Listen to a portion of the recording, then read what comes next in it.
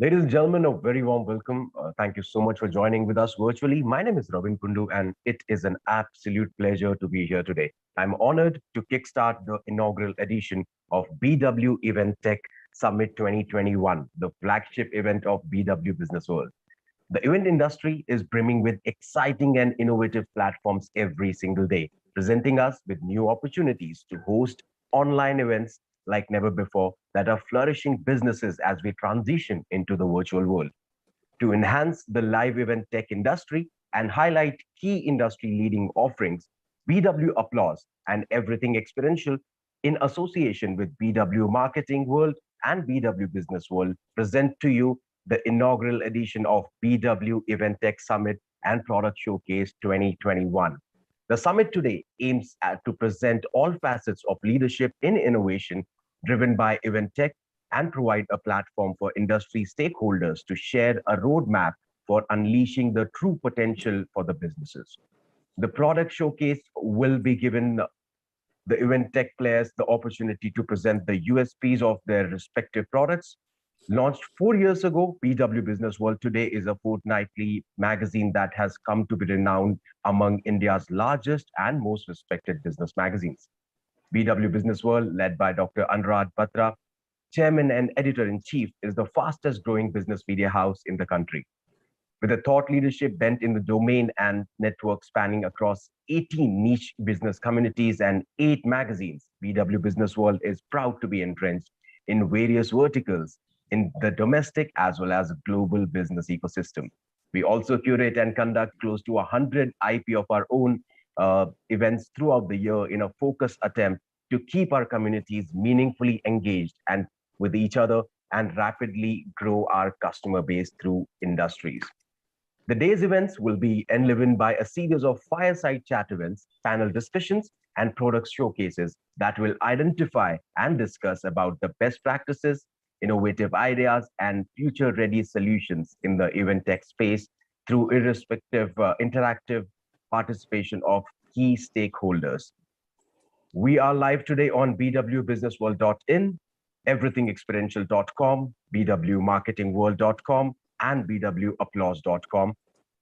If you enjoy the show, and I'm absolutely sure that you will, please use the hashtag BW Event Tech Summit on all your social media posts that you will be posting throughout the day.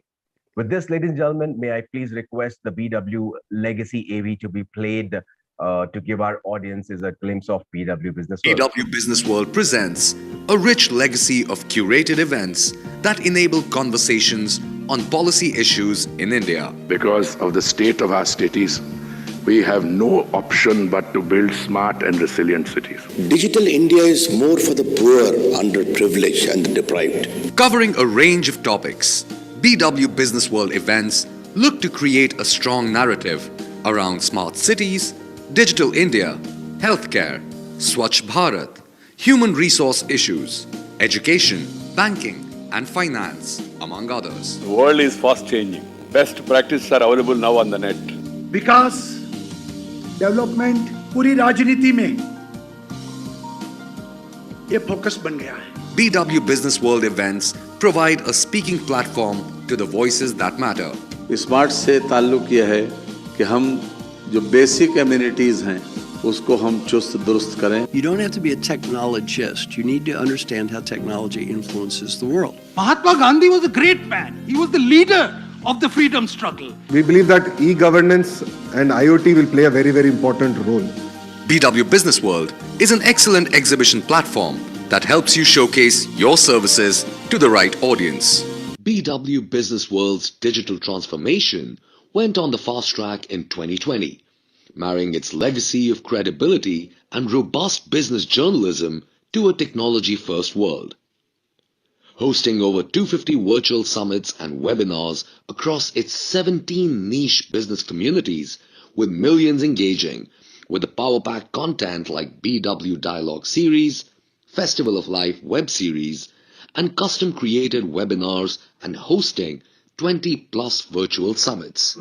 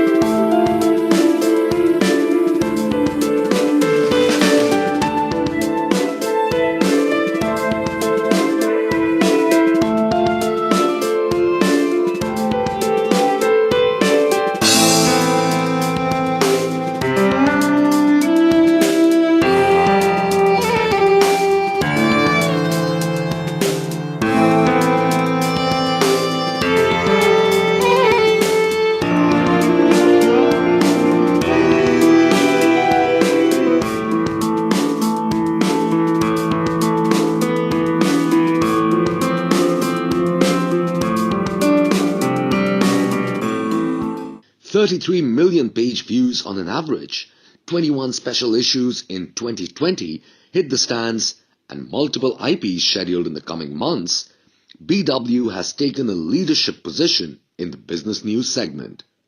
To become a part of our legacy, write to us at partner@businessworld.in.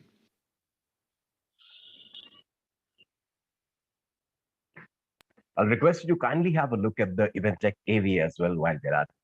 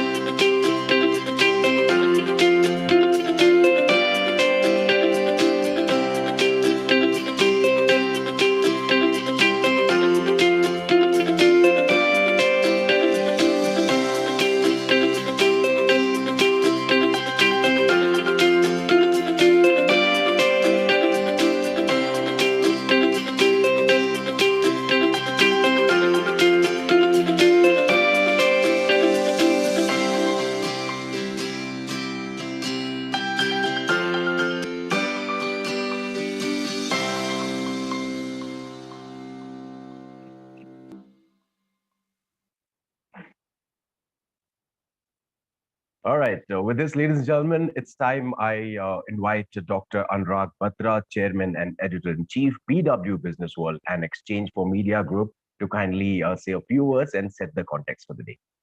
Dr. Batra, over to you.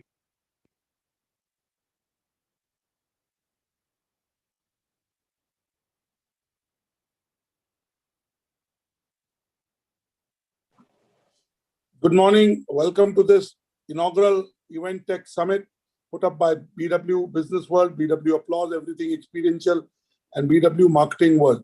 I keep saying that we have become a 3C economy, a collaborative economy, a compassionate economy, and a contactless economy. The Event Tech Summit is a product of this 3C economy.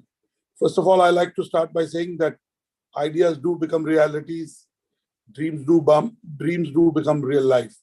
The Event Tech Summit was an idea that we thought of 2.5 months back, 3 months back, and then I entrusted it to Anushka Dey, Soumyajit Sen Gupta, and Ruhail Amin to make it a reality.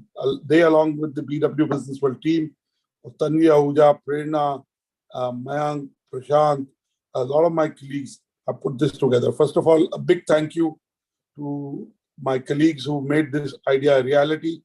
This is the inaugural Event Tech Summit, and as events become more and more virtual or hybrid, these event tech platforms will have even more relevance and resonance with all of us.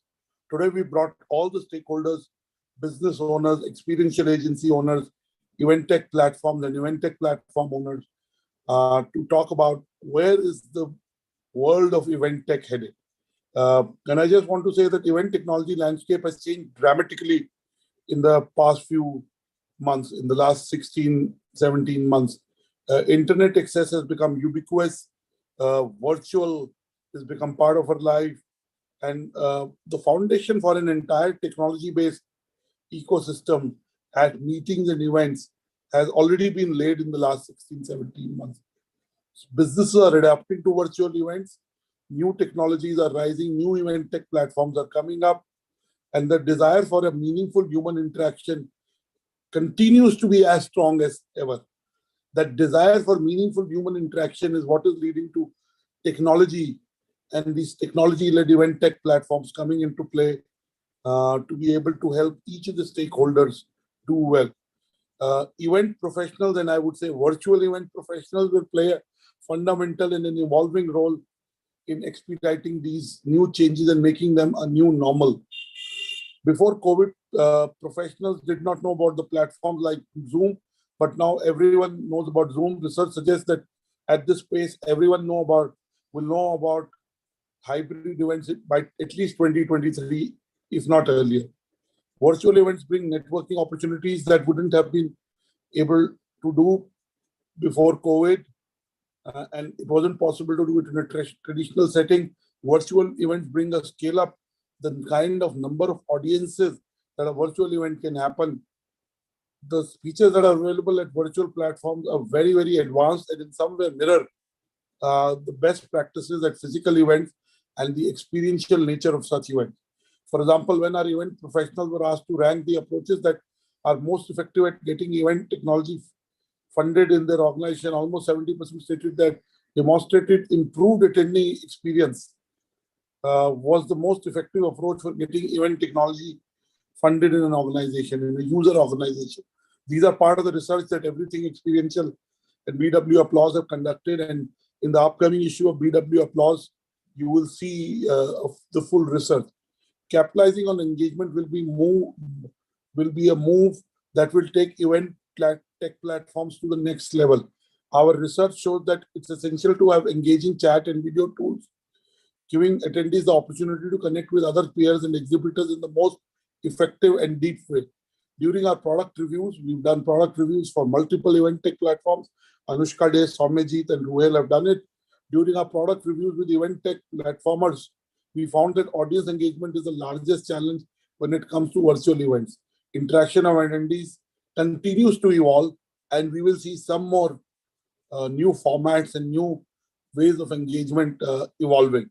For the majority of event professionals who responded to the survey, the features that are most important to users, to end users, to the customers are, first is customization. That's the most important feature that customers look at. Second is the ability deeply of networking and engagement that exists in the platform. Third is the integrations with event management software platforms. Fourth is ease of registration. Fifth is cost effectiveness. Sixth is user friendly in the true digital sense. Sixth is scalability of platforms, as in the number of users it can take. Seventh is security and security of data. And last but not the least is the ability to integrate branding options in a seamless way. This is what the research at Everything Experiential has thrown up. The detailed research will come up in the BW Applause print edition and on Everything Experiential in July. I don't want to stay between you and the keynotes. And we have very exciting speakers, both from the event tech industry, from experiential agencies, but also people who are building technology companies. I'd be chatting very soon with a pioneer in the gaming industry. And the reason we've chosen the gaming industry, and we've two stalwarts from the gaming industry is going very fast. It is already very big, but it is likely to be super big in the next 5 years. In some way, event tech is where gaming was 5 years back. So we'd like to hear from these experts, these founders of businesses who persevered and built something valuable. So I wish you a luck of interaction, of virtual interactions, of knowledge, of connections, and most importantly, inspiration. So thank you for joining the inaugural Event Tech Summit. Today is my colleague Soumyajit Sen Gupta's birthday. So happy birthday to Soumyajit.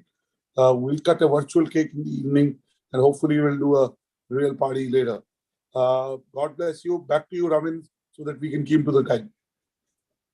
Thank you, Dr. Batra. With this, without wasting any time, let's straight away dive into the first session. The fireside chat, as Dr. Batra said, we'll be talking about the emergence of new digital economics, the future of gaming, and MPL. I already have Dr. Batra here with me. I would like to invite the co-founder and CEO for Mobile Premier League, Mr. Sai Srinivas Kiranji, to be in conversation with Dr. Batra, Chairman and Editor-in-Chief, BW Business World and Exchange for Media. Over to you, gentlemen. Thank you, Ravin. Ravin, today one of your biggest tasks is to keep time, because we have really powerful keynotes and speakers, and managing time virtually is another art. Let me welcome Mr. Sai Srinivas Kiran, who is the co-founder and CEO of MPL. I've had the good pleasure of having conversation twice in the past with him, and I look forward to discovering some new ideas. Welcome, Sai. I hope you're doing well. It's a bright, sunny day on a Saturday, 26th June. And let me, as I said in my introduction, Sai, that the gaming industry is growing very fast, but its best is yet to come. Hopefully, over the next 3 years, the numbers that are projected for gaming, maybe even less than what we possibly may see. And the reason we chose you and we chose some stalwarts from the gaming to talk to the Event Tech founders is because gaming 5 years back was possibly where Event Tech is. Though they're very different contexts using both. Gaming is a mainstream activity for a lot of people. It's entertainment, it is profession, it is competitive sport, it is the thrill of all these things put together. But Event Tech also has a utilitarian value. Today, we are doing this virtually. We've done many events virtually. And I keep saying we're in a 3C economy, a collaborative, a compassionate, and a contactless economy. So give us a sense of, when you're a pioneer in any domain, what do you have to watch out for? What do you do to grow the industry? And what do you do to grow your business? Because in some way, Event Tech is at that inflection point side. So give us our Event Tech founders. We have about 40 odd founders on this broadcast and about 350 people right now watching us. So tell them what are your views in terms of being a pioneer and an early player in an industry that is still very, on the cusp of growth. Firstly, thank you so much, Anurag, for having me here. Always a pleasure to speak to you. So I think the first and foremost thing that you need to do when you're a pioneer in any industry is, I think, you have to firstly push away the pessimism, because a lot of pessimism is usually thrown your way, saying that this is not going to happen or something isn't going to happen the way you would want it to. But the fact of the matter is that, like you said, this contactless economy or this online economy is here to stay, and that's not going anywhere, right? I think the thing that changed for gaming was that when device penetration, data penetration, and payments penetration improved, automatically people started taking up to gaming in massive numbers. I think what you'll see for the online event tech industry also is that because of the same three reasons, there'll be more newer and interactive ways of doing online events. For example, what Spaces in Twitter, or should I say what Clubhouse, etc., are doing is just new ways of interacting, new ways of engaging, and new ways of hosting these contactless. Mirroring the physical economy, if I may call it. Exactly. So, for example, I don't see why, a couple of years down the line, the same event, can happen in a construct where, there are say 10,000 people viewing it or 10,000 people participating in it, and these 10,000 people are given an opportunity to virtually gift the people who are speaking, virtually appreciate the people who are people who are in a panel. Even in fact, they might even virtually tip those people as a small thank you note, and that tips can go to charity for all that matters. But it's a way of basically saying, hey, you know what? I've taken away something that's interesting. I've taken away something that I think I can. I learned something from this event, and that's a new way of interacting. I think what will happen and what people should focus on is the core basics needed to host a virtual event, like video conferencing, etc. These are all done and dusted, right? I think what's going to really rule the roost is if you're able to build more unique ways of interacting. How can you make the experience more interactive? In sense, how can you bring the audience in to join the conversation as much as possible? It need not be a simple Q&A, but there can be many different ways of doing it, like virtual rewarding, virtual gifting, etc. is being one. So clearly, you're saying that in terms of best practices, in terms of increasing engagement, in terms of even in our survey, the biggest thing is about giving them the networking giving the attendees the network, experience. So in some way, mirroring those behaviors online. Now, tell us, some key consumer trends that you see from your vantage point of being the co-founder and CEO of MPL. Give us a sense of what's happening in the consumer internet economy that may be relevant for our event tech founders to know. Yeah. So I think what's happening very clearly in the consumer economy is mass market microtransactions is taking off. When I say mass market microtransactions is basically you're slowly seeing the situation where people are now more than willing to pay small amounts of money to engage with thought leaders, or engage with game streamers, or engage with singers, etc. online, right? You see on multiple different platforms where people are now more than happy to pay these small amounts of money. So if you're building any technology, then you should figure out a way of opening up a methodology, or opening up a monetization strategy where you're looking at taking small amounts of money from a large audience base, rather than trying to take a large amount of money from a smaller audience base. I think a lot of event tech folks, if they focus on building their technology, which enables a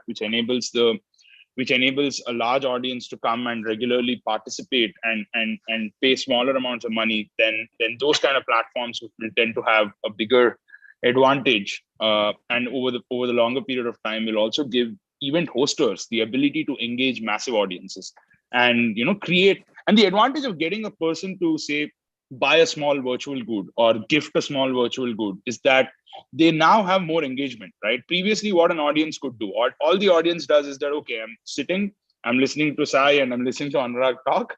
But now, you know what? Along with Sai and Anurag talking, I like the question that Anurag just asked. So let me buy a gift, a virtual gift, and send it Anurag's way, right? And everybody else in the audience is also seeing that, hey, you know what? Anurag's got so many virtual gifts, so Sai's got so many virtual gifts. So I think that is where the future is headed, right? I think the more interactivity, and people are willing to pay for those interactions, right? Previously, people used to say, I don't think Indians will pay for those interactions. But I think in the course of the next 2-3 years, you'll see Indians come out and pay massive amounts of money for those kind of interactions.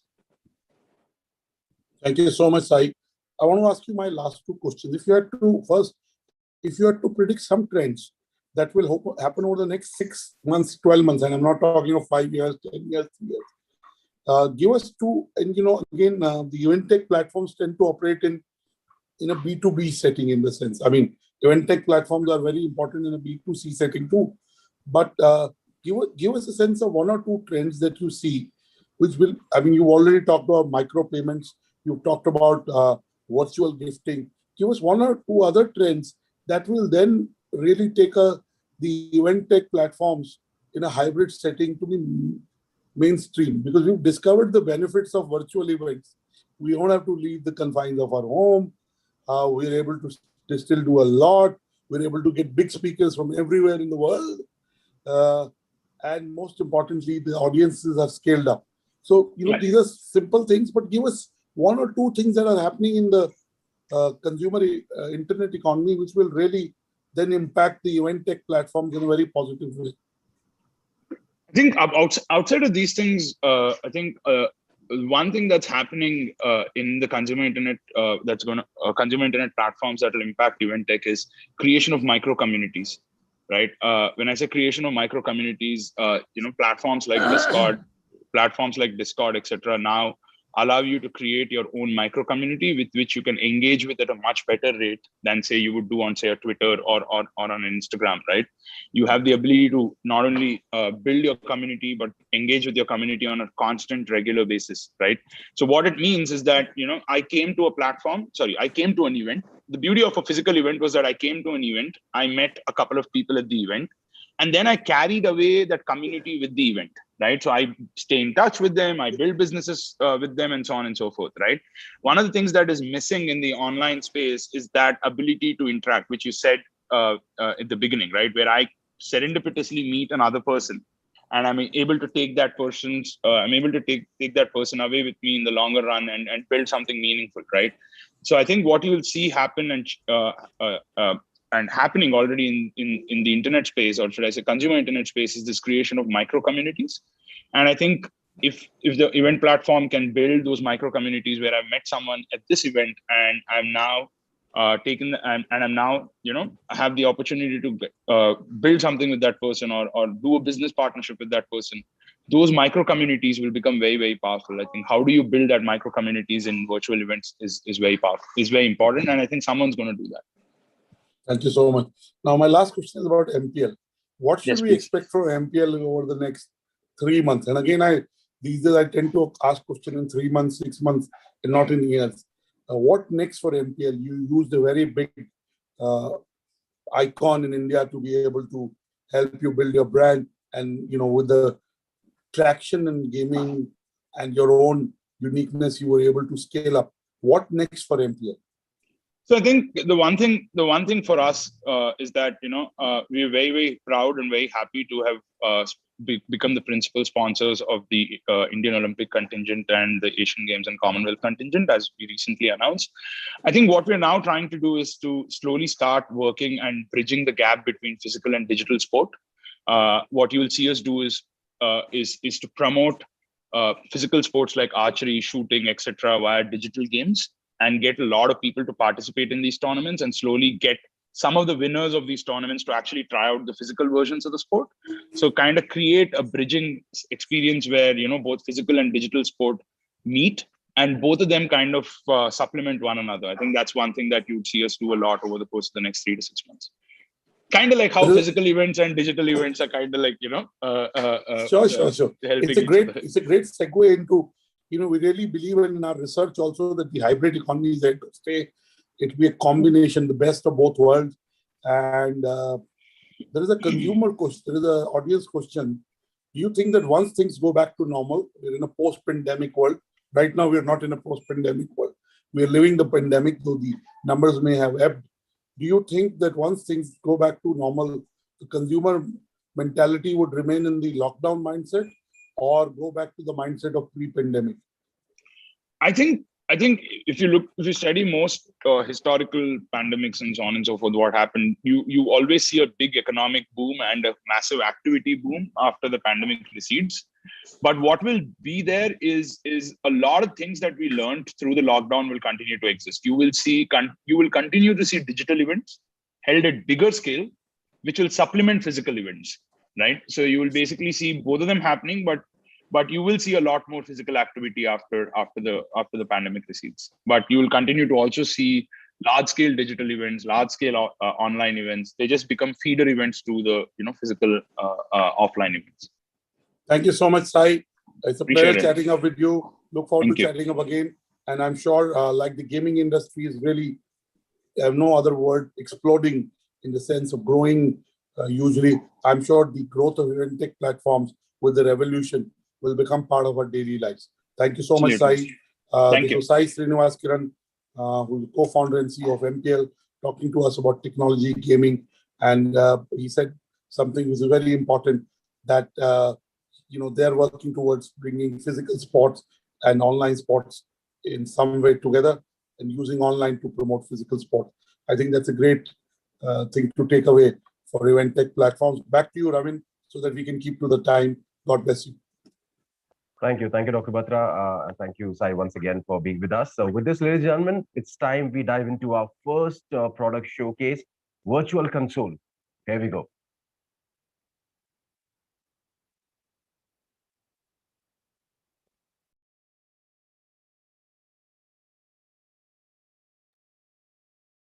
Good morning, ladies and gentlemen. My name is Dhruv Davar. I'm the CEO and founder of Virtual Console, and I'm very, very happy to be a part of one of its own kind event, the BW Event Tech Summit.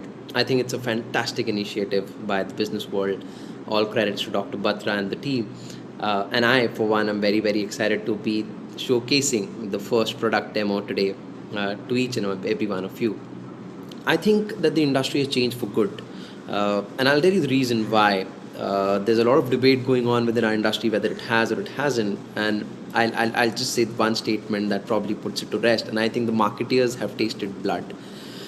The fact that the reach and at the cost that you can organize a virtual event, it's fantastic. We recently did an event on Yoga Day with Sadhguru. I mean, like imagine sitting in India and having Sadhguru at your event. And the second thing is the problem of live industry that the virtual events solve is the problem of ROI. I could always tell you that we have 5,000 people visiting an exhibition, but I could never tell you as a live event manager that how many actually visited stall number 1. It was very difficult for me to do that. And I think that ROI has been solved for good. And so this is here to stay. And I think this is the future of our industry. You will see a lot of product showcases throughout the day. And I feel by the evening, it's going to be very hard for you to differentiate between the various platforms that you're going to see. So what should an event manager or a corporate marketer should be looking for in a platform, right? This is based on a lot of the research that we've done, and this is also based on a personal experience that I've had. And I think the first thing that I would feel that one as an event manager or marketer should look for in a platform is the people behind it. See that this industry is very, very young. While the term virtual event has existed for decades, but virtual events and these platforms are really a 1-year-old industry. So it still is very much dependent on who the management is and what their vision is and how do they see the event. The second thing is the flexibility. Is the platform flexible for your last minute changes? I mean, I am yet to see an event wherein things were closed 1 month in advance. And if any one of you have been a part of such an event, please DM me. I'll be very happy to discuss that with you. So we will have last minute changes. We will have overnight changes. Is the platform and the team flexible for that? The third thing is that is the tech scalable and safe? That's again a very, very important factor. We've done events. Kotak Mahindra Bank is our first annual subscriber, and they had various platforms evaluated. And one of the reasons that we got the project was because they had 50,000 people attending the event over and over again. And they wanted the data to be integrated and the technology to be scalable. And, we could clear all those rounds. So I think that's very important if your tech is scalable and is it safe and secured enough. Finally, is it engaging enough? There are all kinds of platforms. There are 3D platforms, there are 2D platforms. So what would your audience like? Do you really want a 3D and an engaging platform? Then go for that. And or if it's just like a Facebook profile, you have like a 2D platform. If you think that's engaging enough for your audience, then fair enough. So I think those are the factors that one must keep in mind when they're choosing. Now finally talking about who we are at Virtual Console. So at Virtual Console, I'm going to give you a small story. March 2020, I am an event manager, by the way. I run an organization, a live event organization for the last 9 years now. So I've been fortunate to be a part of this industry for more than 10 years. So March 2020, I finished a very big event. We're celebrating that first week of March. By the 4th week of March, I get a call from a client saying, hey, we want to do virtual events. I said, fair enough. We put everything together. We start executing virtual events from the month of April. Between April and August, we did like a few virtual events, and each and every event of ours has a tech glitch, and we realized that the industry wasn't ready. So August 2020, I said enough is enough, because we had these global players who had a very expensive technology, or they wouldn't be flexible enough to cater to the Indian clients, or we had the domestic players who were not ready yet. So I said enough's enough. I was attending a mentoring session by a gentleman called Akhil Ahmed, who is an ex-COO of RateGain, a company which is now valued at $1 billion. It's a SaaS platform just like Virtual Console. So he's the founding member who's taken the company from $0 to $1 billion in evaluation. So I was attending a session, and after the session I said, hey, I have this idea of starting a tech company, a SaaS platform. Would you be willing to mentor me? He got so excited with the idea. He said, wait, let me just come on board as a co-founder. And that changed things for us. From there we started building. January we launched. And between January till June, in a journey of about 5 months, we've worked with the biggest corporates across the globe, the biggest agencies across the globe, and Fortune 500 companies. We've got clients like HPCL, we've got clients like Kotak Mahindra Bank, Axis Bank, Tata AIA, BCD Global, BCD Travel, which is the largest agency in the world, valued at more than 4 billion. So these became our clients in less than 5 months. And these are the clients who've had repeat business with us. And I'm going to quickly show you what they have to say about us. We have been working with Virtual Console platform for some time now, and we have done multiple events with them, starting with the audience size of say 120, going right up to audience size of 5,000. We found Virtual Console to be extremely seamless. We have integrated annual kickoff meet with a award function or a product launch with an exhibition extremely seamlessly.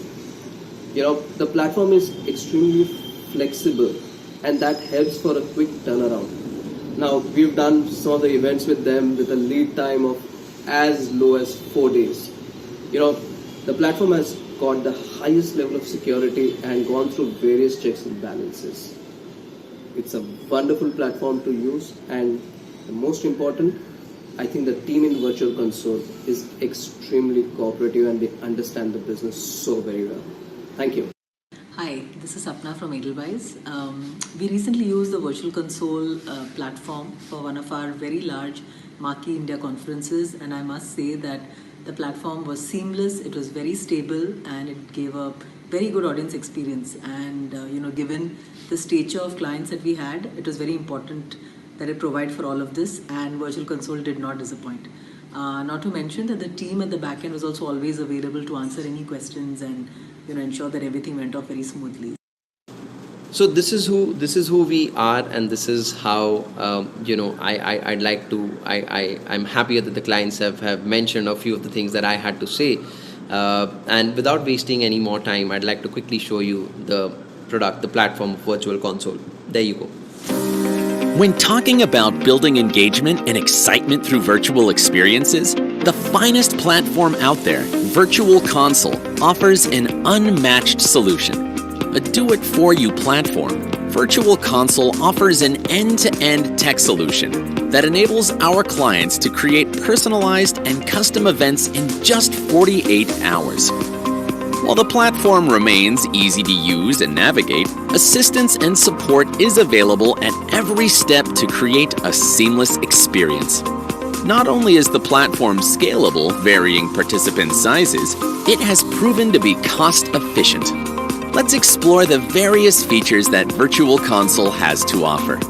The attendees log in using an email ID or mobile number and enter the lobby area, which has event and partner branding, along with various speaker profiles and agenda for the event. Public and one-on-one chat functionalities, along with breakout rooms, enable attendee interaction.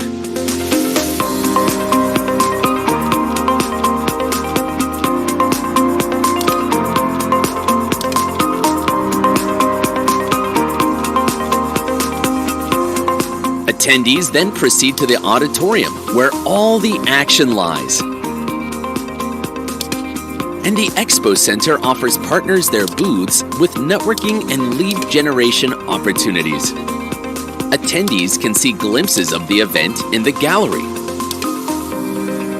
Virtual Console offers in-depth event analytics to ascertain and track the attendee touchpoints, time spent across various functions, and beyond. Let us have a look at something Virtual Console recently put together for one of our clients with over 3,000 attendees.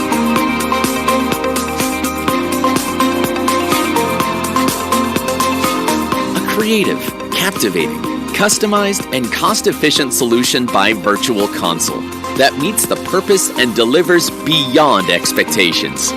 With the changing times and trends, it's time to bet big on virtual events and experiences. Trust us to be the virtual event solution specialist you need. Virtual Console, here to deliver. Book your demo with us at Virtual Console. This is who we are, ladies and gentlemen. I'd like to sum up the showcase as pace and possibilities with Virtual Console. Look at platforms as venues, which are only limited by your own creative imagination. At Virtual Console, from personalizing an event to creating a 3D immersive experience, we've done it all. The question is, can platforms do it at scale? And I think we, for one, have been able to do it at scale and at pace both, which is, what I mentioned, our strongest USP is the experience and the analytics put together. So here's me signing off. I'm very, very happy to stay connected. Below are the coordinates. Please ping me. We can discuss the virtual hybrid or anything else that you'd like to talk about. I'm also attending a panel discussion in the evening, so very, very excited to be a part of that. Thank you so much, BW, for having me as a part of this event. And thank you so much, Dr. Batra and everybody, the team. Congratulations for putting on this fantastic event together. Thank you so much, everyone.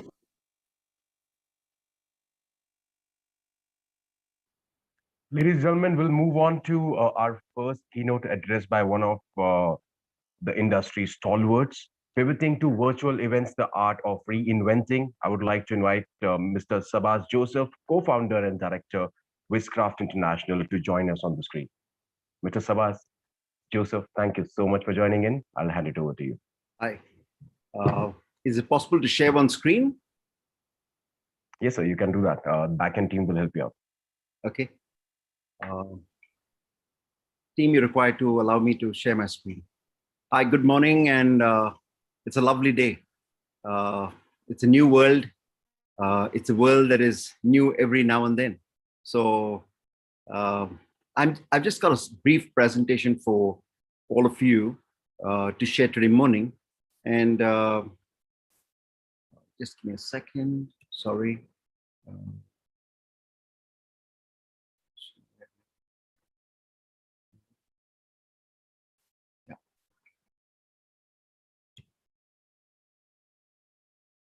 Sure.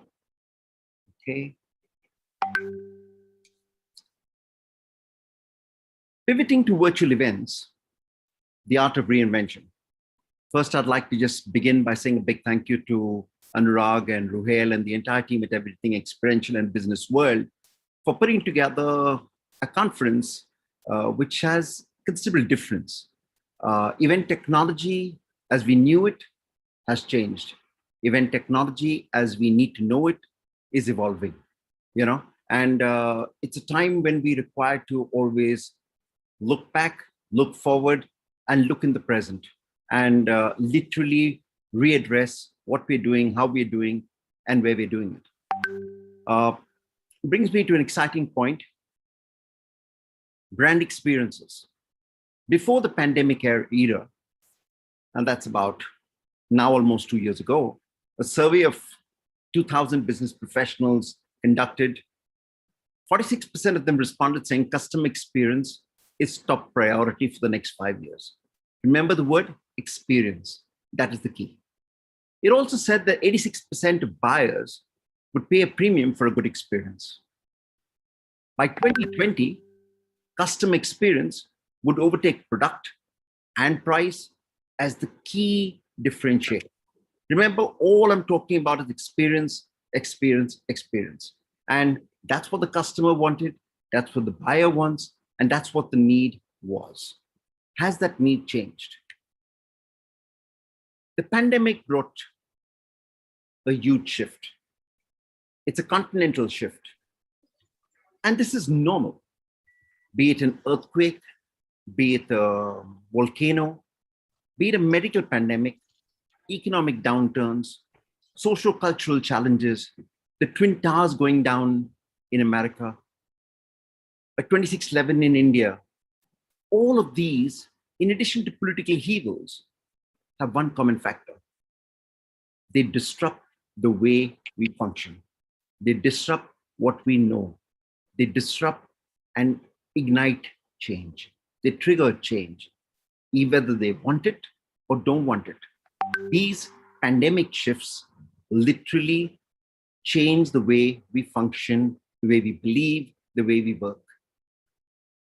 And it's in this backdrop that I would like to see a year back.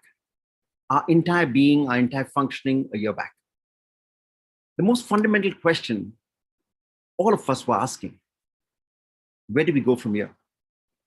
Everything that we planned for the next 10 years, next 5 years, suddenly disappeared. We required to relook at all of that. We required to question our own existence. And actually, everything that we knew didn't seem to pan out. Everything that we thought we were running with blinkers to achieve seemed irrelevant. And it is in this context that we must see our event industry, how it was faced with the blank wall. We moved from in-person to no person. We moved from being the masters of the experience to being the most inexperienced.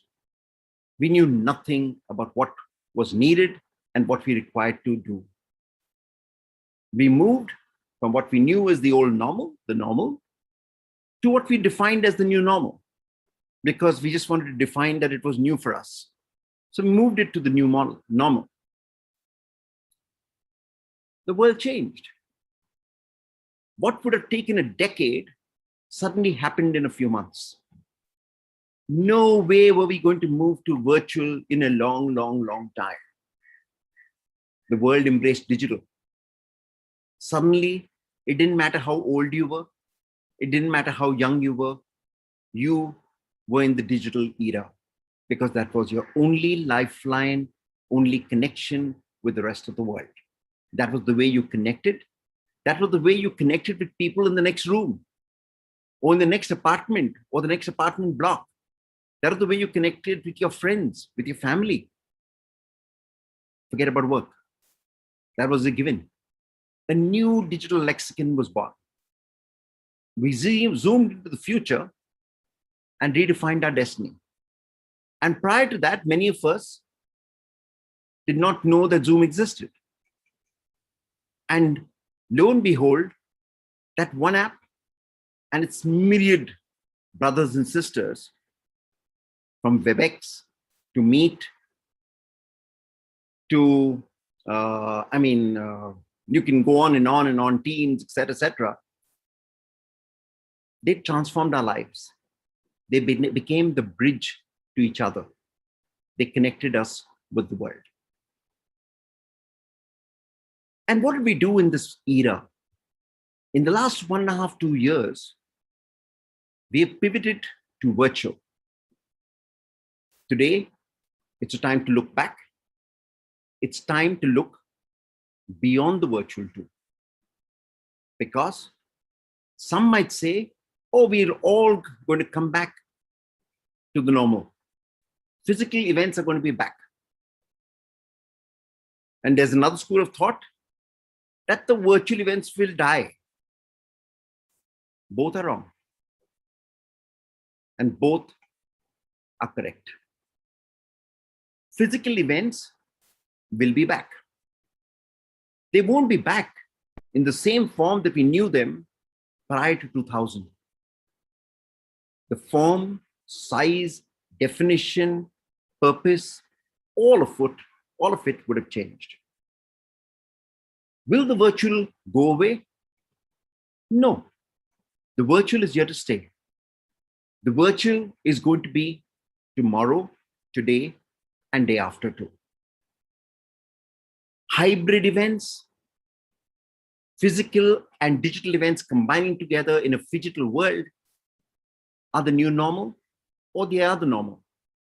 And increasingly you will see, as markets open up, territories open up, we are more and more being thrown into the world of hybrid phygital events. 5 trends that will redefine or define the new experience economy, because the experience economy has changed. To start with, the business of social experiences. From social experience of in-person events to making virtual experience more social. We're now watching events together using apps. We watched Netflix of movies alone Or if we had to experience with others, we went to a theater. Now we do a Netflix watch party, a Facebook watch party. We use Drop TV, Squadded, different apps just to be able to experience it together, to be able to talk, to be able to converse, and at the same time be connected with each other. These micro social experiences are the new order of the day. And the more we are able to incorporate that into our larger experiences, the more relevant we will be. Here's the omnipresent experience. It's driven by data and must be engaging all the time. Thanks to data and thanks to technology, it's personalized. The more personalized this experience is, the more relevant it is, the more engaging it is. And omnipresent experiences, whether you like it or not, are larger than life and hybrid. I remember us doing the Prime Minister of India's address across 7-8 states on January 1st. Each of the states had their chief ministers and cabinets present there. In Delhi, Prime Minister from his house, the housing minister from his home and office, and the secretary from the same office. And we were talking to chief ministers of all these states, each in a specific time slot, getting their views, listening to each other.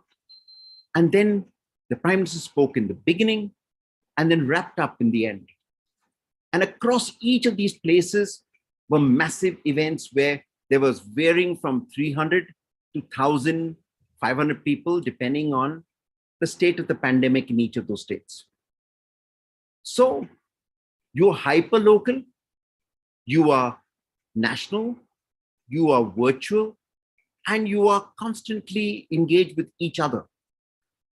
And at the same time, the same event was streamed on YouTube. It was streamed on all the government channels. Customer experience will become location agnostic, seamlessly delivered. That's what the brand and the customer needs and wants. We are in the era of anywhere and everywhere. My trend 3, 5G will be the game changer. 5G is one game changer, but the heart of all experiences is content. And very often we get so wrapped up in technology that we forget that the most important reason why we'll be able to engage with customers, engage with the consumer, is because of the content. But 5G is transforming the world. It's transforming the customer's experience in stadiums, in events, in venues. We are in the world where AR and VR work together. Physical, AR, VR technology, all working together. Some are using VR gears, some are using 360 degrees, irrespective. You now can click in and enjoy the game of your choice from your virtual seat. And this is already available and coming to you very soon. Trend 4, global experiences are delivered locally. The world of anywhere, everywhere. Reimagine boundaries and expand the customer experience. Airbnb moved in person cultural experiences to wherever you are.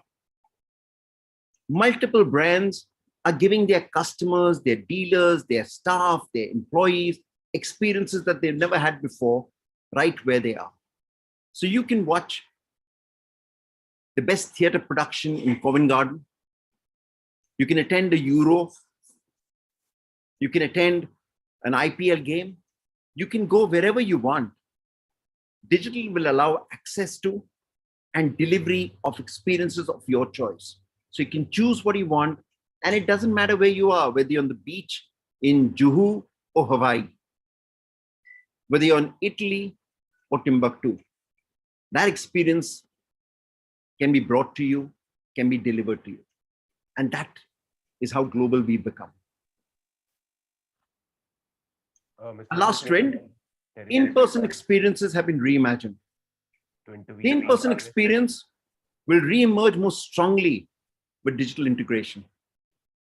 Live Nation, Disney Shanghai have sold out in-person experiences within minutes.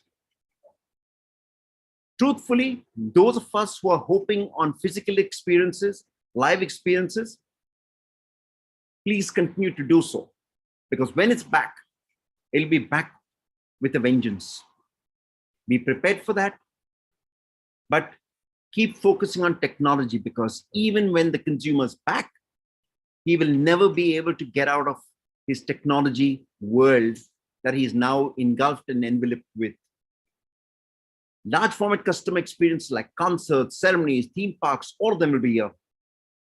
But they will all have to be embedded into a digital world.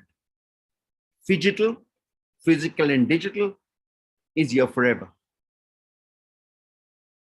What are the future of new experiences?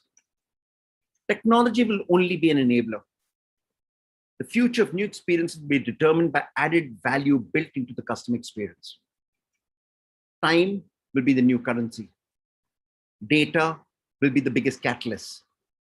Content will continue to drive quality and engagement. Fluidity, efficiency, measurability.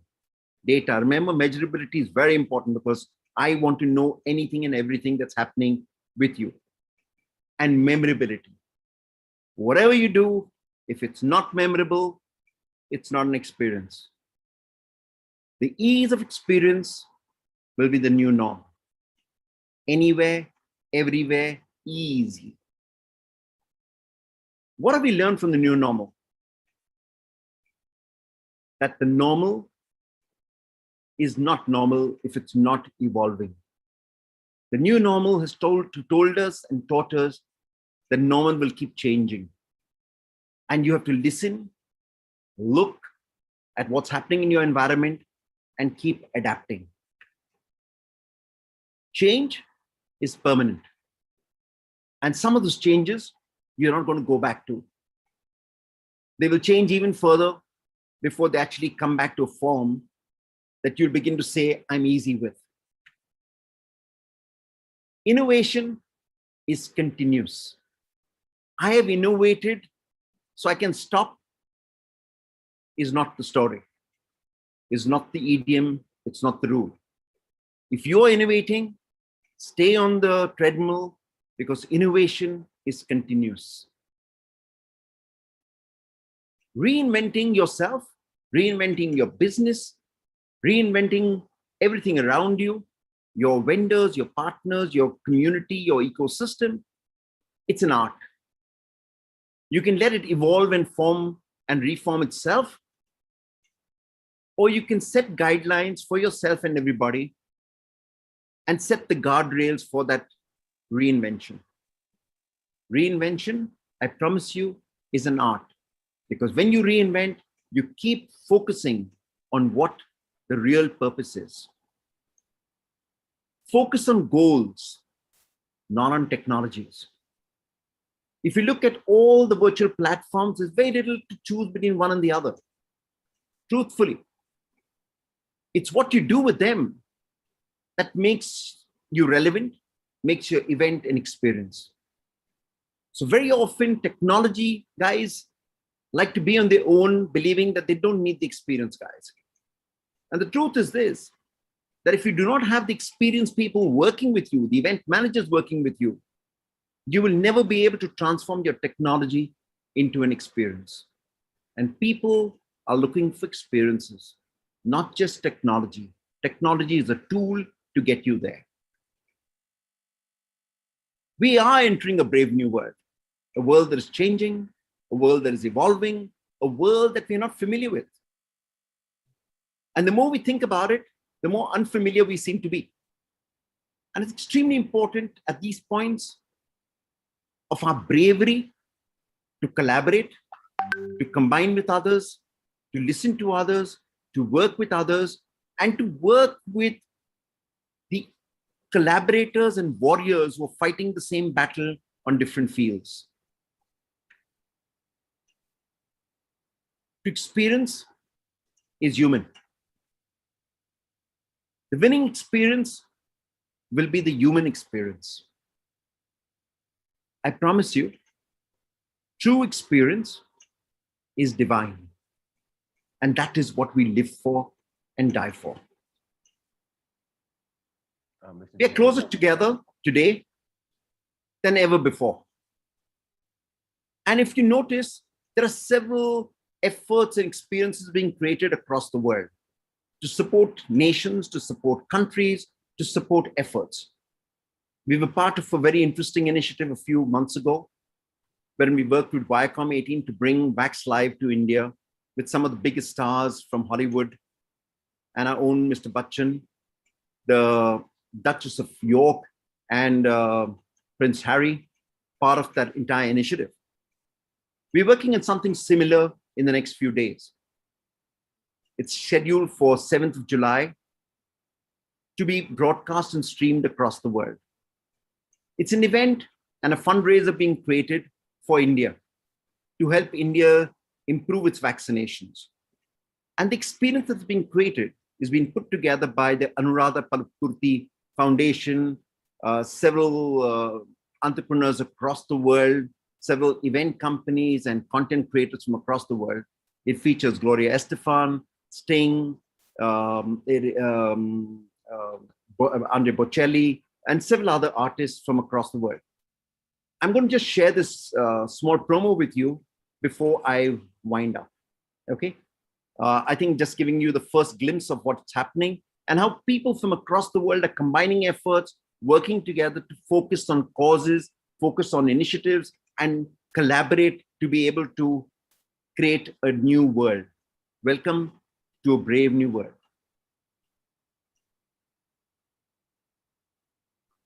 In the US and UK, we are opening up, coming together, going out for dinner, and finally seeing the bright light at the end of the dark COVID-19 tunnel, all thanks to high rates of vaccinations.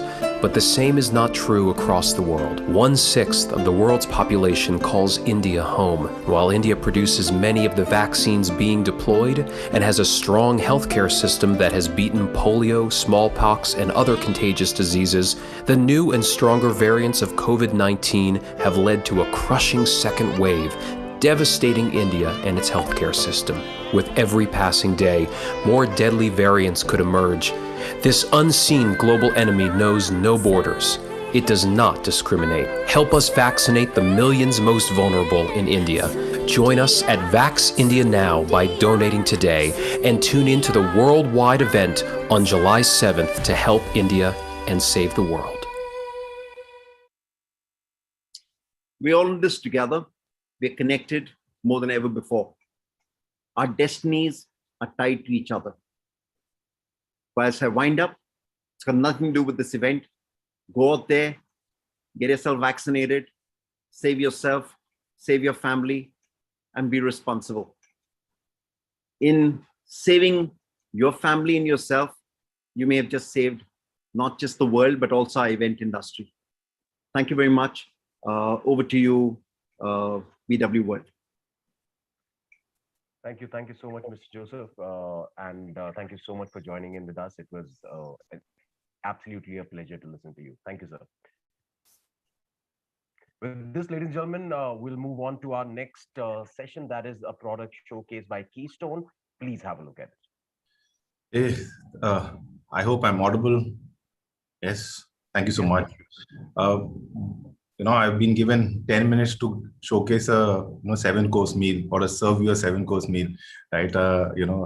And I've been told that, okay, I'll have to get right to share the screen, so someone will have to give me that. I don't have it yet. Yeah, the team will do that as quickly as possible, and I know this is a big task to ask, Mr. Gupta, but I'll request you to kindly stick to the time limit because we have a lot of things planned for the day. Oh, don't worry about it. I'm not going to give you the 7-course meal so easily. So I'll give you some bits of it. Thank you so much. Yeah, I'm just waiting for someone to enable the sharing of the screen. Prashant, can you help out Mr. Gupta with sharing his screen?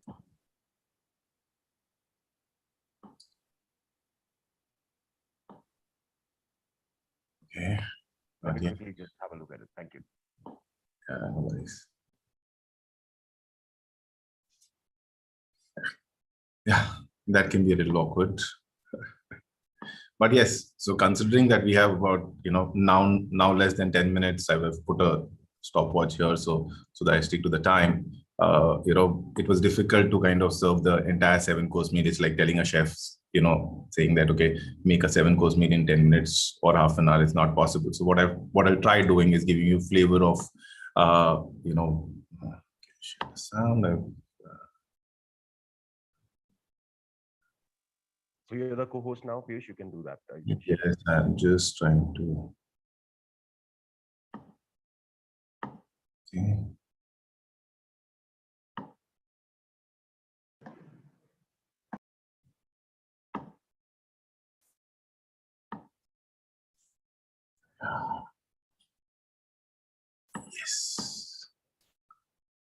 Yes, here we go. So yes, I would give you flavor of what we do, and then maybe it will create some bit of excitement on trying to know more about us later on. Right. So when we build this, we built it in 3 strong platforms. We've kind of said these will be the 3 pillars. I'm glad Sabah spoke about experience a lot, and we wanted to make sure that the platform is very experiential. It is beautiful. People want to see it. We come from an event industry background also, so hence making things look nice was important. If I get time, I will show you some of the platforms and how it looks like, but experience is one aspect of the platform. Interactivity, engagement, connectivity was very, very important for us when we thought of putting this together, and we've taken care of that. So we make sure that when people come in, when you attend an event on the platform, you can choose what to do rather than be deciding for yourself. You can decide what you want to do and engage accordingly. So that was the second part of it. And data is the king for us. We've been working on data for many years now. We have a data science team, so hence we understand data well. And we wanted to make sure that we use that to bring in more efficiency. So these are the 3 pillars for us in the platform. I'll jump into the first, dish, if I can put it that way. Okay. Some of these things have become a little complicated. Yeah. Hello, meet Versa, the next big innovation in virtual events. Versa is an AI-driven bot from Keystone, which makes audience engagement at a virtual event even more personalized.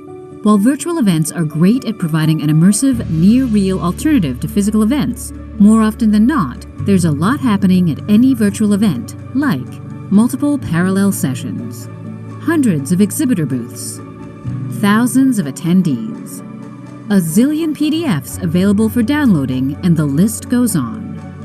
While all of this information and content is good, it can be too much to absorb for any attendee in a short span of time. Moreover, not all the content may be relevant for all the attendees.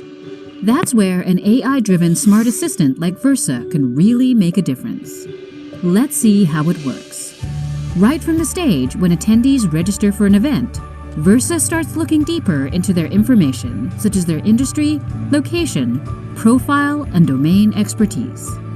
Sitting in the control panel here, Versa uses this information to make a few personalized recommendations to attendees, such as which are the relevant sessions they may attend, which are the suitable resources they may download, and which are the more relevant attendees from thousands of other attendees at the event that they may exchange their business cards with.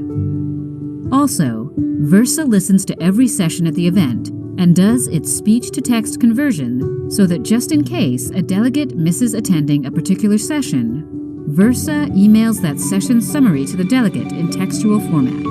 Now, that's pretty cool, isn't it? Stay tuned to explore more about Versa, the AI-driven bot from Keystone. Hello. Yeah, isn't it cool? Oh, when we were conceptualizing it, we were very excited about it. It took us a lot of time to put this together, a lot of testing. The algorithm was, tried, tested with a lot of customers to make sure that the result is right? And now that we see it, it just makes life much easier at an event. You think about it, any virtual event these days, you have about 3,000, 5,000 people being part of it, and definitely in a country like India. How do you decide whom to network with? Because one aspect of an event was always to network with the right set of people. She helps you do that. There are different parameters she will pick it up, and then build virtual avatars and then put that together so that she'll create 5,000 avatars if there are 5,000 delegates at an event, and then do the matchmaking and tell you these are the 10 people that you should network with. One data which I'll show it later on also is that a delegate is connects with about 5 to 6 people in an event, right? So hence we've put that number. And we made sure that you can exchange business cards, do one-to-one conversation, video conversation, share screens, all of that stuff is there. So your one aspect of attending an event that I want to network with people gets solved through Versa, and you don't have to decide that. There are about 300 to 500 PDFs in any virtual event. How do you decide that which one is right for you? She reads it, gives you that these are the top 10 that you should do. It brings in a lot more efficiency, right? The session is just the next level. For example, you don't like listening to me, you don't like my face, but you think the content is relevant, right? Or, there are sessions that you want to attend which are longer, but you don't have time to attend. There you go. Versa can listen on your behalf, convert into smart notes, and share it with you.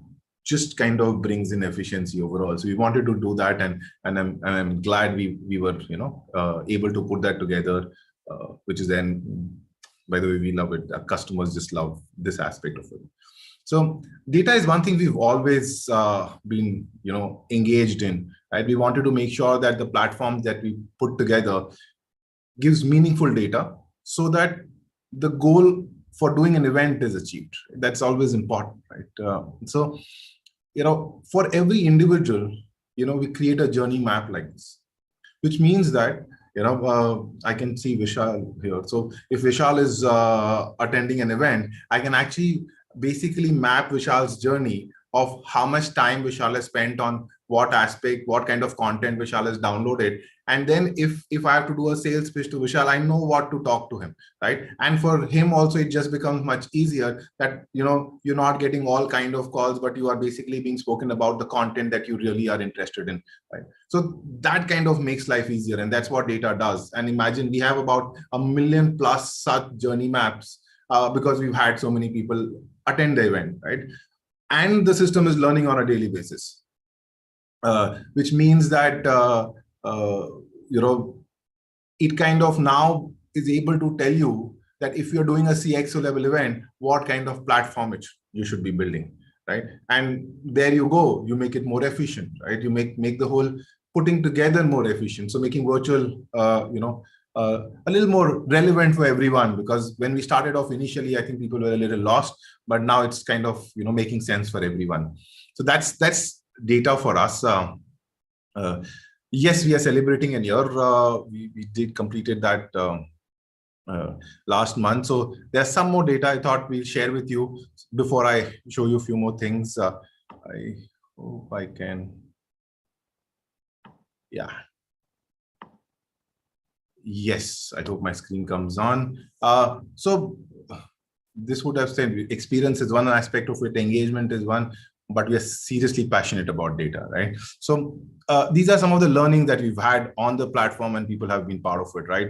There are 73% professionals prefer laptop, 87% of them are decision makers. We do quite a bit of event for the pharma. So hence, how does doctor consume content? Which means that when we are creating a platform for them, we are very careful about how, doctors use mobile more than any other device. So the platform has to be done that way. How does a school, college student consume content? Yeah, one interesting fact was Wednesdays and Thursdays are where people like attending more events. We are doing it on Saturday. I don't know how many people are there on the platform. I hope this is an exception, but that's how it is, right?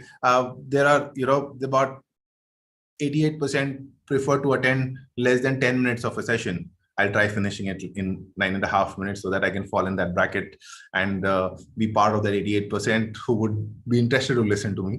And so on and so forth. There is so much content and data available that if you are using the platform that is there, it eventually kind of tells you how you should conduct your event, how you should connect with your people, right?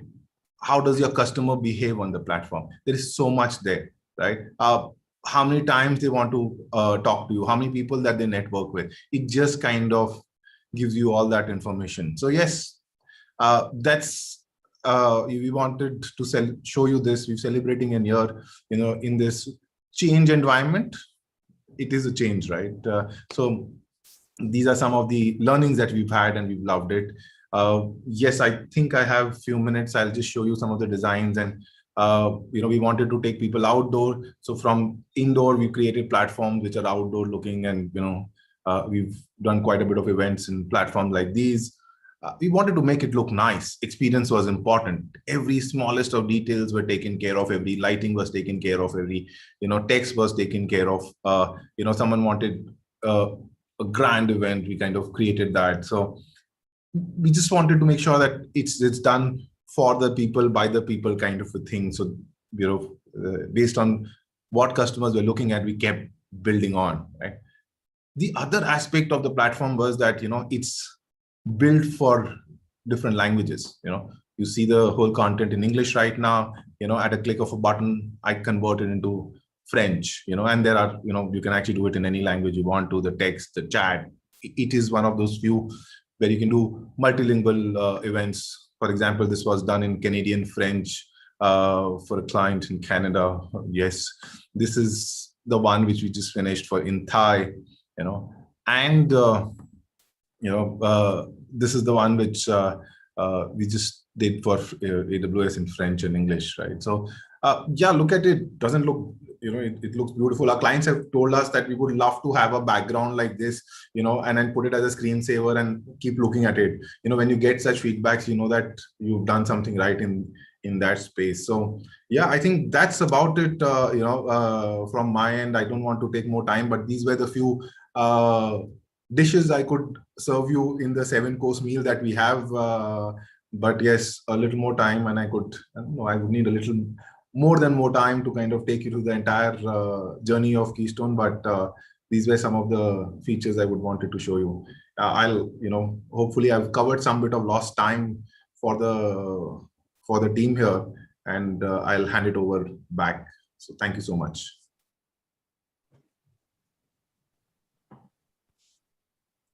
Thank you so much for being so considerate. And of course, you are absolutely bang on in the 88%.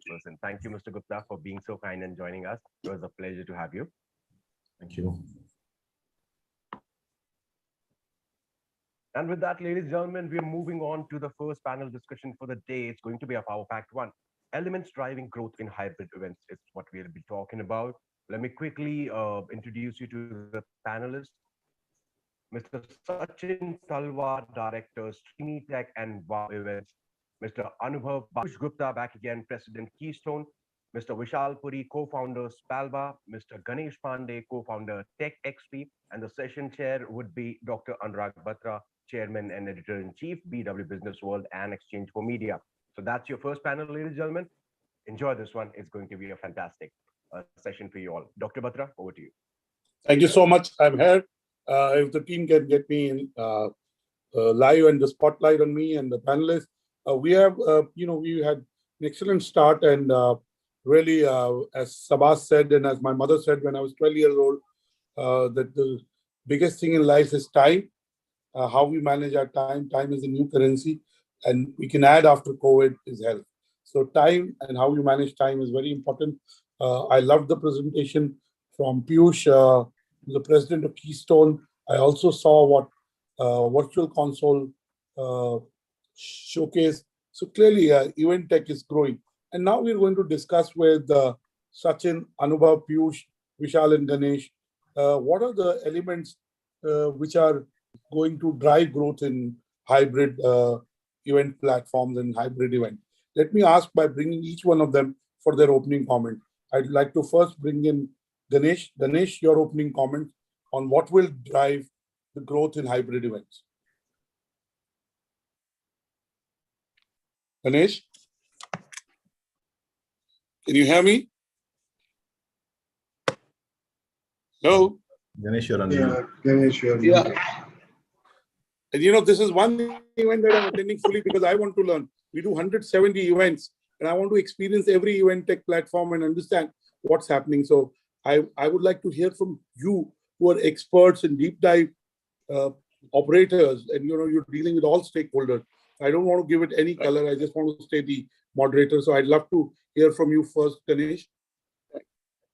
Hi, I hope I'm audible now. Yes, audible and visible with your yellow shirt. Yes, it's a sunny day, so it goes well with the, at least where I am, it's quite sunny. So just wanting to bring some more sunshine to the rather gloomy business environment that we've had for about a year and a half. Gloomy overall, but for event tech, or specifically more for virtual events, it's been let's say sunrise. A lot of us, I also come from an event industry, so when the sunset of the event industry, the the virtual scene sort of came to life more for the it's the mother necessity is the mother of invention. So that's how we sort of get started. Hybrid. When I say hybrid, we were already seeing some convergence towards the fag end of 2019. Technology was already sort of integrating with live, and then obviously the pandemic happened, so the live part of the technology sort of moved out, and entirely the virtual, almost completely virtual scenario sort of set in, and very. It's whenever our minds are sort of stretched by a new reality or a new experience, it never comes back to what it used to be. So I think the same probably is very likely in the new scenario. The virtual part or virtual components of communication and events is going to be an integral part of how we take things forward. So the elements really that will drive, obviously, like any other communication or events, engagement and content is going to drive the overall communications and events industry. So obviously the hybrid part also will be driven pretty much by the engagement and content. Content has always been there, but I think what hybrid or virtual really brings to the table is the opportunity to get engagement into the whole mix. We've had at some level exposure to hybrid in terms of the film fairs or the Oscars that we've been watching. So that it's live, and it is also sort of shown sort of deferred live to people, or cricket matches or whatever it is. But engagement had not been part of it. But now with the technology that is available, I think a lot more people will participate even remotely. So whether it is social events, public events, or even with your corporate events, there is this dimension of time and money which has to be kept in mind for planning any kind of communication or event plans. Now, previously it's not that this technology wasn't available, but it was not really a need because experience would win, and we were focusing pretty much only on experience. Now, we've done a fair few events, and personally at TechXP we've done more than 5,000-6,000 events. So it comes. Sorry. So Ganesh, what is that one thing? Like Sabha said, content. It's about experiences. We know that, and Piyush was talking about networking, and in our research also, attendee to attendee interaction is really, and customization. These two were the really two things that came out in research, which will really drive the adoption. Then was security. Then was the pricing. Then was scalability. So in your view, if you had to pick up one thing which will really help in the hybrid events, I wouldn't say pure virtual till the day we don't have full control over the pandemic, but post that, when we have a choice, we will have the best of both worlds. So that's one thing that will really drive the adoption of virtual events and event tech platforms to the next level. That one thing. Let me then just simply say the evolution of technology and infrastructure. That is going to be one of the most critical factors. The reason being that even today, the technology is about evolving, and secondly, the internet infrastructure in the best case scenario is there and thereabouts. It can definitely 5G coming in, etc. So that will fuel a lot of the innovations which will make content more compelling and more engaging. So I think evolution of technology. Thank you so much. Let me bring in Vishal Puri, who's the co-founder of Splava. I hope I'm pronouncing Splaba. Alba. Yeah, Spalba. Okay, Yeah. that's why Italian. That's why Italians are known for their design and for being chic in the true sense. So let me ask you, Vishal. You heard Ganesh. Before that, you heard Piyush, and you heard Sabas, and you heard the founder of WatchPro Group. So, give us your opening comments and tell us, what do you think is that one thing that customers are looking? There are three stakeholders: the customers, as in the clients who use the platform, the attendees, and the content makers, people who are speaking at the conference or a jury. So give us a sense of what will really make sure that these platforms become mainstream, and what will differentiate one platform from another. Thank you, Dr. Batra. While we have all spoken about technology being there, driving the hybrid events growth all throughout the foreseeable future that we see right now. So I agree with that. The technology obviously is going to be a big driver for the hybrid events. But there are a few other key points that I just want to kind of bring up here. From a customer side, I think, and brand side, the ROI choices that they have right now. If you look at the pre-pandemic world, from an events perspective, the choices were fairly limited in terms of ROI. You have to basically go and do a physical event because the virtual was not mainstream. Hybrid was not even talked about at that time. So ROI across various formats that are available now, using various technologies that are getting available now, from a brand standpoint, is going to be the key in terms of driving the hybrid. And we have seen hybrid is right up there in terms of being able to deliver the same experiences, same events at a probably 30 or 40% or 50% of the cost. So therefore ROI becomes a major factor. And just one other stakeholder that I want to add to your list of stakeholders, Dr. Batra, was the overall ecosystem that is getting made as we speak. Sustainability, right? We've seen big push on sustainability, reducing carbon footprint over the last 1 year. US government has recently released a $4 trillion budget on infrastructure, mainly focused on the green technologies. And we're seeing similar trends across Europe and China and across the world. As an industry, events industry cannot stay away from this global trend. We have to have formats which are more sustainable and which deliver the same experiences at a much more lower carbon footprint. And hybrid is one such format where this can be made very easily possible. We recently did an event, a global event, Rising Dialogue, and this was done in hybrid format.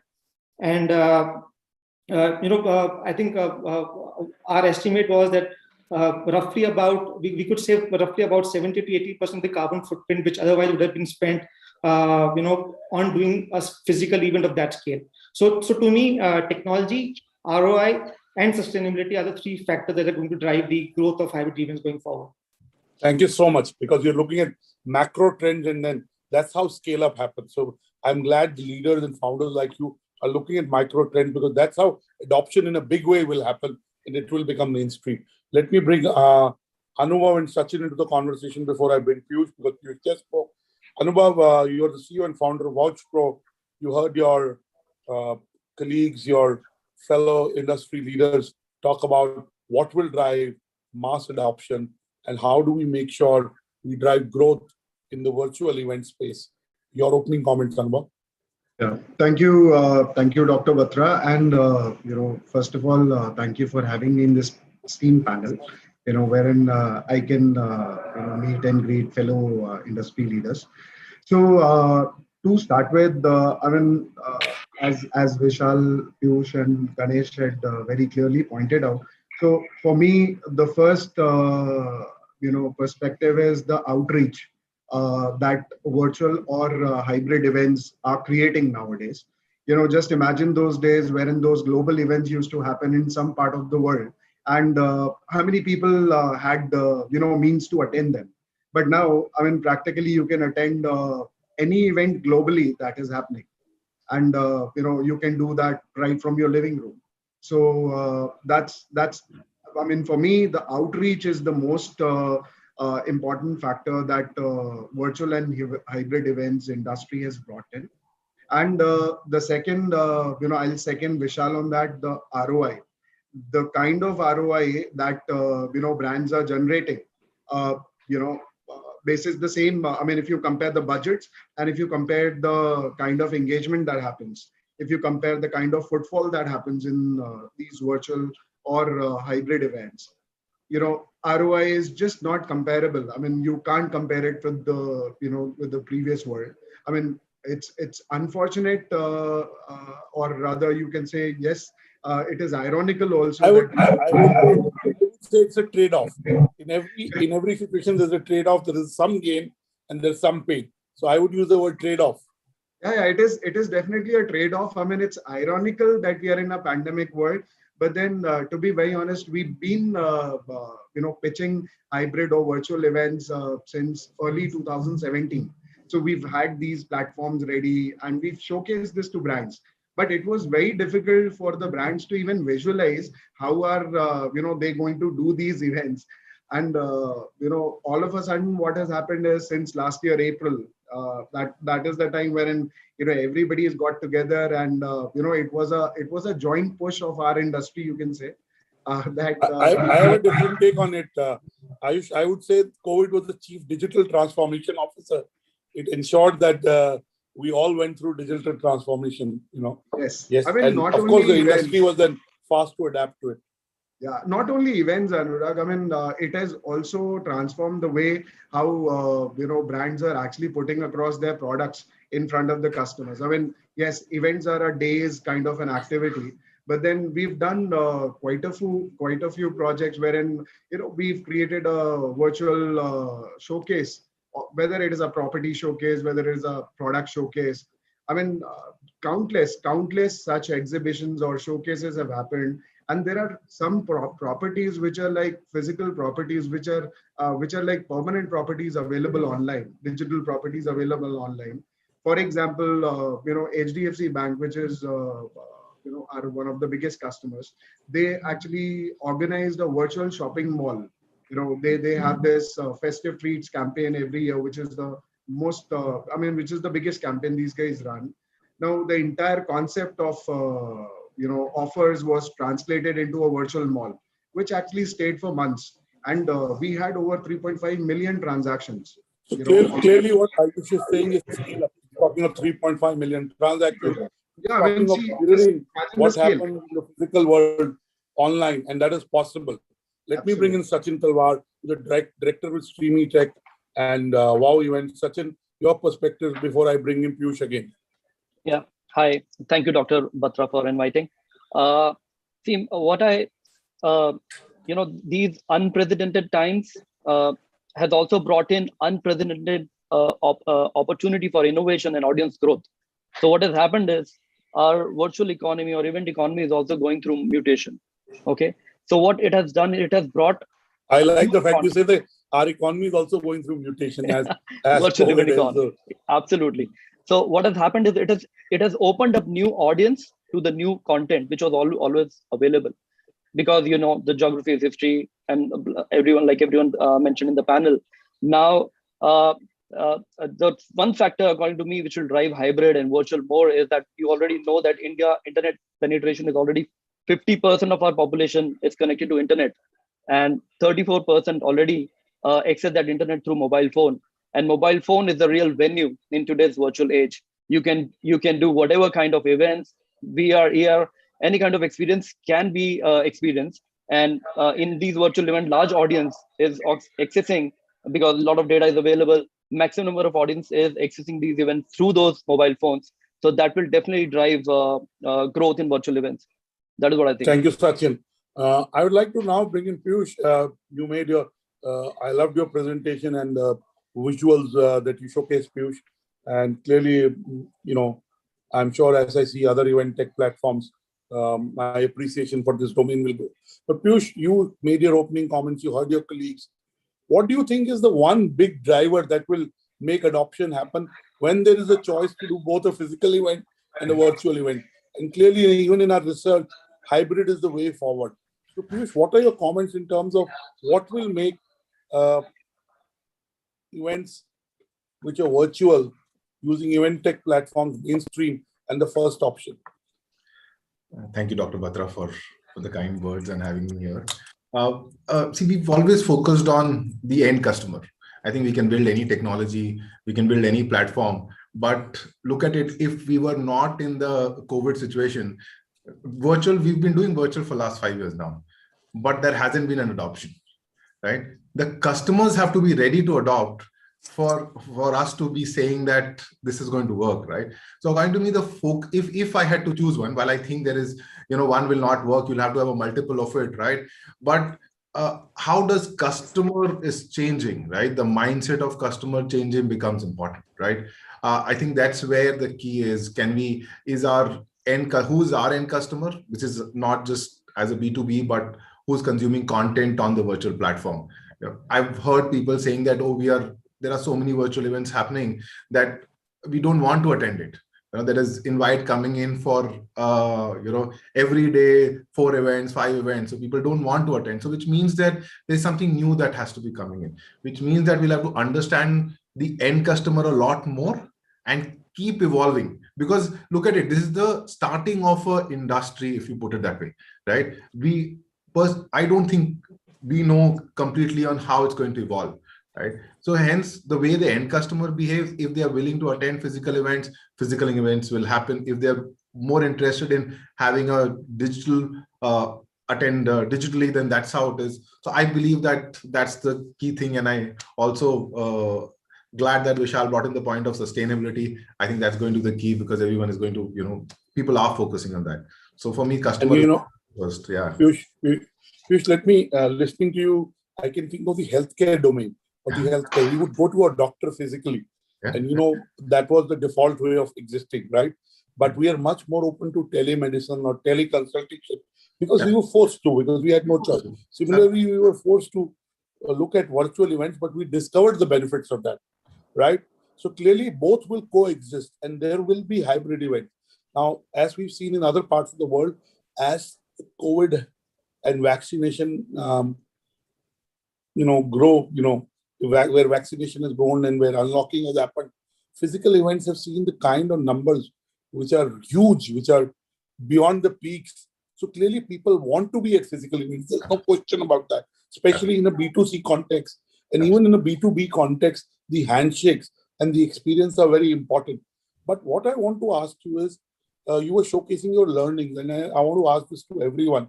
Piyush, what is that one learning from doing so many events on virtual platforms?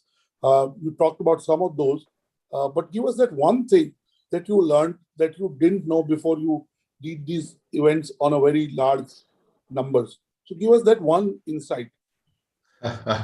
You're making it more difficult, but the thing is, I know I don't need a 7-course meal. I need a humble 1-course meal. So I will ask you about 1-course thing and not 7-course. But I'm asking one because really the most important one that you think. Yeah, I would not say we didn't know, but when we did the first set of 50 events, and then we kind of did the rest 500 events, right? What we've learned is, in the digital world, the customer gets a little lost, saying that, okay, how do I go about it, right? The more you can customize it, make it more experiential, and make it very focused for that individual, they would not attend a full day event. Let's also be right. I don't think so. When we used to do physical events, right? There were an 8-hour event going on, 6-hour event going on, and the customer comes in and goes off, after the event gets over, right? Giving up the feedback form and then only moving out or having a drink. That's gone out of the picture, right? So one learning that, if I can put it across, is the duration of the session should be such that, it's fairly focused. The customers can go in, go out, and you might also have to have a mindset that not one customer is going to attend all the events, which means that, I can attend a 11 o'clock session, I take a break, do something, and then I come back and attend a 3 o'clock session. So that's what I would say has been our. And you said another thing that I noticed in your address. As I said, this event I'm attending fully to learn, because we do more than 170 events in BW and about 50 events in Exchange for Media. You said that people like to attend events on Wednesday and Thursday, right? Yeah. You said that. And which is, again, an insight. And I'll tell you, in my interactions with business fraternity, and I do interact a lot with business leaders, promoters, They prefer Saturday a lot, trust me. Because Saturday they have lesser work, so they can be more engaged. Now, again, but I'm taking what you say very seriously, because that's what data supports. So I will look at data always in a very deep way. Now, let me again bring in Ganesh into the conversation. Ganesh, differentiation is the key, right? We look at Zoom because of simplicity of use. It's simplicity of use. And the seventh point in our research is pricing. Now, tell us, how will you balance scale and pricing? I want to ask that to everyone. Because again, pricing is a function of customization. It's a function of, features. It's a function of the service aspect to an event tech platform, which does exist. Because to be able to create the experience, both for the brand and for the stakeholders, you need to bring in. So give us a sense of how do you balance scale and pricing? Ganesh? What really happens is that, over a period of this is a very nascent industry. So, everybody started with experimenting and we moved on. And the scale has been built over the last, 6-8 months. So obviously the way we have seen it happen is that, we're doing much more work at lesser cost. And, that's the discussion actually I was having just yesterday with my co-founder, where we're saying that, we're doing much more work, actually delivering much more value for lesser money than usually. But I think that's the way things will evolve. And unless there is breakthrough innovation, at every stage, I don't think we're at any point in time going to see the margins go up. So the scale will be built, the service and relationship, like any business, is going to be the key. So pricing is going to have downward pressures always unless you have breakthrough innovations. And that's why I say technology and innovation is going to be the key. Beautiful. I think you brought out the point that I was looking for. Vishal, let me ask you, so how do you build your product as a premium product? Service is one aspect, customization is one aspect. You talked of purpose in terms of sustainability. If the practices you use to be able to put up a virtual event have sustainability practices, and of course, superior technology. But how do you bring premium so that you're a premium offering? Because there is a very little differentiation between event tech platform. The service aspect is a differentiator, but beyond that, how do you bring differentiation and get premium pricing? So Dr. Batra, in my view, there are two aspects to an event, right? One is the aspect of creating a differentiated experience for the customer, and I love Piyush's point on making customer at the center of the whole planning process. So that has to be there, right? So you have to create differentiated experience. But there are so many other aspects of the event planning and execution that can be standardized, which, because typically an event industry has been a services industry, has not happened. So how do you, for example, standardize venue search and venue planning, right? Every time we used to plan for a venue, you would take probably 3, 4, 5 weeks to do a 3D modeling of the venue. Can you reduce it like we've done on Spalva, right? We've created a process where you can actually do the venue planning within a matter of few minutes in an immersive 3D environment. So productization and standardization of those aspects which are not customer facing will give you benefits in terms of reduction in cost and predictable outcomes. And I think that's going to be the key in the future. You can keep focusing on creating a differentiated experience. That is where most of your effort should go. But rest of the aspects should be standardized and productized to the extent possible. And that's what we have tried to do in Spalva. We have tried to make sure that there are opportunities in the entire services ecosystem of events and taken them out and converted them into a standardized product offering for the event planners and the brands. Thank you so much. Anubhav, again, I would like to ask you that everyone is talking of technology as a differentiator. And you said you started doing virtual events in 2017, but only in mid to 2020 post-COVID, it became more prevalent. I would still say the norm, but it became more prevalent. Tell us, what will drive the next set of adoption? What will make it virtual events the new normal? And will there be a freemium model and a premium model? So, for example, being at a physical event is more premium, whereas being at a virtual event is less premium. Or should it be the other way around? Yeah, I mean, I would personally say that the other way around is more premium, looking at the current situation, wherein you can actually have the same experience of a physical event attending it virtually. So what I personally feel is that as things open up, moving ahead, obviously physical setups are going to be there, and in my opinion, the tech that we cracked or we're working on is live tagging of hotspots in a 360-degree streaming of a physical venue. So it's like you are in an event hall where you have all kinds of physical setups available. You can actually choose which stall you want to go visit and actually have a face-to-face conversation with the stall owner or other people who are attending that, and you are actually experiencing the event in a 360-degree environment of the same location. So I'm not talking about any 3D or experiential content here. I mean, I'm talking about the real footage that is coming out of the actual event hall. So in my opinion, that is something that is going to grow a lot. But apart from this, another factor which is going to be very, very important is the use of video APIs, wherein we can create integration. More of collaboration. It's more like one to many kind of a situation right now. In order to make it more communicative, more engaging, video API and as Piyush had pointed out in his presentation, the use of artificial intelligence to ensure that the matchmaking, rather we can use this terminology, the matchmaking can happen in a more precise kind of a manner.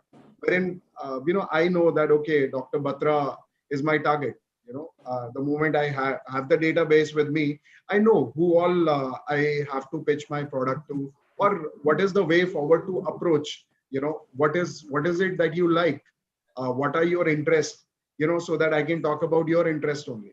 So all these things, all these data points can be brought onto the table only via machine learning and AI tools.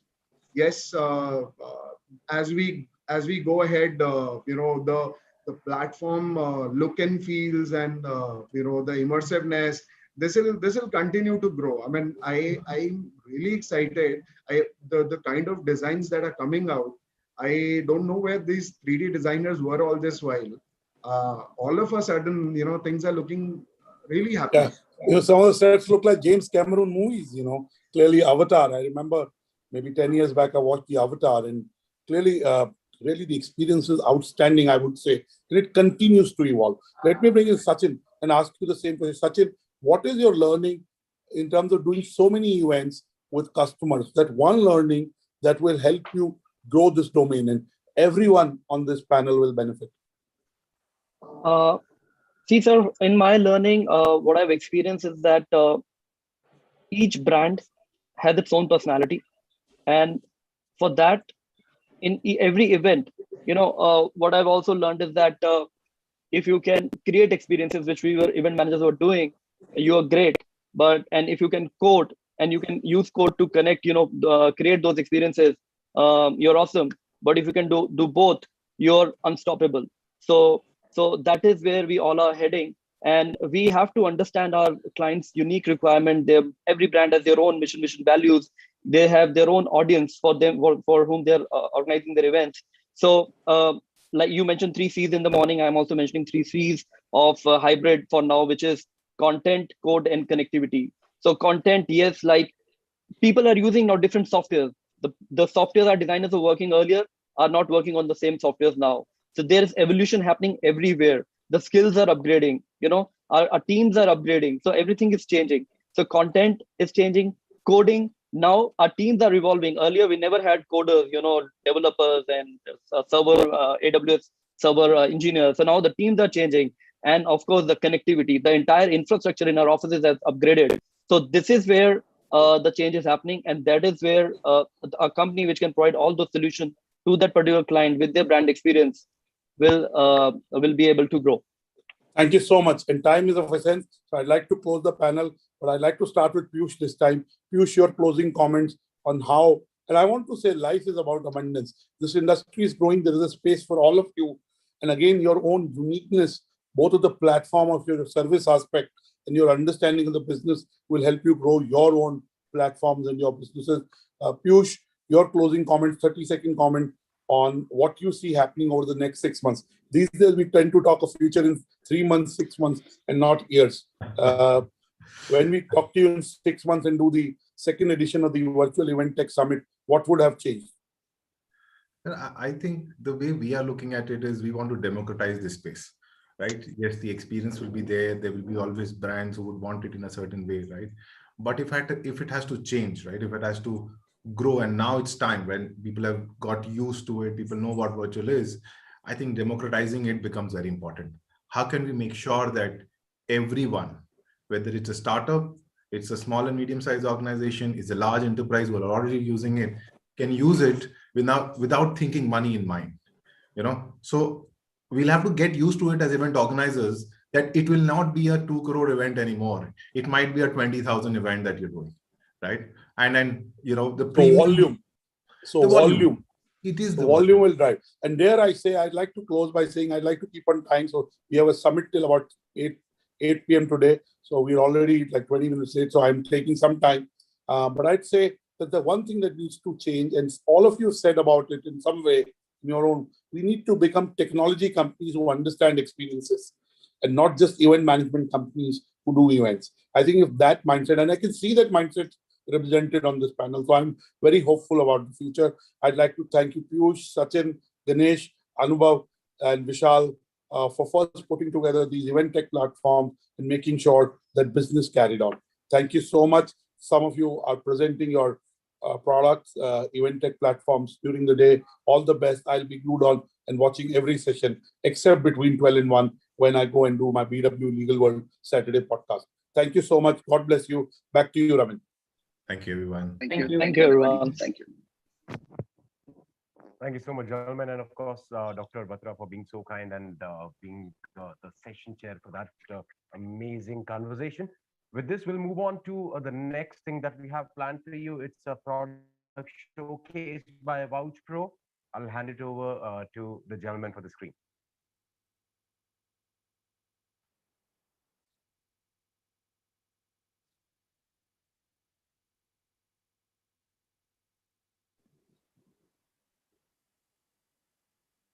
All right, so it's time we get to the next business, product showcase by VouchPro. Do we have Mr. Puri up there? Yeah, so this is Anubhav. I am CEO and founder of VouchPro Services. So without taking any further time, I'll just quickly share my views and the product showcase that we wish to do for VouchPro. So VouchPro, as an organization, we are almost about 7 years old company. And as I said during the panel itself, that we've had virtual events solution per se available since a very long time, long enough, and we've executed over 15,000 events, 15,000 virtual events. Now, let me just quickly share a presentation with you all. Just a moment.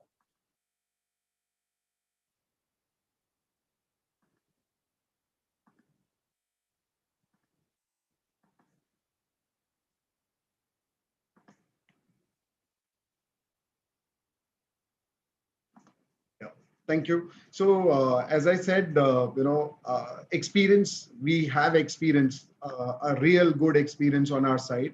So we have executed over 15,000 events for our customers and partners. In terms of coverage, so as we talk about social distancing and working from home, but we as your digital partners or we as your virtual event partners have to have presence on ground to handle or manage situations. So in terms of coverage, we have one of the biggest coverage amongst the virtual events companies. We currently have coverage in 8 cities within India, and rest of the cities are being managed by our partners.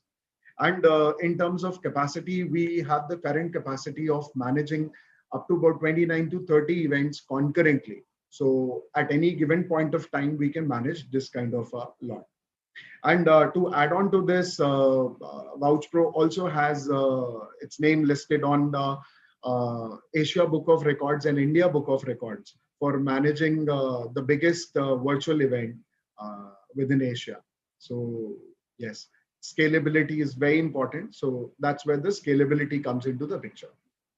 Now, I'll just quickly take you through our virtual events platform, which we also refer as Digital Pandal. So as most of the platforms offer, we have great 3D and 360-degree immersive designs, wherein you can have a lobby, you can have auditoriums where you can have multiple track rooms, or you may refer to them as breakout rooms. Then you can have engagement zones with over about 80 plus engagement activities that we have, which are very, very engaging. And we've had a few of the use cases wherein we've achieved engagement for up to about 35 to 40,000 people concurrently in these engagement activities. Then obviously there are excellent branding opportunities that you can have of the overall event. Then we have the social media integration in the event, wherein people can actually talk about your event onto their respective social handles. Then there are interactive product booths or exhibition halls that we can offer. And there is an interconnect of video APIs.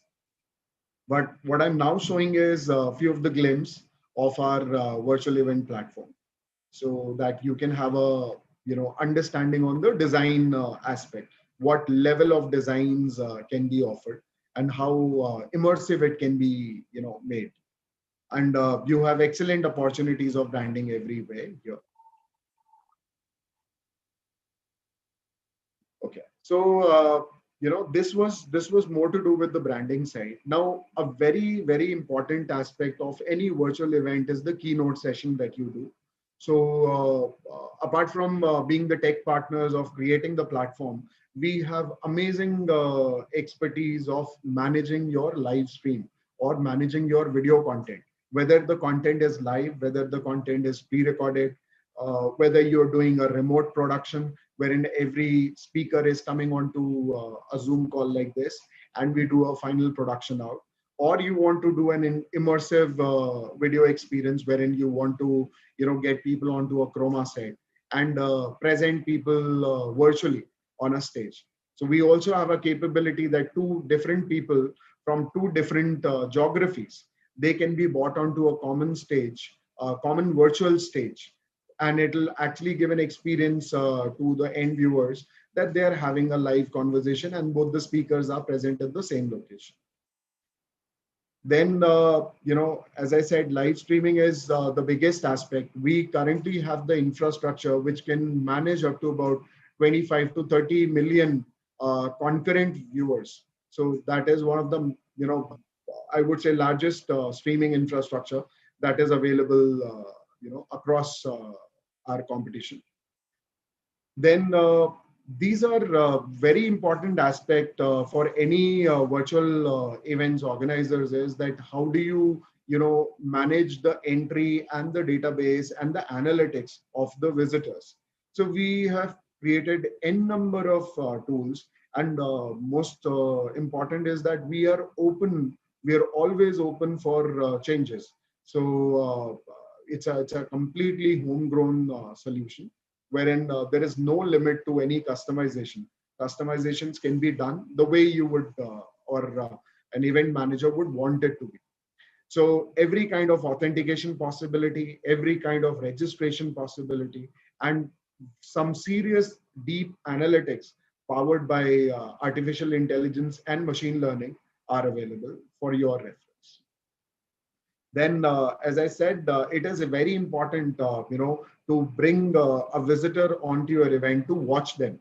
So how do you do that? You need to basically, the moment you're done with your event property, your event destination, you should immediately start engaging with your visitors, whether it is via an email, via an SMS, via video messages, via some personalized calls, some personalized reminders.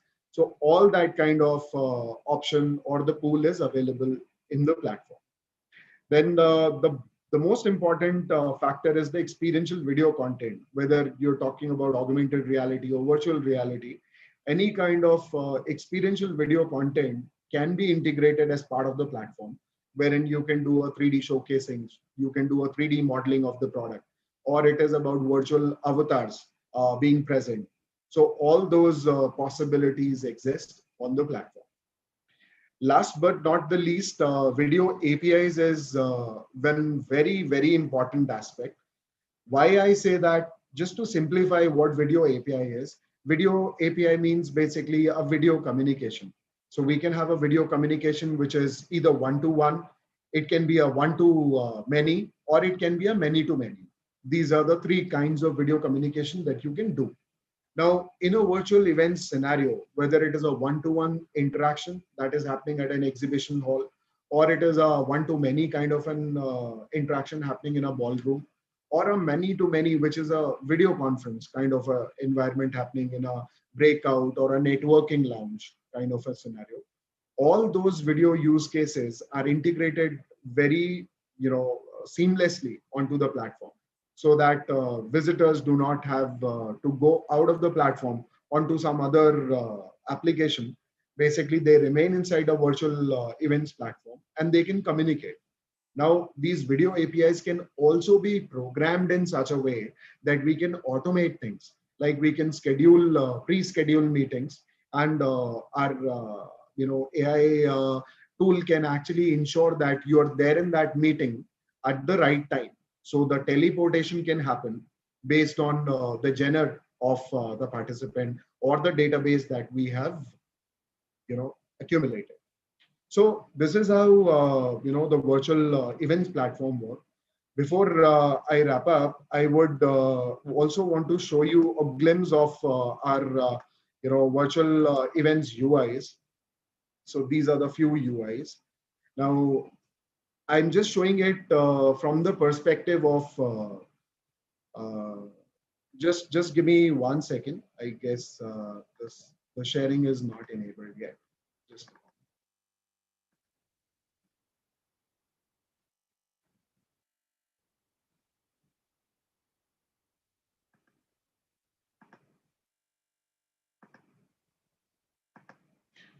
yeah.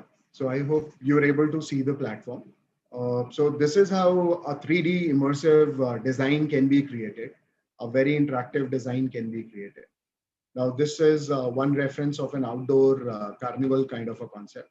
Then you can have a business model, the same UI that you see in my background. You can have a very plush, very exorbitant kind of a design, and detailing in terms of branding, in terms of elements. Everything can be done the way people would expect.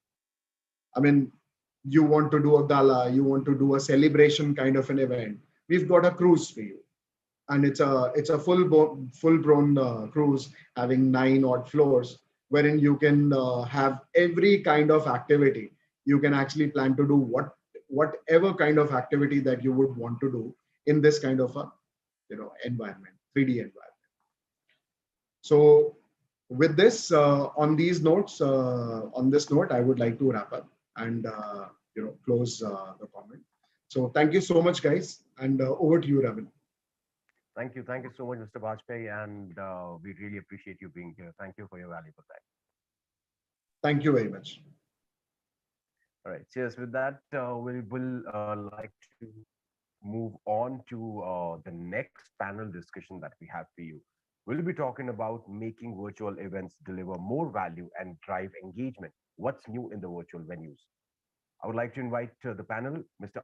Anil Singh, MD Procam International, Mr. Rabindra Narayan, MD and President PTC Network, Mr. Abhinav Jain, co-founder Almond and A Technos, Mr. Deepak Pawar, Director Streamy, and one of the most sought after virtual MCs, not just in the country, probably in Asia. My good friend Bhavna Bhatia, Global MC and Curator, will be the session in chair.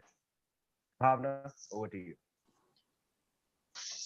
Thank you. Thank you so much, Ravin, firstly, for the kind words. And I'm so excited and delighted that we have such a wonderful panel. So thank you so much, Ravin. You're doing a brilliant job since the morning. All the best and kudos to the entire team. So, ladies and gentlemen, as Ravin rightly said, it is time to kickstart with a wonderful discussion. Joining me on the screen, as you can see, are some prominent guests. First up, Anil Singh, MD, Program International. Anil, how are you doing? How are you, Bhavna? All well? Yes, all's well. All's well. It's so good to see you today. And you, and you, and you. Thank you for having us here. Pleasure is all ours. We do have Ravindra Narayan, MD and President, PTC Network. How are you doing, Mr. Narayan? Great. Always a pleasure to see you, Bhavna. Pleasure is all mine. We do also have Abhinav Jain, co-founder, Almond and Technos joining us. Hi, Mr. Jain. How are you doing? Awesome. Always good seeing you all. Hi, Anilji. Hi, Raghavendraji. Hi, buddy. How are you? Great, sir. And if I could also have Mr. Deepak Pawar, Director, Streamy, joining us. Hello, Deepak. How are you doing? Hey, hi. Good afternoon, everyone, and the great panelists and everyone out there. Thank you, Bhavna, for having me. Pleasure. So, ladies and gentlemen, this topic is very interesting, and it is for sure all about engaging. It is about driving more value, and the topic given to us is making virtual events deliver more value and drive engagement. What's new in the virtual events and venue space? So we couldn't have had a better panelist joining us today. So let's delve directly into the topic. First up, I'd like to ask my panel for the opening thoughts. We've transitioned from the physical to virtual space, and I'd like to know from all of you, how has the virtual space been so far for your company? And also, if you could tell us about the unique project, one of your unique projects or any unique offerings which you have done all this while. So I'll start off with Mr. Singh. Anil, if you could shoot away right there with your opening thoughts. Well, I think virtual has been a wonderful inclusion in our lives. A little bit forced with the pandemic, for sure. But a good thing to happen because it's been so much more inclusive. You can get your messaging across. You can make so many different innovations.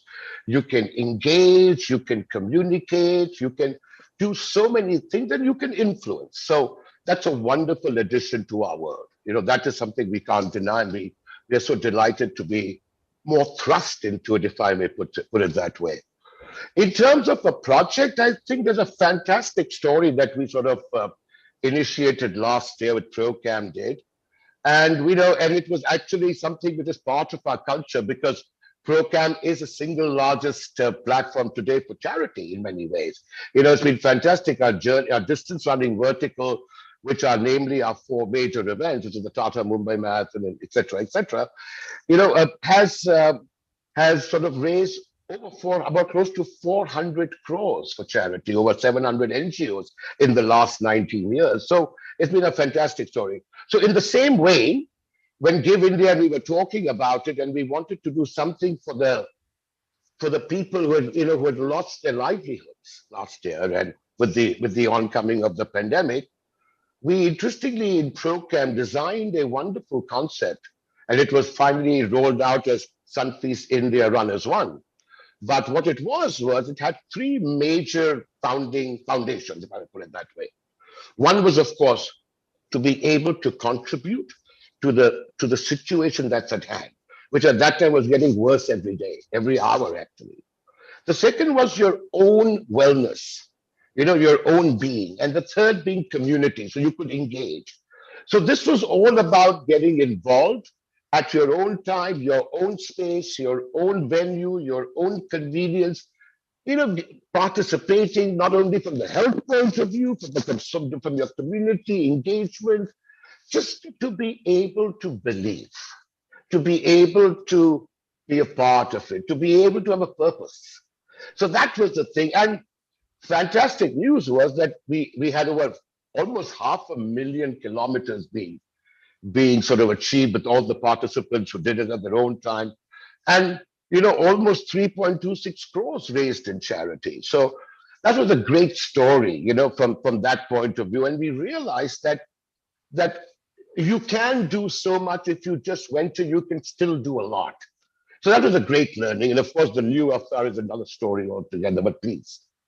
Right. Firstly, Anil, we got to give you kudos, and let's just give him virtual applause on that. Thank you. It's so brilliant because we all are sitting at our respective places, but making it happen all on virtual space, it's in itself a true inspiring story. And what you're doing with your company and your initiatives definitely will go long way ahead. So thank you so much, Anil, firstly, for inspiring us on that. Thank you. Oh, thank you. Thank you. So let's head to Deepak. Deepak, firstly, a very good afternoon. Great having you on the platform today and the wonderful summit. I'd like to know your thoughts as well, your opening thoughts firstly on how the virtual space has been treating you and also about some unique initiatives which you've taken in. Over to you. Yeah, thank you. Thank you, Bhavna. Anil and me have been interacting for years. Abhinav, Rajvendra, and all of us out here, Roel, with Dr. Batra. I think we have been a part of this movement. I'm the director for Streamy, and I also run an experiential company called Midas, which has been there for 28 years. So I've been there in the industry for a while. So being in an experiential industry and then being the secretary for EMA, what happened was the 21st March last year when the lockdown happened. I think Anil did too many shows at that time also with us. So we at EMA had to go live. We wanted not to sit idle. We wanted, all artists were sitting vela, everybody was free. So we got, from morning we started doing this wellness program, to the Michael Menezes series, to the leadership series, to evening artists coming on the platform. So we started doing these Zoom meetings. That was, the Zoom was there. We any which way were used to doing these Zoom meetings, and we started organizing these events. And we were doing this every day. We did 150, 150, 200 events during that period of that lockdown, that beginning of that lockdown itself. Suddenly we realized that we have lost all our business. We have, I don't know what we are going to do in future. And we realized that our corporates had nowhere to go. They were doing their team meetings and all that stuff. So I would say any which way, geography has become history, and you can be sitting in any part of the world and operating out of any. So here started the corporate world asking for a solution. Zoom was the solution. Zoom had again those problems which were coming up. People were coming in between and all. They went to Teams. They were using WebEx. Government was using WebEx and all. We thought of creating one platform where we could, bring in people on our platform. Yes, there is an Amazon service. There's a lot of tech gyan, okay, always there. So I believe virtual events are standing on three pillars. 33% is technology, 33% is content, and 33% is a role of a virtual event manager or the experiential people like us who understand how to deliver these experiences. So together, me and Sachin Talwar, who's another Wow Events from, so we partnered together and formed this company called Streamy Tech. You won't believe we just started. We were, I think, working with more than 20-25 of our event companies also. Besides that, we are working with Government of India. We are working with now UAE government to that extent that I think Indian businesses have become less so much as that you are working in UAE, we're working with Singapore. So countries are actually picking up our platform, using our platform, and we have no time to breathe. We are averaging at 2 or 3 events a day. So that's the situation. I think the best part I would say right now is we are doing the BNI. I don't know if all of you know what BNI means.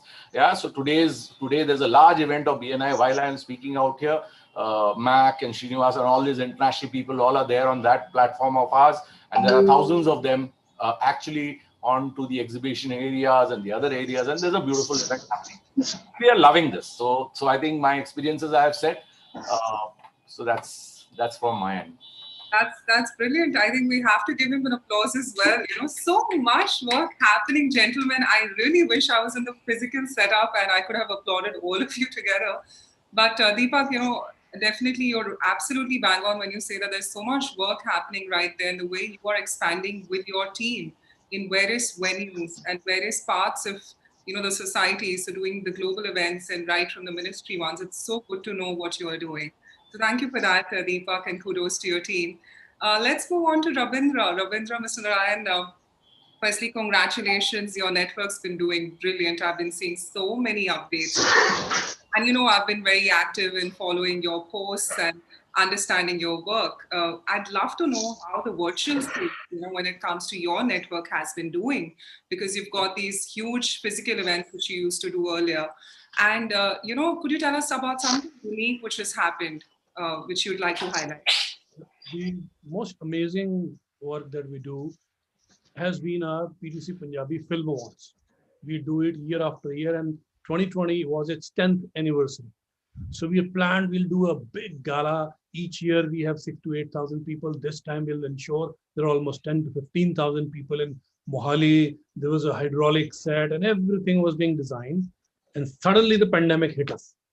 And March is the time when this happens. And March, we got the lockdown. Venue cancelled, all planning shifted. And everybody said, let's postpone it. Let's not do it now. There's no fun. I mean, without a ground event, how do you do a televised live award show? But then we thought, no, this is not done. I mean, the industry has been working throughout the year. There's been so much work. And suddenly we said, no, we can't recognize you because we are in the lockdown. So we all of us brainstormed what to do. The challenge was the event was to be done virtually, but it wasn't just an online event. It was to be televised at the same time on television also. So you need broadcast quality. You needed the 4K for HD for your digital beams and standard definition for your television and various other factors. So we all brainstormed, we created a virtual set. And then we did a few dry runs and we did a curtain raiser on May 29th, and we scheduled it for 3rd of July. And everybody said the technology is untested. We're taking a risk of doing this. I said, no, let's do it. At the most, what will happen? We will fail. So we will fail, not to worry. And then we created a virtual set. And then out of there, we did tie-ups with all these celebrities, artists who come to the digital set. They had never done that before. I mean, film stars, films are shot. Some scenes are shot in special effects category on some virtual mode, but not events per se. So ultimately, we had Divya Datta anchoring from Bombay, Gurpreet Guggi anchoring from Mohali, Gippy Grewal in Jalandhar, and the dancers were in our Delhi studio. We merged all of them onto one virtual set. They were talking to each other, narrating things, presenting awards. They were participants who were from all over the world, from Canada, from Birmingham, from Australia. And actually, it turned out to be quite good. And it was amazing to see that nobody could make out that they're not in the same city. They're not talking to each other at the same time right now in the same place. And they're in different cities, talking to each other from different cities, matching the looks and standing at the designated place, walking around on the set. So all that was brilliant. But in the end, the greatest learning was, it was a great experiment. And we saved a hell of a lot of money. Each year, about 200 to 250 stars, film stars, music stars, performers from all over the world have to get on Converge for this event. There are hotels hired, there are cars hired, there are food, hospitalities and rehearsals, the performances, set, the sound, light, everything the works is taken place. There are almost 600 to 650 people working behind the scenes to create the event for these 4 or 5 hours. All of that suddenly was gone. All those expenses gone, and we thought, how will we create the buzz? The buzz was the same, and we got more eyeballs. We could promote it well. It was going simultaneously on Facebook, YouTube, TV channel in US, in Canada, in UK, in Australia, on different beams. The worldwide audience was together glued on to it, and nobody could make out that they were missing a ground show. Ultimately, it's 8,000 people who are on the ground, but millions watch it ultimately on TV or on online. So those millions were actually there. And the fact is that we could create that grandeur by focusing more on the experience as well as the content. See, the key to success in all these virtual events is the script, the content, the participants, their fan following, their stature. Now, in any event that you do on ground, you can't have 100% participation. Somebody is busy somewhere, somebody is busy somewhere, somebody is shooting, somebody is recording, somebody is doing something, so they can't land up. So 30 to 35% dropouts of the award winners, nominees, or performers would always be there. This time, there were no dropouts. Everybody was available from wherever they were. And in different cities, different towns, they didn't have to leave. Many of them did not even have to step out of their home. And they were part of the show. So that was a very, very amazing thing. And that led us to believe that all future events now will be hybrid. Wow. It might happen on ground in a limited manner, but the audience, the possibilities, the creativity that you build on into your virtual hybrid sort of an event is unparalleled. Now, my USA had different branding, different set elements, sponsors, car parked on the set. UK had a different set. India had a different one. Whereas earlier, when we used to do, we would only have the physical set, which was in India.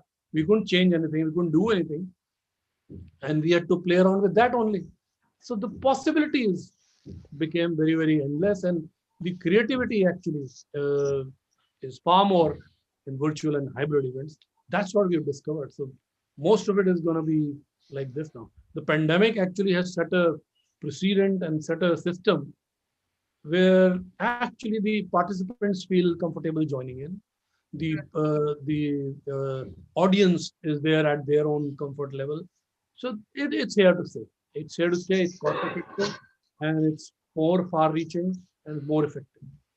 Absolutely, Mr. Narayan. I have to say one thing. It's very interesting to hear when you say that, your future events, you're looking at hybrid events from now on, because, a huge network as yours ruling it in the sector, it could be a precedent for the other channels as well and for the other network companies to follow. So kudos to that. Again, an applause, mighty efforts for that local concert happening. That's kudos to you and your team. I'll quickly move on to Abhinav. Abhinav, firstly, a very good afternoon. Welcome on this platform. We've collaborated on multiple events, Abhinav, and it's good to see you today. I'd love to know how the virtual space is treating you, of course, with your company being, giving the virtual offering, and anything unique that you'd like to highlight to the audience today. It's always a pleasure talking to you, and I'm very inspired here after listening to Mr. Singh, Rabindra ji, as well as Deepak.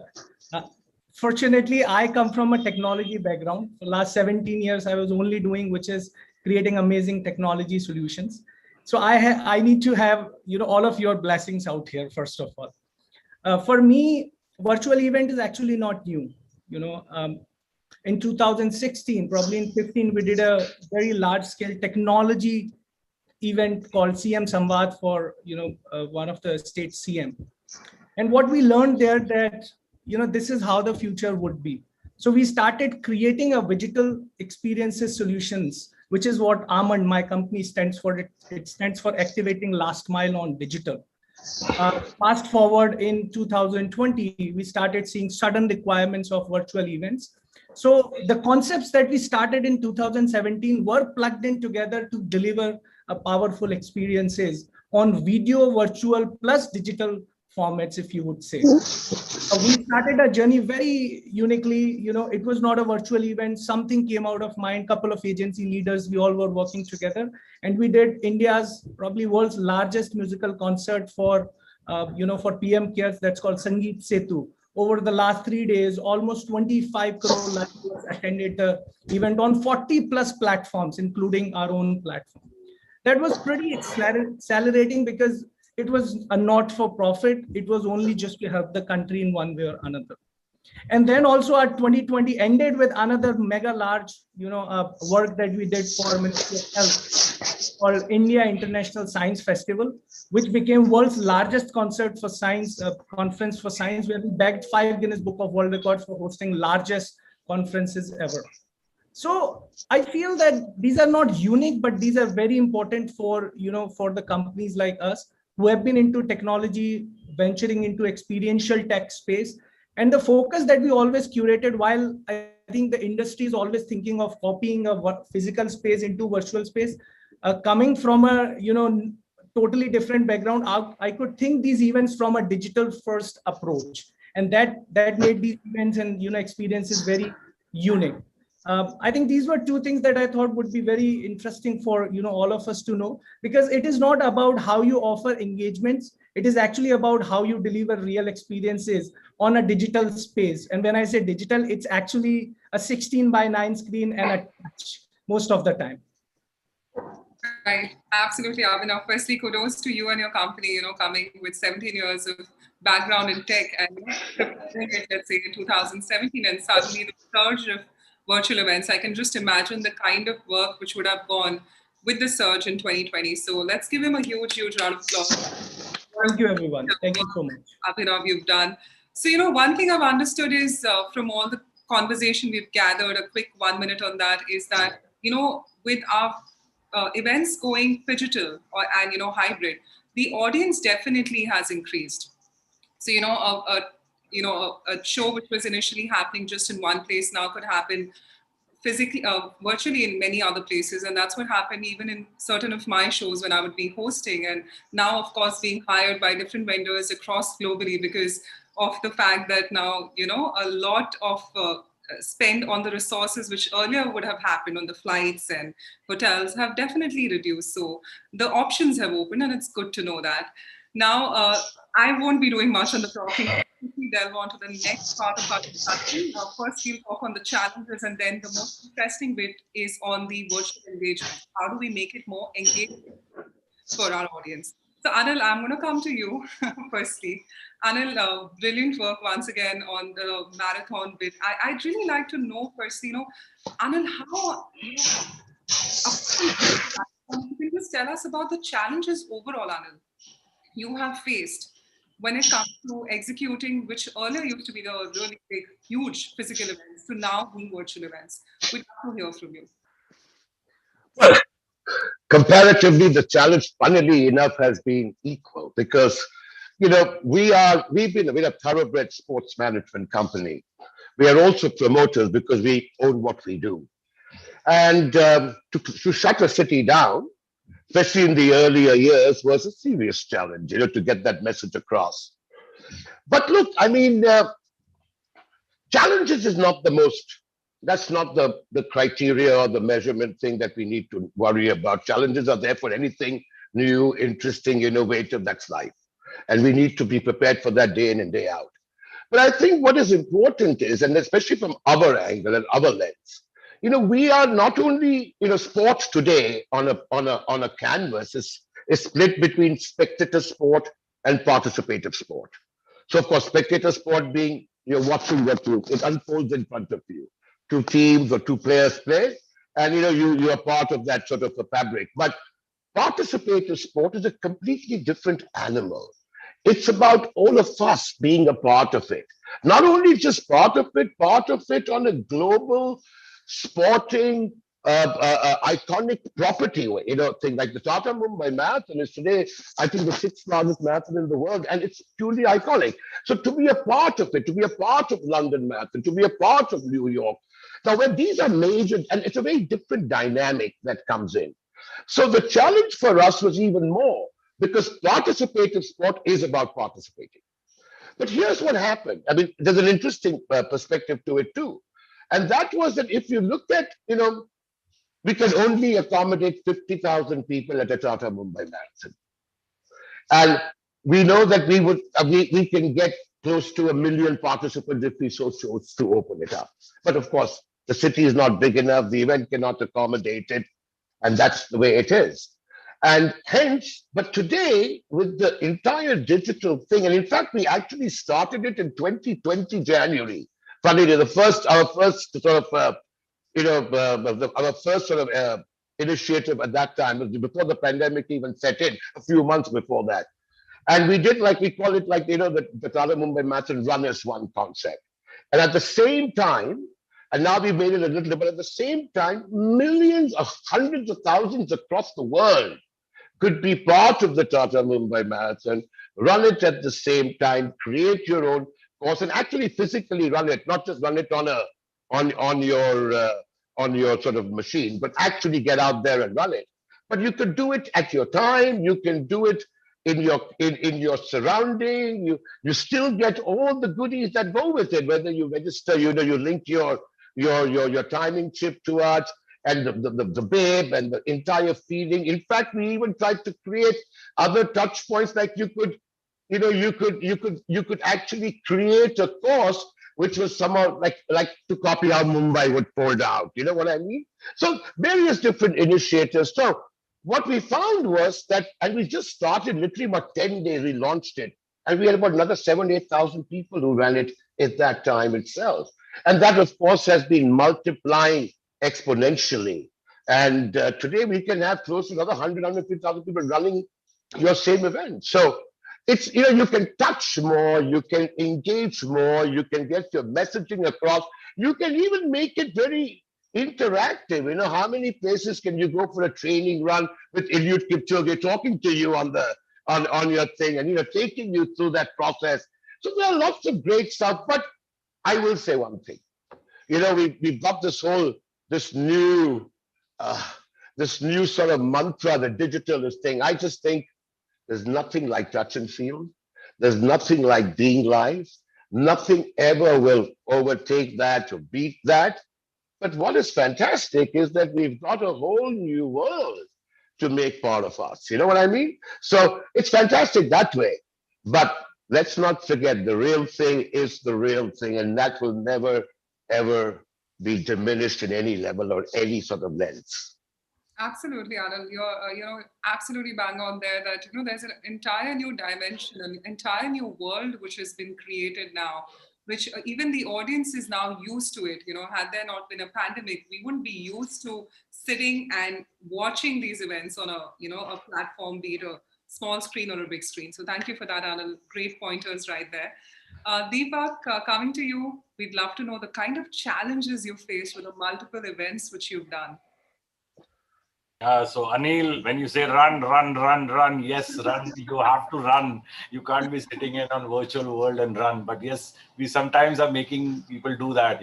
Engagement has become the different normal out here. See, we are doing a lot of work. So I would say, first of all, 30% of your business today, what we used to do, it's an incremental business. It's not the business that it is going to eat away from the physical world. Well said. Yeah. So physical world business is going to be there. In fact, it may roar more. But then, because as I said earlier, geography has become history and people are joining in from all over the world. Businesses are across. In fact, people are hiring. Companies, larger giants, if you look at it, are no more hiring. They have people sitting in Ludhianas or Jalandhars or anywhere for that matter, and they're working in the company. Unilevers and giants like this. So people, when we do events, all our events actually start from 4 to 8 evening, because 4 o'clock Sydney joins and 8 o'clock US joins. So that's why I say geography is history. So looking at that, engagements have changed. Format of engagements have changed. Leaderboards and things of those sort. Gaming platform that we create. See, venue, as we say, the 3D environments. In fact, some people are getting little this about those 3D environments. There are different kind of in 3D, and you can just give a 3D guy. We used to do this. I think for the last 20 years, we've been doing those 3D environments. Okay. It's just that it's a movement, it's an animation, it's a feel-good situation, it's a small AVI file. It's the experience and the ease of operating. People don't want to understand technology. They have low internet bandwidth. So you start putting heavy duty stuff on their machines, start making them do basic. आपको बताऊं, photo booth इतना बड़ा click है, लोग जाके photo निकालते हैं. Photo booth ho gaya, leader boards ho gaye, puzzles ho gaye. So there are a lot of engagement that you can create. R&Rs is something that people love doing. See, R&Rs can't be done like normally how we do meetings, So there and where the animation of awards are coming. So I have seen it's back to what we do in the physical world at the console and at the backstage. It's the same thing. We are just changing the venue to a screen or a virtual platform. That's it. So I think more of that is something. And I would say events need to be shorter. Okay, it's like watching a movie. It has to be very engaging. Bhavna, like you know how important it is. You are a person who drives that one virtual event, Right. So unless that engagement is not built, unless that content is not created, unless the event flow is not well planned, it is going to be, there is a fatigue which is coming in on the virtual world. How do we remove that fatigue has become very, very critical for all of us today. And I think there's a big question mark there. Even I can't answer that question. And how do I remove the fatigue? So there is where Anil says, get out from that bloody computer and come outside and run. So that's how it is going to be in future. That incremental business is what we are striving for, and more engagement. Another point I will make out here, very interesting one. In fact, what we are working on is multiple studios across the world. Okay, today we have a studio now in Mumbai, a large 5,000 square feet studio that we have built. And what we are doing out here is something else. We are using Unreal as a technology. Okay, I think the tech boy out here, Abhinav, would be watching for it when I say Unreal and how I am using Unreal, and how in future we are, if you look at Gladiators, the movie was created in one box, one room. Okay, so we are going to make that business very easy, delivering content on OTTs like how they've been delivering or other places. So we are trying to create these studios which people can access easily. And if they don't want to go out and do a 500,000 people's workplace event, then it is something that we would organize for them virtually. That incremental business is what we'll organize for them. That's very interesting, Deepak. Well said. The pointers which you've put out right from the incremental business, and also on the fatigue which is setting in. How does one, resolve for that? And new ideas coming in from everyone. And I think all of us are learning from this experience. And brilliant minds like all of you working on it, I'm sure there'll be great things happening. So thank you for that, Deepak. Ravindra, I'm coming right to you, Mr. Rai. And how's it been for you in terms of executing these the awards you said, the challenges what you faced? If you could just highlight a few and let the audience know on that. Over to you, sir. The biggest challenge you face is the mindset.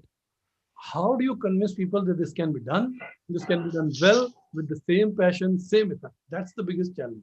Once you've conquered that, the rest is technical details. Do I build a set in 3DS? Do I build it on a virtual mode?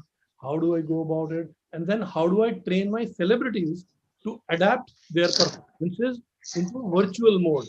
And they know that they're not getting a feedback from the audience. They're performing on a chroma sort of a background. They're imagining that this is happening, that is happening. There are fireworks happening, there's happening, but that's all happening digitally. They can't even feel it or see it.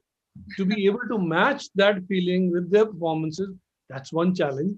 And I think that's the only challenge I would say per se. Rest all is very, very easy. For everybody else, it's very, very easy then to execute it and to enjoy it.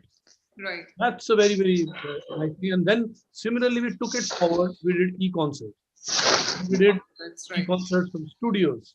We did e-concerts from musicians in different cities, vocalists in different cities, and timing the sync sound so that there is no time lag between the music received and music being broadcast. And that was a big challenge.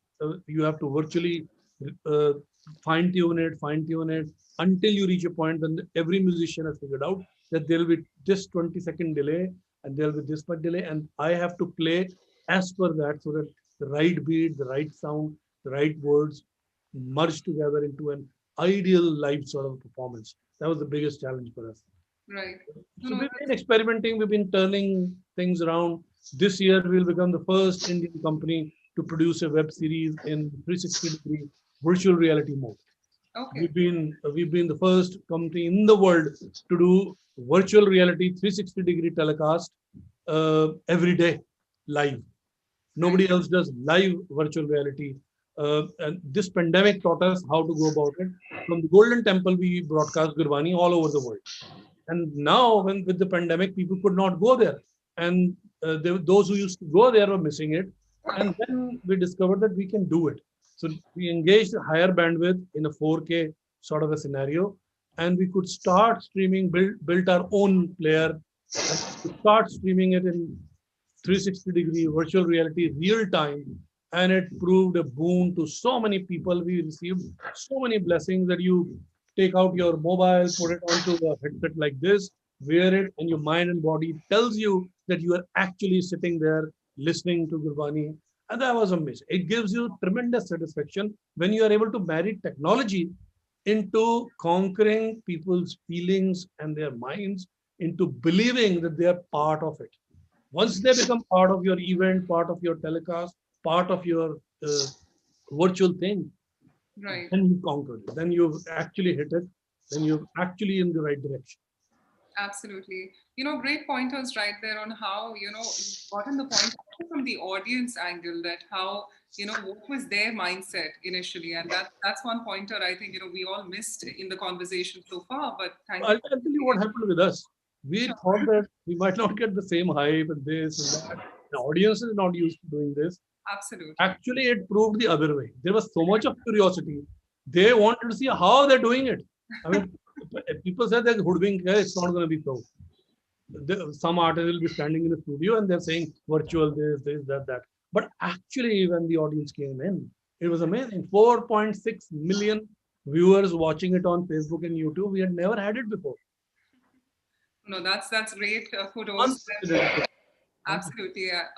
And the fact was, this was world's first virtual award ceremony happening. Oscars got cancelled. This got cancelled, and a Punjabi channel trying to do this. So there was curiosity, and everybody wanted to see how it is happening. And we got the audience. Lovely. And I can understand why these events are doing so brilliant. Ravindraji, you have got such immense, great energy on the screen that definitely once you'll be conveying it to your team, everyone's on the same page. So thank you for that, Ravindraji, for those pointers. Abhinav, I'll come quickly to you. We've got only around 13 minutes left now. I'd like to know your challenges which you faced in a couple of your events, if you can highlight shortly. And then we'll quickly go to all of you for 2 minutes each on engagement tips. Abhinav, over to you.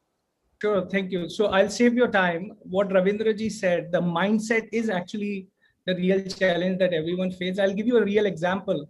We have worked with almost probably 80 plus event agencies in last 1 year. And the challenge is that all of these event managers were actually hosting physical events throughout their life. And not just agencies, but also the people in the brands, corporate, and everywhere. And when you tell them that there is going to be a virtual stage, which they cannot touch, they raise their eyebrows saying, how do I believe something like this will happen, right? So that's one big challenge. Second big challenge is that I think a lot of people do not understand the power of the data that gets curated during these virtual events. When you go to a physical, event, I used to interact with someone. Probably I'll drop my business card. Probably I'll speak to them, take their brochure. But as an organizer, people will never come to know who I interacted with.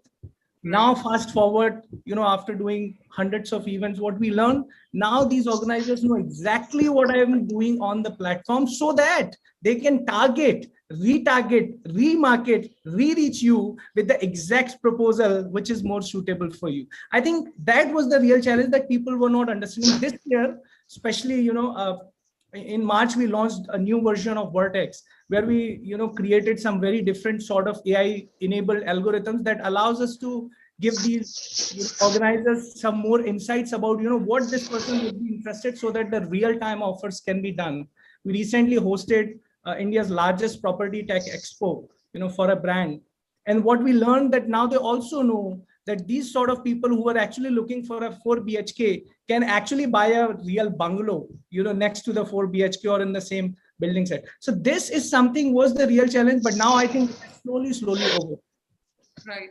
No, absolutely, Abhinav. A brilliant point out there. Earlier, like how a social media company would give analytics on what's happening where, and then you can position and target accordingly. Now with the virtual platform, and I've seen those analytics happen on what time, who is exchanging cards. It's so precise that, it really helps a company understand on how to execute. So definitely a good pointer right there. So, we've got 10 minutes. Quickly, I'd like to understand from all of us, and there's also an audience question I'll squeeze in. Firstly, what are the steps event tech companies are taking to ensure smooth events, which we've already spoken about on that front? But, if it, in terms of differently abled audience, now that's a definite, segment, if any of you have done on it, I'd love you to highlight in the next course of discussion. So my first question is, of course, on the engagement tips, and do you feel hybrid is the way to go? So we'll keep 2 minutes each. I'm apologetic on the time. We've just got a few more minutes left. Starting with Anilji, if we can come to you. Engagement tips, sir, and... So in terms of differently abled, That's a very big part. That's a very big part of our life, whether it's live or whether it's whether it's virtual. So that's something we've always been have included, and it doesn't change. Right. It's the same thing if you're differently abled or you are fully healthy and fit. So it's the same principle. You can still be a part, and the community grows. You can reach out, you can converse more, interact more. So I think it doesn't matter what form you are about, it helps everybody. The other thing I think about hybrid, of course, because what you are bringing in is value. What you're bringing in is connectivity, is interactivity, is curation, is innovation, is learning. It's so many different aspects. So hybrid, of course, but always remember that never lose sight of the main story, which is the physical property. Absolutely. The day you lose sight of it, and the day you start giving equal weightage, this is my thinking, and I'm not talking about curation or innovation. Don't take that lens into this, but the day this should be a mirror of this, with added features, with added touch points, with added information, with added ability, those kind of things. But never lose sight of this, because if this in any way fails to this, you've got a problem. You've got a serious problem. And lastly, I'll also say this. So therefore, hybrid for sure, because it just creates value on every level. But more importantly, I think even people, what has happened is that, and one more thing we must realize, and I'll make this as quick as possible, events that have got history, legacy, recognition, brand will do way better on digital, because to see new things with the hundreds of different different options there, it's difficult. So always, don't ever forget to create a brand identity whenever you're launching whatever you're launching. If it's got history, if it's got legacy, great. But if you're launching something on digital, new property, make sure you don't forget creating the value, the brand, the positioning, the brand speak of it, because that will help you make it bigger in time to come, even if it's just digital. Treat it like you would treat anything else you're seeing. And lastly, I'll end by just saying this. It has given us great insight, and it has given even brands and advertisers and people, because they have now been forced to relate to what empathy, humanity, wellness, respect, integrity, whether it's there or not there, they've learned to understand that difference. They've learned, because everybody has been impacted through this pandemic, tragically. It doesn't matter whether it's health, finance, mental stability, or whatever. So I think we're going to come back a stronger, a way better world, a way more valuable and a more integrated society. So I think that's the way forward. Absolutely. Thank you so much, Anil, for that. I'll quickly move on to Deepak. Deepak, your closing thoughts on hybrid events, and also if you could just answer on the question from the audience, if you'd have any contribution there. Yeah, I think virtual events have itself solved that problem of going closer to the differently able people to begin with. Okay. Tomorrow, in fact, we are doing one event for Pratik Foundation, which is an international show where there are around, I think, 18 odd bands performing all day long. And there is some kind of while the communication is happening, sign language is also used during. So you can actually witness that. You would see it on Facebook. It's a large event that's happening. So that's part of it. I think good amount of virtual events are taking care of that. No doubt we would not, because we are not bringing people out there on the hybrid events. I think EMA, or for that matter, all our event companies are following all the SOPs for working towards for differently abled people. And that's how the event functionality is built in, because all these functionalities are built in right now. Now, let me address that question of engagement part of it. Okay. So here I would say, go live. I would say, don't use this recorded format. I only do live shows. I don't like getting into these recorded events. No doubt many companies are a little worried about that. And while going chroma, how do we, so we bring at 6 different countries, people live on one stage at one time. And that is live. Okay. Also, I would say the host becomes a very, very important person to choose during your virtual event. So let that virtual event be shorter to begin with. Choose a great virtual host who knows how to engage. There are different hosts we have figured out for different kind of engagements that are there today, and we have good amount of good hosts available in India today. Also, try bringing the person closer. Go on Chroma so that because person feels closer. These square windows or rectangle windows have become very so moment you go closer, there is some difference out there. So these are besides that, I think leaderboards and other engagement formats. There are many engagement formats that are engaging there, asking people to keep their cameras on and gaming zones and there. So I'm saying I think virtual events are going to be fun.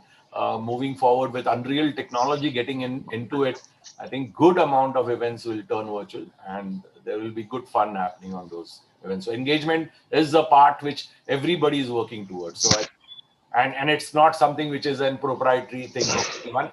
Like we have something called V Games. We have created an entire environment called V Games. Many of the event companies are using. There are 400 games there which you can play virtually, and people use our links to then engage people further. Right.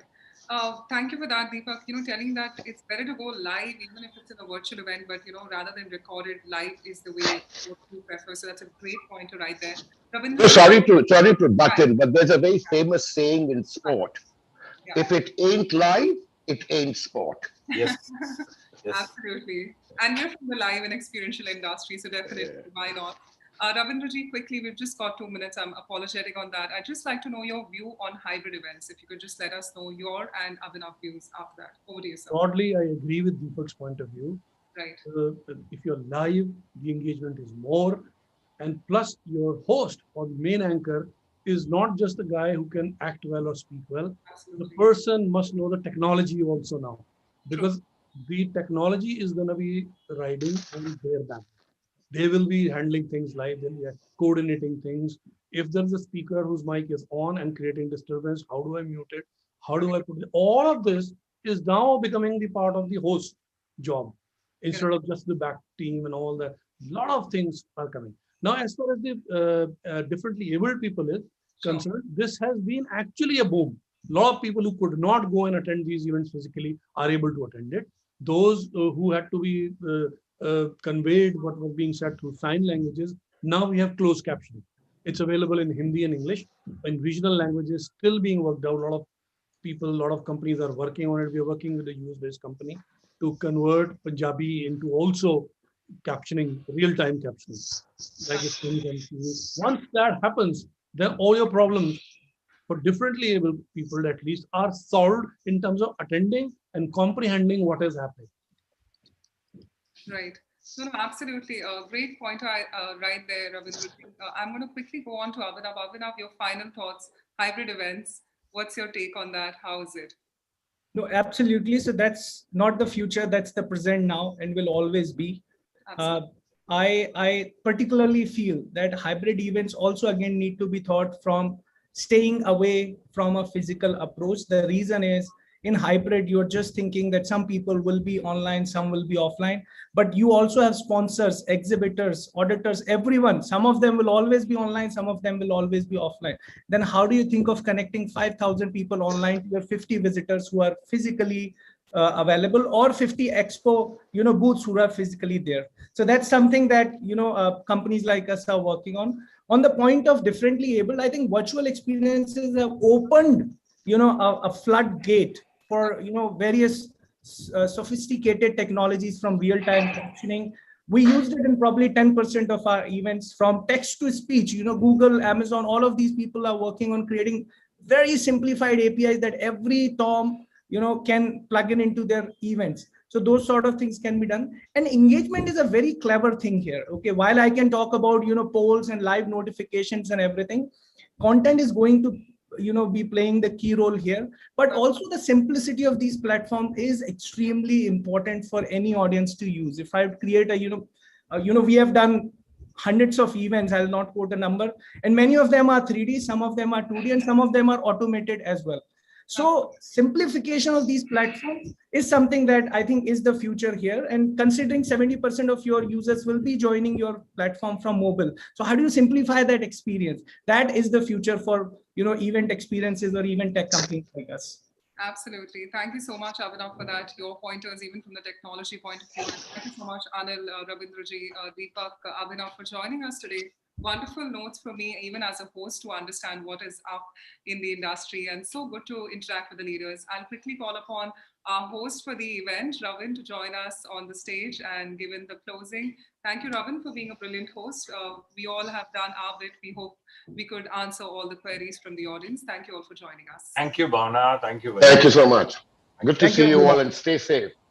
Stay See you, safe. Anil. Bye-bye. See you, Ravin. Bye-bye. Take care, my friend. Thank you. Over to you, Ravin.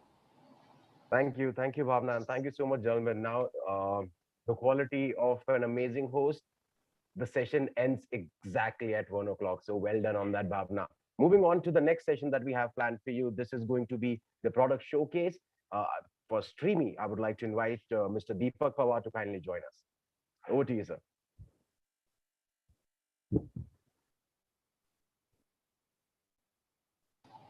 Hello. Yeah, I'm there. Yes. So, yeah. So I can start, right? Hello, everyone. Good afternoon. It's a great day to meet you all virtually. Let me start sharing my presentation. I am Deepak Pawar. I am the director with Streamy Tech. Streamy Tech is a company that we started last year, post-pandemic. Quickly, I will start sharing my presentation and hope you all can see the screen. So we say we stream your imagination, so that's something which today, earlier years, we used to when talk about tech things, or we used to, a client used to say, can this be possible? Can we do this? Can this happen? So imagine if an Amazon, how seamlessly you choose something, you like something, you have options, you have the pricing options, you pick and you get that product delivered. Do you know how much of technology works behind and how seamless all that happens, right? So similarly, on streaming front, when we say we can stream your imagination, anything and everything is possible today onto the virtual world. You can just think that you want to take somebody to another planet or another vision, whatever vision you have or you have visualized your event as, we can stream that for you. So we build the whole platform from the base itself for you. But we say virtual events, are stand on 3 pillars today. 33% of that, the one pillar I would say is 33% technology, 33% is content, and 33% is your virtual event manager's role, or it is the show flow, event flow that the virtual event manager or team of people who manage that show flow. So it's very critical for a virtual event to be the tech part of it. Not many people are bothered about. So I would quickly move to this slide, which would say we have divided a virtual events into 4 stages.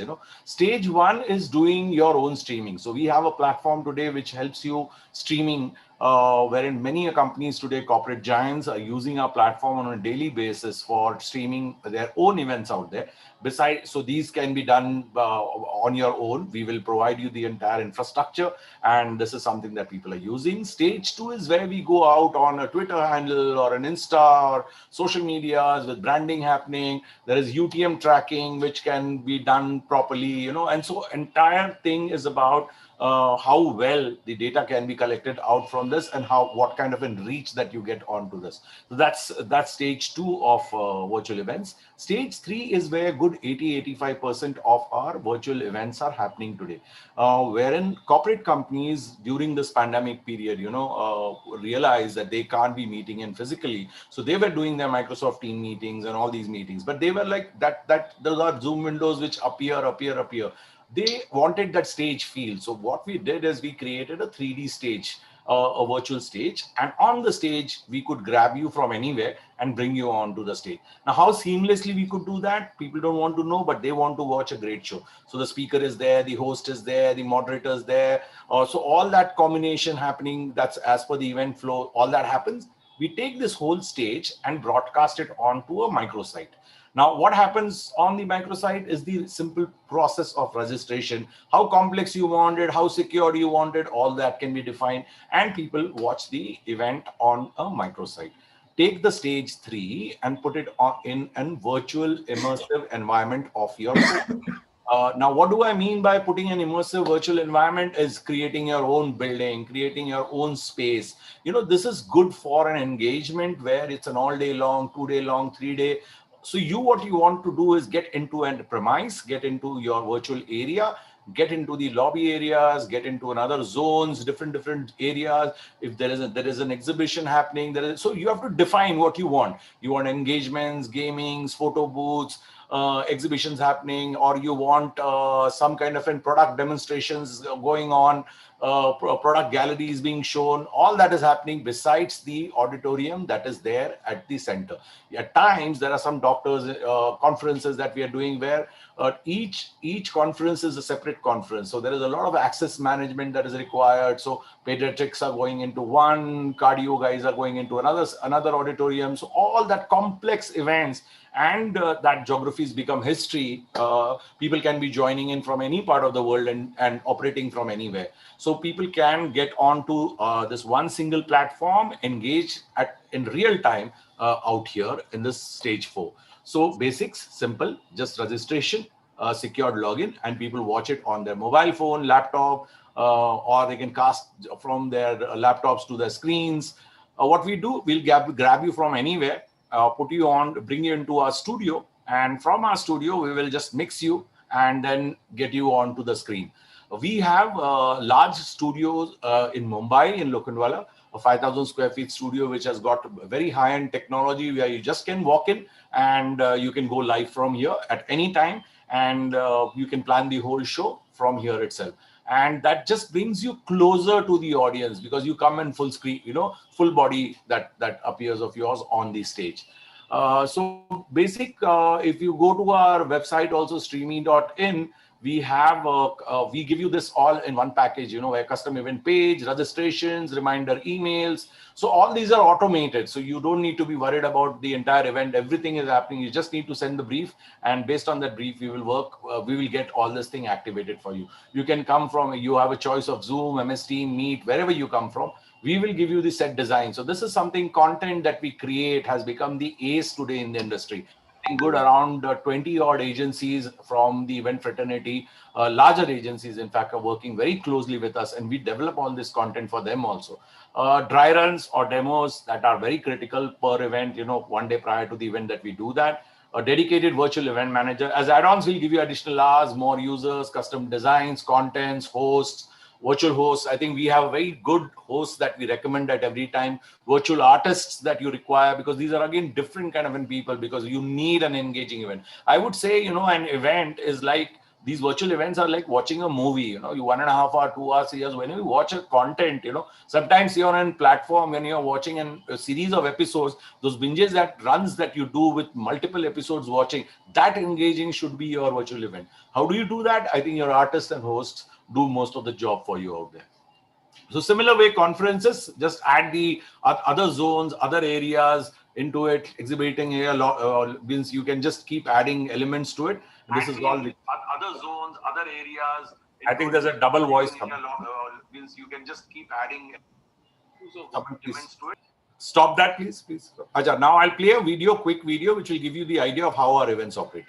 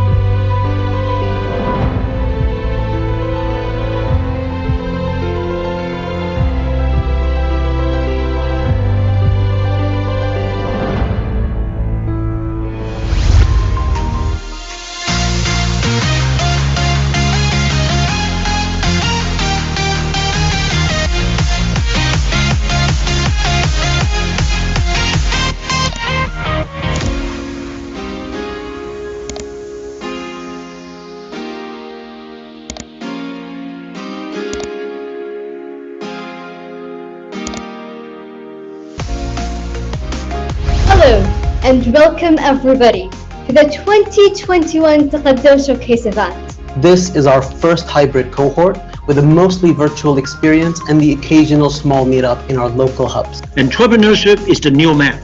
We all had to learn math. We are happy with the positive achievements by the program over the past years.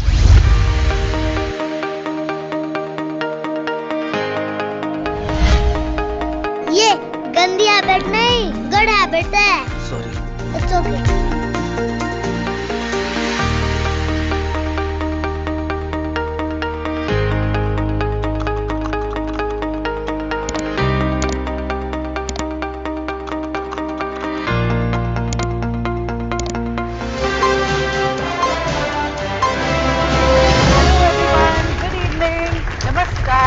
Welcome, ladies and gentlemen. My name is Ghazal Vach. I am Siddharth Kanan, your host. Ladies and gentlemen, this is Papa CJ. मेरे साथ है ना खूबसूरत हसीना Sonam Chhabra. We are excited to welcome you to this monumental event.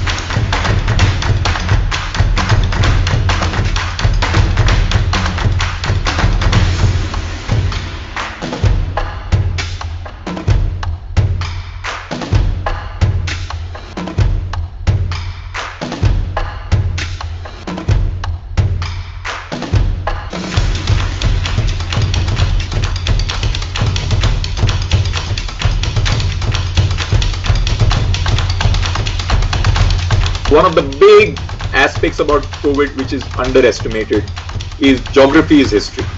You can be sitting in any part of the world and operating in any other part of the world. What are your thoughts on how organizations and businesses at large? I'll say the first phase for us, we became digital first responders to all the first responders out there. My job is to make sure my audience is happy. Your attitude determines whether your ability soars or whether your ability sinks.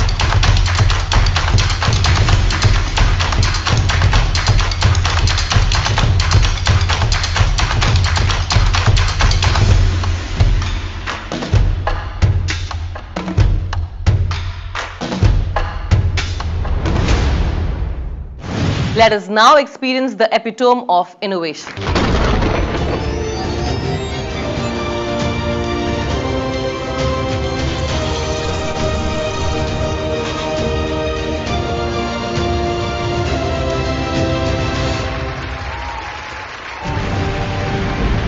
I would now like to launch the product with me.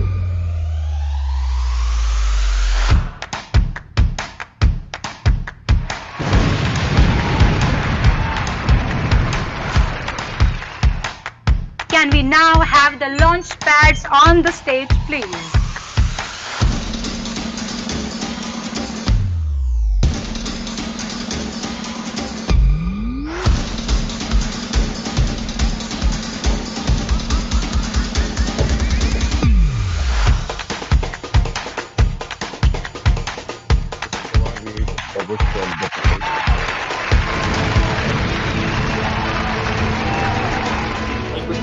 The award. Remarkable performance and achieving the CMD award.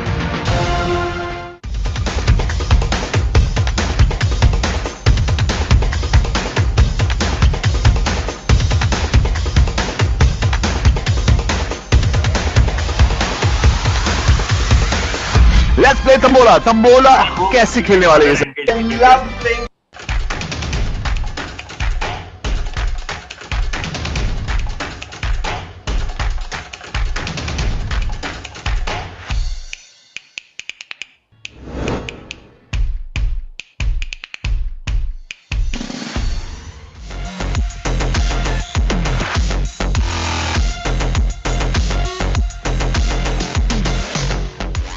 Thank you for registering for EMA Digital Day, powered by Brand Equity.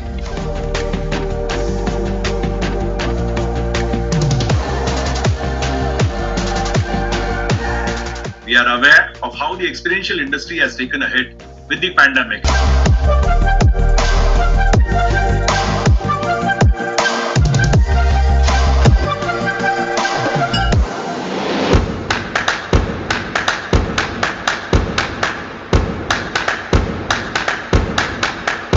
I know the team that's really been behind putting this event together. My gratitude to Team Streamy for being our partner of choice when we went virtual. You were able to bring a lot of energy that's usually in the physical space on the virtual event.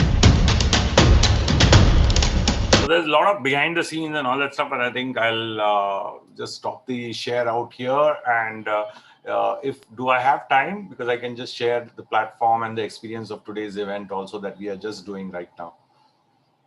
I'm sorry, Mr. Pawar, we've already got 5 minutes. So I think there is, thank you very much for this time. Streamy.in is the website that people can reach and reach us anytime. Thank you. Thank you, Deepak. And I'm really amazed at the quantity and the quality of events that you've shown in such small amount of time. Terribly sorry we could not give you more time, but thank you so much for sticking and adhering to it. It was a pleasure listening to you. With this, ladies and gentlemen, we'll move on with our next keynote address. This is by Mr. Sanjoy Roy, Managing Director at Teamwork Arts, is going to be here with us. Well, I'm absolutely sure most of us already know him, so I'll hand it over to Mr. Roy here. Sanjoy, warm welcome. Thank you so much for joining us. Thanks, Raveen. And I was quite happy to actually give my time over to Deepak because of what he showed us. So, exciting stuff. And that's really, in many ways, sets the agenda for my talk. Raveen, do give me a heads up on chat in terms of the timing that I have, because we're starting late. So let me know. You have 10 minutes, sir, but I'll surely. So just give me a 5-minute call and a 1-minute call. It'll be great. So thank you all for being part of this, I think, a very important conference that Anurag and Ruhail have put together. I've been dipping in and out of it, which I think is one of the big advantages of being any place, as Deepak said, or I think Uday Kotak said, geography is history. You can be wherever you are, dip into one conference, go to another, continue to do your work from home. And this, in many ways, is what everybody's trying to cash into. But does it make for an economy? Does this new virtual digital world that we're looking at it, will it propel the experiential economy? And I think that's the million-dollar question to be asked. I remember when lockdown happened last year, March 20th, Vipul, a member of then EMA's executive council, came to us and said, I really want to do something. Can we do a 24-hour or 12-hour music program like tomorrow, on the Sunday, on the voluntary lockdown day? And we all looked at him aghast as to how is this going to be pulled together. But Deepak Pawar, whose presentation you just saw, who's always the whiz behind the back end bit, and he and his colleagues really brought it together and got me thinking. And thereafter, pretty soon, 4th of April, we began our JLF online series. So we took the Jaipur Literature Festival online with a new series called JLF Brave New World. And initially, I kept asking my colleagues, so, who's watching? And I harassed the living daylights out of them for the first month or so, because the numbers still weren't coming in. I wasn't getting reports.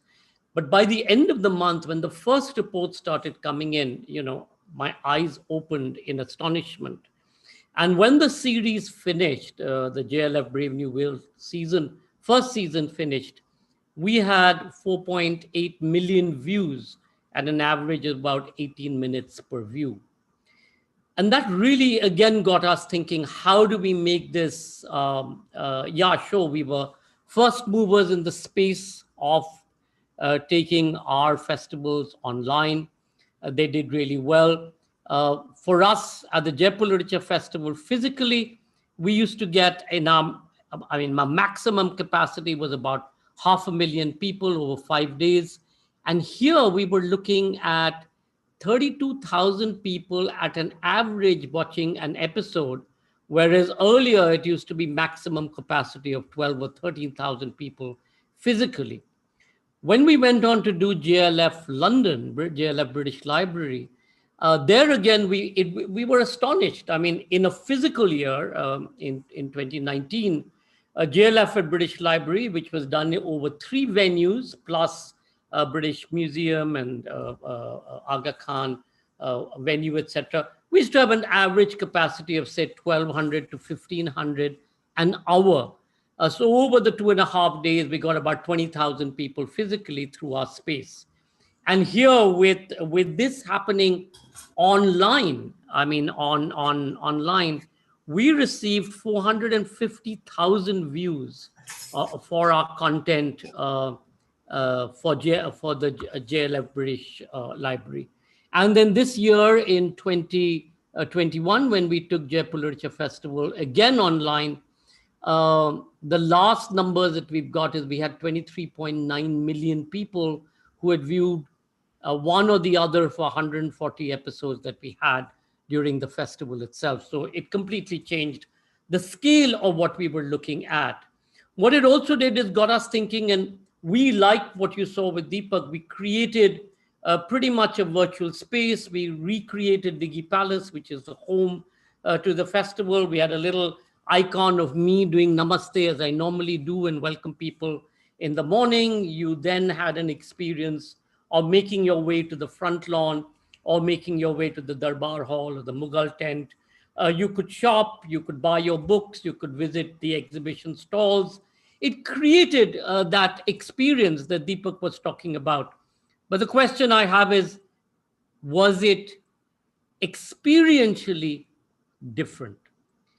And to us, what really came home is when we did JLF Boulder, Colorado, where again, we get, 20, 25,000 people coming through our doors over 3 days at the Boulder, Colorado library. People fly in from other parts of America, and they fly in to meet each other. They fly in to listen to the authors. They fly in to party in the evening. They fly in because Boulder is a beautiful place to come to. And when we did our statistics at the end of the festival, we realized that while we had increased, we did the digital festival over 10 days, a couple of hours every evening, America Central Time, which allowed for West Coast, East Coast, and Mountain Time to catch up. And we had 99% new audiences. We had 250,000 people who viewed Boulder. But what was interesting was that only 1% were audiences who used to come live. And in many ways, that gave us hope that experience, the actual experience of coming to something live, hasn't gone far and still will be alive and kicking. When we did Jaipur Literature Festival in January, what we did is we shot some sessions live with a very limited audience of, at that point, the COVID protocol was 50. And we did all our introductions in Jaipur against historic monuments to give people a sense of the environment. And I think that is important looking forward. In everything that Deepak has shown, stuff that Sabas talked about in the morning, other people who've shown their products, what I haven't seen experientially is how is this product different from any product being shared, whether it's in America or Singapore or Australia or from Dubai. When we create our exhibition platforms or our conference platforms, why haven't we been able to convert them into having an Indian look, a craft look, a look that celebrates our color, our noise, our excitement, our festivals, our incredible sense of design? Why is it still glass and chrome and exhibition spaces which are neutral? And I will actually use the word neutered, meaning it becomes the common divide rather than making it something that is an experience to come to. And that's where I feel that experiences will always score over the digital platform, because that's what happens in an experience. Even if it's chaotic, even if it's not as slick as what Deepak showed us with Bridgestone being sort of inaugurated in the way that it was done or launched in the way that it was done, you still have that sense of wanting to be in a place physically. Very interestingly, last week I was in an experiment with a bunch of colleagues and collaborators in the Bay Area, the museum the Bay Area Science Museum, and a whole host of people. We all worked together, the universities there. And what we did is that we teleported a 3D image of a person. In this case, it was me, 10 feet into somebody's drawing room. So I was sitting in their chair and having a conversation for 10 minutes with them. The teleporting is still some way away. To me, it still left me cold because I still didn't get that feeling that I was actually in the same place as the person I was having a conversation with. So while it looked like we were there because I was teleported into their drawing room as part of this experiment, it still didn't feel real. It didn't give me a sense of I'm seeing this person in his environment, which allows many of us to read a situation differently, be it during a meeting when you're seeing somebody's body language or eye movement or gestures, looking at their attentive focus, etc. The other problem that we've seen with digital more and more is that, especially as people are now zoomed out, you put your video off, you're going to be doing some other stuff, you're not focused, you're not concentrated.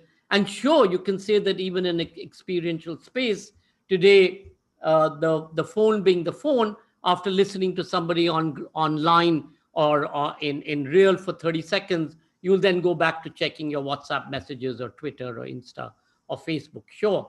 But if something is captivating and enormously exciting and marries with the technology that we seem to have tapped into, I think therein lies the future. The million-dollar question again is, so where's the money? And is there money at all? Deepak has talked about the services that they provided. Sabas talked about in the morning that this is a whole new world. But are people being able to pay their bills? Are people being able to hire in skill sets? Are people being able to maintain their staff, etc.? The interesting thing is that when we went into this journey, we too thought that, we're going to have to ride out this year with no revenue, no income, because who pays for digital? The interesting thing is when we ended last financial year, just from digital, all our digital products, we did total up just in India for our India festivals. I'm not talking about what we do internationally, 7.5 crores in terms of digital revenue. And remember, it's not that we are commissioned to do anything. We create our own products, we create our own festivals. In creating them, we drive and try and reach our audiences, and we find ways to be able to either charge an audience or build value for a brand or a sponsor to be able to put out money for us. And it's worked. This year, I'm finding it much more of a challenge because there was a sense in February, March that we're opening up, digital is over. And every now and then, that's what you hear. Sure, the second wave came and decimated everything and everybody. But I was listening to our colleagues in the UK, and I was listening to our colleagues in the US and in Singapore and in New Zealand and in Australia. Everything there is back outdoors. Nobody is on what we are right now, Zoom and digital. And I think the way we bring these two together, I know for us, across our festivals, east through west, north through south, we will continue to be a physical and digital product. We will never go back to only being a physical product because I think there is a huge, enormous technology-driven future in terms of digital. But I think you will see the minute there's a possibility of mask off going into a space, and that's still some way away from us in India and in many countries. But the minute that happens, I think you'll see a resurgence. And then the key is going to be, how do we try and match this together? How do we continue to do what we're doing today in the digital framework? And how do we marry it with a physical experience, making it better, more accessible, more glamorous, better looking, better driven events, on time, on schedule, and of course, accessible to everybody across the world. And I think the magic and the money both are in this space. So I'm going to stop there because I was given 10 minutes. I think I've gone 4 minutes over time. I know Ruhail very kindly said, don't worry, you can go over time, but it's okay. Let's stick to the timing. So thank you all. And if there are questions, I'm not sure how those are handled, but I'm happy to take any offline or at a later time. Thank you.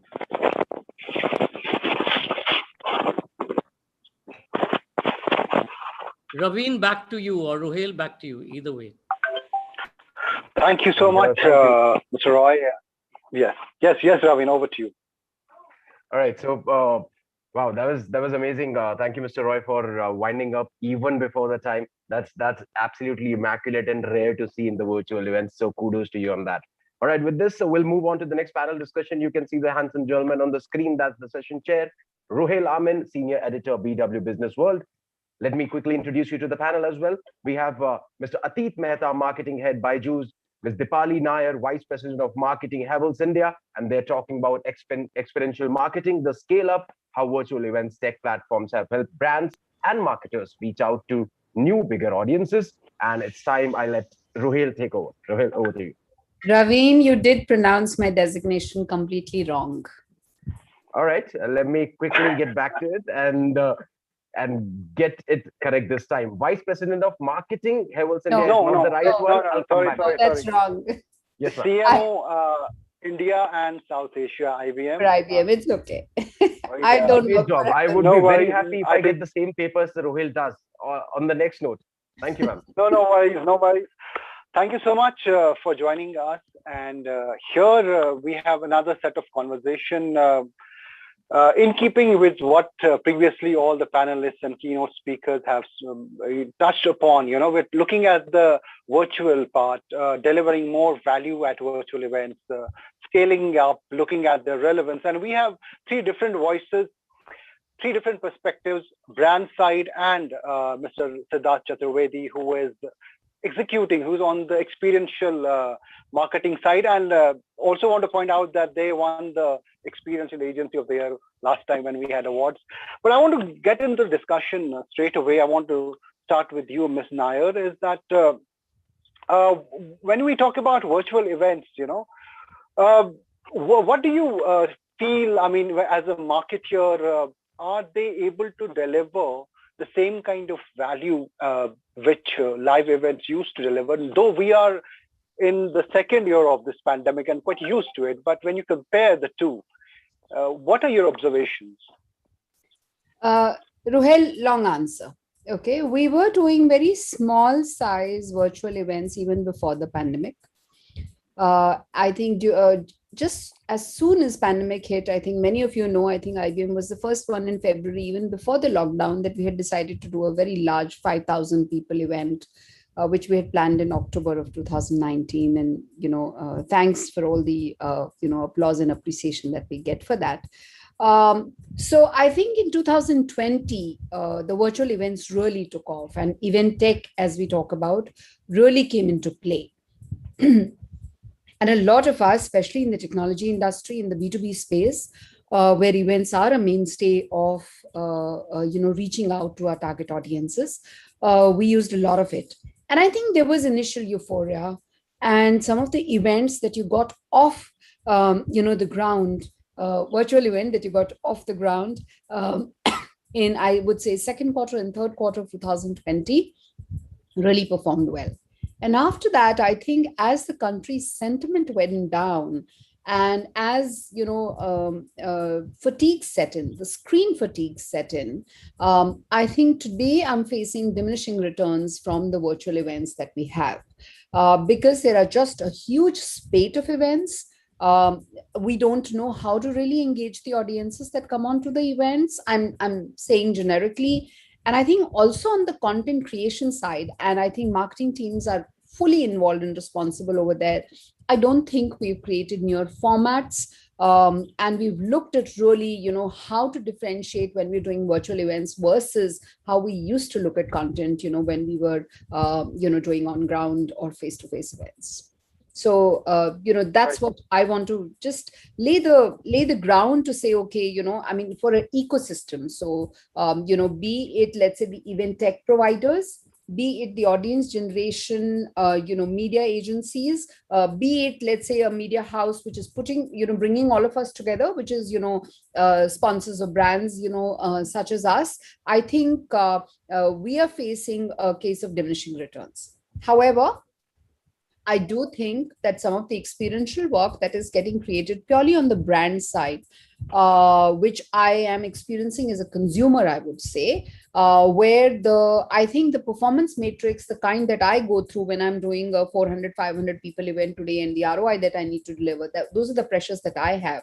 I think when we're looking at, product launches, when we're looking at brand launches, I think some of the work that's happening over there is fantastic and very large. I mean, the Apple launch definitely comes to my mind in terms of what they managed to do and the reach that they managed to create as a differentiator. Right. Well said. I totally agree with the points that you've raised. Mr. Mehta, being a digital first company itself, and then talking about the relevance of virtual events, I mean, when you compare the two, as I asked Ms. Nair earlier, when you look at the pre-pandemic era, when you had live events, and now, is the engagement same? Are you able to find the same ROI for your events still when you talk about virtual events? Thanks, Royal. No, Royal, I don't think there is any ROI coming out of the virtual event. And there are multiple reasons behind that. Now, for example, the whole premise of experiential, or the whole premise is a physical interaction where a brand is interacting with somebody else who's seeking that services from that brand. However much we try to do, while we can get the people, we can get the sponsors, but the brand is just not able to create. Now, while a product launch probably can work, but that product launch requires touch and feel. It's not possible. So while it is good that everybody has been trying to do something, and they have been, in my books, they have been relatively successful, but the magic of a physical experiential event is nowhere close to a virtual event, and it's not helping. So there is no ROI. All right, very, very candid and straightforward. Absolutely. Mr. Chakravarti, we know, I mean, you used to. I'm surprised. I'm surprised to hear two tech company people talking about virtual and tech experiences not matching the experiential physical experience. I'm so glad to hear that. And actually, that's the fact, Rohel. Nothing can match an experience setting which is real, which is live. We've of course done a whole lot of virtual and hybrid events. There are, and I agree to Dipali what she said. There are goods in that also. I mean, we just did a hybrid event for a banking client of ours who was launching a banking app where they were engaging with 25,000 employees of theirs directly. Now, I was telling the MD that if you have to bring them over and do an event, you have to hire a stadium and do it, right? So I mean, that way a lot of cost has been saved, doing these hybrid or virtual events. But is there a real engagement in it? Well, that's the big question, definitely, which is, yeah. I just want to say something. I said that we must differentiate between events meant for clients, acquisition and brand building versus the internal events. Sure. I definitely see a difference. And I think that the example that you gave for a banking firm is perhaps here to stay. I think, the ability to involve every single employee where they also feel obligated to attend. Please remember that I think when it comes to audiences and clients and customers that we're trying to get, they're not obligated to attend unless your content is remarkable. So I'd like to differentiate, and not mix the two. Events meant for employees versus events meant for, clients. Completely agree with you there. Right. Ms. Nair, tell me, we talk about the discussion is also about scaling up, experiential marketing. Of course, there are practical issues when we talk about various elements, but when you call about scaling up, for example, now you're streaming, we are on multiple platforms, greater audience beyond borders. What are the big achievements of virtual, if I may ask you, that it has helped us, helped the event tech platforms or helped the brand achieve, in your view?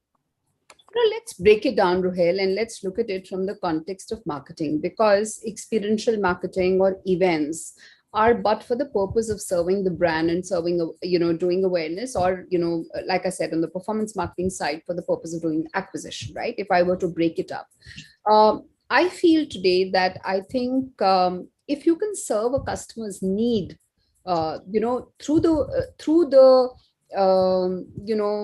jugaad, which some of the smaller brands are doing, I think they're doing a very good job. So for example, Atit, I am thinking of Byju's kind of, example when I say that. I am the mother of a 16-and-a-half-year-old, right? And while the small children, I think the education from the schools and colleges has been interrupted. But, when you look at the teenager and the college segment, while they are completely lacking on the social experience, that's a big minus. But, you don't feel that the education's been interrupted, whether it is the tuitions, whether it is, SAT preparation, whether it is, doing the regular school and college, so just look at that virtual experience also, right? It's a huge minus in terms of social interaction, but, there is this need that you need to satisfy of no interruption. So that's one kind of virtual experiences.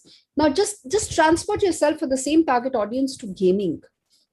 Just look at the experiences they've managed to create. And I don't know why, our event tech platforms are not taking inspiration from there. They must take inspiration from how the gaming companies are doing it. And we've been 14 months, into the pandemic.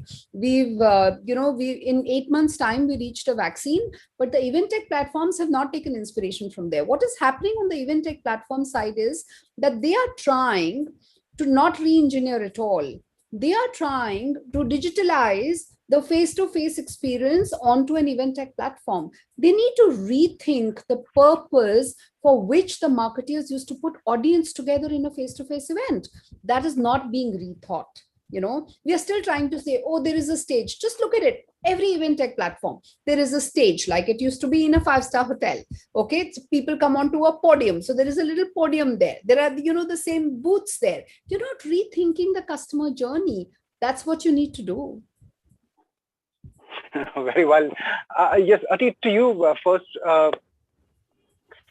What would make a brand spend more on virtual events and virtual platforms? What should be there in virtual events, and what should virtual platforms have to attract that sponsorship value? No, so before one answers or tries to answer that question, there is another question one needs to ask, that why do you need to do it? Yeah, so see today what Dipali spoke about. If the one-to-one is not an event. The one-to-one conversation is an experience. It's working wonderfully well. And all of us for the last 15, 16 months have adopted it very well. One-to-few also is working well. And that also I don't classify as an event. One person, a service, or an individual talking to 4 or 5, 10, 12 to 15 people. An event is with more number of people. So one-to-many or one-to-numerous is not working right now. People have tried, but as I said earlier, that you got the sponsors, you got the people, but what did I go back home with? The event team somehow managed to do it, and fully commendable job they have done. The brand is not interested. They have done it because of a relationship. They have done it because we have been doing it in the past. So let's continue for one more year. But I'm not starting a fresh conversation. So to answer your question, Rohil, the larger question is it actually required? And if the answer is yes, then everything else can fall into place.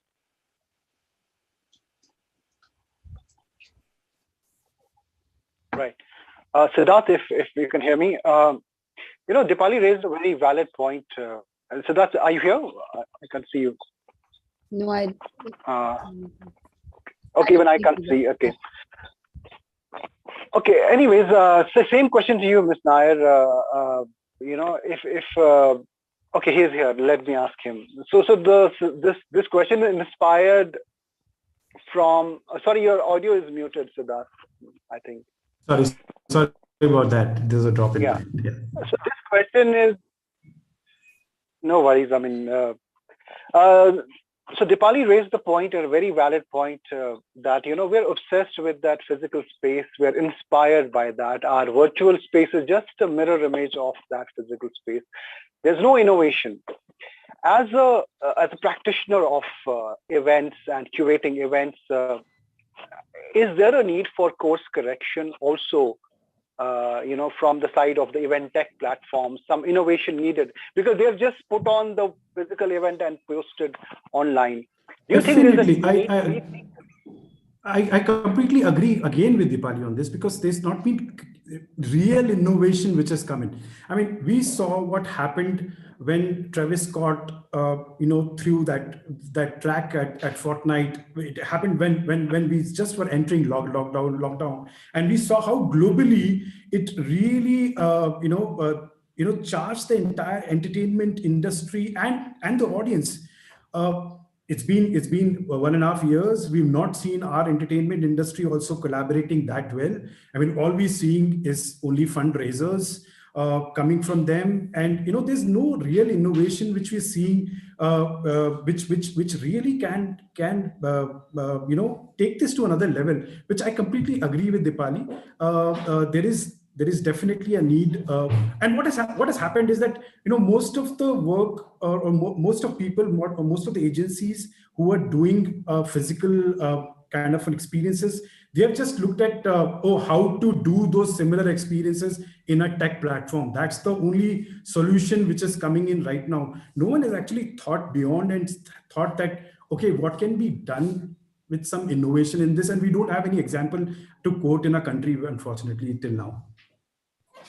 You know what the sad thing is, Rohel and Siddharth and Atit, that the rest of the world is going to transition back into physical events. So there will be no need for them to really innovate at the event tech, technology and platform.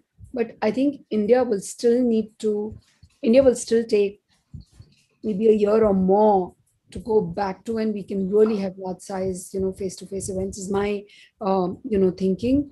And I think, therefore, if the innovation has to happen, it has to happen today. It's not going to, it has to happen here. It's not going to come from abroad, to us. It's not going to come from any other, country. And Ruhel knows this. I'm quite keen to speak at forums like these because of this, because, events is a very large part of technology brands, marketing spends, and I want them to perform. Right. Ms. Nair, being in the technology domain, and we are talking about event tech, tell me if you have to choose an ideal event tech platform from a CMO's perspective, and then to Mr. Mehta, the same question. What are the big things that they should have, that make them more attractive to the CMO? So, today the things that I deal with, which is that if I was to look at my brand scores, the brand health scores, okay, which is, brand awareness and associations and things like those, I'm managing them through digital marketing, and I think they can be managed, right? My real issue is that my events used to be very strongly linked to my ROI. So my business linkage, my pipeline linkage, my acquisition used to happen through, a lot more from the right. event side. That experience has not gotten duplicated, right? I may be spending equivalent amount of money though on virtual events. So, what do I really need? I need a ecosystem and a vendor partnership where they come to me and they say, Dipali, we'll be your partners in ROI. Pay us, depending on what business you manage to get out of these events, rather than, upfront give the money. So, it's my neck on the block completely, because I commit to the money, and whether the business comes out of that event or not, I don't know. Whether the people are going to land up there or not, I don't know. Whether people are going to stay there for 5 minutes or 10, I don't know. Of course, the content production is totally my responsibility, and we try and innovate, but I am wanting more ideas from the vendor ecosystem, to tell me, saying, Dipali, do it like this. What are we doing eventually, even over here today, for example, Ruhail, we are replicating the panel discussion that we would have had on stage, right? And that's exactly what we're doing at very, very high cost, 5,000, 10,000, people events. And that's what I need to change. Right. I'll come to that side, another question following up. But before that, Mr. Mehta, if you have to choose the event tech platform ideal from a CMO's perspective, what would that be? What should it have? Yeah, so agree. So two things similar to what Dipali said. So see, there has to be skin in the game. It's no longer that somebody is sitting with easy cash, check is available, and let's create something. Yeah, so skin in the game is not there. Unlike all the other media channels, which is also used for customer acquisition, which is also used for brand awareness, there is some amount of skin in the game, and there is zero skin in the game. And second, and the most important thing I feel is holding back people. Today, Rohil, you and me have done so many panels together, right? And a couple of months ago, we had done a small research. 70% of people said that we attend events because we get free food and free alcohol. Over here, we started the conversation at 1:30 sharp. Cut to if we had been doing it somewhere else in a physical format, MC would be shouting and screaming to get all of us on stage. Because over there, people are around. People have attended. Over here, I'm talking to 5 people. I don't know how many people are watching me. Over there, at least I can see X number of people in front of my eyes. So the larger point which I'm trying to say is that the other thing which is super critical is how does one ensure that you set up everything, you get the right levels of ingredients to put up a great show. How do you ensure virtually that your cohorts of participants are there as you started? And I don't have a sense, or I haven't got a sense in terms of how one can manage that. If these two things are taken care of, I think good amount of concerns which an advertiser would be having who's putting the check on the table can get addressed. Right. I can imagine. I remember, at the physical event, right after the lunch break, you have to start your next panel and you're just struggling to get them in. But I miss those days also. Moving on to Siddharth, Siddharth, what are you hearing from the brands? What is happening with the experience with Spence right now, in your view? See, again, it differs. It differs in various categories of clients and what they see. A lot of clients are actually really given out augmented experiences, which was not seen. Look at what Sephora is doing online. I think it's a brilliant thing what they're doing. When they're you can actually see how that makeup will come on you, and you can. Those are kind of experiences which are doing very well. Any car launch happens today has to happen with an augmented experience of that car. If you're not going to the showroom, you can actually see and feel like the entire experience are there for you to.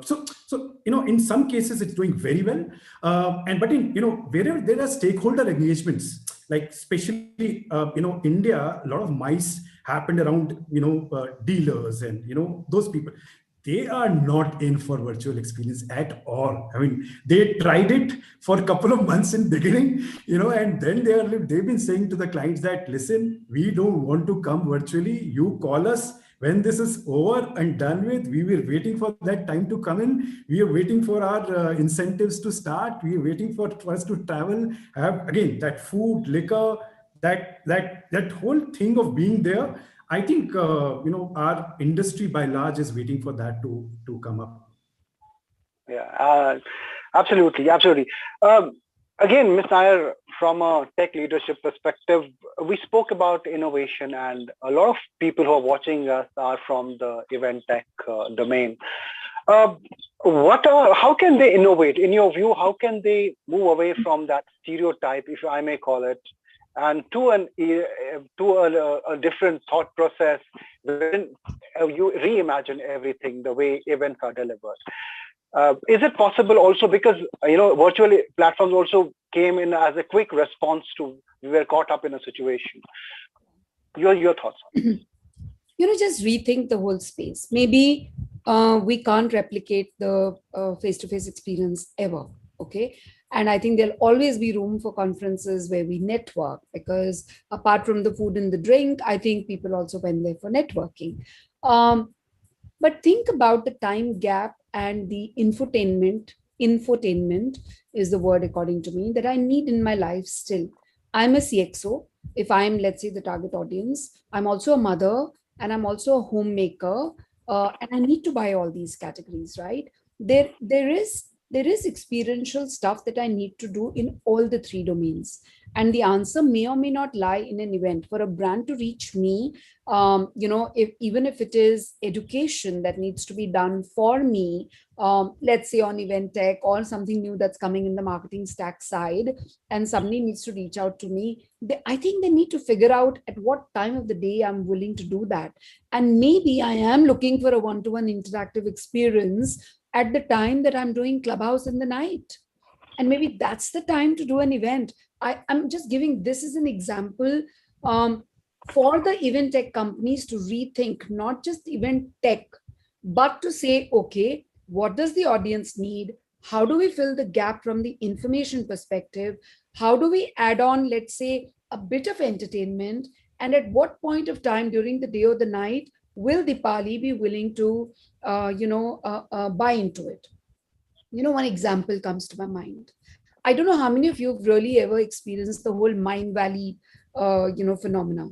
Forget, the whole spiritual aspect to it, but the way they conduct their classes, the way they made it interactive, the way the modules are in terms of video, education, some bit of it free on YouTube, then you get the customer in, then you make them pay, what all they're offering free now, how they've changed their pricing completely from when they used to be face-to-face versus, the digital now, and how they do the follow-ups, how they customer supporters. If you really look at the whole customer journey in the process, they've actually gone from very large face-to-face 2-day events to a 30-day module, half an hour every day. Now think about it. They've rethought the whole customer journey. I mean, today I want to talk to Vishen Lakhiani, not because he's the guru that he is, but I think he's done a superb job of, changing the product and bringing it into marketable pieces and bites, So, that's what I want to leave you here with, Rohel, when you ask me how to rethink the whole experience. Right. Mr. Mehta, there was earlier a discussion where people have observed this virtual space, and somebody said that, doing an event on a Thursday and a Saturday is good, afternoons and morning. I mean, now people are they have started looking at the trends.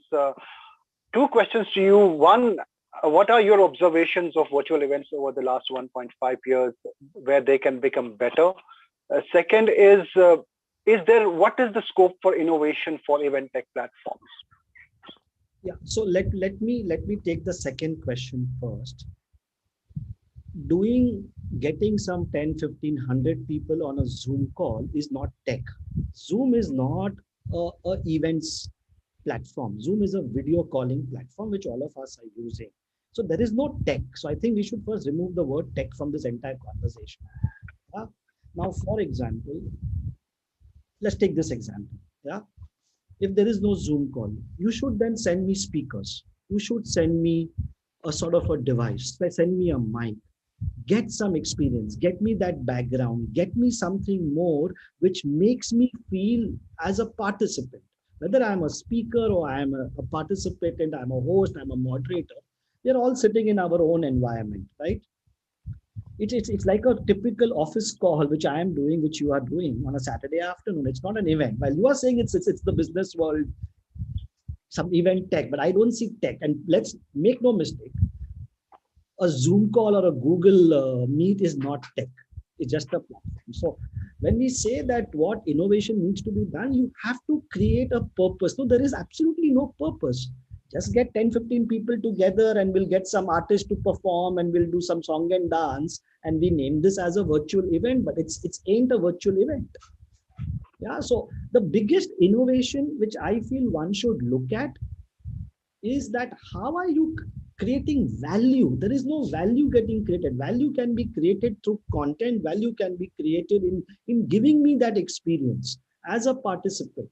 And that is not happening. It's more about getting more and more people. I heard somebody saying that the literature fest, we achieved some X million number of people. Great. But what did those people get?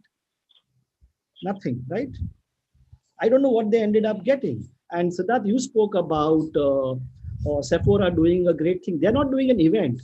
They're doing digital, customized, personalized marketing. You spoke about car companies showing their cars and augmented reality. That's not an event. That's a digital innovation. It's not an event. So one needs to classify and differentiate that what is an event and what is a brand activity. Somewhere we get lost between these two things.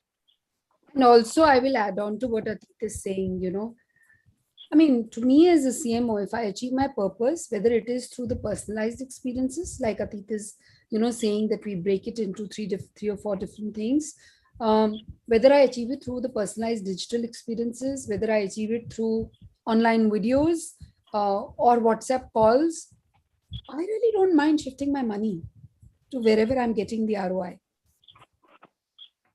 Right. So at the end of the day, I mean, it boils down to the event companies, the responsibility of, executing it. But tell me, what is on the event, head's mind right now with uncertainty still around?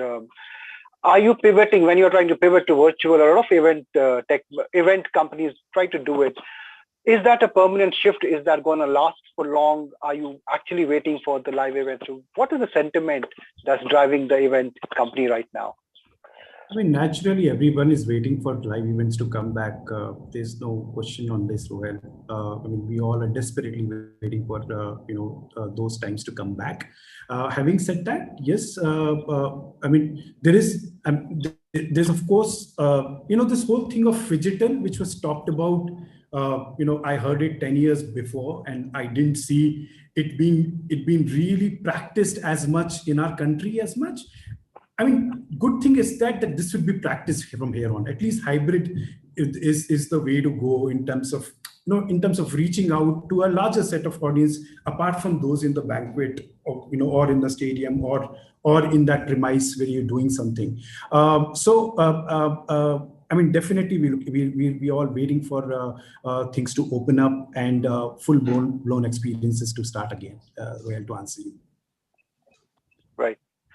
Ms. Nair, as we move on, so we're talking about hybrid events, and I mean, we're all kind of pinning our hopes to it that, digital experiences and whatever we have created during this pandemic, the infrastructure is not going to stay, it's going to stay relevant in some or the other way in amplifying the physical events. How do you see the two converging as we move on? Everybody's getting vaccinated to a fully vaccinated era.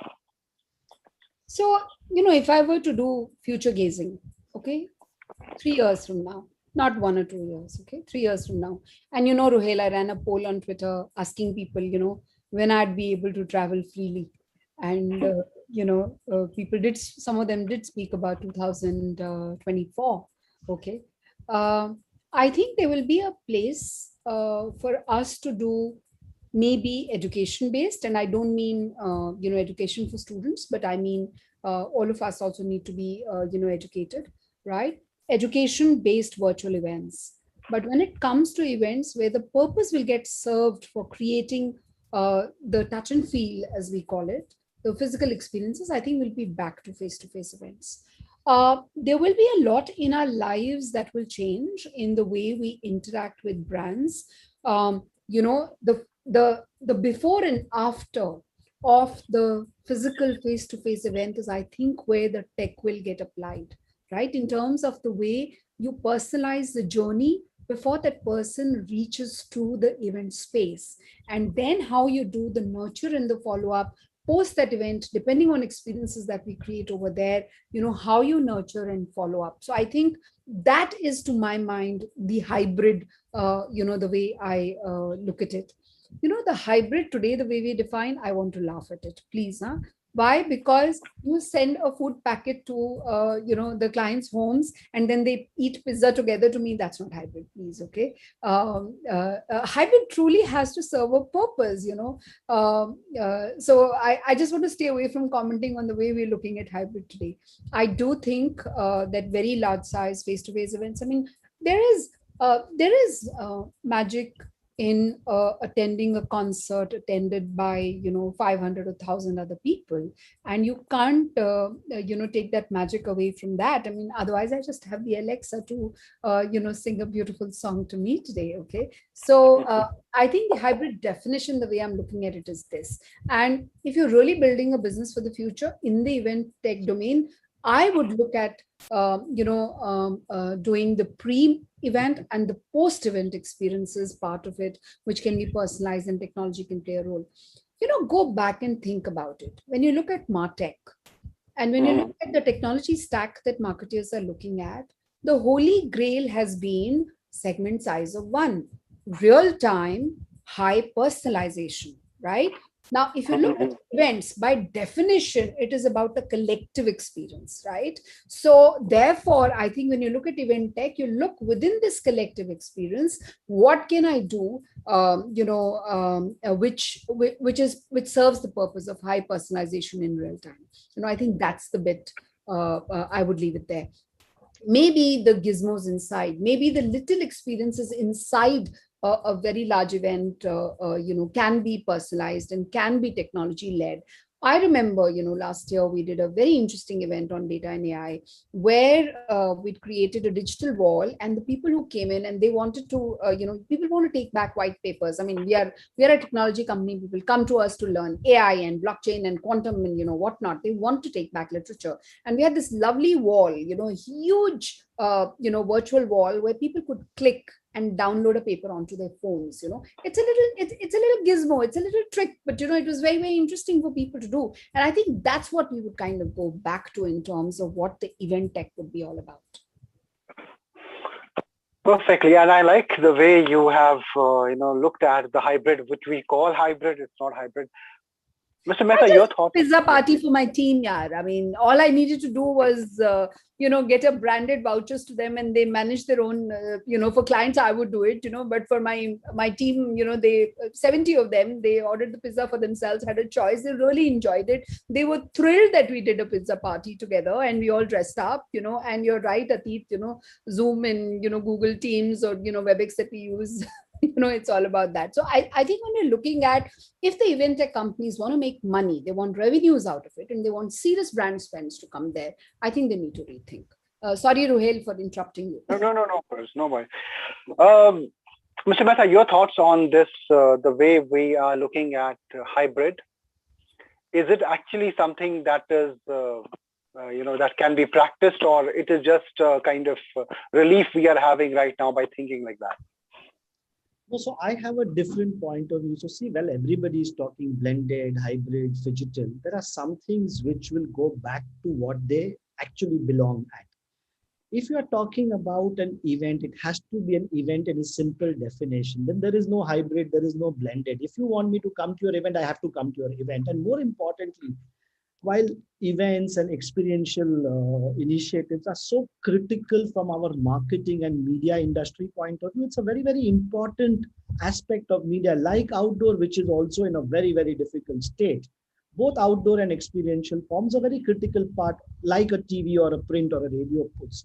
But whenever it starts, it's not only our industry coming back, but just think about it, the amount of other industries getting benefited. There is a concert happening of an international star coming and performing in Mumbai or Delhi, 20,000 people. I will go and buy new clothes. I will go and buy new shoes. I will go and get myself to a salon. Yeah, so you are also helping the other industries revive. So it's very, very important. While everybody has a different definition of hybrid, in my books, if it's an event, when you are getting people together to share something, to showcase something, while everything can be made available, it was also made available before the lockdown, pre-COVID era. The intensity and the gravity was less. It's now 100%, but sooner or later, whenever it starts, that it has to be in the physical form. Right. Siddharth, your thoughts on, I mean, the way we are looking at hybrid, is that relatable? Is that practical? What are the shortcomings? I agree. See, I completely agree there. Again, I'm coming from that background where I believe in live experiences. That's what we really do and we provide. And I completely agree with Atit. It's a very valid point he has brought in table wherein, yes, event is a nucleus of a lot of economic activities around which, wherein a particular event creates, which is like, say, for example, if I have to take on Sanjoy's model of Jaipur Literature Festival, the kind of tourism activity it brings in, it's in tunes of around 150 to 200 crores in those days when it happens in Jaipur. So, there's no replacement to that. All I'm saying is, it also, this experience, this whole thing of that, this opportunity which we've got in these 2 years, we have to go on and get hooked to a screen. There are certain experiences which you would never go for or venture out to are available to you, right? That's easily available for you to have a look at.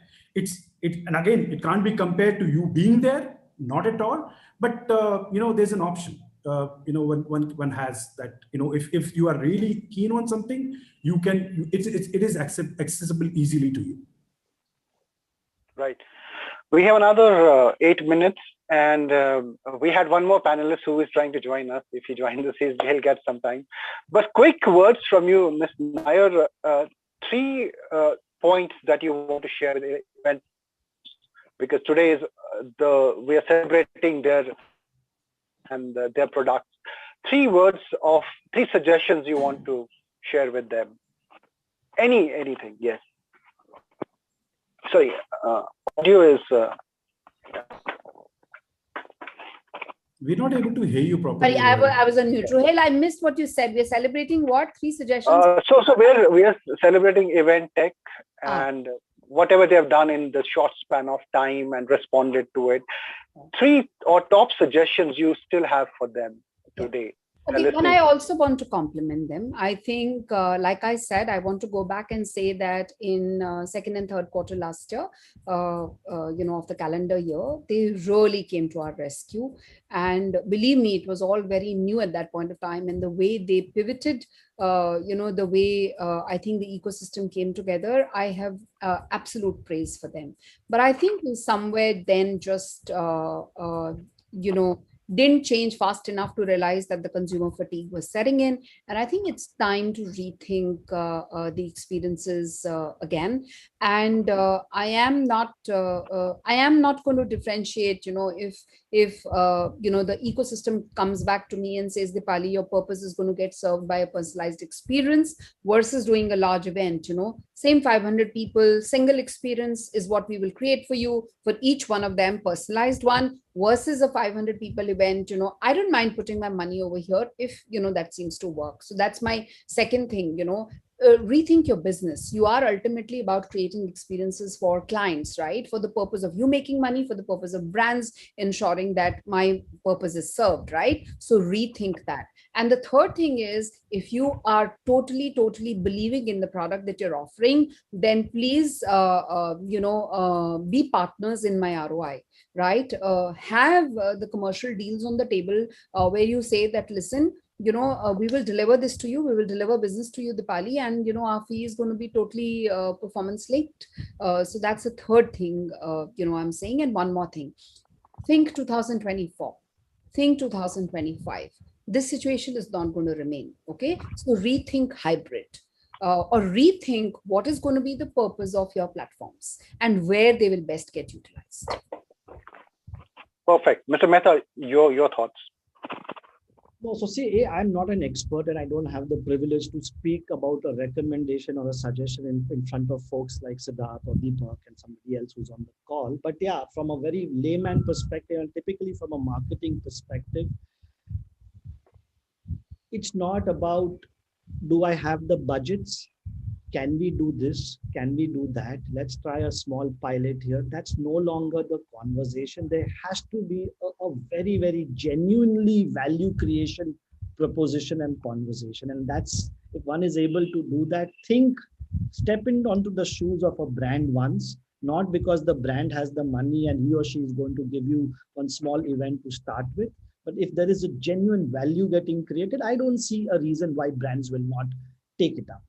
Conversations right now, at least what I have experienced, is more about, let's do a small thing. How does it matter? It's a small X amount of rupees. You're spending so much. That's not a starting point.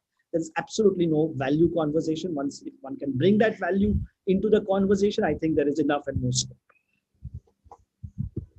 Okay. Siddharth, what do you have to tell the CMOs, this way?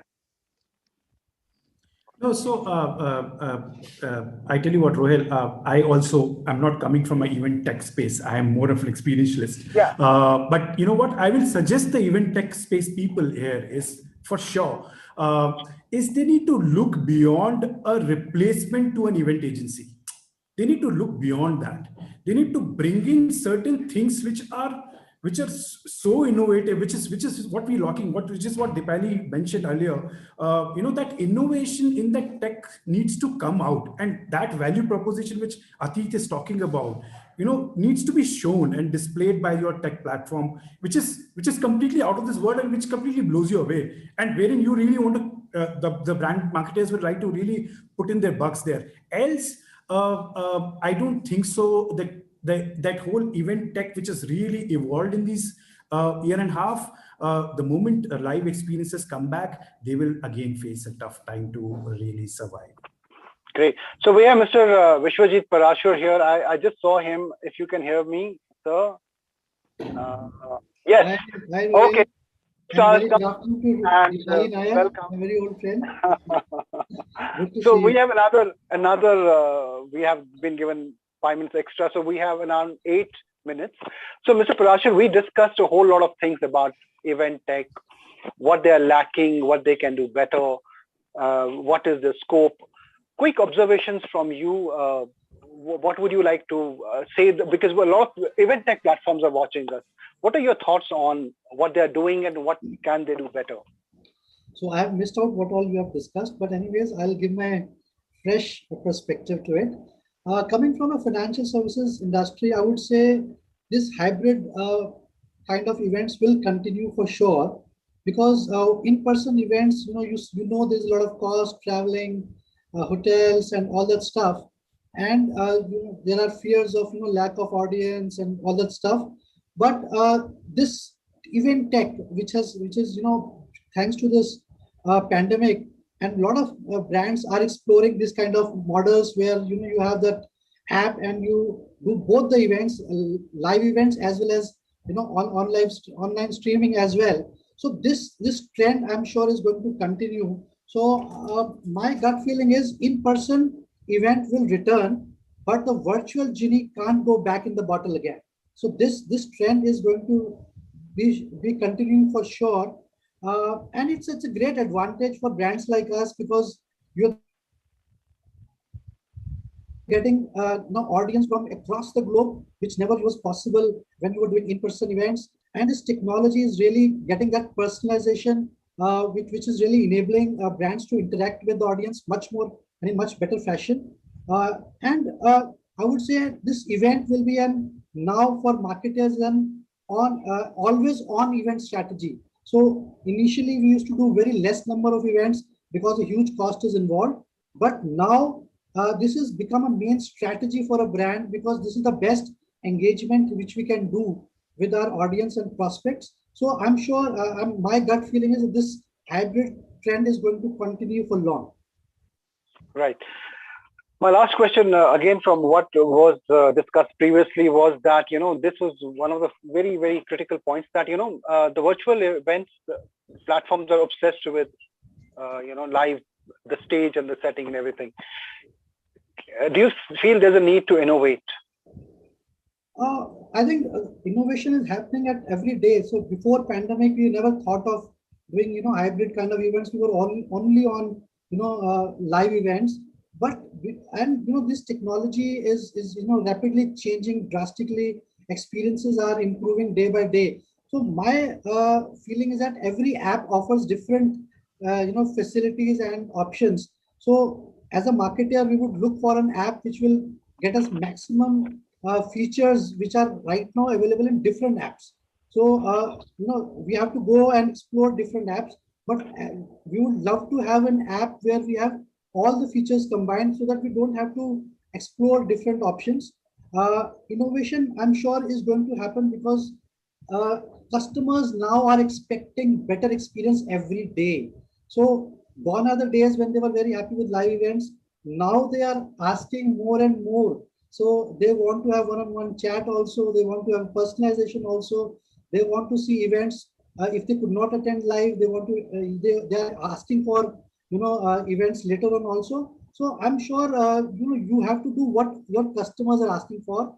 So at Bajaj Capital, what we are doing is whenever we do this hybrid kind of events, what we used to do with what is called the Net Promoter Score or customer experience. So we are clearly observing that trends are changing every month on month. So what customers were expecting 6 months back, today that is not a wow experience for them. That is very basic hygiene. So now they are expecting more and more, and brands have to live up to their expectations if they have to continue with these kind of engagements, because there is no other way. You are not meeting physically in stores. Right. Even as a business model, I would say we have changed our branch offices.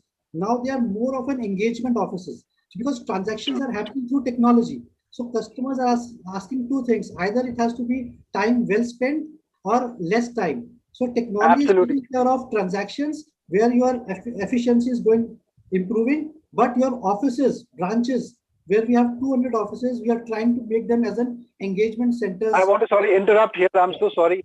Just have like another 2 minutes left. Any closing remarks? Anyone wants to share anything? We have 30 seconds. We've said enough. You let Vishwajit speak. He is having a counterpoint if you compare to us. But I see his point, I've come from financial services, and I think it kind of makes sense what he's saying, there too, because I think the financial services brands are also rethinking the way they're creating customer experiences. Vishwajit, over to you. Yeah, thank you, Deepali. Thank you so much. So I'm saying, I don't want to conclude, but because I don't know, I'm so sorry what all perspectives you have shared. My view is that, as in financial services, customers are, demanding more. Financial services were a late entrant to when it comes to experience marketing, honestly speaking. But, the businesses are rising because there's a great need of insurance plans. There is a great demand for, the demat accounts have opened like drastically in last 1 year. So businesses are happening. You are not, you need to engage with customers, and these events and these event techs are going to be a great tools for any marketer to connect with their customers, to engage with them, and to, of course, to get more revenues out of that. Thank you so much, and sorry that we had very little time towards the end, but thanks still for joining us. And thank you everyone, Ms. Nair, Mr. Chaturvedi, Mr. Parashar, and Mr. Mehta for this lovely conversation. Over to you. Thank you, Ruhail. So in fact, even Ruhail, I would ask for the recording of this event, same way the customers are also demanding, so that I could hear what Deepali and Absolutely. Absolutely. Thank you. Thank you so much. Thank you. See, now, Ruhail, that's the whole thing. I miss meeting with all the friends that I used to meet with at conferences, okay? Virtual mein wo baat nahi hai. Yes, I agree that in-person meeting cannot replace, by this hybrid or, online events. But having said this, cost-wise and other features are also there. It's both the ways. Thanks, gentlemen, and Ms. Nair, thank you so much. Thank you. Thank you. Okay, let me take this opportunity to thank for started with IDM India and South Asia. I hope you Marketing Head, Bajaj Capital, Mr. Atif Mehta, Marketing Head, Byju's, and Siddharth Chaturvedi, founder and CEO, for being part of this amazing conversation. like to invite the product showcase for Spalva, the co-founder, Jaya Pandey. Jaya, over to you. Hey, thank you, Ravan. I just want to do a quick check how virtual events are these days. Am I audible? Everything is great. Yes, I can. You. This is over to you, Jaya. Best of luck. Okay, thank you.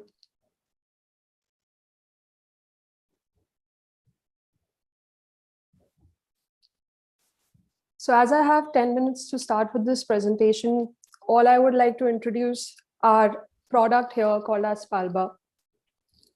Spalva, if I may say that it is how we coin event tech as of now is very different the way we have perceived it for our product Spalva.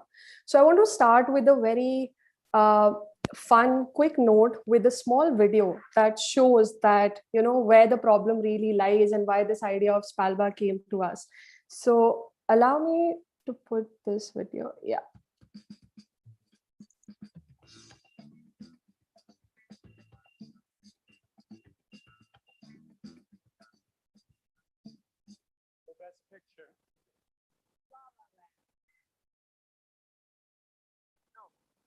There's a mistake.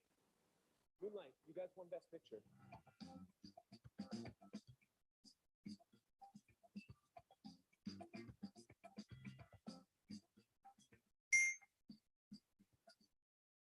Movies and entertainment look great as well. Excuse me just a second.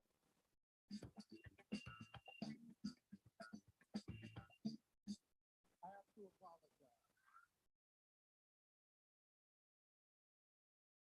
The first runner-up is Colombia. Miss 2000 is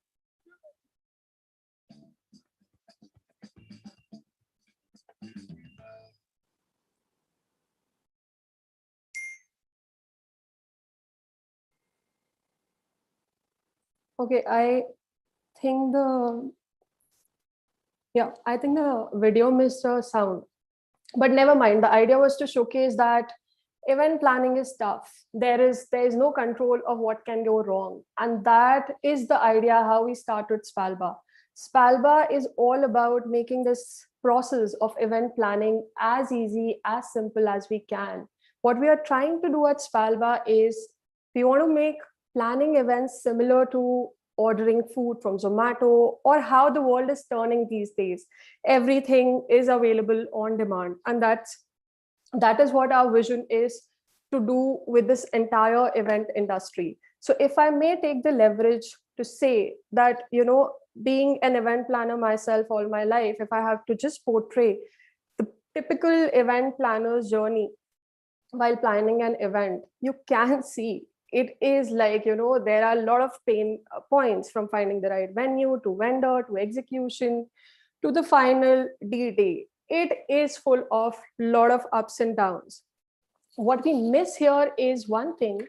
Event execution, the day, the D-Day, the grand day is one part, but everything that goes by is a lot of planning into it. Your event takes a day, your event execution might takes like 4 days, 5 days, but it's the planning that puts the entire piece together. And this is where the entire game of, you know, making it better works. So what at Spalva, we have identified that entire process of planning an event is very painful. If I have to quote by some data, as per a Forbes list, event planning is the 6th most stressful jobs in the world, with top 5 being jobs like a firefighter or maybe an air traffic controller. So we do know that event planning is full of stress. And that's how through Spalva, we are trying to change. At Spalva, we are actually reinventing the way events are planned, managed, and executed. So if I have to throw one line definition of what we are exactly. So we are a SaaS platform. Yes, we are a SaaS for the service-driven industry, where we are trying to make event planning easy, efficient, and data-driven for all the enterprises. So now when I say that we are a SaaS, and it just sounds too good to be true, what is exactly that we are offering? So we see event planning as a process of different communities getting together. It's a 360-degree warfare. You see different pain points, different problems. So as a full stack solution, we have combined everything together. At Spalva, we have 4 pillars. One is the people, the audience, the community, the part of the main heart of every event. Second is the places. Finding the right venue for your event is a key. Third is the partners part, the entire network of event professionals, agencies. And fourth is the client side, the producers, the people who pay for these events, the people who put their brands out there to be experienced by people. So at Spalva, we are considering all these 4, and we are creating an entire ecosystem of stitching them together through technology and data. So on a typical note, if you come to Spalva, what exactly do you get? Maybe if I can take the freedom to say so, I would like to put it very proudly here that we are the only all-in-one events platform in India that empowers user to plan a hybrid event end to end. Yes, ladies and gentlemen, end to end. So our platform is agnostic of the format of your event. Whether you are doing a virtual event or whether you are doing a hybrid event, you can plan it end to end on Spalva. Our tech team has put together some brilliant tool that makes the entire painful process of planning an event as data driven, as simplified as it can be. So if you can see here that there is all the potential that can go in to put this product piece together, making integrations, assistance. Our entire places module is a great event marketplace, which is solving the problem of finding the right venue and the entire pain that all the event planners go through the recce part. And then, of course, we know that we are developing tech for the non-techies. Most of the event planners are not very comfortable with too much high-tech stuff if you go by any of the data, any of the surveys. So we do understand that part. And being one, Spalva has very much focused on creating tools which are very DIY friendly, which are very people friendly, and it is trying to eliminate the entire cycle of the pain that comes while planning an event, be it in terms of designing, be it in terms of making those checklists, be it in terms of gathering all the data. So that all the problem is being solved through Spalva in the most smartest format using AI and data mining. Third is the second last aspect is, of course, customization. So we say it's our platform, but at the end of the day, it's your brand. So we understand that every brand is different. Every brand needs to speak their own language. And our platform end to end is 100% customizable, be it in the terms of look and feel, be it in terms of the integrations allowed. Our platform is an open platform where any kind of audience, any kind of integration, be it a Zoom, be it a Team, be it a Meet, everything can be done.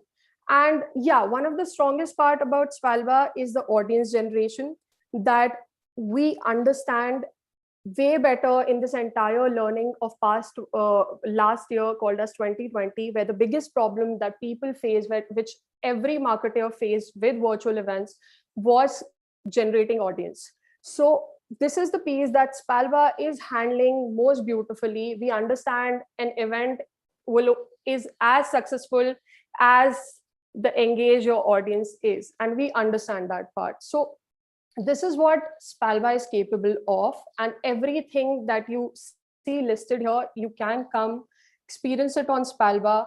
And that's how, when we say that we want to make event planning on demand, that is what we mean. We are not eliminating any agency's role. We are not eliminating any of the players in the market. But what we are trying to do here is we are bringing the entire ecosystem together, and we are eliminating the pains, the problems that we have been facing using technology first principle. and making the process of event planning as efficient as we can. So how we are doing it differently is a question here. So how we are doing it differently is one key thing that might pop in your head. Okay, 4 key things if I have to leave here as a food of thought for you to check out our platform. One thing that we are doing differently is that we understand the entire part of how important visualization is in any event planning. So we have this technology, we have this method called as digital twin. Everyone in this virtual world today, right now, is bored with those 3D renders. How Spalba is handling the process and the method of putting your venue, especially for the hospitality industry, or maybe doing an event virtually, is the most unique thing that you will find anywhere in the world. So our digital twin technology. Second is our extremely efficient DIY planning tools, which eliminate a lot of those to and fro's that every event planner goes through while designing or planning, or the pains of just, the stage has to be shifted from this side to that side. So we are making those no codes, no typical software kind of DIY tools for event planning. Our third pillar is, of course, the data revolution that we are trying to build in the system.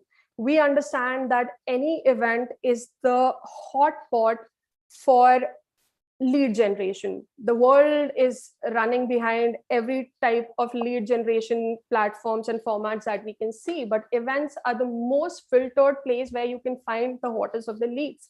But are we actually using this insight in are we actually using this data in making actionable insight for our product? Maybe not. So this is the thing that Spalba is addressing very differently. We understand if an automobile brand wants to go out there, it wants to connect with automobile enthusiasts and not the wrong audience. So we understand that part, and that entire piece is taken care very smartly on Spalba.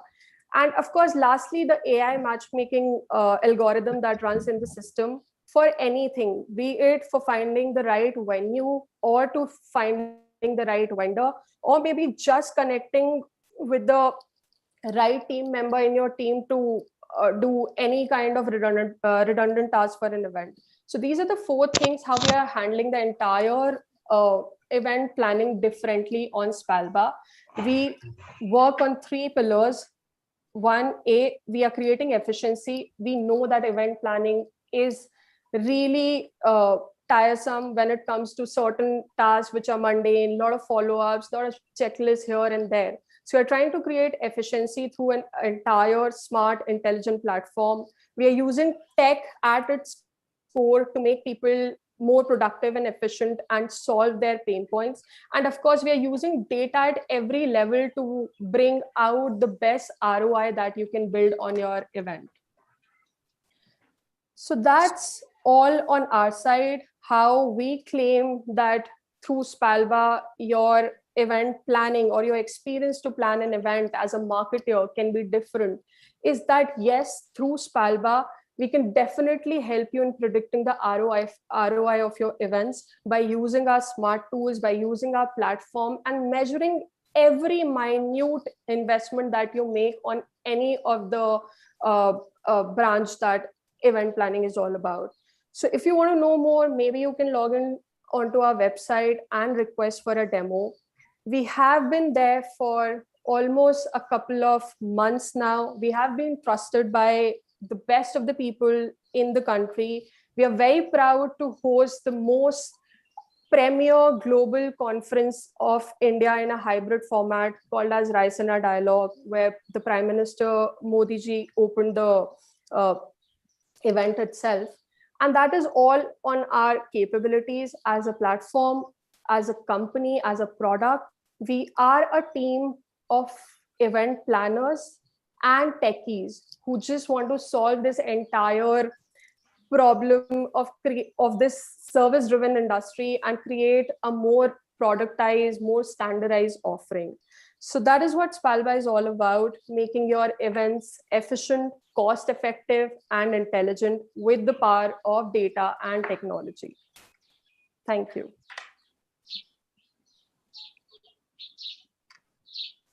So I think that's Thank you. all on my presentation side. Yeah. Thank you. Thank you so much, Jaya. And congratulations on such amazing job. We hope to see you soon and have a good chat again. Thank you Yeah. so much for your time. Thank you, Ravin. Thank you. All right, ladies and gentlemen, so it's time we move on to the panel discussion that you all have been waiting for. State of experiential spends in the marketing mix. Now, this is a hot topic. Let me quickly introduce you to the panel. Mr. Subhranshu Singh, Global Head Marketing, Royal Enfield. Mr. Amit Setia, CMO, Cisca. Mr. Prabhakar Tiwari, Chief Growth Officer, Angel Broking. Ms. Ramita Chaudhary, Chief Marketer, Mahao India, and the session chair is Noor Fatima Warsia, Group Editorial Director, BW Business World. That's your panel, ladies and gentlemen. I'll hand it over to you. Thank you so much. Thank you so much, Ravin. And welcome to all of my panelists. We do have one member less right now, which is Amit Setia. He's not keeping too well, but it's a pleasure to re-meet some of us over here, and once again meet all of us, in fact, on a very, very important discussion, which is about experiential spends. Now, all of the questions that we were getting, everybody wanted to know that per se, events have obviously come down, but they really evolved themselves in the last year. Hybrid or digital only became such a big thing. From that perspective, experiential spends shouldn't have been hit too much. But when the reports started coming out, by that I mean holding company reports, they all were hit. And the experiential spends were very, very badly hit, because obviously the spend in virtual was not so much as it would have had been, should have had been in a physical avatar. So now I want to get a sense from you. All of you agree with us over here right now that experiential spends have taken a major hit in the last year and not really recovered despite normalcy or whatever market opening happened. Does any of the three panelists right now disagree with me? All of you are large spenders. All of you agree with me, right? Great to meet you and great to meet the panel. Thanks for calling me. I think I was just thinking that, it's a change in business model for everyone, all thanks to COVID and the, forced digitalization which has happened, right? It's like the top line of the companies have gone down, but the bottom lines are doing well thanks to the cost cutting. I think the same thing has happened with experiential marketing because somewhere experiential marketing also meant a lot of online events. And as you are aware that online events are much heavier on the cost side, okay, because the venue booking, the travel cost, the stay cost, everything is on the top line. Of course, those points have gone down. The physical event is high on the cost side. Yeah. That's what I'm saying. So maybe because of that, spends could have gone down. For multiple people. Like for example, we had huge budget for a couple of our annual events. Those are not happening now, and those are happening on virtual. And then regular webinars. Other things that we do. So fundamentally, I would agree that spends have gone down, maybe because of the nature of events, what are happening, but I think the number of events have gone up.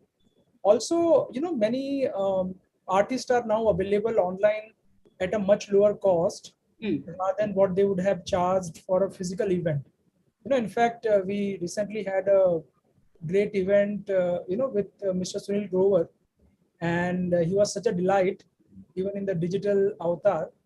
And I'm sure if you have done it on the physical world, the cost would have been much, much higher. But so just to reiterate the point, maybe the spends have gone down because the nature of events have moved to digital now, but the number of events have gone up. And I think the connects have gone up. Maybe they still lack the touch and feel aspect, but the connect is there. And that's the change in our environment, lifestyle, that we have to take into account. Got it. I totally got it. Pretty much underlining what overall we are experiencing. Bottom line being that experiential spends do seem to have been impacted.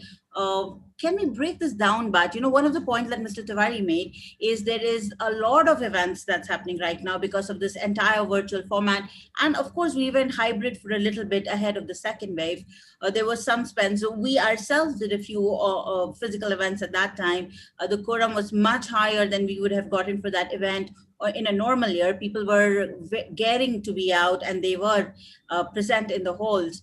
But despite that, second wave brought all of it down once again. We are all completely virtual. Once again, we cannot even imagine hosting a physical event till maybe at least September or October, maybe even more, this being a conservative estimate. So experiential spends have gone down. Now I want to take a standalone sense, Ramita, in your case, a liquor brand, it pretty much depends or depended on just engagement events like this to connect with your consumers. Now, how much has your experiential spend come down? A percentage is fine, or has it grown maybe? Why can I not hear Ramita? Is it just me? I think she's in mute.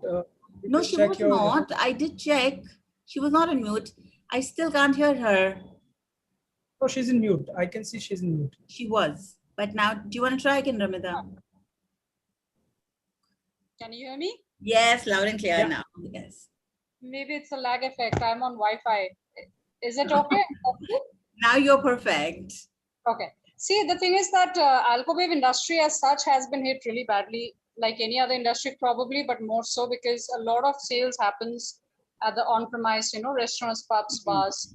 That's the main consumption area. And 1.5 years almost now, if I recall correctly, March 2020, no, not 1.5, will be 1.5 very soon. It shut down, and Alcobev industry as per has been hit really badly all across, just not beer, every segment. So experiential marketing and marketing spends absolutely completely stopped. I mean, nowhere it's happening anywhere because it doesn't make sense. And you very correctly, as you say, that it's ATL restricted. So obviously the experiential part plays a big role in terms of, on the spot consumption areas or trade marketing or on trade activations and stuff like that, consumer activations. But that's absolutely out of window for the last at least a year and more. On and off, it started opening up at around September, October last year. But then again, the outlets were more focused on getting their business back on feet rather than, doing anything else. And so has our business at the same time, or any Alcobev industry. And then again, it started in January, and then again, it has been closed down, shut down again. So this phase is absolutely not the right time to talk about even spends, whether it's experiential, ATL, BTL, TTL, whatever you call it. But the learning has been, as we can see in other categories, that a lot of digital experiential stuff is happening, maybe not that much in our category for sure. And that's where I think every organization in Alcobev industry just needs to have a very close look and learn from parallels, because when the market is up and running again, hopefully soon, then we will not have much time to act in the market and things can be done, because it's a completely new idea because it's a touch and feel product, correct? So how do you have a virtual tasting experience just without not drinking the beer? It's very bizarre. Though you can, keep on the brand activities or brand connect stuff alive, but there has to be a hybrid model at the end of the day. Complete virtual will not go to work because it's a taste and feel product. So it's a time for us more so to think, strategize short-term and long-term, because these effects will have a long-term impact as well. Even if we assume that these things will continue for a year or two, nobody knows, but it'll have a long-term impact as well. And I agree, as Prabhakar said, that it's good for the bottom line right now. I think companies who are still surviving are pretty happy that at least the bottom line is thanks to lesser marketing spends. But these are very transitional time. I don't think we can really concretize any takeaway because of these fluctuations.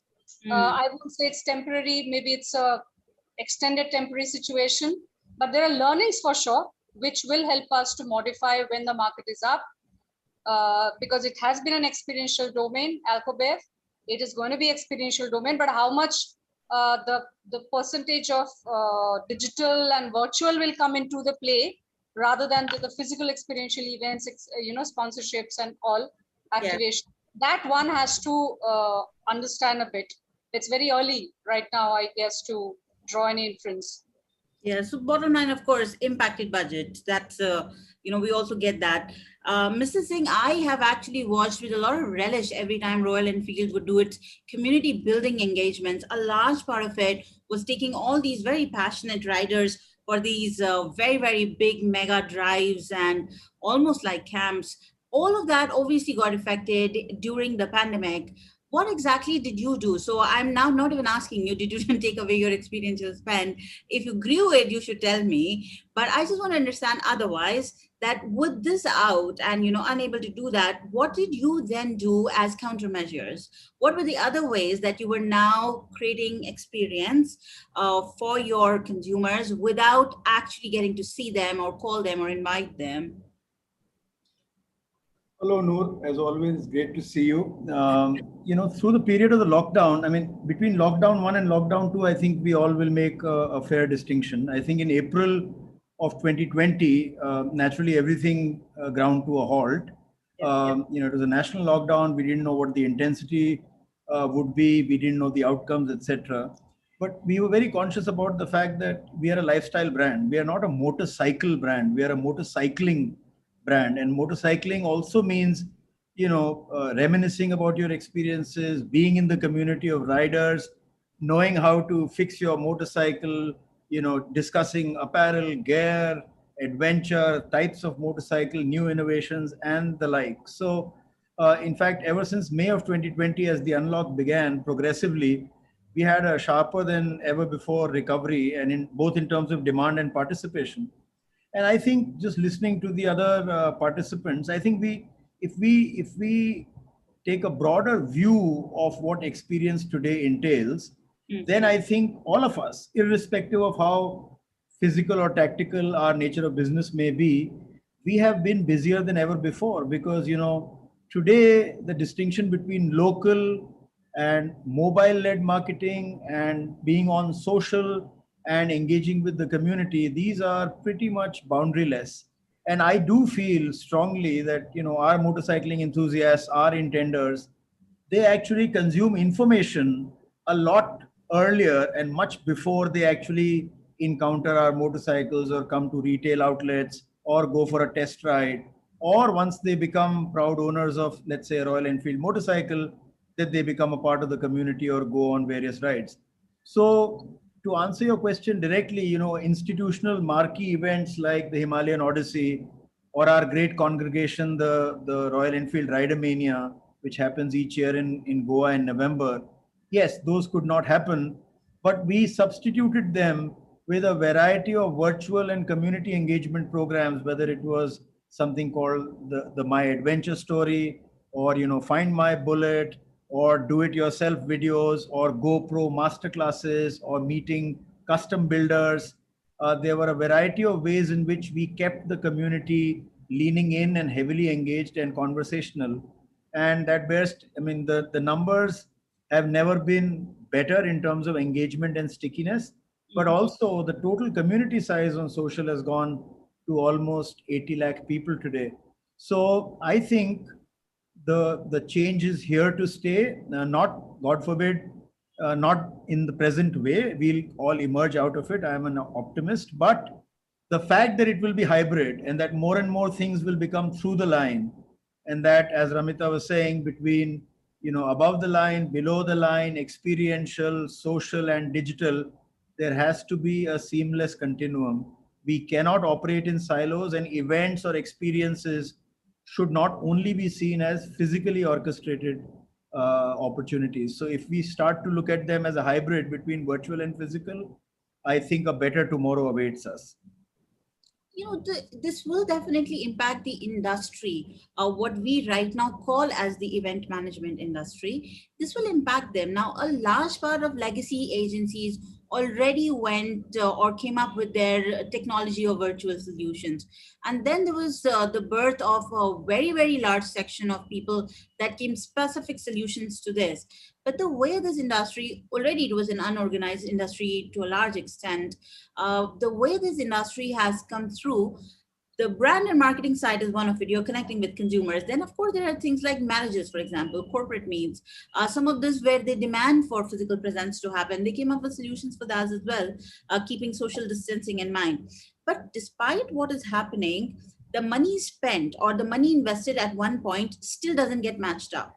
Now, are we trying to say in the time to come, while we will still continue to see higher engagement or through the line, as Mr. Singh mentioned, more to bottom line, as Mr. Tiwari mentioned. Of course, Ramita's industry is such that how much are you going to put out in digital anyway? But still, from, if you had to look at the broader picture, the returns are coming in, your spends do not need to increase. That means mentally we should be prepared. Either we are reclassifying the so-called experiential spend into like an experience spend or something to that effect, or we should be prepared that it is never going to really come back to that mark, at least for the next 2 to 3 years. Am I right in hypothesizing this? Anybody can answer. I think, sorry, Ramita, I just want to quickly make a point. I think, we should not, Noor, have this fixation with what it was earlier and what it will be now or going forward, because you see now, fundamentally what's happening is technology has been around for a while, and technology has empowered consumers to decide how they will consume information or experiences. And everybody's, let's say in my industry, when people were deciding, whether to choose one motorcycle or the other, they were doing their due diligence online. They were meeting their friends on social. They were following influencers and critics. They were seeing comparison videos. Then you had a launch event. Media came there. They went to a physical retail location. They went for a test ride. All of that will mutate in part. It may come back to normal, but I don't think we should put a flag on, let's say, March 2020 and keep benchmarking that, because what's also happened in this period of time is the way we work. Would you have had this virtually, would Ramita and Prabhakar and I be sitting next to each other if these were not sort of pandemic stricken times? So I think everything has changed. Our nature of travel, the way we work, the way our children are attending school, everything has gone through a change. Some of it will be here to stay. So my point is, let's not forever compare to the period before. Now the question is, how will it evolve? And for the industry, as you correctly said, how will they make this change viable for themselves without, letting that really hurt them? And the answer to that is to my mind, it is to be innovative. You have to take change in your own stride and do more rather than doing less. Your smartphone, Noor, has more computing power than all of NASA did when they put a man on the moon. But events were more or less the same between 1969 and 2020. And because of this pandemic, change has arrived, and events lead to change. How the industry then embraces that change is what's going to define the future. Sorry, Ramita. Totally got it. I agree with you, and very similar lines. You're bang on what you're saying. I am also from an experiential and BTL background when I started off. And I always felt like I've been on the other side of the table, on the agency side. Events has been always like a stepchild, like 20 years of my career when we started. Then it was direct marketing, if I recall. Somehow digital marketing came in and took over. It was like a need. A client there would be an event. And when I came to the client side, also same thing. An event organization, with all due respect, would come, I have an event, will you sponsor? And that doesn't solve the marketeer's problem. So fortunately, I got to see both the sides. At the heart, I'm still an experiential person, Hakur. I'm so happy to know there's a fancy term called experiential marketing, which previously used to be called your BTL. You just keep 10-20% of your budget of a client spend. It was a support system, right?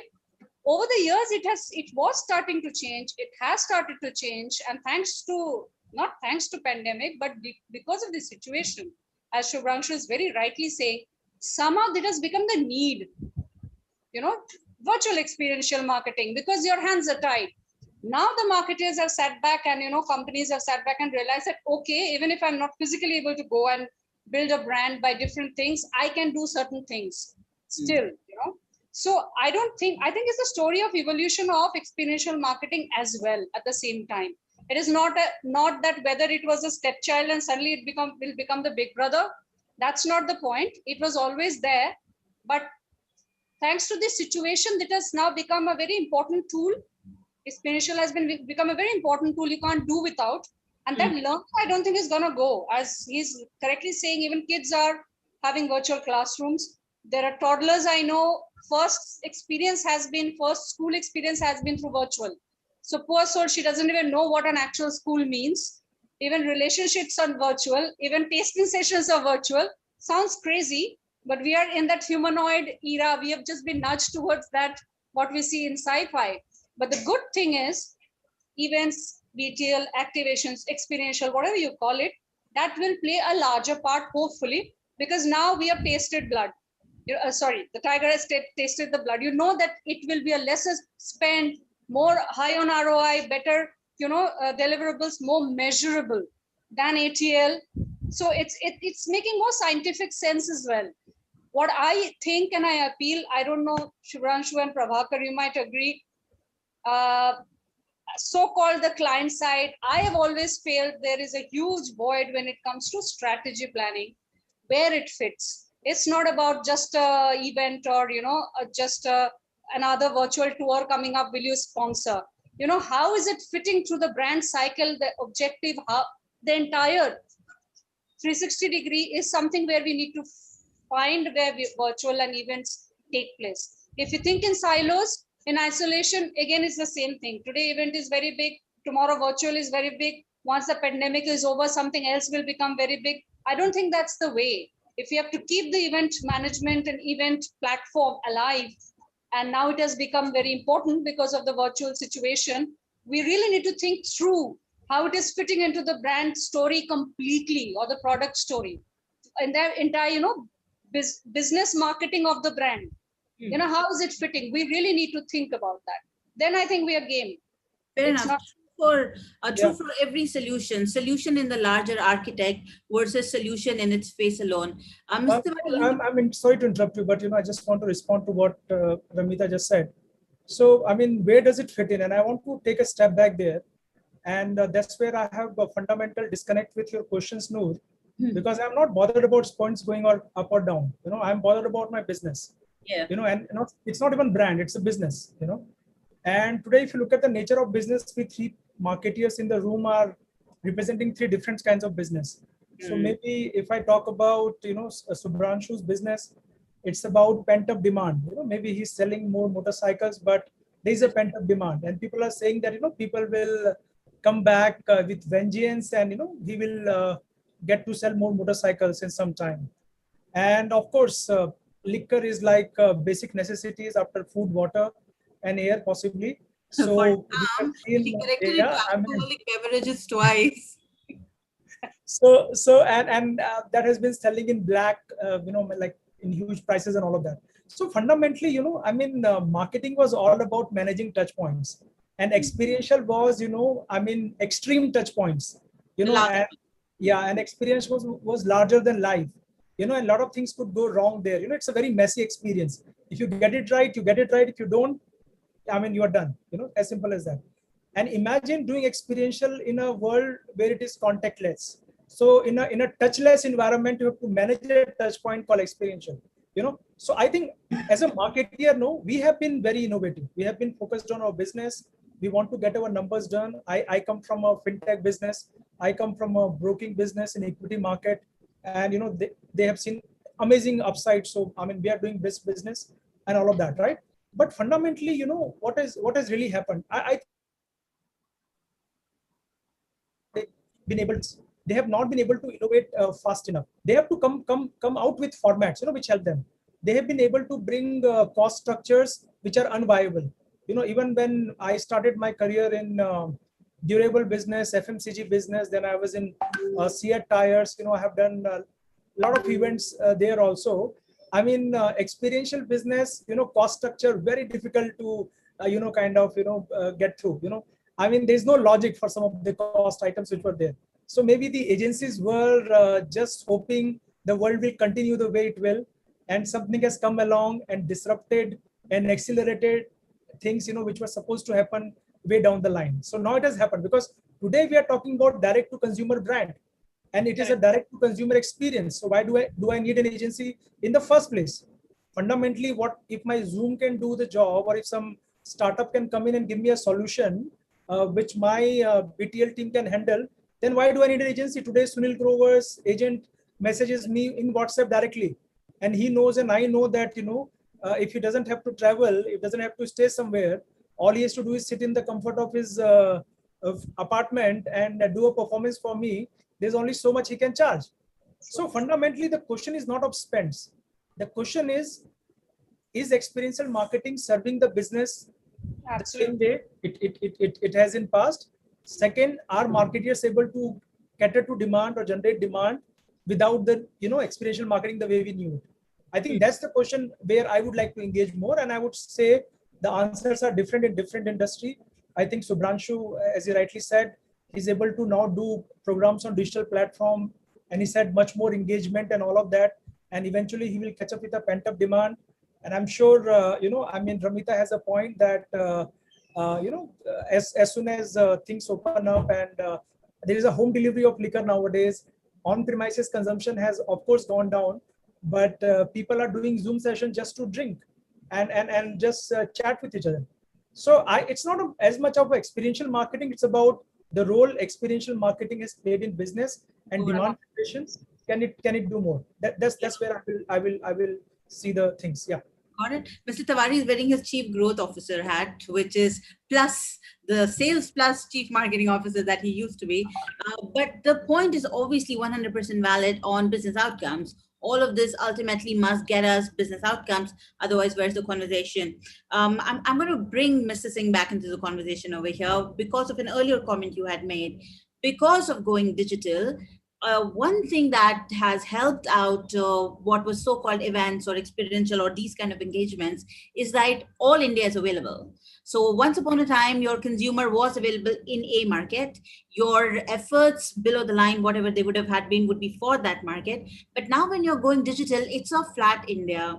Now, from a strategy overall standpoint, how did this play up or come in the decision-making of the plans that you had while engaging your people? Your consumers specifically, your rider? No, that's a good question. But again, I think there is no one answer or prescription that works for all.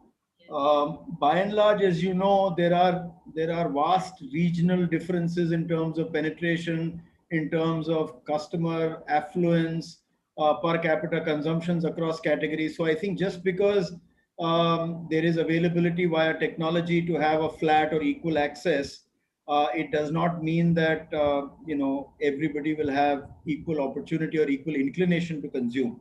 But let me bring in one other part based on what the other participants have been mentioning. You see, it depends also on your clock speed, the kind of marketing that you want to do. There are some marketing companies or brands which aspire to build culture. They want to be a part of the lifestyle. For them, experiential is very important to engage in a very visceral, in a very deep, in a very continuous manner. There are others where it's only a launch event, for example, where you want to have a spiky event so that you have a cut through on a given day, you make some headlines and everybody takes note of you. Now, across the world, this is true. I mean, if you see some of the most powerful and the most valuable brands in the world, let's say Apple or Tesla, they are, brilliant event marketers. They just do event and they lean on the charismatic personalities of their leaders or their founders. They are able to, cut that PR straight down to the last mile. Before the COVID pandemic, more people were visiting Apple retail than all of Disney parks put together. So, and that was truly experiential. So it really depends on where it is in terms of your mindset and also the consumer engagement that is required in your category or vertical. But your question was, now that everybody is available, how do things change? My answer actually is it becomes even more intensively local than it becomes intensively global. Why?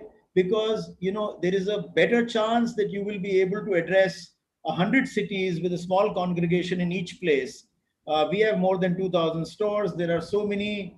India is a vast geography. The world is a large place. So if you are able to, through technology, have a one-to-many relationship, to my mind, that is a more precious thing than a one-size-fits-all. And there are several examples that already were in play. You take the example of a Nike Fuel Band, right? It allowed me to have a relationship with my fitness and my regimen, but it also plugged me into a community of people who are similarly experiencing. Now, I may be running or doing whatever I am, but I am feeling plugged in with, Prabhakar, with Ramita, with Noor, who are also on to Nike Fuel Band. So, I mean, I think these are the kind of innovations that will come to stay. Yes, technology gives us access, but that access has to be used in light of what your category, your brand, and your business reality is. Your ultimate objective is, I totally got it. Nike Fuel Band, I got onto it for exactly 2 days. I realized it's not my cup of tea. I was out. But I totally understood your example over here. Believe it or not, we are left with only 10 minutes on this discussion. And there are a few questions that's coming in. Before I even pose my next question and kind of sum the whole thing up, or invite your final comments, I do want to take this one live audience question. This is, I do not know who asked this. It has come to me from my team. They're asking, which experiential marketing campaign in the recent past, apart from your own campaigns, gets your mark of approval? Any comes to your mind? Any experiential marketing from the recent past? So I'm guessing last 1 year, really, that really you thought that I wish I did it, or that you were part of maybe as a consumer, or that just stood out per se. See, I would. That's a competition event in our business. And before I say this, I just want to quickly react to Subhranshu's point. You cannot build a culture of a community for a brand which is consumed in offline. So if experience of Royal Enfield Bullet is in the real world and people can't step out, then you can't hope to do experiential to build community. But if you are in a gaming business, or you are in cryptocurrency business, then of course it's a digital, so the community can still be built in digital. So it's not that community building is required only through physical experience. So just wanted to add to that. So now talking about my competition, and I will not name them, but they have been able to create an amazing 2 days experiential event where they had amazing speakers line up from Rakesh Jhunjhunwala to another founder of a competition company, to amazing economists from the regulator side, and they could create amazing engagement. I was super impressed with their work, but fundamentally, and it was nowhere done in our industry till that point of time.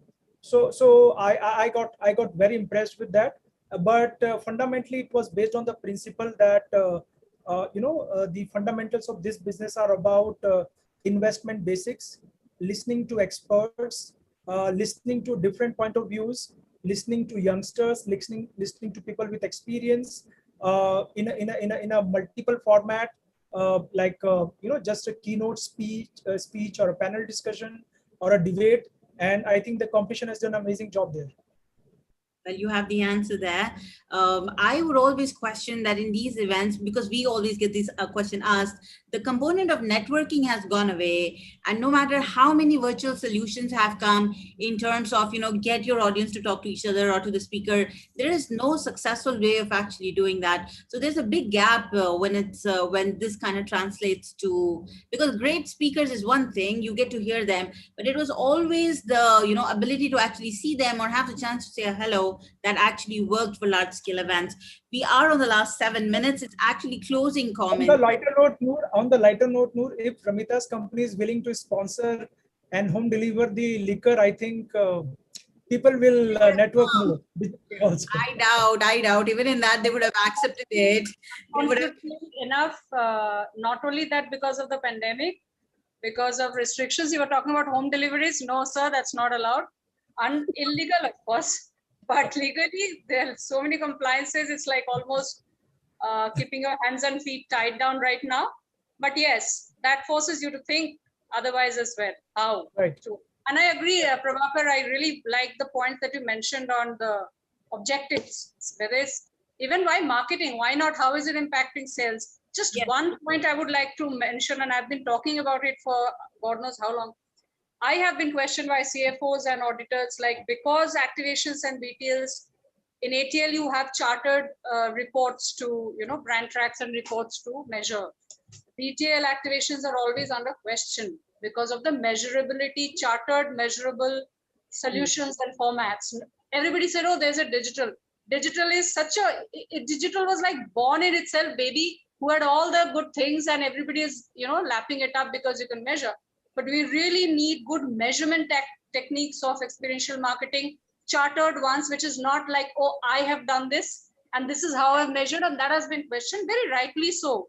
There are ways of measuring, But because at the end of the day, how is it impacting the business? How it is impacting the marketing objectives?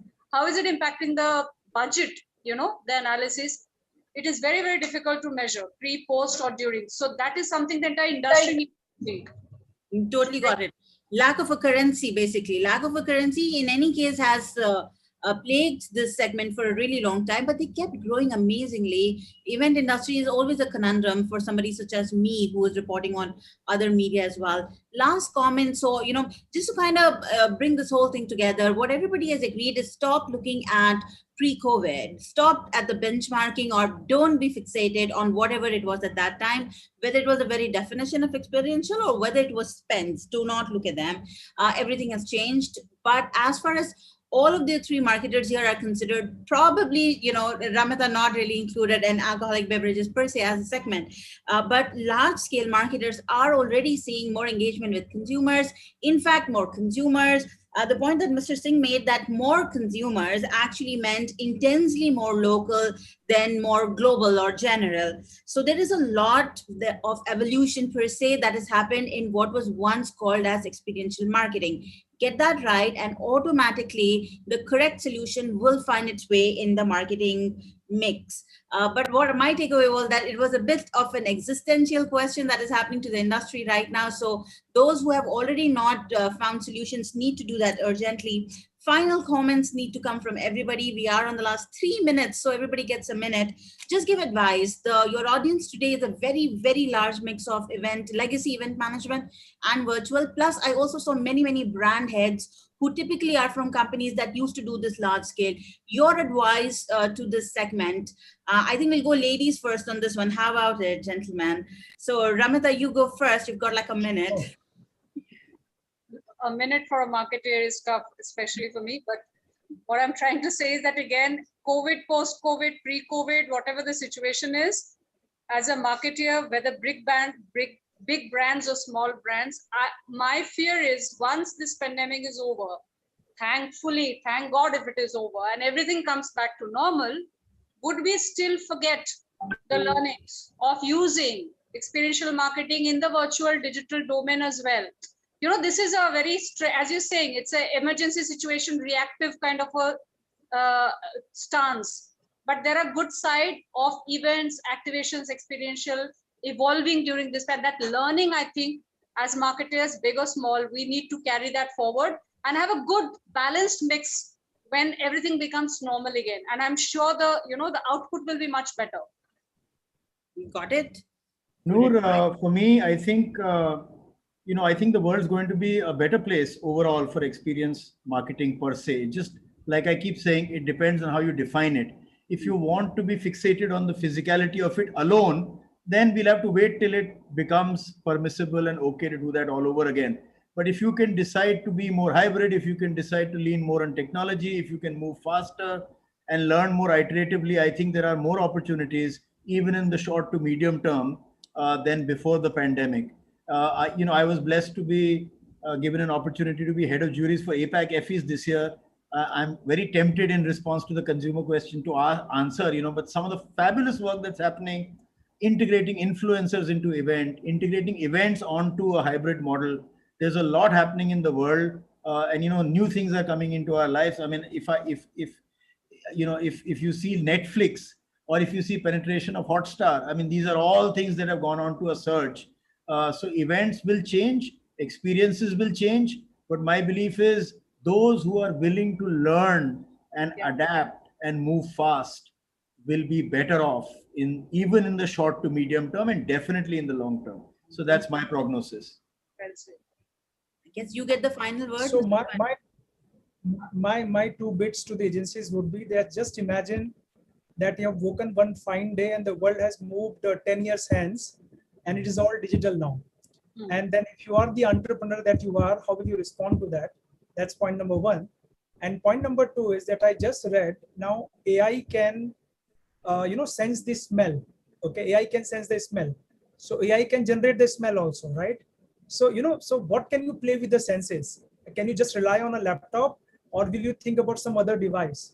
So you have to kind of, you have to do tie-ups, strategic partnerships and create the magic that you guys are known for don't have to kind of think about a Wankhede stadium with a Dolby sound and a great guy there. I think that won't work anymore.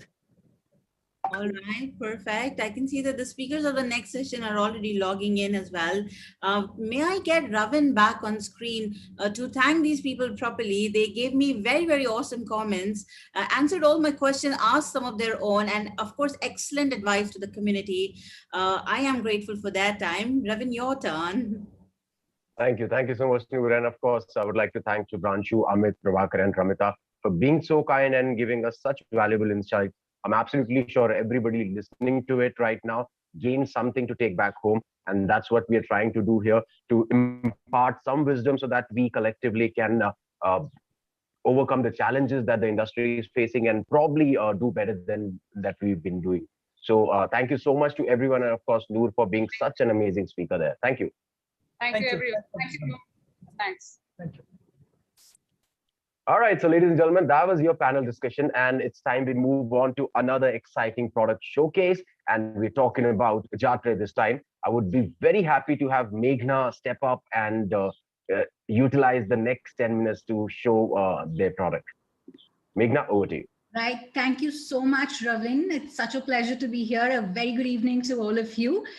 Before I begin the product demo, I would like to quickly talk about Jatre. The first thing whenever a customer, investor, whoever heard about us said, what is Jatre? So it comes from our age-old tradition, a place where we all go to in our rural areas or even our hometowns where we come from. The practice is that we go to Jatre. And what is typically Jatre? A place where we go for knowledge, for business, for networking, for fun. And aren't we all coming here for the same thing? So when we were thinking of having a virtual events platform, what better than Jatre can really summarize and launch us in a platform like this? So we called it Jatre.live.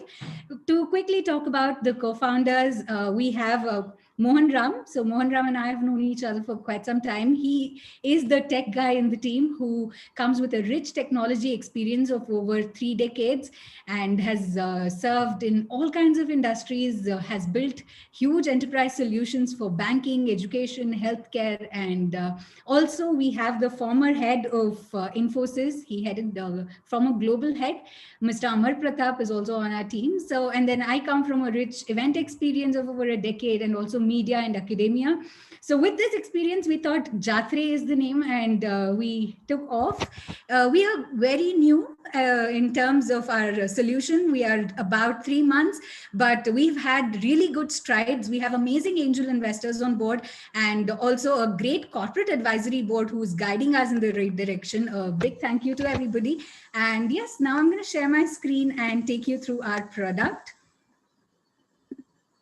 So this is the landing page where it is completely customizable with an organizer's branding, the event branding, and we log in. Can you all see my screen? Okay, and yeah, registration happens in 2 ways. One is pre-registrations and we also have on-spot registration. So the core of our product is flexibility and the ability to customize, which is extremely important for any event organizer. So here's an example of pre-registration where an attendee will log in with the code and they enter into the platform. As soon as an attendee logs on and the platform, I'm going to skip this video. There is a space to play a video, and this video is the introductory video that an organizer can set the context and showcase what people can look forward to in the event. And as soon as an attendee is here, they'll be able to run through. There's an automated platform walkthrough. So they'll go through all the features and understand how to navigate onto the platform.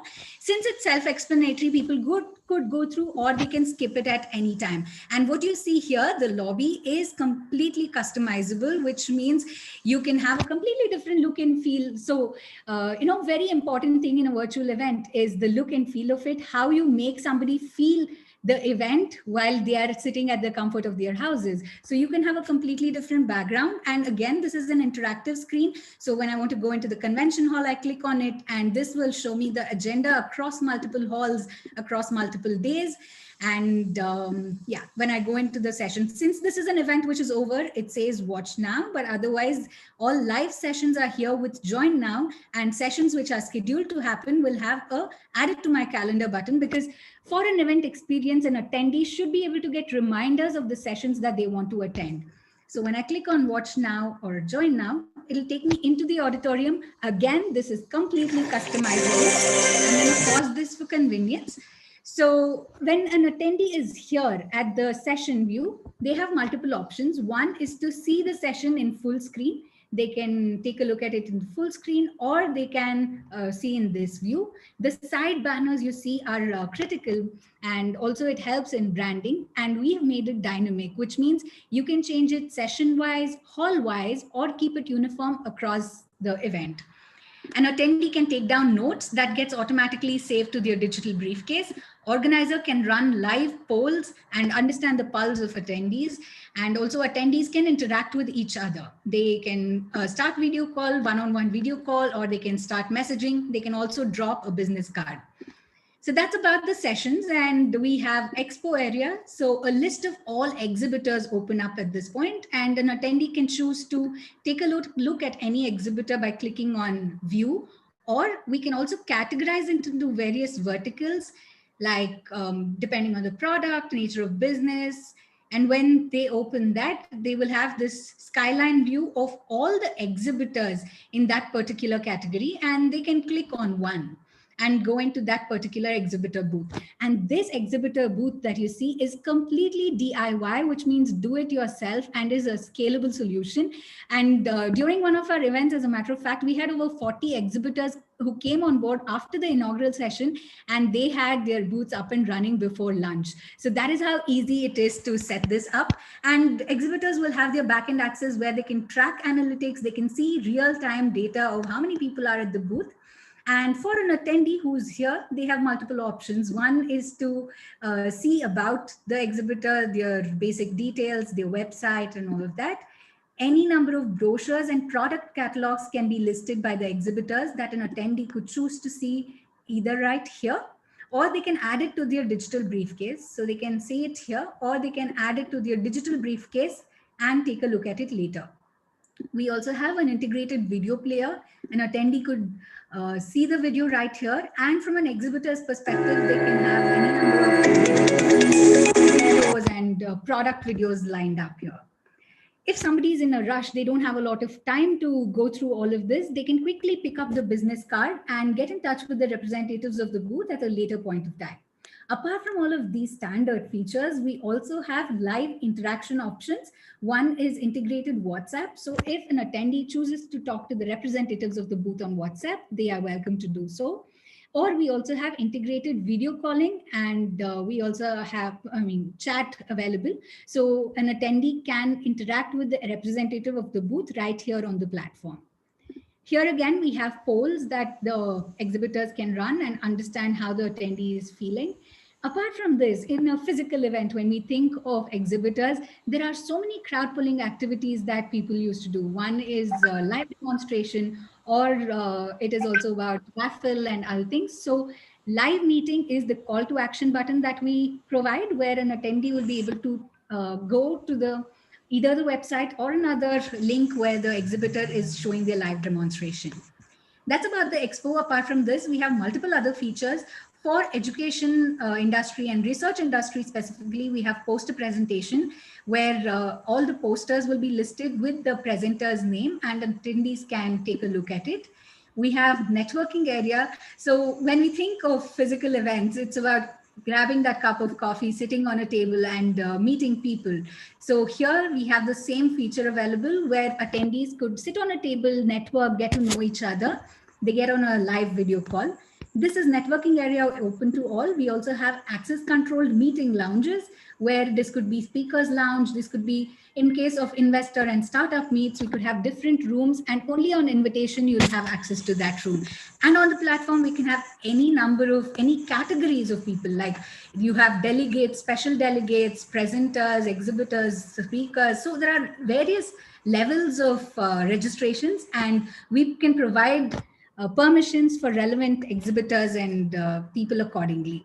We also have the speakers lounge where attendees can interact with the speakers. They can click on the speakers and interact with them. They can either drop their business card or start chatting with them.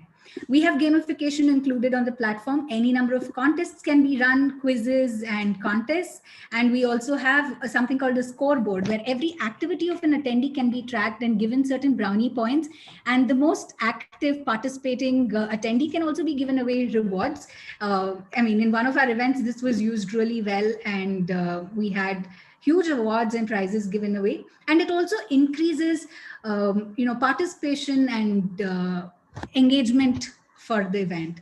And we have a selfie booth where people can click a picture of themselves and hashtag it with relevant hashtags for the event, which can be promoted on social media and also get more footfalls. A quick feedback form is included. We have the resource center where all materials can be shown, extra documents, presentations, everything. Help desk is typically like how a physical event help desk works. And this is the scoreboard that I spoke about. We have notification corner where all the notifications are shown. And my collection is the digital briefcase that I was talking about. So all the assets that an attendee captures during the event experience is here, and they can download the business card. So this is automatically created by the backend. We have materials here that they can download, and notes will be here that they can download. Apart from all of this, another very important feature that we have is the switch between 2D and 3D mode. And I would like to show exclusive launch of our new UI. This is the new UI that we are launching, ready to launch, which comes with a wide variety of features and ability for personalization. So we have the light and dark mode. So attendee will be able to choose between light and dark mode, or put it on automatic where depending on the time zone, it will switch. And all the navigational icons are here, and all the dynamic chat and notification buttons are here. And sessions will be here. And we also have Expo here. So this is the new UI that is exclusively shown for the attendees of BW Tech Summit. So with that, I think I'm also done with my time. I probably have a minute. So yes, that's about the front end. And we also have a very easy do-it-yourself backend access that is given to organizers, which makes it easy for them to control anything at any point in the backend. And I thank BW so much for giving this opportunity and talking about the event. It was honestly a pleasure. If there are any questions, I'm happy to take at this point. Do we have any questions? Right. I think, yeah, that's about it. Thank you so much. And over to Ravi. Thank you, Meghna, and you can have a conversation offline as well. So I want to thank you for your valuable time, and of course, best of luck for this amazing platform. Thank you so much, Ravi. All right, so with that, ladies and gentlemen, I would like to thank the previous speaker and move on to the next one. For PGI Product Showcase, let me quickly call upon Anand and hand over the screen to Anand. Anand, all yours. Hey, thank you, Ravin. Thank you. Good afternoon, everyone. Nice to meet you. Thank you, BW, for giving this opportunity to showcase PGI virtual events. My name is Anand Bhatia. I represent PGI. Let me quickly take you through a little introduction about PGI and what we do. Then I'll be just taking your 10 minutes, not more than that. Just give me a second.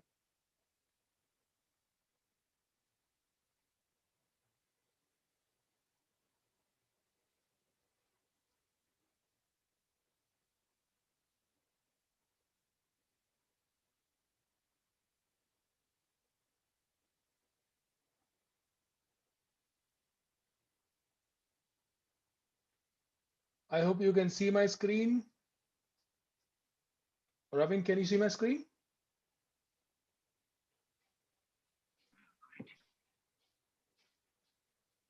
Yes, it's visible. Please go on. Thank you so much. Thank you. Thank you so much. So let me quickly introduce PGI. We are Atlanta-based global organization presented in India, working since 1991, present in 25 global locations. We did 90,000 plus events in 2020. I am being the global player in virtual events and webcasting, have been providing services to global clients as well as in India.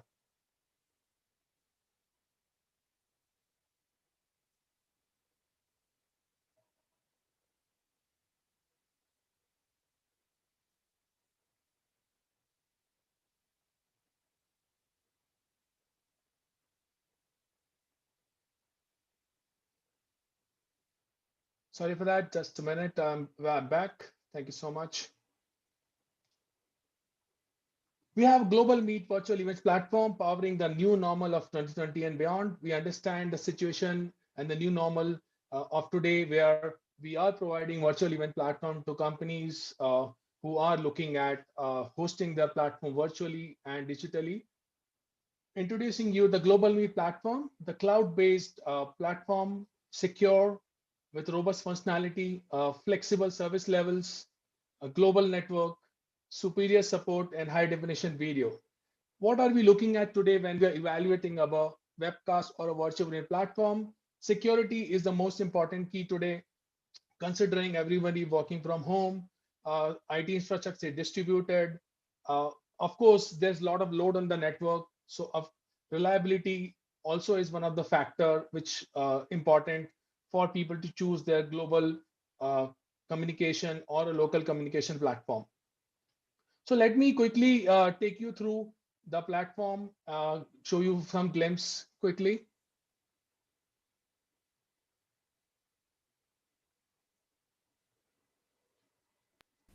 Do you want to host high-profile events but don't know where to start?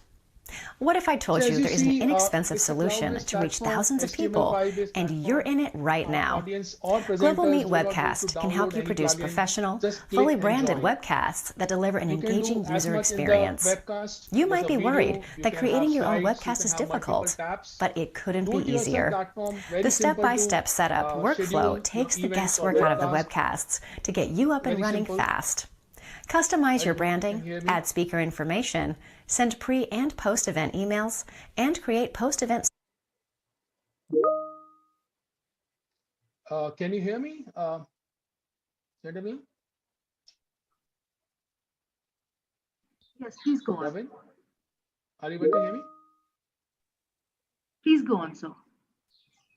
Just hold on. So we can hear you clearly. We can hear you.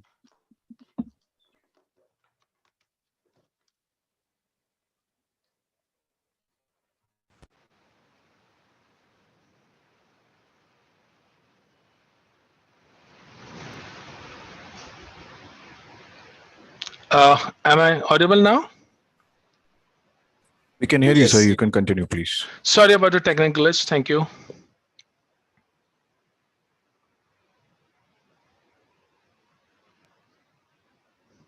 Surveys, all within the platform.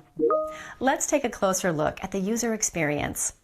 On the right-hand side, you can share slides to help illustrate your presentation. Keep your audience engaged during your event with interactive polling to make sure they understand key points. Attendees can also ask questions of their own by using the intuitive chat box located directly beneath me. With our advanced administration dashboard, you can answer these questions as they come in or wait until Q&A. The dashboard can do so much more. Find out who attended your webcast, how they found out about it, how long they watched, and their overall engagement rating with drill-down analytics. You can even download this information into Excel for further analysis and reporting. So, what are you waiting for? Transform your online event experience today with Global Meet Webcast. Our powerful platform is not only easy to use, but provides the quality streaming you want with the reliability you need. When high-profile events... I hope you got gist for our webcast platform. Let me quickly take you through our virtual event platform, just give you a glimpse of that.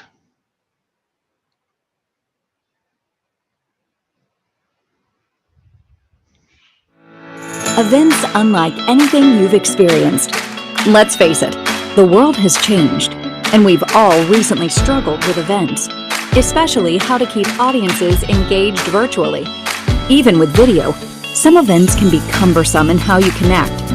Welcome to the new age of virtual experiences. Our revolutionary event experience will change the way you think about virtual events. Visual. Entertaining. Engaging. Our next generation virtual experience solution enables you to produce events your audience won't want to miss by providing a memorable event experience that engages audiences and helps them remember what they saw and heard in a realistic way. Built on 30 years of experience and trust, coupled with award-winning innovations and virtual environments unlike any other. We bring you a revolutionary event experience that enables multi-day interactive engagement so you can produce impactful, engaging events that will leave your audiences inspired and wanting more. Virtual trade shows, job fairs, summits, conferences. Introducing an enterprise-grade, secure, reliable virtual event solution that keeps businesses and teams productive and engaged. Welcome to the future. Are you ready?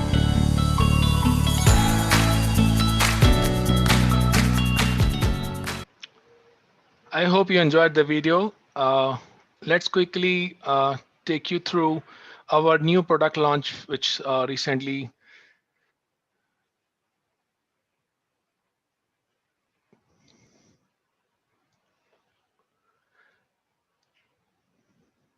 So this is our latest product, which is launched called Enhance Portal. If you would have seen that a lot of people have been doing virtual events with 3D animation booth, and a lot of time audience get used to those kind of events, and they're looking at some alternatives where it is much more simpler, yet give them an engaging experience of their event and give them some differentiation from day-to-day kind of similar event which are happening around the world or in the regions. So you can see here, this is our Enhance Portal where you can schedule engaging website type virtual events. You can have multiple tabs where you can have ask a question tab where people can come ask questions before the start of the event, or if you are initiating the portal, say 5 days before or 4 days before, people can ask question. It can directly go to the presenters. You have an audience chat option to network during your event before they join and the live sessions. You can also keep different tabs like meet the team, speakers. These tabs are completely customizable. You can also integrate third-party tools like Slido or Pigeonhole. So these kind of tools basically allow you to use your existing tools like Slido, Pigeonhole, or any tool you're subscribed to. We integrate up to 30 plus tools like that, which makes your event much more engaging. So this is what I wanted to show you today, and I hope you enjoyed the presentation. And thank you, BW, for giving me opportunity to present our solution. Thank you. Thank you so much, Anand, for being here with us. It was a pleasure to have you here. Thank you. Thank you so much. Take care. Bye-bye. All right, with this, ladies and gentlemen, we'll move on quickly to the next segment. This is the keynote address by Mr. Vaibhav Jain, CEO, Hubilo. He'll be talking about why event technology matters. I would also like to invite our editor-in-chief and chairman at BW Business World and Exchange for Media Group, Dr. To kindly please join us. Vaibhav, over to you. Thank you. Yeah, thank you, Ravin.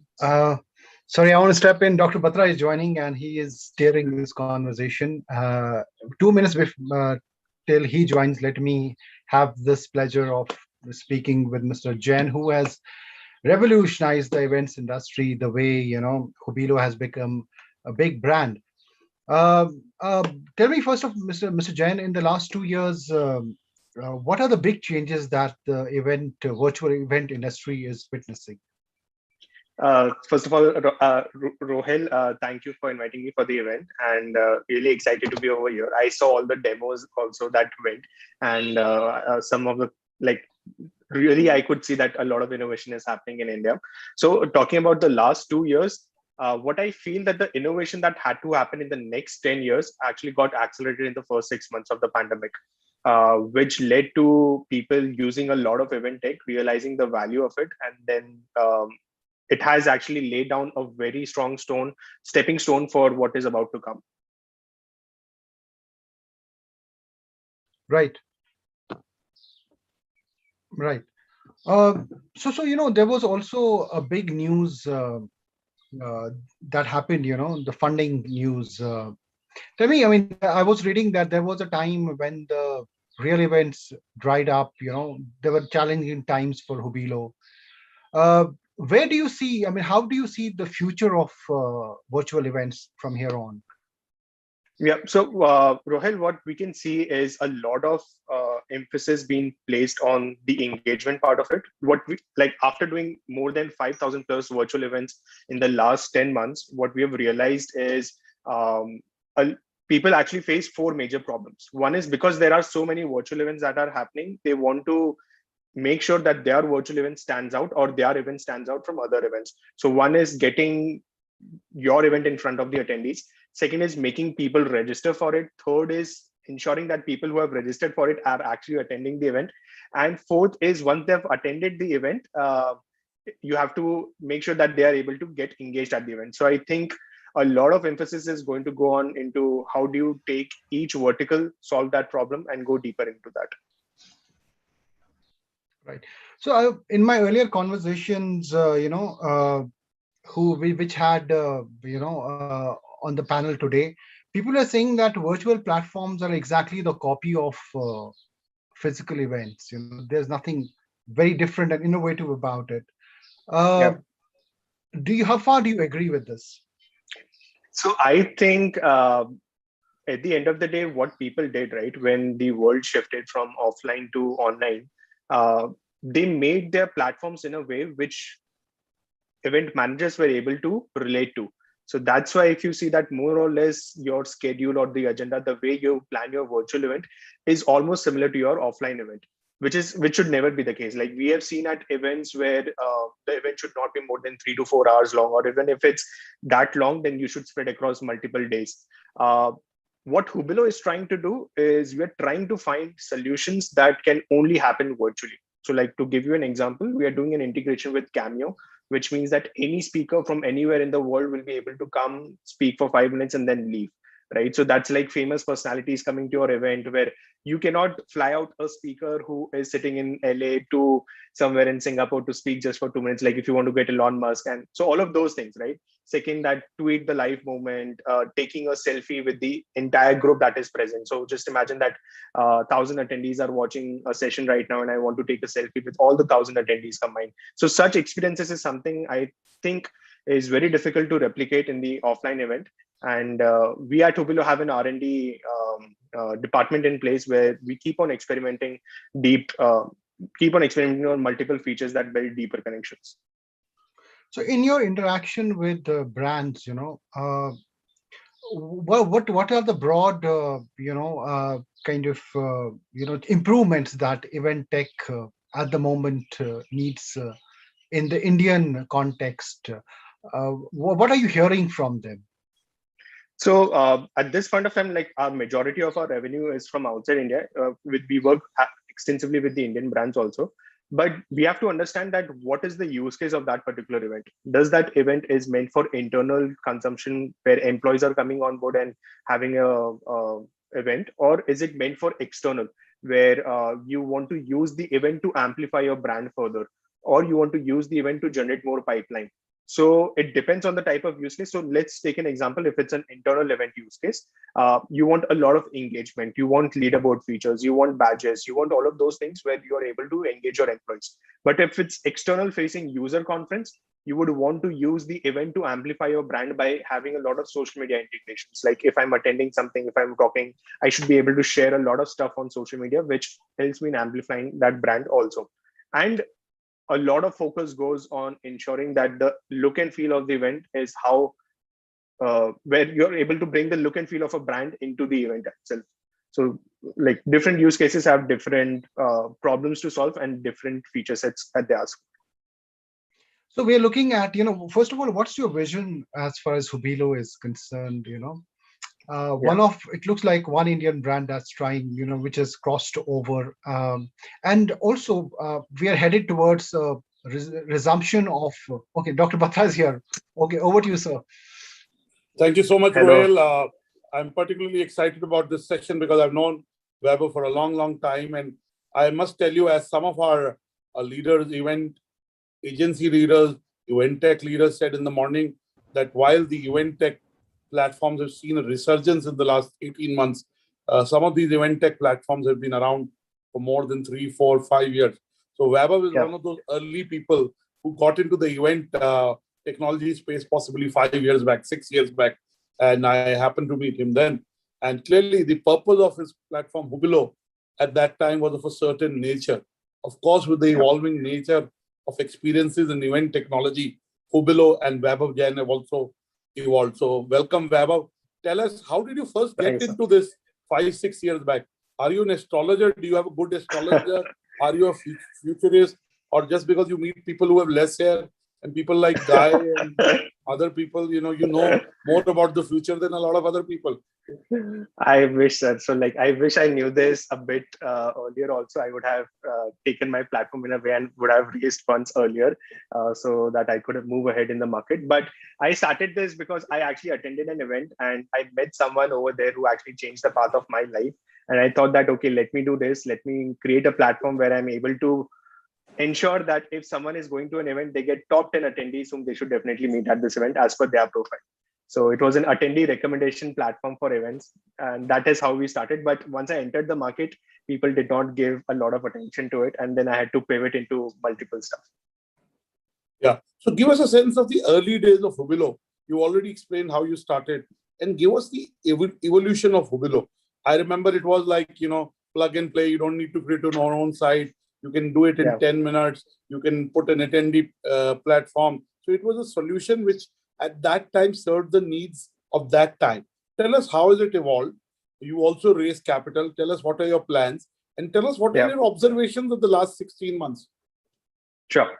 So when we struggled with our attendee recommendation platform for events, we figured out that organizers do not want to pay for it, but they would want to pay for where we are able to save time for them. So we came up with a tagline that like you can do on our, like, create 2 months of our effort within 20 minutes. So like that was our tagline at that point of time. And we wanted to automate the backend office. So we came up with a lot of automation in your event website, event marketing solutions, social media post, mobile application, everything used to get created within integration, and all of it all in one event platform. And what happened, Anurag sir, was that we became a feature factory because we were not able to grow beyond India. And you know how Indian businesses are, where they ask you to build a lot of features for the same amount of money. And then so we started growing horizontally instead of vertically. Coming from Gujarati, clearly there is value for money in that, literally speaking, but go on. Yeah. So we started growing horizontally, then vertically, and we were not able to scale globally. And what happened that we were actually started knowing for large scale events that we used to do. So we did Vibrant Gujarat, Niti Aayog events, Global Entrepreneurship Summit, any large scale event which had more than 5,000 to 10,000 attendees, people used to choose us because of deep engagement features that we had in our mobile application. Now, in the month of Feb 2020, my revenue went to zero because globally all the events started getting cancelled or postponed. I thought that it is a good opportunity for me to get out of this space and do something else in life, like fintech or something like that. But then I thought, okay, let me just give one more chance. to this particular space and to myself also in this particular startup, I sent out a newsletter to all my subscribers that we understand that the offline events have gone for a toss. We are building something like a virtual event platform. Would you be interested to know more? And this was on 13th Feb 2020. We got a very heavy Valentine Day. on, So you fell in love with event tech. I know you're married, so clearly you can only fall in love with business and event tech platforms. So go on. Yeah, so sent out a newsletter, got a very healthy reply rate. People say, yeah, we want to connect with you. People started adding me on LinkedIn. They started adding my developers on LinkedIn. So at that time, I knew that, okay, this space is really going to go big. And I just gave my team an ultimatum, guys, we have only 20 days, figure out something. Even if it doesn't work, I want a crude version of it, which I can launch on the 21st day. We did our first event for about $250. And then now we have raised money as well as have almost— You raised $22 million. Yeah, overall $28 million. But now we have like 600 plus customers who actively work with us with their set of events that they have. Fantastic. What are your top learning in terms of trends in the last 15 months? And give us one or two predictions about the future, Weber. Yeah, so what we have realized is different brands need the platform for different types of use cases. The innovation that had to happen in this particular space in the next 10 years actually got accelerated in the first 6 months. And if virtual event platforms wouldn't have been there, Zoom, like people would have been using Zoom only as their virtual event platform. And that's why we wanted to enter the space as soon as possible so that people do not think that, okay, this is the only limitation of virtual event. What I can see and predict in the future is a lot of effort going into how do you engage people online, and not just only for like, I would say 10 to 15 minutes, but how are you able to involve them also within the event, where any actions or anything that they do, they are also responsible for how the event is moving forward, just how it happens in an offline event as well. So once the technology catches up, where I'm assuming that in the next 2 years, I can see a lot of augmented reality coming into this particular space, and a lot of people using that to not only for like award shows or product launches, but also for their internal events that they would want to do. Fantastic. And the key is to use more and more technology, but mirror the actual experiences of physical events. Would it be fair to say that the future of events is technology, and would it be fair to say the future of events is hybrid? So I actually did a survey for almost across 1,000 organizers across the globe. What we found from that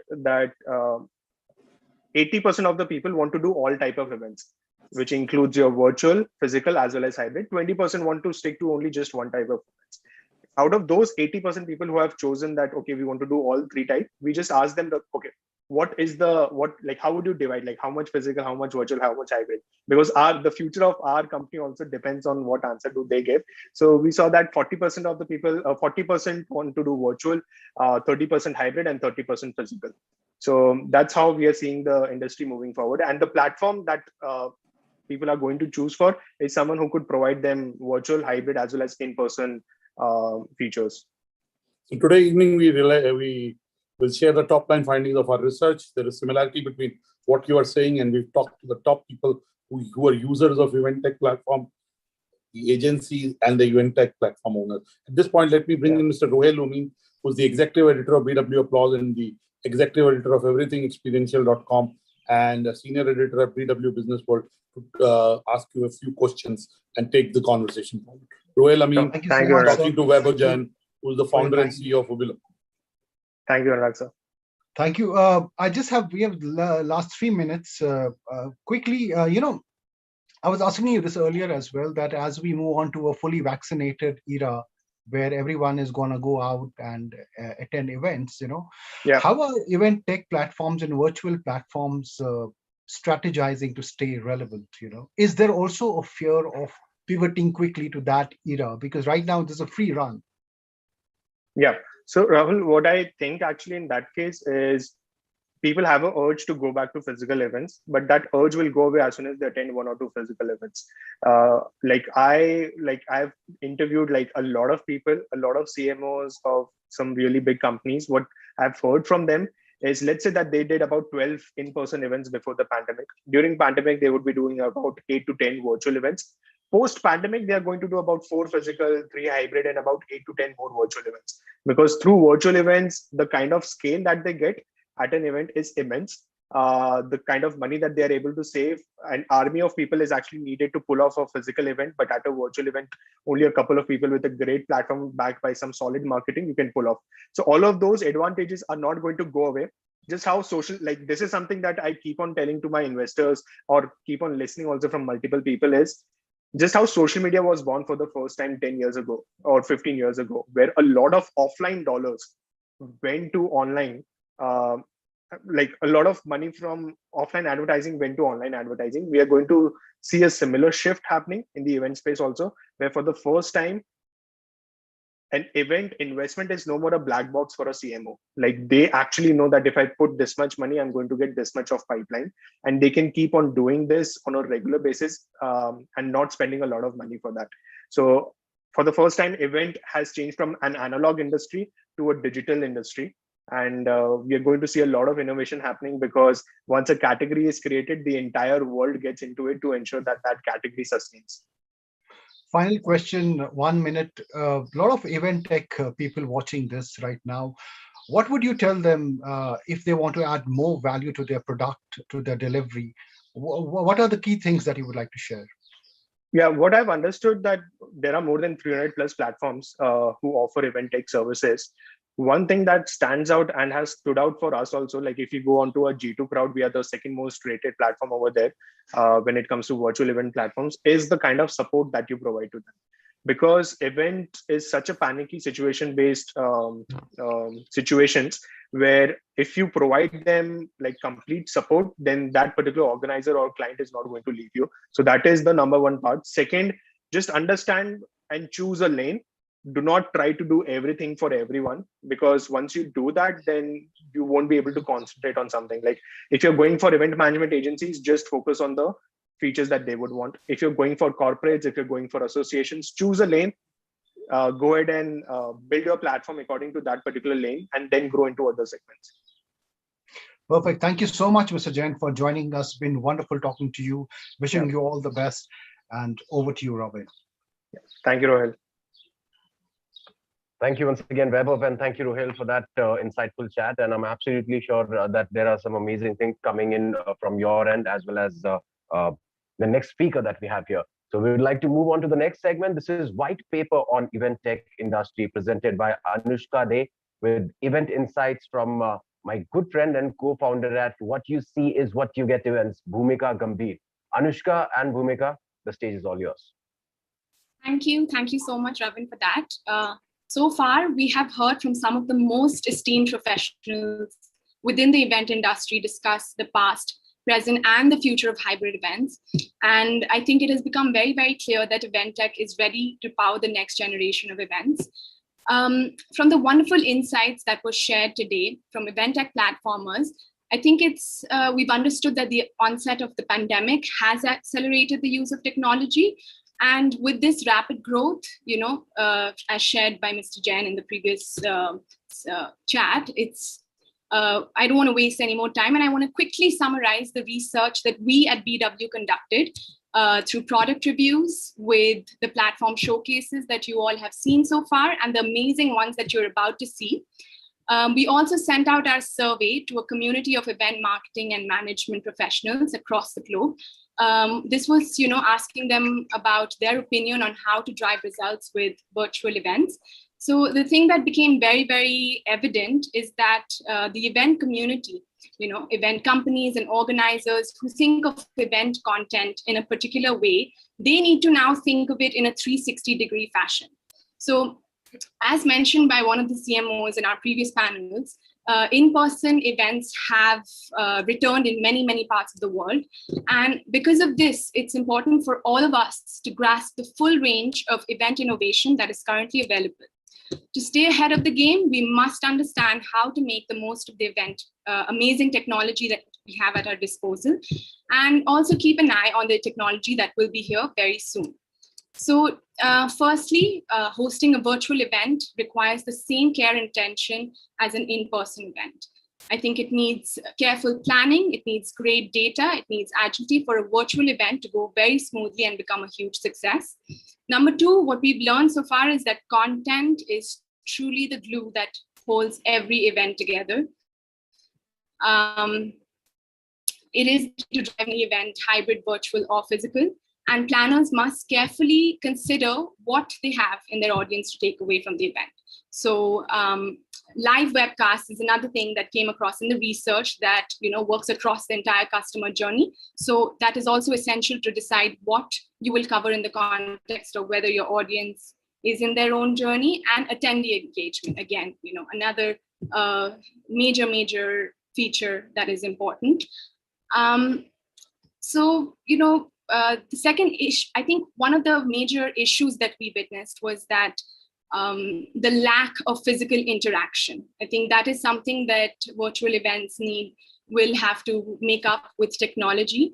And today we have Bhumika Gambhir here with us, the co-founder, as Ravin mentioned, of What You Get Is What You See. And she started her stint with events in 2011. She will be sharing some very important event planning fundamentals with us. So yeah, over to you, Bhumika. Thank you, Anushka. Thank you, Ravin.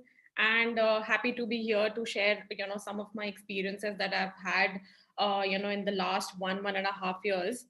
So I'm going to be, I think, apart from just the regular sort of the pros and cons of, doing physical events or virtual events or actually debating over that, I'll be sharing some of the sort of, my experiences that I've had, particularly sort of, I would say, the first one being access and ease for the organizer, right?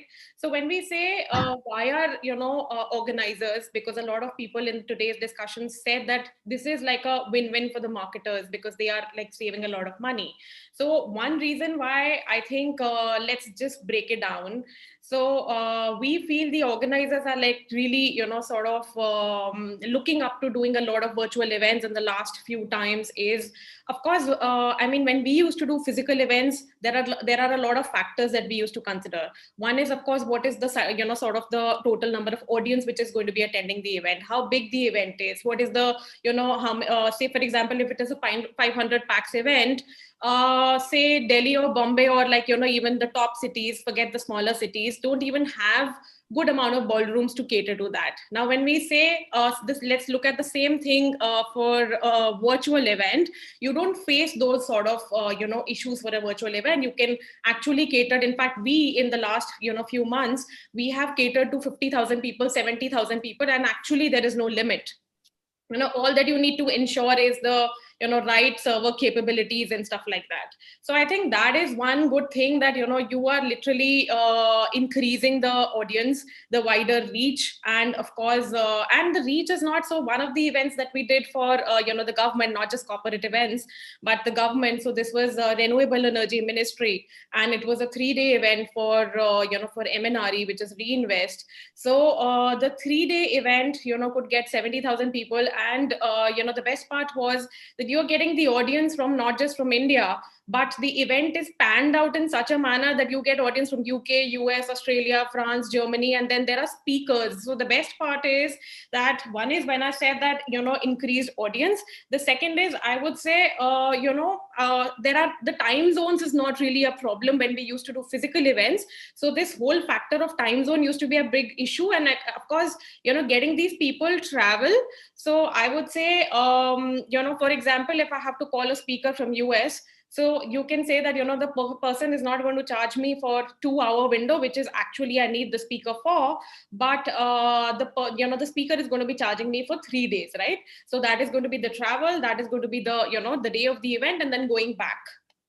So I think those are some sort of the pros and cons that I would say, wherein I would like to highlight the cost effectiveness factor that we, sort of felt. And another very important thing that I would say, again, comparing a physical event and a virtual event. So like, again, going back to this event, Reinvest. So we literally, there was a speaker, this author called Tony Seba. So he was just looped in 1 day prior to the event. So it wasn't even like, because had it been a physical event, event. So it would have been a complete no-no that now you cannot, might as well chuck that, speaker out of the list. So those sort of last minute plannings keep happening you have the leverage of doing that in the virtual events as compared to physical events. So that is one thing that I would highlight. The other thing that I would say is that, like I said, remote participation is there, and then you are saving a lot of time. And now coming to the access and ease for the audience, I would say. So like, for example, today's day and age, when we say Netflix or, Hotstar, or like shows coming in, which are originally in a different language, but, as North Indians or South Indians, everybody is just watching that. So similar scenario when we used to do physical events. So, for example, like an event like, a ministry event or a MNRE sort of an event wherein I'm getting, countries like Russia, I'm getting countries, wherein there is language barrier. And in physical events, we used to do FI systems, I remember, at the venue, and like set up a booth where the translator used to be there and stuff like that. Now, the best part about virtual, again, is all you have to do is set up a virtual translator. The person just needs to select the right language, and while you're sitting wherever, you can just click onto the language, and then you can get to hear the session in the required one. So that is one good thing I would say from the audience perspective. So the second is, of course, from the audience, like everybody mentioned, like we all know that with virtual, the best part about it is that even if I have 2 other commitments on the same day, a physical event would require me to be physically present and blocking my entire day and my schedule accordingly, right? Whereas in a virtual event, I'm only blocking those 2 hours in my calendar. So that is one thing to highlight. Then, these are the 2, overviews from the audience perspective. Then the other thing is, of course, from the ease perspective, there's a whole lot of networking that the audience has been doing in the events that we've organized. And in a physical event, I would say, approaching a very senior personality or a senior delegate is for a person who people just sort of feel they don't feel that ease in a physical event, wherein if you are like your one is you're not, there are options that we used in our event wherein you could use your camera and you could always do a chat with the person, or you could always do a voice chat with the person. So you have varied options, and without a hitch, the audience can come along, and then they can just sort of put in their queries and chat with the right do the networking and chat with the right set of audience. So that is one thing to be taken note of. The other thing, and Anushka, you mentioned it very rightly, content is very important for all events, may it be physical, may it be virtual, because ultimately content is the real thing which is bringing the audience to you, right? So I would say with the one sort of good thing about virtual versus a physical is just the sort of right ease while sharing the content within seconds or within minutes. So for example, my session has just 1 hour session has got over like literally 2 minutes prior. So literally you start getting calls from ministries, or you get the calls from the right department that, oh, we want to put it on the Twitter account or our Instagram handle, all of that stuff. So the idea is that nowadays people don't want to wait for the 3-day event, how you do it in a physical event, wait for the footage to come in and all of that. It's just literally putting the content at the right places, increase the shareability factor. The shareability factor is a big thing because you have various social media handles, increase the reach. Even if people are not coming onto the platform to view it, you can actually share a lot of snippets, which of course physical events was lesser to be seen, I would say. The next point I would say is, sorry, you were saying something? No. I'm just saying that what you just said is very, very correct and to the point. And if we could, because we do have another product showcase now in the next minute or so. So we're excited to see that, and let's see all of these features that we've just discussed in that showcase. Sure. Perfect. Over to you. Ravin, are you here? Sorry. Yes, I am. Thank you. Thank you so much, Anushka. So, Bhumika, I still have 30 more seconds for you. If you want to give any closing remarks, that will be great. And we can move on to the product showcase. Sort of, I would say, quickly, I would like to mention the fact that the good thing about virtual events is that, for example, I am the, audience. I can just simply go back to the platform and view the session, which I was not really part of, and go back and, just see the recording. That's one good thing which the physical event doesn't offer. Lastly, my concluding remark would be that I will not say virtual events are, I'm like sort of favoring virtual events or I'm favoring physical events.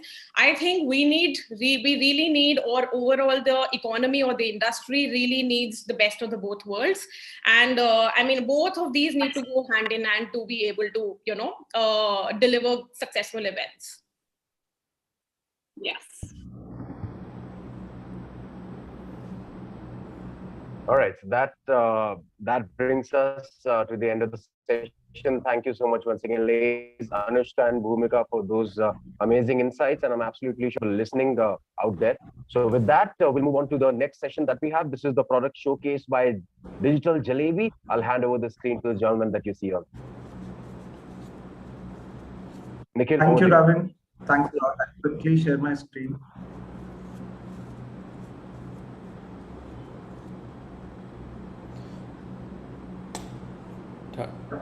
Let me know when you're ready.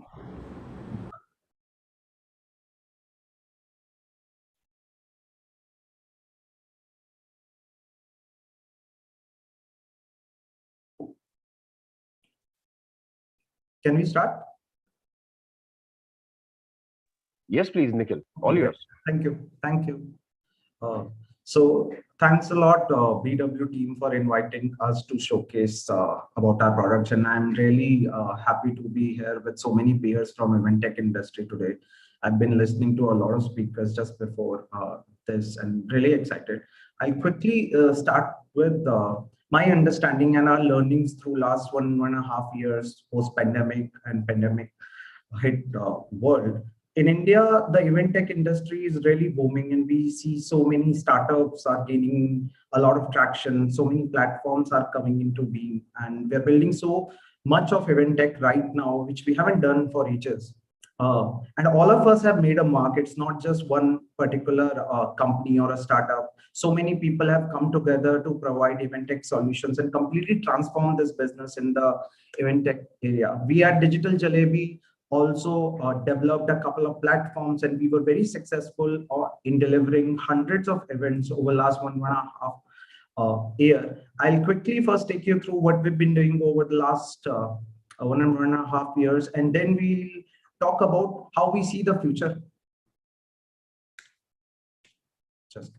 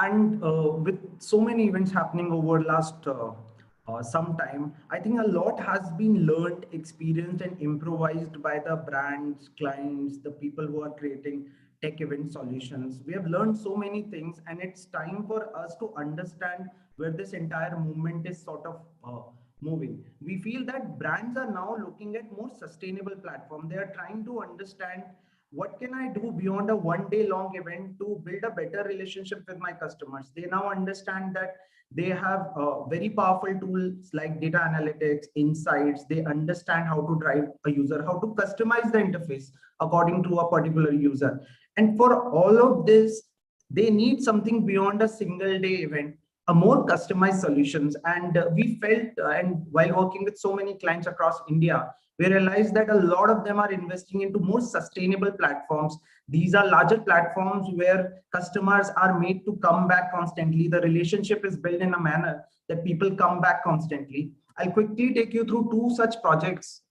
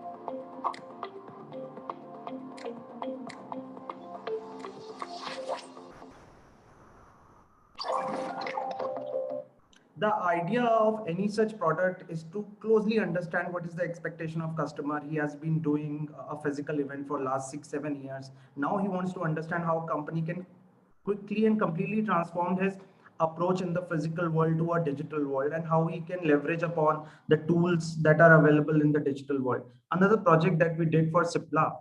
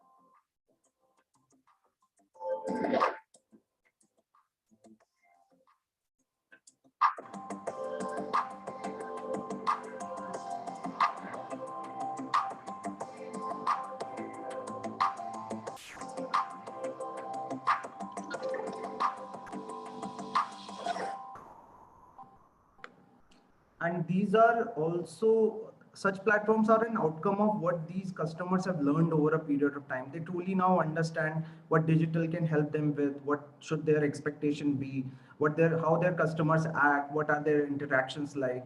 And the platforms go well beyond a day-long event. These are sustainable platforms that are there, always live, and you can host virtual events, but you can always come back as a knowledge center and access information. Moving ahead of this, we also feel at the same time across the world, web technologies were becoming very, very powerful. A lot of developments were coming in, and it allowed developers, especially creative developers, to create more immersive experiences that allow you to see an object in augmented reality, look at a 360 image. It sort of transitions or teleports you to a different world. And that's when we thought of the idea of digital virtual spaces, which is ideally our understanding and our vision of how we can redefine the future of collaboration work in retail, how different sort of the business that happens between people while they're at work, while they're in an office, while they're at a shop, and how these web technologies, immersive web technologies, can truly transform that. This video will help you understand how we are looking at the future.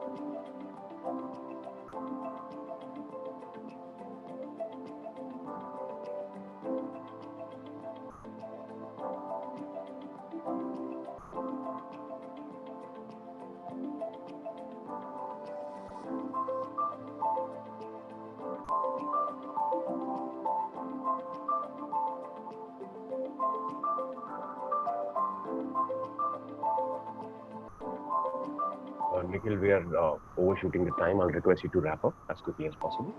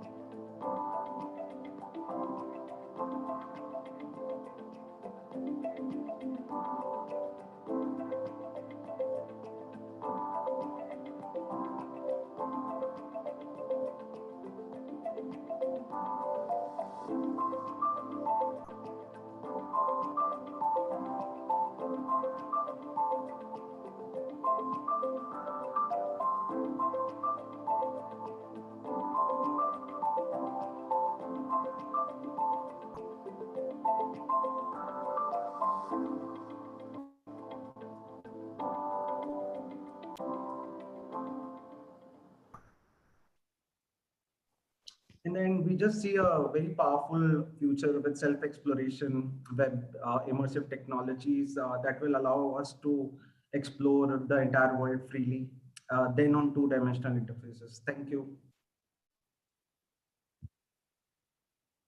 Thank you. Thank you so much, Nikhil. So that was Nikhil from Digital Jalebi. We wish you all the very best and congratulations on a fantastic platform, Nikhil.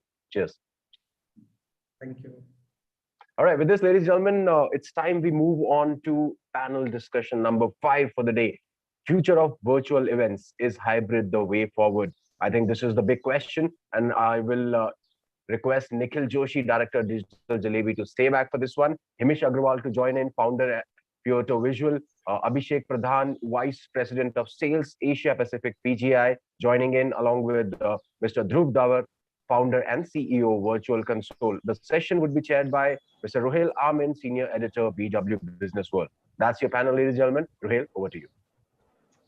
Thank you so much, everyone, for joining us again on this exciting day when we have all the event tech leaders here and people associated with the industry looking at this leadership summit that we have curated. And I want to straight dive in with my first question. It's going to be a super fast round, given we're a little late, but we'll pack in the most content. I want to start with you, Mr. Davar. Earlier, I heard you when there was your presentation and you spoke about, the future of virtual events. Tell me, how do you see the relevance of virtual events growing by the day? So I think more and more it's only going in the upward slope. See, I mean, what I said in the morning also, that marketers have tasted blood, right? What's going to happen is that virtual events are solving a problem which is a decades-long problem that live events could not solve, which is the problem of an ROI.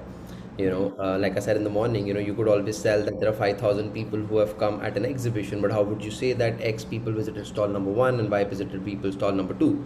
Then after that, I feel that they are going to enter the marketing mix. I think we had a panel also on that, right? So up till now, I don't even think that we've just seen the tip of the iceberg, right? They are going to enter the marketing mix, right? Like the way social media entered up in the early 2000s, right? So that's how they're going to enter the marketing mix. And then I think it's going to explode, because then the possibilities and so many other things that's going to happen, it's going to be huge.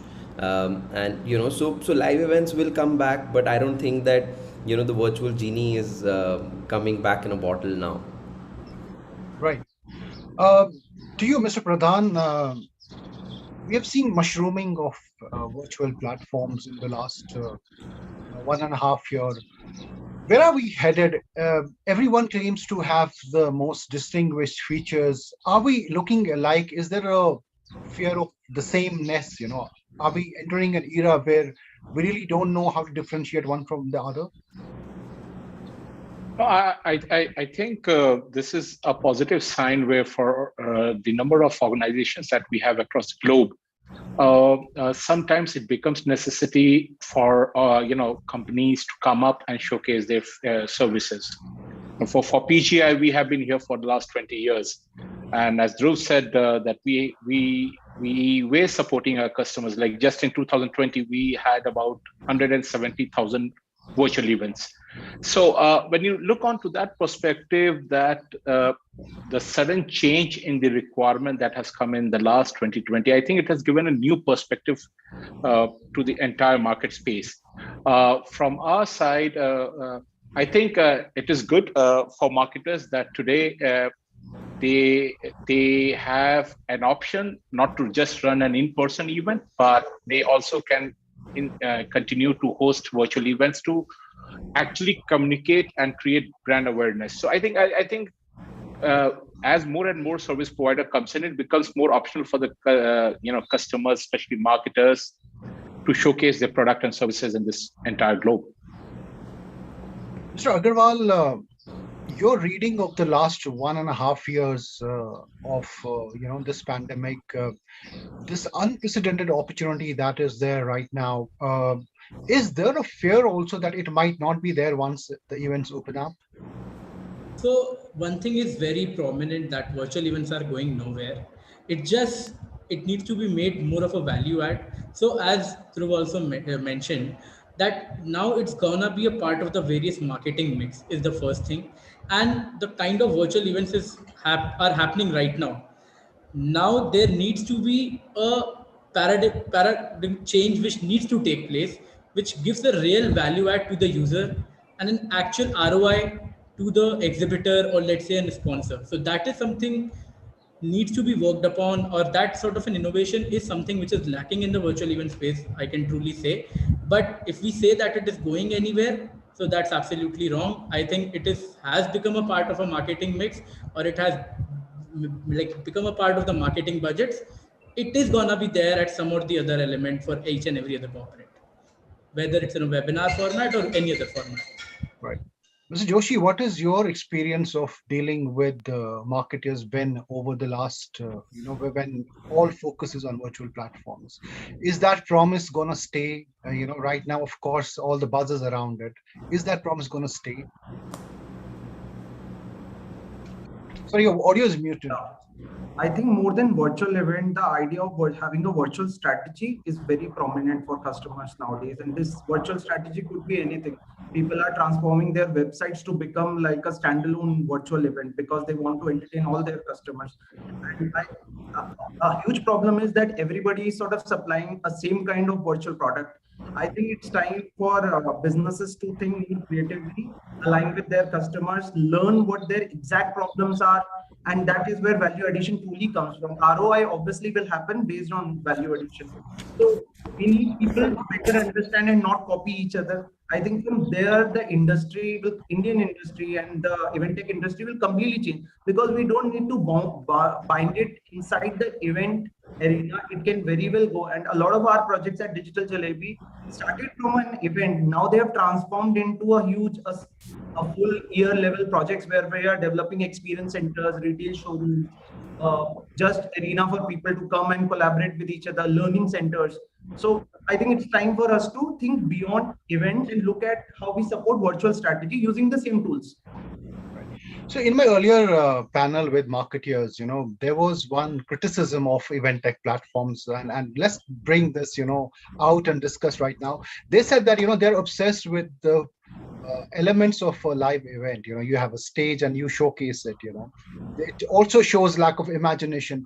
Though these are harsh words, but how do you defend it through? I mean, this is going to everyone, but first with you, Mr. Davar, how do you defend this? So I think it's an extremely valid point. I think the very simple answer to that is that the event manager inside of us has to take a back seat. There's no other way that, we have to start thinking of us. In fact, Rohil, I also have been seeing the summit the entire day, and I saw a lot of people who I have known have built a platform were talking too much about, I don't know how many of, I mean, it was more of a design presentation for me at a lot of times than to see the event tech platform. I've been seeing through the day, everybody's talking about immersive, I don't know how many of these, big buildings and other things that I've seen in the presentations today. What I again feel, and that's exactly what, we're trying to do at Virtual Console, and I'm very thankful for a partner who is a very, very solid event tech background, tech background, is that we are telling them we are enablers. And in the morning in my presentation, I said, please look at platforms as venues and use your creativity. I don't think the platform owners or the CEO of a platform company needs to be that creative. I mean, that's just my view, right? You have to be creative in the technology, not in the design. Leave it to the agencies, leave it to the corporate marketeers. And I think what is happening, especially in India, and if you see through the day, most of the event managers have gotten into it, and it is dominated by an event manager's brain. Which is where the push on stage, which is where the push on immersive and all of that. I mean, ask yourself, is it scalable? How many designs are you going to create, right? So we have, we've really refrained from that. And, at least at Virtual Console, we're really not trying to push that. In fact, because I've also run a live event company, in fact, sometimes there's been a push that, okay, push more for designs, because we're only selling technology. And I think, so to answer your question, I think we have to leave the event manager, home when we come to work. That's the only way to solve it. Mr. Pradhan, your thoughts? How do we make that happen? No, we come across this question many a times, and if you see, many platforms has been built. Our platform has been there for 20 years now. So we have been a virtual dominator when it comes to the global attendance. One thing I really want to bring it here, which we have seen it. I don't know if this was brought, but when I saw in a couple of sessions, people were talking about designs and templates, and there are 3 points I want to raise here. One is certainly when you're choosing a platform, you need to see the scalability of the platform. It can go from 500 to 50,000. How is your global reach? When you the major difference that a marketer finds with the virtual event platform is to get participant across the world. Now with GDPR compliant and how you can scale, because I have seen that 70% of people usually after repeated follow-ups come back and registered on the last day, or they directly join. So is your platform scalable? Third thing is user security. What we always believe that while you must be seeing the CISO investing a lot when people have started working from home and attending such kind of calls. User security and identity has become a big concern. As on today in India, there's 300 million ransom attack that happens every day, and it has been going since 2020.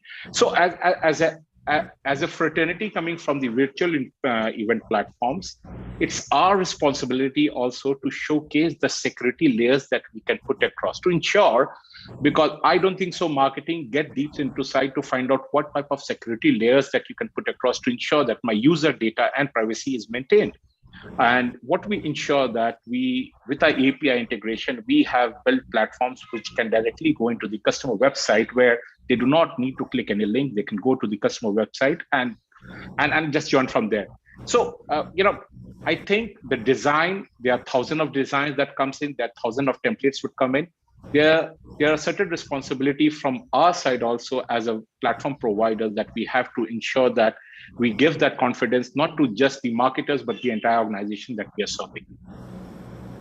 Mr. Agarwal, how far do you agree that, it's just become a case of having these presentations only just the design bit, there's more to the imagination that can be done, when it comes to building event tech platforms. Do you agree to this? So, Rohil, it's very, very important that it's not only about the presentation and it's not only about the design theme. That's obviously the look and feel, the appearance, the experience. But at the core, there should be some or the other utility, right? When we say utility, if let's say I am attending an event or any particular person is attending a webinar or any particular thing, there has to be some or the other sort of a value add to that particular user. They're not coming here to see X or Y design or Z design, right? So yeah, designs and all those play a role at a certain tangent or at a certain space, but engagements have to be more. Which makes me stay on the platform, which makes me, be there on the platform for an hour or for let's say 5 hours or 7 hours. So right, I feel more the focus should be more on the engagement part, more on the part which makes customers stay on the platform. Right. Mr. Joshi, how does the event guy in the tech guy take the back seat and deliver something which is compelling and the marketer has to definitely use it? So I think the problem that Dhruv also raised about having a good tech guy and Mr. Abhishek also raised that security and making sure scalability is there, all very important. I think the problem is not with people and team. It's just that how marketeers, especially the client side marketeers, if their preference and entire focus is on the visuals and competing with the next platform that they saw somewhere online, then they will never ask the right questions. And if a client is not asking the right questions, you can't expect teams to evolve. So if I am starting a company in virtual tech event platform, do I have the correct team? I will not know because it's all new for a lot of people. It will only happen when the customers are also asking the right question. I see so many IT teams who don't understand IP address and very basic concepts of computing. And these are IT teams from a lot of huge companies. So I think this is more of an education that is happening, and it has taken time, good 18 months. But now customers understand what a scalability server, what the terminologies are, what are the concepts of having a good server, a scalable server. And I think in reflection to that, we will have much more evolved and better teams. They understand the idea of AI, how you can churn in data, how you can draw analytics, insights. So that is largely what's happening, and it's a transformation. We can't guide it, but we are just witnessing it right now. Great. Mr. Mr. Dawar, what is also happening in this space of virtual events is when you go to a marketeer, they of course would bet on the future of virtual events and won't deny it, but they won't shell out monies. The dollars spent are lesser. They think that isme zyada kaam nahi hota hai, ghar baith ke dekhna. Is a little bit harsh, but is it a collective failure of the virtual platform industry that we are not able to impress upon the CMO that look, the dollars belong here and you better shell out? How do we make that happen? See, I partially, Rohil, would disagree. I think if you see globally, there are events happening which are literally going to the tunes of, $500,000 or even crossing $1 million, and that's a virtual event, right? I think it's about a value proposition. What you have to understand is that the entire space is a very, very new space. We're all of, I wouldn't even say 18 months, because the first 6 to 8 months we were all figuring out. So effectively the industry is about less than a year old or a year old, so we have to give our marketeers that time. See, I'll tell you what, right now the problem is that the marketeers don't know how to measure a virtual event, and that's where the big problem is. They do not have the know-how of, what's happening. We're doing an event, like we did an event, I wouldn't name it, but we've done some big events wherein we had large turnarounds, right? But I know it for a fact that my client doesn't know what to do with the data.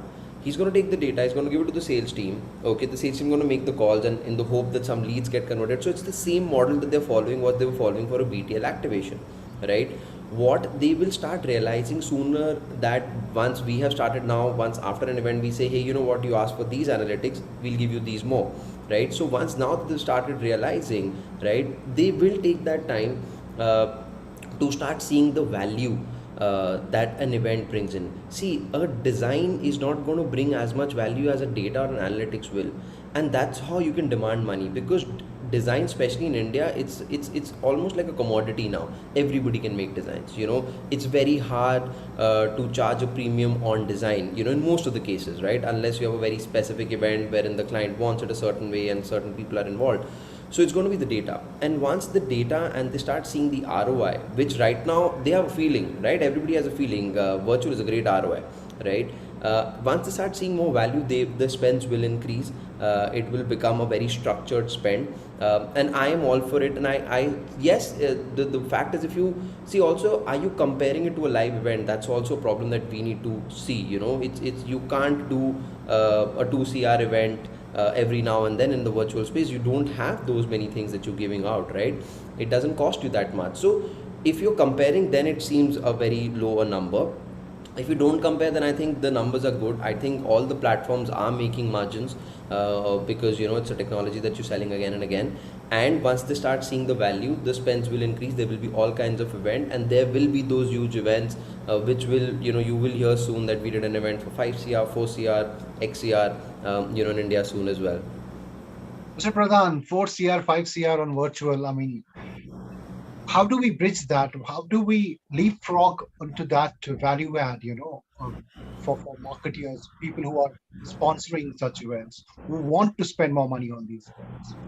See, for us, I think what we have seen is, when we are talking about the events, the range that we have seen is from, I think, $1,000 event, and we have built a customer $1 million also in the last maybe 6 months. And when we are talking about in the last 15 years of our virtual event business, the amount used to look large for a customer earlier, but it took some time for them to realize. Now, for India specifically, I think it's more of a compressed or pushed service where they had to adapt it. But if you talk about the global customers who have global presence, they have been using these services. Spending 5CR for a BFSI to reach 50,000 people, it's peanuts. And what they get is a brand awareness. And what is happening is, I would not say the problem with marketers in India. I think you have to understand the situation that it is a learning curve for them. They have been hosting on in-person events, Now they have been pushed to adapt technology. Now, will it take some time? Absolutely. They have to learn. They'll do 1, 2, 3. But then again, it becomes that what is their experience? How are they able to scale? If I'm just thinking, an MNC just thinking to do a separate event dedicated to India and a global, then it's not a problem, because for user, it has to be a single platform for users. I have seen marketers using, different platforms, which is scheduling for collaboration. That's not the effect that you can provide to your participants. And that's why one of the big reasons for such kind of a large event is that people don't stay, is because they're used to that platform. They don't see engagements happening. I think it's not about the money, it's about the value that an organization has to see. And from our side, what we show is a value. Like, Nikhil raised about the IP addresses. And I can tell you that our platform has been so enriched and so scalable that a person doesn't need to worry about the IT structures, because we have got tech guys. But then until you don't align the marketing as well as the IT team in your discussion, the discussion will not take forward. They will not be able to understand the value proposition that the virtual platform provides. So these are a couple of things that we have to have discussion when we are engaging with our customers. Mr. Agarwal, increasing the value proposition, what are you hearing from when you reach out to brands to spend and use platforms? What stops them from spending big? So obviously, as we were discussing it before also, we are all talking about ROI, and we are planning to get ROI. Different platforms are trying to achieve an ROI thing. But the truth is, the organizers are really not getting an ROI. So I always, optimize and look forward to players like On24 and Kaltura, which have been into the segment from years. They have been into the event space, virtual event space, and webinar space from last 10 years. And those, if we read those case studies which they have case studies with the top clients they've been working in from last year, like 10 years, 15 years, 5 years, and are able to give an ROI. So right now that ROI is not being proved to the Indian marketers or to the Indian corporates, or something which we are trying to cater to at majorly. So once that is proved, and once they really, taste the success, I think that fear of not spending money or virtual event will obviously come out, and they will be able to do much more. And also another point which Nikhil also mentioned. So a lot of clients which were earlier doing 1 or 2 events are now looking at creating a virtual experience center, or let's say creating a platform which stays there for a year, right? Because a lot of cost gets involved in creating the whole thing, but rather than the whole server cost or whatever it is. So rather than having a whole event spending tons of lakhs of rupees just for a day or 2, and spending some more amount of rupees and having it for a year is a better opportunity, right? They have that as a marketing thing for them all throughout the year, and they can just push the link, and even if they're getting some more leads, if it's there for a year, it's a better plan for them. So those are the client mind and shift which is happening, and which is also good, right? So it's really time for all of us, and some good players and all of us. It could also be a possibility that some good players come up, work out together, and at least create a solution which is really getting an ROI. So whether you talk about the biggest players or small players, but I really feel that ROI factor in India, at least the players in India which are not able to achieve to that particular extent. So I would really feel that if we can do that, that will really make all these marketers come front and take the platform. Joshi, your quick thoughts, and then I move to my final question. Yeah. So apart from all the other reasons, I think since there are so many players in the market, a lot of funded startups, and every day you are hearing people getting funded, I think they're disrupting this entire process for the larger and smaller players and players who are into custom events development, because funded companies are not looking at any kind of revenue. They're just looking for growth, and they will come into the market. They will with funded money, they can actually hire a lot of people and build this platform. If we were able to build them in 6 months, they obviously can do that. And they will disrupt this entire costing and how you charge your customers. It's already happening. The client conversations that I see, people are preferring a platform which is only charging you $10 for an event a day. And we will never be able to reach those kind of numbers without funding. This is also something which is happening in industry right now. A final question.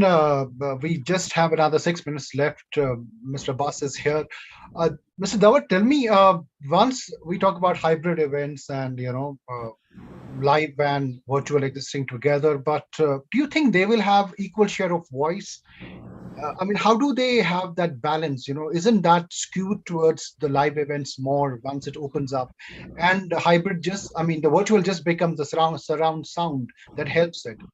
How do you make sure that the voice you have right now remains as bigger, as relevant once the live events open up?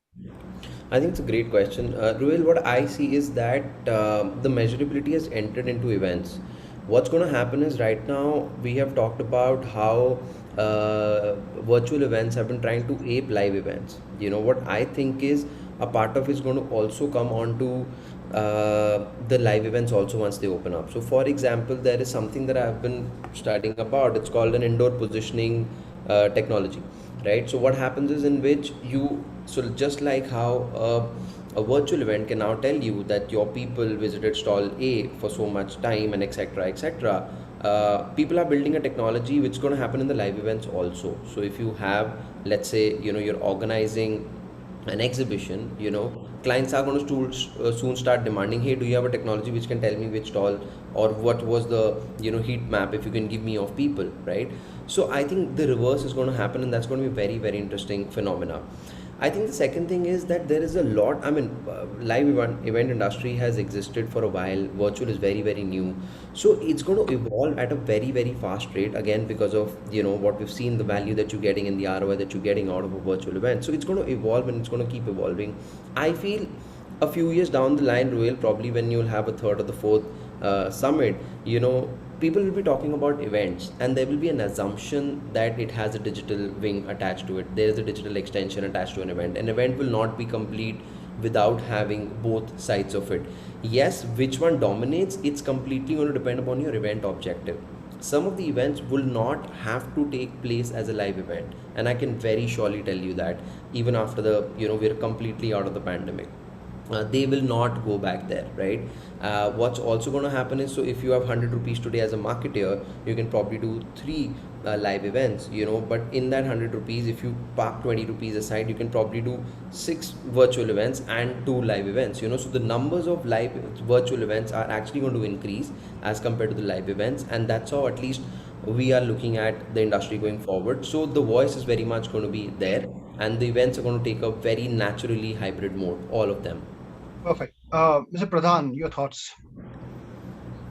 The hybrid events has been there for a long time. It's not something that is coming new. It is because of pandemic we are seeing that the percentage of live events was high. And as Dhruv said, that is there a technology attached to it where people can do that? We have been doing it. So for us, the hybrid mode is a welcome mode where I think the growth and the integration, how do you do between a live event where an in-person event is happening and how you connect it within a hybrid, a virtual platform is something that we have been doing it. So for us, it's not a new, but I think from the India perspective, I think today you have to understand the user's mentality, what is happening right now. People wants to get into a hybrid mode. Everybody's talking about work from home or a hybrid workplace. Similarly, a hybrid event has to happen.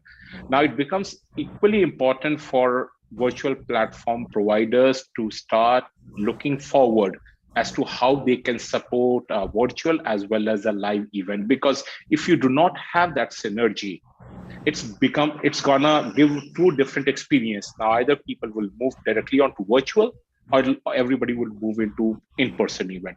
So the synergy has to be absolutely fantastic for participants to either take a virtual event or do the same event in person. Because at the end, marketers are looking for participation.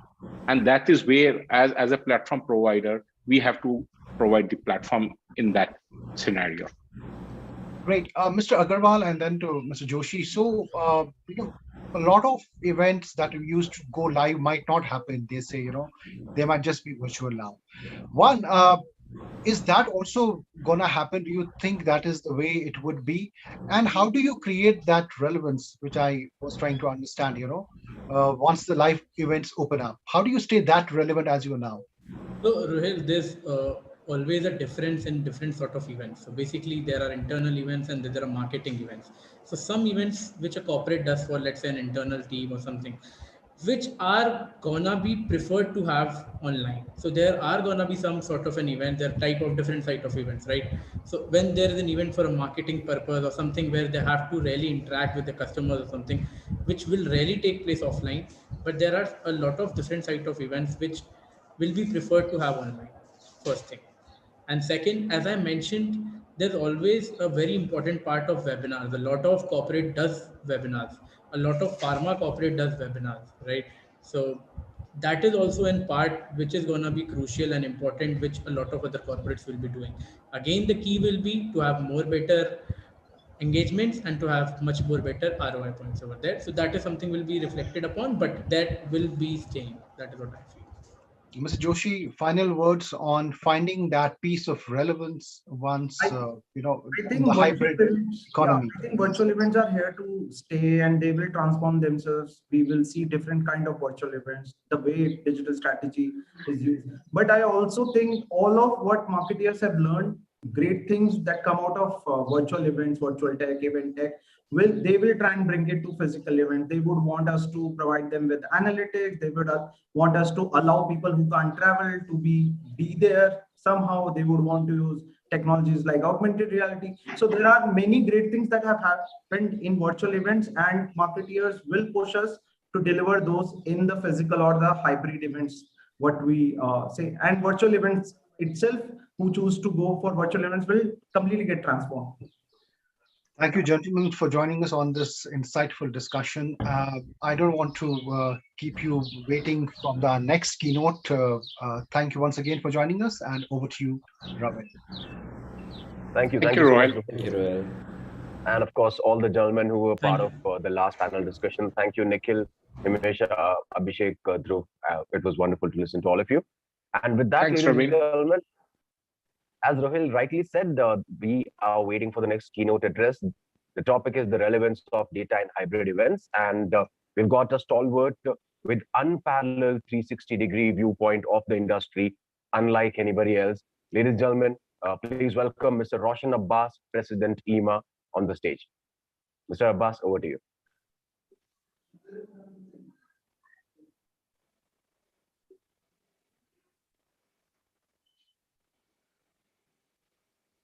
So while Mr. Abbas is just joining with us, as I said, he's an industry stalwart with an unparalleled 360 viewpoint. He's been everywhere. He's been in front of the stage. He's been behind the stage, and now he's being a part of the whole industry as such, being the president of EMA. It's an honor and a privilege to have Mr. Abbas with us. So as soon as he's here, we'd be very happy to hand over the stage to the original MC.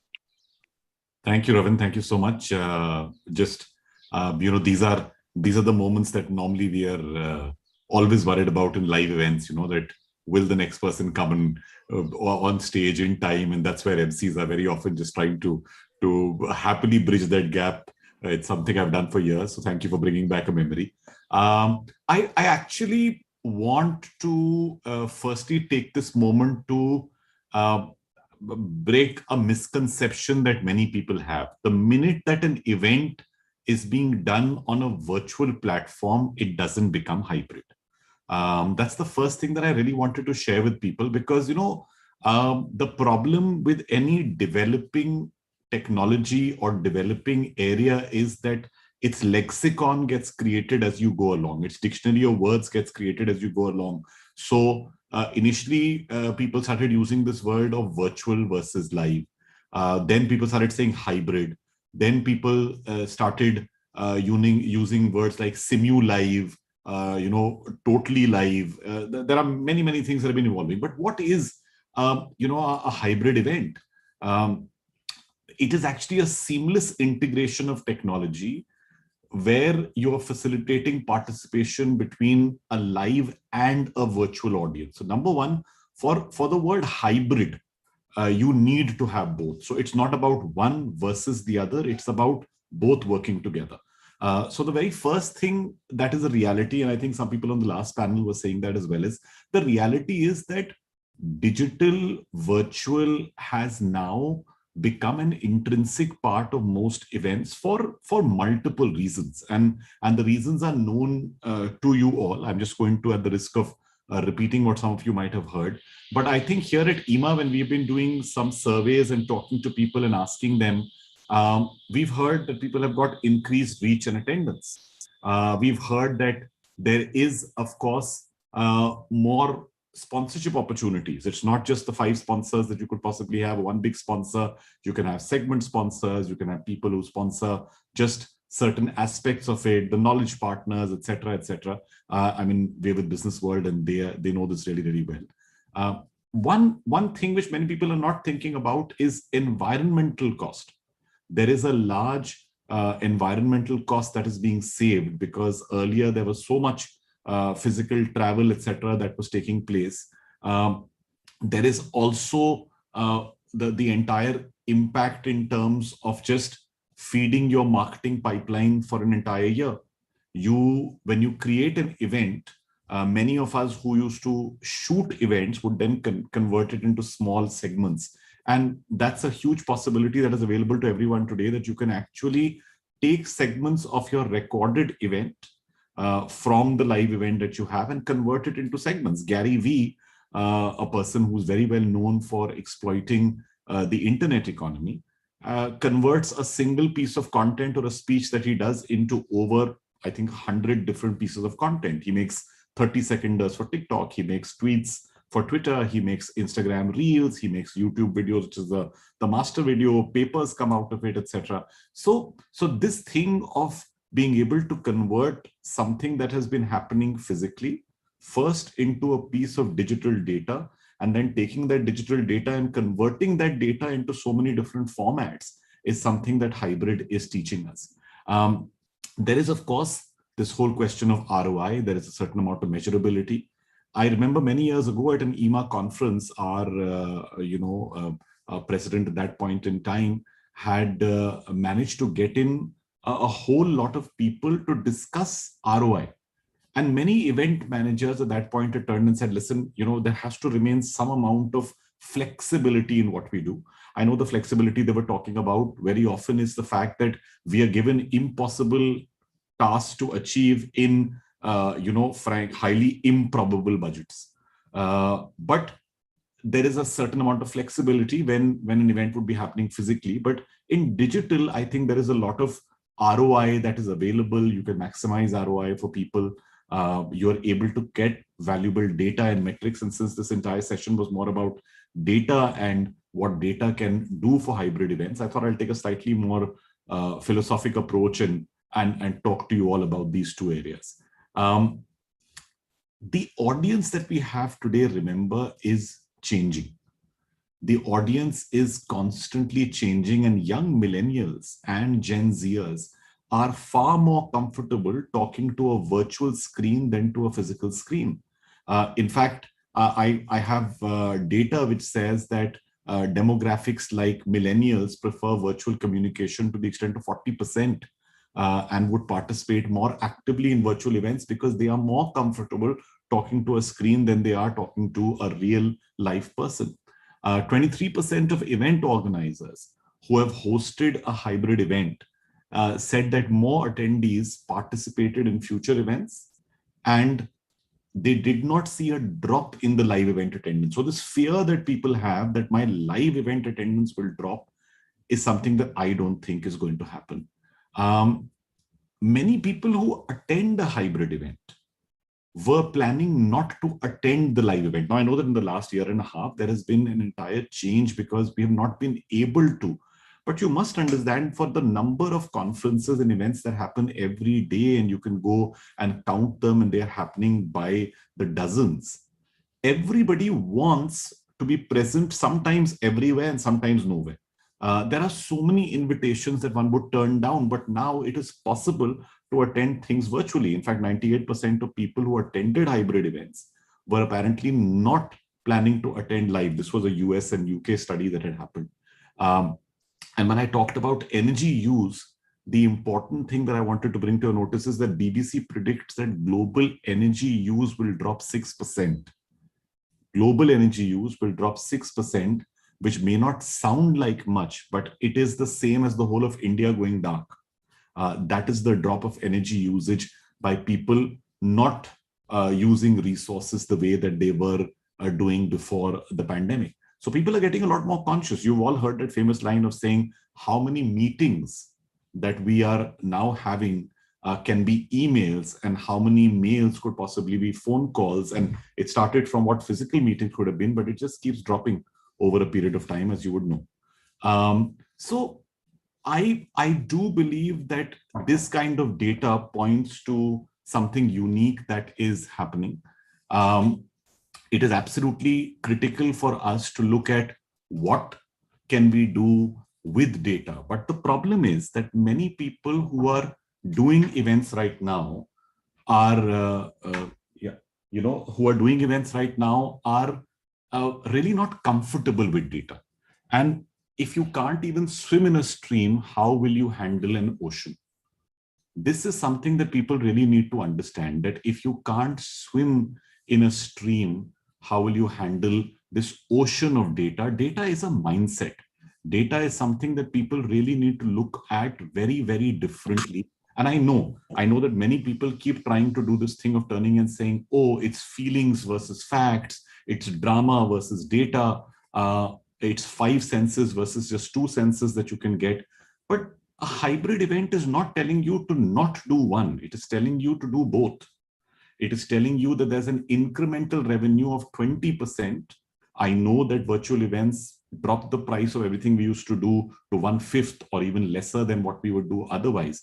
But do remember that if you become experts at this today, and you become event technologists and not event planners, that you become data specialists and not drama specialists, you will benefit in the future, because you'll be able to bring both of these things forward for the world. It's not one versus the other. This is the one thing that I really want to break for people.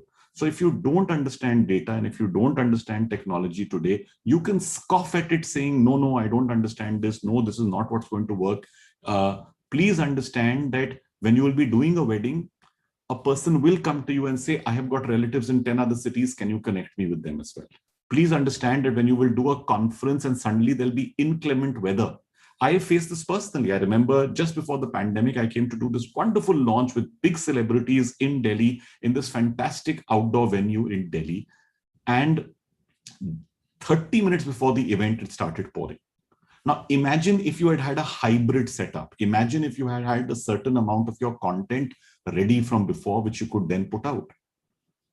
All of these things are a mentality which I think is something that everybody needs to start imbibing. It's going to be absolutely critical, and it'll only happen if you start thinking of attendees' journeys. You know, in advertising, we're very often told how to do a consumer journey mapping. If a consumer leaves their house in the morning, what's the first piece of content? Oh, they'll open their mobile phone. So we must have communication on the mobile. Then the person might switch on TV or radio while they're having breakfast or whatever, must have a message there. Or when they're driving, most probably there will be an opportunity to connect with them, must put something on radio. They will pass a hoarding on the way, so let us put something out of home, etc., etc., etc. This is called journey mapping. We need to do the same kind of attendee journey mapping, which I just don't see people doing. Why do you not plan, when you do a hybrid event, the same activities that brought so much energy to your live event? If at one side you did a quiz there, why are you not doing a quiz here? If you did a poll there, why are you not doing a poll here? And you will find that technology, event technology, is only mirroring what you did in live events and just making it available to you as data. And that data is gold. That data, if mined right, is going to be absolutely wonderful. At one point in time, you would attend an event and people would turn to you and say, how was the event? And you said, everybody felt great. Today, you could convert that into real live data, saying, while I had so many people in my physical event, I had X number of people attending virtually. They attended and were online for this period of time. So many people downloaded the material that went along with the event. So many people have set up one-to-one meetings with us in the future. And everything you used to do in physical life is going to be converted into some form of digital activity. I still think that for the people who believe in pure physical events, it's absolutely fine. You can continue to do that, but understand that every concert today has a digital piece attached to it. And there are three parts to any event: the pre, the live, and the post. Most event agencies have concentrated on the live and forgotten the pre and the post because that's for other agencies to do. A smart future thinking agency will integrate all three because data begins from the very first piece of communication. How many people were reached out to, how many people actually attended, how many stayed for sessions, how long did they stay in every session, etc., etc. All of these are extremely valuable pieces of data. But again, what I still find a problem with most people is that they do not have a digital or a data mindset. And this turning and saying, this is for someone else and not for me. No, do not ask for whom the bell tolls, it tolls for thee. I'd like to end by something that a very dear friend of mine, Hitu Chawla, who's the CMO of Microsoft, said, and I think it was absolutely brilliant when she said, we are learning and reinventing events, switching from theater to TV production. Those of us amongst our business who understand content and television production are definitely going to benefit in the future. From humanizing moderators to training for virtual contests, games, surveys, celebrations, celebrity appearances. This is Hitu's line. We are constantly experimenting to improve customer loyalty. And in that article, she had said, learn fast, fail fast. In the digital world, this is the time of behaving like a startup. All of us can behave like a startup. Learn fast, fail fast. The first digital event we did had a physical performer who was a singer. And this was the early days of Zoom. And when people say, you know, when they talk of digital events and virtual events and only talk of Zoom, I have news for you. There are at least 40 different technologies, not just the platforms which are using Zoom at the back. There are so many other technologies that are being used by people and being integrated and cross-pollinated and bought in from different areas. This is an evolving world. And in this evolving world, you know, that first example that I said, in that very first concert, the performer was a classical singer, which meant that there was a lot of variance in the person's voice. And because Zoom at that point is to cut off any sound that was above a certain level or below a certain level, because it perceived that to be noise or perceived that to be silence, and therefore anything else to be noise in the silence, you couldn't hear the murkis, you couldn't hear the little subtleties of the performer. But what finally happened today is today you can be putting in a Dolby app and connecting a singer. You can be doing 5.1 or 7.1 surround. You can be having a virtual studio, a live studio. And I'm seeing various people moving forward on this. At EBA, many of our members have embraced this. I'm very proud of those members who've set up their own technology studios, who've gone out and created their own hubs, who have gone out and said they will embrace this because this is definitely the future. I would just like to end by saying that in this world of 5 senses, currently purely virtual events are giving you 2 senses, which is you see and you hear. But soon, touch, soon taste, soon smell will also become a part of this. You're already doing it by bringing your event minds. When suddenly in the middle of a performance or a virtual event, you have a meal dropped to someone's houses, which certain hotels have already started doing, you are including taste. If you are actually able to send people a format by which you can at some point create tactile touch, which is happening as well. I mean, I know that in Japan, there is certain technology that is being developed, which, you know, many things which are future forward are done by other industries. And this is an industry which talks about the world's oldest profession, but well, It is an industry that has always taken leaps and strides in terms of innovation. But that is one side of the coin. The other side of the coin is do what you do and do it well, but try to keep learning, try to keep that environment of understanding what data can do for you, what digital can do for you, what drama can do for you, what live can do for you, what feelings can do for you, what facts can do for you. Thank you so much. Thank you. Thank you so much, Mr. Abbas. It was a pleasure to listen to you once again, and we really thank you for your valuable time. So with that, ladies and gentlemen, it's time to move on to our next panel discussion of the day. And this one will be talking about how to make virtual events more targeted and personalized.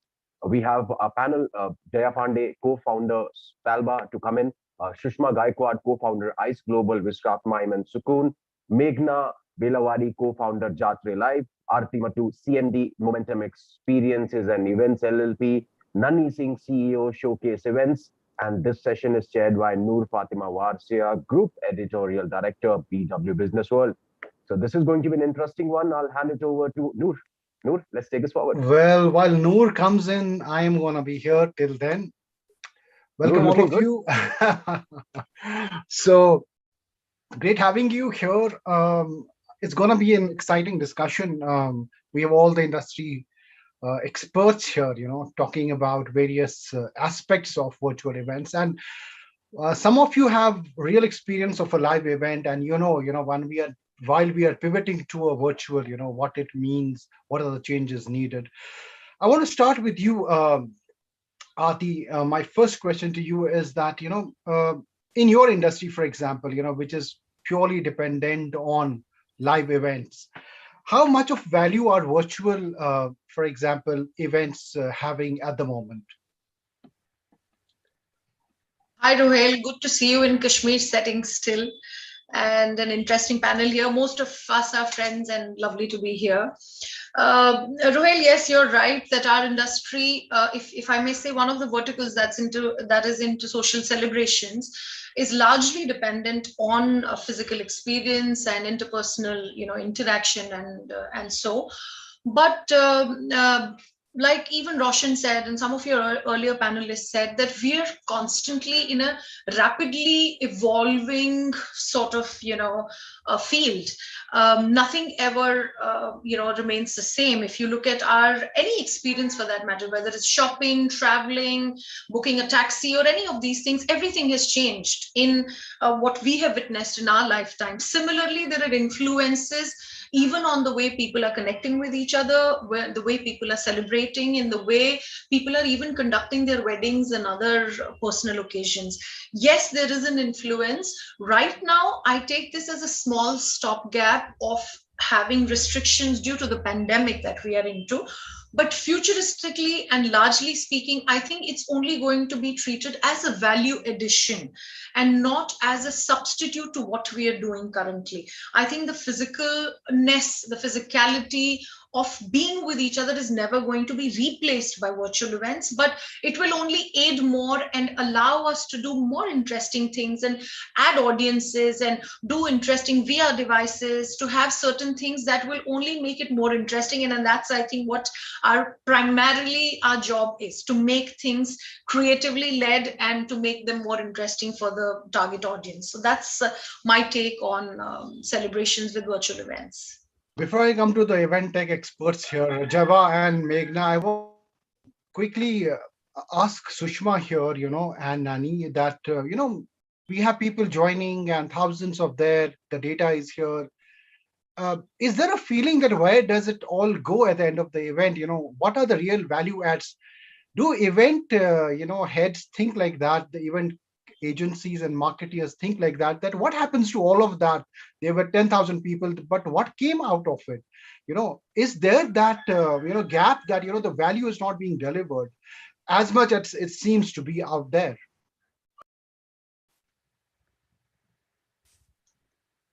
Nani, you take that first, then I'll go. Although, thanks, Ruhail, and hi, everybody. Good evening. So, of course, throughout the conference, the whole day, we've only been hearing about a lot of this. But, Ruhail, you actually hit the nail on the head. It's so true. Because, when you do an event, a live event of 10,000 people, there's a different energy, there's a different feel. Even for us as event people, like, setting it up, right, to the pre-event buzz, to the event day, post-event. I mean, there's just like so much energy if you have 10,000 people. On a virtual event platform, fine. 1 week before, you put all the data, shove it all up onto the platform, create the designs, get them approved, put it all ready. On the day of the event, you log in 1 hour before, do the event, shut your laptop, and that's the end of the event. Where is the connect? You may have created the most fantastic event platform. Like, we end up creating all these experiences, which we'll talk about later. Personalization, network room, your personalized coffee kit comes to you, all that stuff there. But those 10,000 people, you haven't felt those people. So your question to us, like as event people, there is a big void in us, because we ourselves don't, I personally don't feel satisfied having done a 10,000 people event or a 50,000 people event, and I say, hua kya yaar, laptop band kiya aur chale gaye, now I'll go for a walk, or go for my workout. It makes that connect is missing. But of course, at the end of the day, we see that the brands are happy because they've been able to get 10,000 plus people, because people who otherwise could not have come, they have joined, right? So they achieved their goals. I'll hand it over to Sushma. Thank you, Nani. So, well, I have a diverse point of view, especially when it comes to virtual events. We all know that data is the currency of the future. Yeah. And the one platform that one can collate, compile, and actually create targeted experiences is a virtual platform.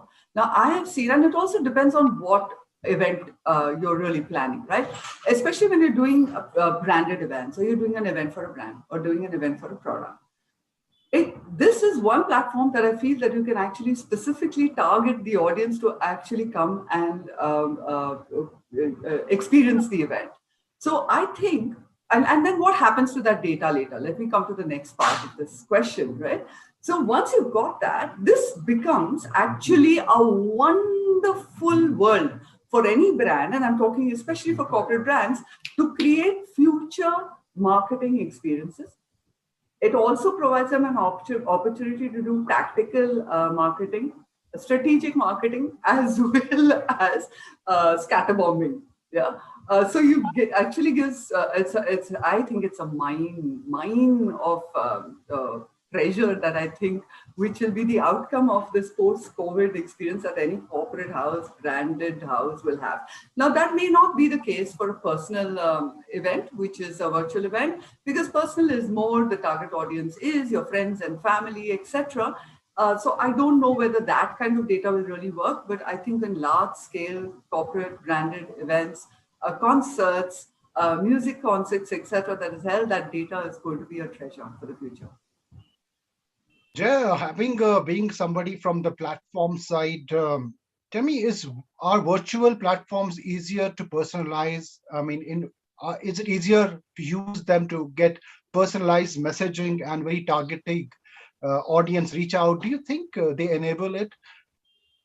Okay, so first thing that I want to say, that even this entire virtual bubble that has been all risen up in the last one and a half year. But one thing that we are missing on is that at the end of the day, events industry and events per se, virtual is just a medium. Technology is an enabler.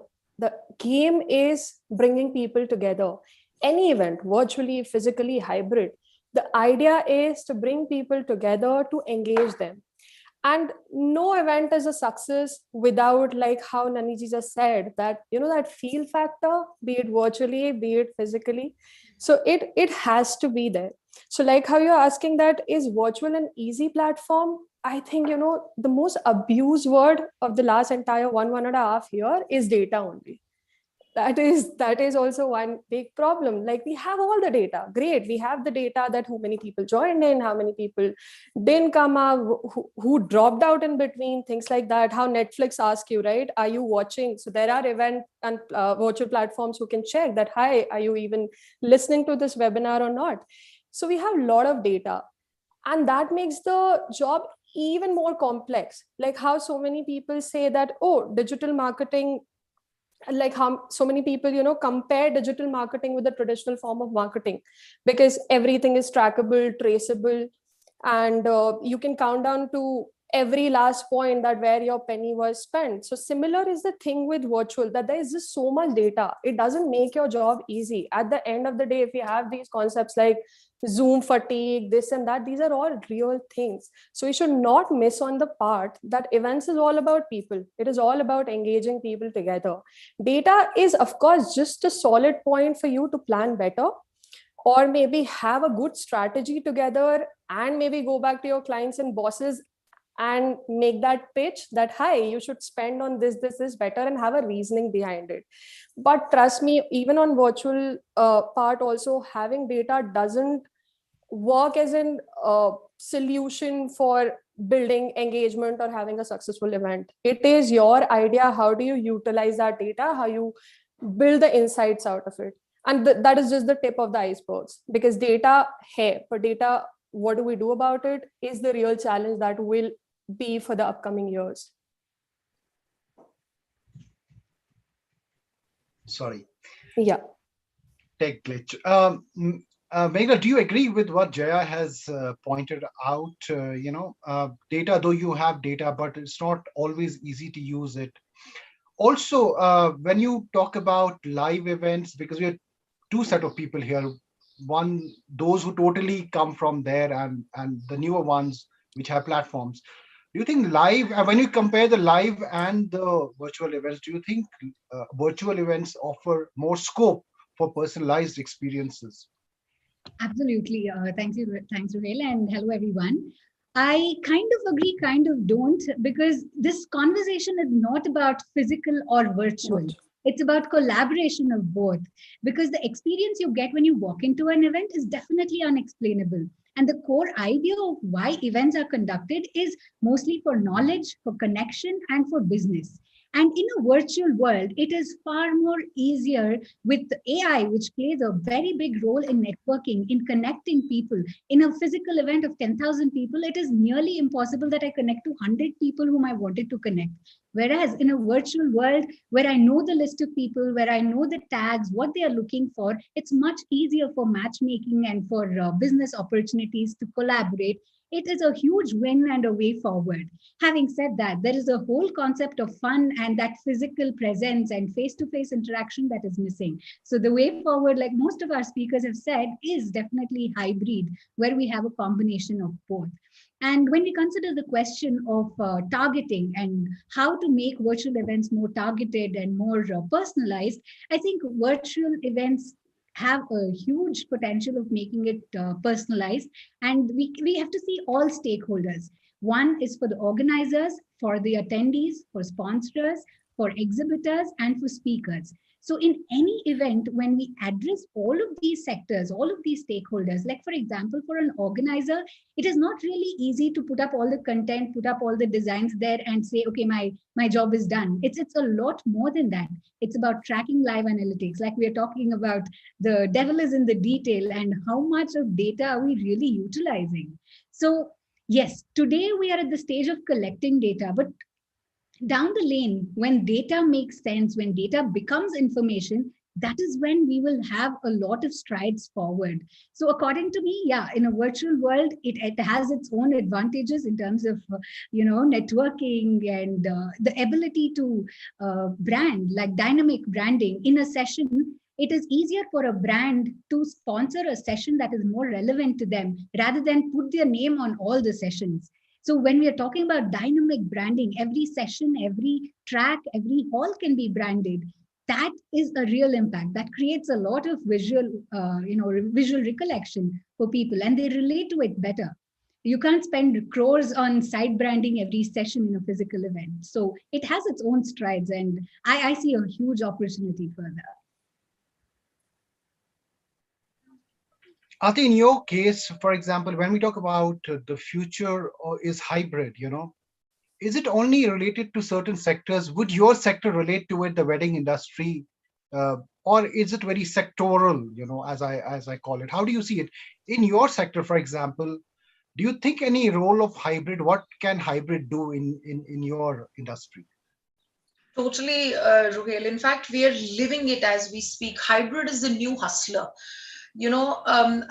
Looking at everybody, added their own opinions, and we're talking about data, and we're talking about limitations and diversities, pros and cons and everything. I think one thing that's the spine of our industry, and each and every event, wedding planner, be corporate, social, whatever, is that we are being valued mainly for the creative angle, for the way we are able to think, for the way we are able to do things differently than what the brand owners or the families would do themselves. I think that still stays the same. Now, when we change that thinking cap to a virtual medium or a physical medium, our thinking ability still has to be related in a way that where we are creatively led, we are led with innovation, we are led with something interesting and engage our audiences. That remains to be a common factor. In our sector also, yes, like I said, that when we had the pandemic challenges, we have had audiences logging in through the all kinds of virtual mediums, where we actually had Zoom integrated with other multiple platforms, people logged in from multiple countries and all of that. And everybody looked at it as a point of extension of safety, that everyone is safe in their homes and they could log in. But I'm coming back to this thing, yes, even in future, not just while we are held up by the pandemic, I see that even in future, if there were about 1,000 people who had to attend a particular celebration or an event or a show or whatever, I think there is scope for much more participation across time zones, across territorial zones, and participation in a different way. If not physical way, there are different ways and modes of participation, from things reaching out to them, from them doing things virtually, from them, from the audiences doing things before and after the event, both. So it's just that we have to sort of wear a different thinking hat. We don't have to think in a physical way possibility and then add the virtual to it. And I think all of us here in this fraternity are very dynamic at thinking. The minute we start thinking that this is the environment we are targeting, I think we can come up with umpteen ideas to sort of engage and ensure that the audiences are with us. So yes, it will be very relevant even in our field. Right. I want to come to you, Nani. Since the pandemic started, we've all been witnessing virtual events. I mean, personally, like, we were used to live, and suddenly now getting used to this. How do you see virtual events now, as an outsider, with an outside perspective? Thanks, in terms of the way they deliver experiences, the way they engage, the way they are important for the marketeers, for the sponsors. What is your view? Okay, I first have to say that the virtual events over this period of time, I have to say the quality has improved phenomenally. It's also because a lot of new technology has come in and has taught us all a lot of things, and small tweaks have made all the difference, right? Because there is a virtual screen saturation, there's no doubt about it, for all of us as well who are doing the events, leave alone the people who are attending them. That's another level. But yes, the connectivity and everything else is what is bringing people back to continuing with the space of virtual events. However, coming to the point of, sorry, I lost your last question, the second part of the question. Are they able to deliver more value in your view? Yeah. So typically when we talk about more value, yes, they are able to deliver value. Why? Because exactly like Sushma had said, that through the virtual events, one, that you can hit the targeted audiences, which is very important. So if a company has a goal of promoting a particular product, you know exactly the kind of people you need to hit, and it actually reaches them. See, if you have an exposition in a stall, you don't know how many people are going to come. In this case, you're hitting those 50 people who definitely have interest in your product. So in that respect, we've noticed with the corporates that they have seen some good results. And then they have the data with them, exactly like we were talking about, that data has become a very significant part of this whole thing, because that is what helps you. It gives you a complete, it's like a treasure house. Then you can kind of go back to them again, and the connectivity becomes better, etc.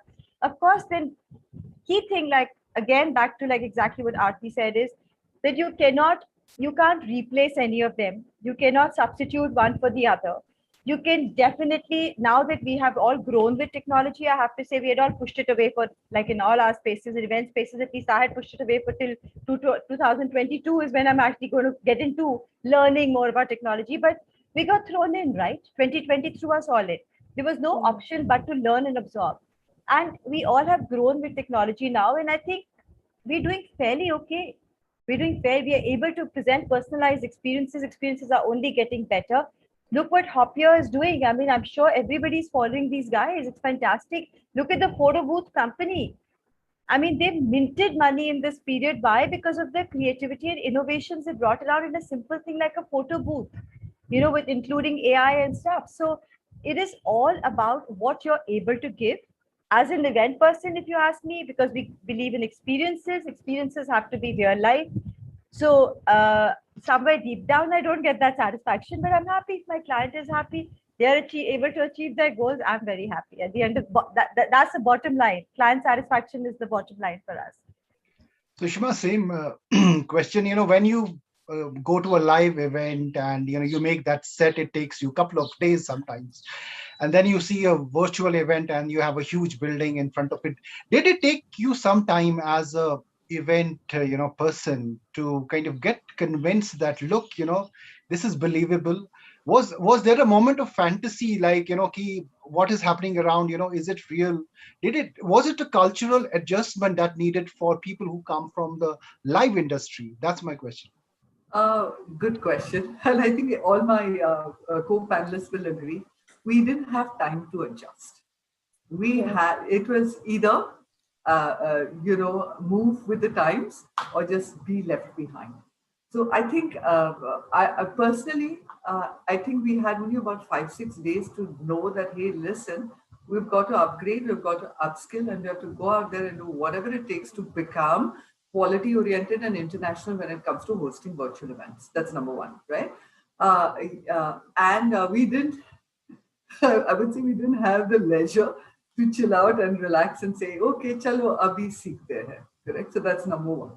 Was it difficult? I really don't think so. Because whether we're doing a live event or whether you're doing a virtual event, if you're doing it with the single word, the cornerstone of whatever we do is engagement, then anyone worth its salt in the experiential industry can come up with great solutions, great ideas, and great innovations to make even virtual events engaging.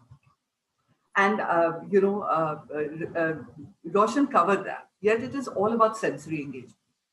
Number two is that's all about, there are so many platforms out there, and we are looking at it as a single dimension, right, of the virtual engagement. Well, it is a multi-dimensional engagement because there are various aspects. There are so many devices that one can utilize to have that virtual engagement enhanced, whether it's security devices so that you send OTP, whether it is a pre-event campaign that you can activate, whether it is a homegrown campaign where you have literally a kinesthetic engagement where people come home and give you stuff and so there's a lot you can do. But all that being said, I think one of the critical things we as event guys or experiential guys need to understand is something, and now I'm putting on my leadership coaching hat, okay? Because I've been a trainer and a leadership coach, and having done that, there's something we have always operated on when we are creating engagement for our participants.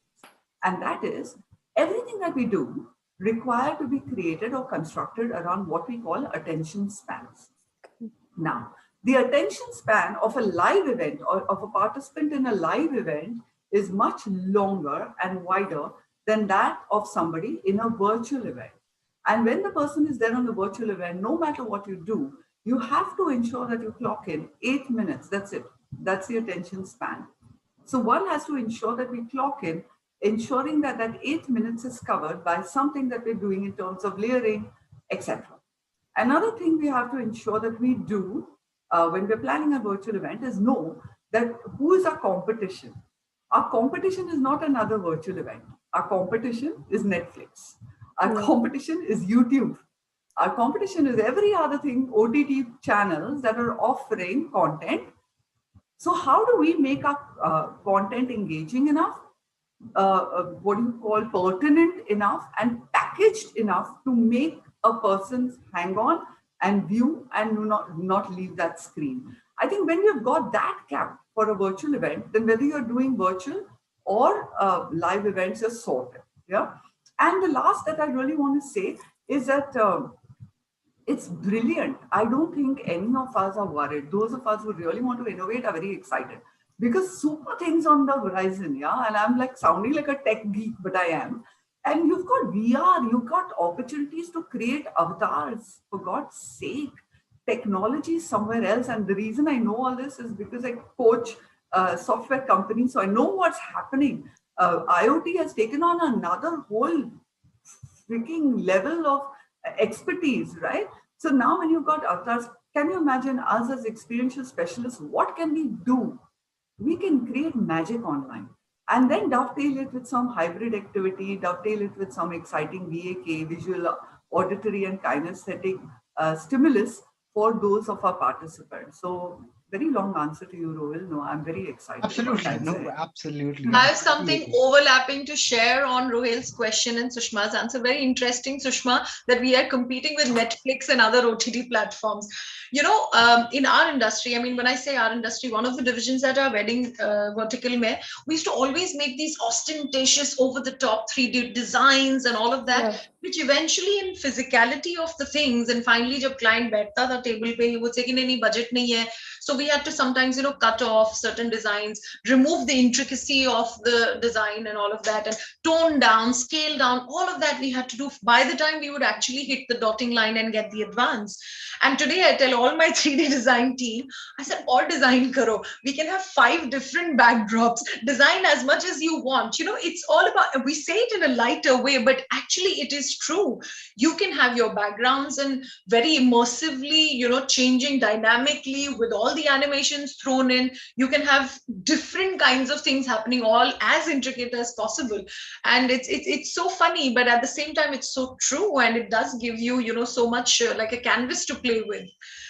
So yeah, I mean, we're looking at the pros and eliminating the cons of this whole changing dynamism with this. You're being very optimistic and very excited, saying, "Chalo, now it is time." Always. Now, I want to go to Jaya and Meghna. You know, this question which I'm going to ask you, I've asked an event tech platforms before who were on my panel, but this is something which I really want to bounce off, which is that, you know, when we see event tech platforms, we saw the presentation, everything, I mean, all of them, they are obsessed with live event. You know, they are rooted in it. You know, you have a stage, you have an exit and all, you know. I mean, why this, first of all? It looks like a mirror of a live event. Do we need to move beyond it?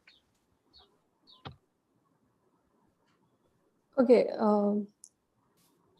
Meghna, would you like to go first? Oh, no problem. So yes, I think we are moving away from it.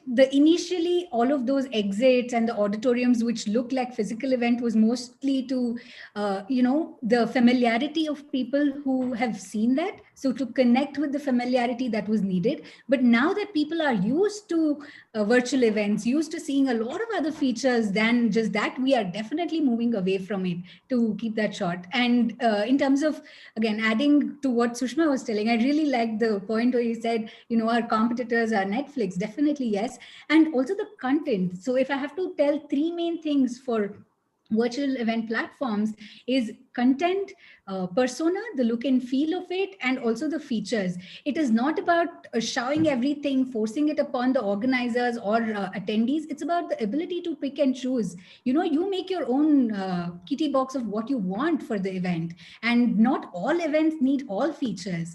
So all of these things. So to add to what Aarti was telling, more than designs, like I totally understand in celebration how it is the flower decoration, the lighting. So you need to pull it down depending on the budget. But here it is more to do with the features, number of videos you can upload, number of brochures you can give, number of representatives you can add to man the booth. So I think that is where the comparison and the whole, you know, competitive landscape is in terms of virtual events and physical events.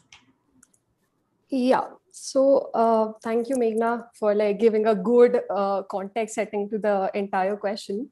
So what I would like to add to this is like how Sushma correctly said that, yeah, our fight is to create good content. At the end of the day, you are making people sit in front of the screens and you don't want another death by a webinar, right? So you like, and how you started telling, right? We never had the time to leisurate कि अब कुछ करते हैं सोचते हैं. It was a contingency plan. Pandemic happened and people shifted to virtual. So how we can adapt it in the best way, that was, you know, keeping the best foot forward strategy. And that's how we started, okay, what is the best way to, you know, replicate a physical event? And we went in the similar strategy of having like a good lobby and entry and breakout room, this and that. And it just felt that virtual events were an extension of physical events. But what we have been seeing in past 1 year, and I'm like even at Svalbard, that what we are trying to do. So our pitch from day one has been very clear that we're not creating a category of virtual and physical. We want to blur that line, even on our platform. Like the kind of technology that we have, the digital twins and everything, what we are trying to do, we are trying to make it as real as possible, even in terms of design. So now when you talk to client, everybody's like, yeah, enough of those breakout rooms. Tell us what we can do in terms of engaging my audience. So the question now is done with the infra part. Now everybody is like, okay, like how Sushma said, 8 minutes is the time. You play your game there. Otherwise, people will drop out of the webinar. You showed your attendance of whatever, 2,000 people. At the end of the day, it was just 50 views. It just feels so bad seeing all those things on YouTube and Facebook just coming there publicly. So now the game is more on the engagement side. And yes, live events will always be our fallback ground to have that learning, because like I said, it is all about engaging people, our real information, our real source of inspiration, that, you know, how people, what is that exact feel that people are missing physically versus virtually, and how we can create it. So this is the entire year, if hybrid is the future, the entire year of evolvement that will happen, and we'll keep learning on, you know, whatever we can, how make it feel as close to as live event. It will be the game going ahead. Yeah, best part of virtual events is also that, you know, while audiences can feed in live questions, you can ask live on screen, you know. And I'm getting a lot of questions. We have 10 minutes, so I'll pack in some. First to you, sorry, I'll go to Meghna first and then come to Aarti and Sushma and Nani. There's a question that how do you ensure that consumer data is secured on a virtual platform? Absolutely. I think it's a very good question, and a lot of responsibility lies in the hands of event tech platforms to secure this data. At Jatre, we are EU GDPR compliant. We have to adhere to strict data protection policies. Otherwise, people are not going to trust us. And I mean, everybody is scared of data, right? So we have to guarantee how secure data is, and also following the guidelines and perishing the data once the event is over and not using it again is very, very critical and important. Also, using it only when with permission, like organizers also have this data to use it for their further promotion with permission. And I think going further, even India, we will have data privacy, data protection policies, regulations that will come in and that will govern the whole event space. Aarti, Sushma and Nani are not the platform owners here. So when you use a virtual platform, Aarti, for example, do you feel limited in any way? Do you think it should have some more features? I mean, what would you like to? We have two big, you know, leaders here from the event tech space. Do you think that, you know, there's something more they need to do in terms of creating that engagement? You know, that tweaking around. What is your yeah? So your audio is muted. You know, these days, every brief that is given to us, is extended to us, is always layered with questions on engagement. Engagement, engagement, engagement. Whatever age group, whatever the type of the event, you know, even when we did something for the RPG group, you know, it was like hundreds of awards that they had to give over a day-long event, which had entertainment and this and that. Of course, we were like, you know, we were sworn in, we had NDAs signed about all the data that, you know, they parted with us about all the email IDs and everything, you know, so that security came in. But the point being that answering your question that is there more features? Yes, always. On multiple times in the last 1 year, we've used different APIs. We've bought APIs along with our digital partners, like we work with Streamy and other platforms. You know, we were actually forced that we don't want to know anything else. We've seen your profile, your work is good, everything is good.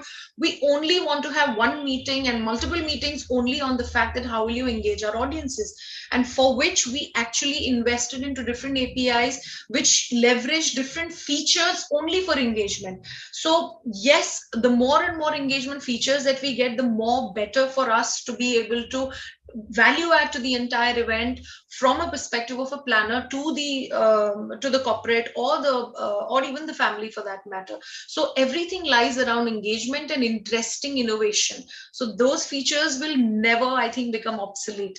I think these are the questions. Every meeting I'm only answering these questions and nothing else. All my team does. Only thing is, how will you engage? We've even gone to the extent of designing virtual cartwheels and those spin wheels and roulette and whatnot, which actually people can do from their own machines and, you know, wherever they are logging in from, for them to have as real as experience as possible. So there's loads available, and I think there is loads getting made as we speak also, and it'll never sort of become enough. So there is a lot of scope for doing more on these platforms. Nani, your thoughts? Yeah, so I'm totally in sync with what Aarti is saying, because engagement is a huge thing. But I have to say that, you know, the event platforms, see, like, again, similarly, like, we don't have an event platform of our own, but we've been using one for the longest time from the beginning. And, you know, the kind of new stuff that they've been taking on, and also if I end up seeing something which I've attended in some other webinar or seminar or conference or virtual event somewhere else, and I just tell them and they kind of absorb it. I'm zero when it comes to technology, I'll be very honest, but they are fantastic. But the biggest feature that we've always ensured is security.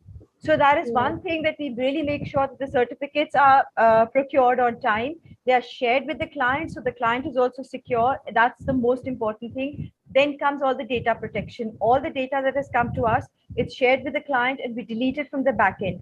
The only thing we take access for is showcasing the designs. Because sometimes, you know, some of the designs are so beautiful, but most of the time we end up replicating their own campuses on the screen. So they don't want us to kind of present their campuses to anybody else, fair enough. So we don't use those presentations for walkthroughs. But the only thing is that, yes, unless until we assure the client that, I mean, more than the client's security factor, we feel kind of safer that, you know, we've kind of handed over everything to you. And God forbid, you know, look at the kind of data breaches that are happening all over. And it's like shocking at times when you hear the kind of stuff that's going on. So we don't want to get involved in any of that because that's not our area of expertise.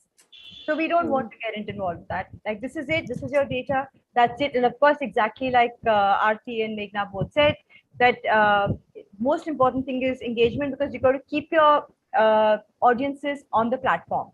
That's it. So that is an area which it's an ongoing innovative process. And I think that's where, as event people, our creativity comes in, and our tech teams have been able to do it. I have to say that. Sushma, your thoughts on this, the practical problems of using a virtual platform. Have you ever felt limited that, you know, these features need to be there and this is not? What would you like to tell Jaya and Meghna here? So, you know, when there are practical, I mean, there are certain platforms that have abilities, have got various tools, various features that one can use. But there are some platforms that have limited aspects. Yet, I really feel there are no limitations, because if the platforms are limited, you can always embed. You can always embed a pigeonhole. You can always embed a Mentimeter. So it's not really a huge issue that way.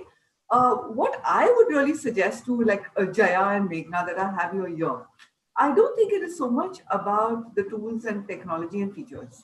I really think it is about how we can use those tools and features to create something new. Yeah.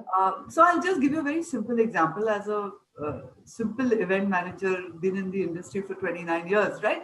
When we began in the event industry, I remember we used to have halogen lights. Slowly shocked, okay, halogen. And then we used to actually write in proposals fairy lights, like it was something very brilliant, okay? This is 29 years.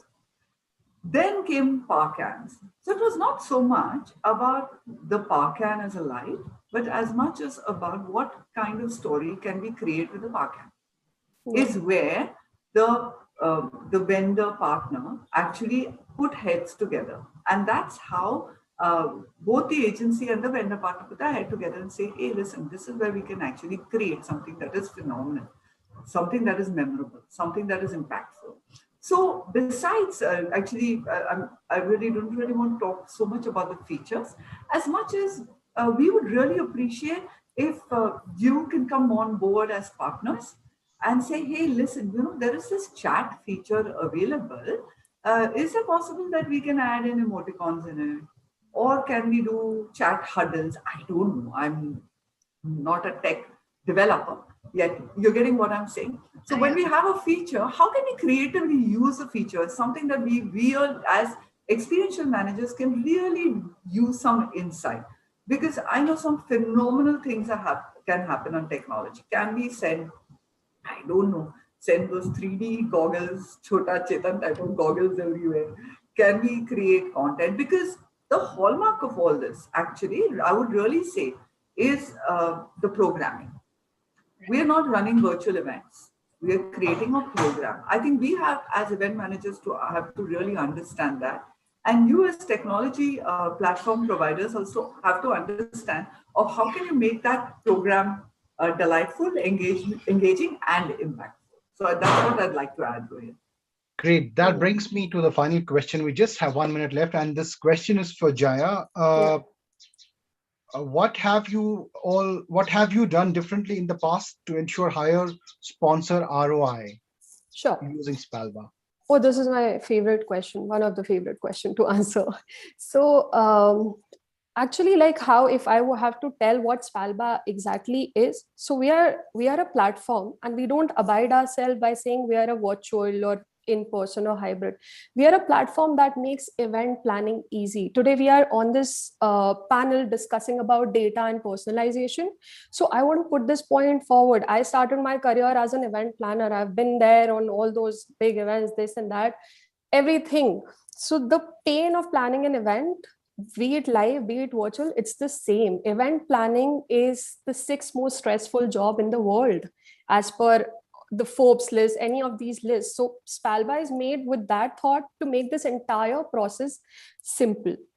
And what we have done differently here is the 2 aspects. So like how we are talking about live events. So we say that, oh, data, oh, virtual event, that's the connect. But no, data is going to be a great tool for even physical events. So while we were building Spalva, we did a lot of research. We have certain spatial tech engineers in our team. And you will be surprised to know, Florence Design School did this great study on how to design UX of a space, like when you design a wedding or whatever. This one key thing that we miss, like Roshan was discussing about in the previous panel, is the attendee journey. So even like, data points in the physical events are that important that generally, like in a networking event, you can go very good with just cocktail kind of a seating. You don't need a theater kind of a seating in a networking event. For most of your conferences, you should have your pre-function area flow from right to left, because 80% of the people are generally right-sided. So these are all things that are coming out of data. That is what the potential of data is. And that is what we are doing differently at Spalva. We are changing the way how we plan events. Virtually, hybrid, in-person are just a format. And that's what Spalva is taking care on all 3 aspects. Like how we are talking about engagement. I'll tell you, like, creativity and features and everything is also very subjective to client.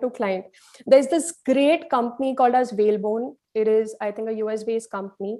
And then what they made in the last panel, only when I heard Roshan, he told about the Zoom feature that couldn't tap the voice of a classical singer, because Zoom has that filter that it can just grab a noise to a certain hertz. So this company creates the voice of your audience. So Naniji, how you were saying, if there are 10,000 people, Whalebone can create how those 10,000 people reacted in a sound format to your event. And that's a very big feature because it gives you the vibe, the crescendo of the event. Unfortunately, so many people don't click with that part. It is a company that is bought by one of the most successfully growing virtual event platform called as Hopin, which is a $5 billion company in just 2 years. But yeah, in India, everybody's like, "Ha, kya karenge logo ki awaaz sun ke?" So creativity virtually is also very challenging that way. So the idea is to understand the audience better, and it's all about the audience. Tech is just the enablement. Tech is an enabler. That is what I'll say, how I started this call. It is all about the audience. You need to map your audience. You need to map their journey virtually, physically, doesn't matter, and custom made a solution for that. Absolutely. I mean, I would love to continue, and I think it merits one more discussion that we will definitely do, I promise here. But thank you everyone for joining us. The next panel is all set for the panel. I want to thank you for taking out time and sharing your views. And over to Thank you. Yes, please. Sure, please. Words for all of us to think future of virtual and events. Think of scale. Think how to build more, think of possibilities, and let's think of growth. Because clients are using virtual events to sort of their advantage. We all must think of scalability and our growth within this. I think with that thought, we should wonderful words and wonderful. And on the last note, I would just like to add, I'm so happy to see this panel with all women. Like this is like just such a great panel to be on. Yes. So, yeah, thank you, Rohil, for doing this. Thank you so much. Thank you, Event Tech, Summit. I think it was wonderful. BW applause, and Rohil, as always, thank you very much. Thank you so much. Thank you, everyone. Thank you. Bye. Thank you, and bye. Good luck, everyone. Thank you.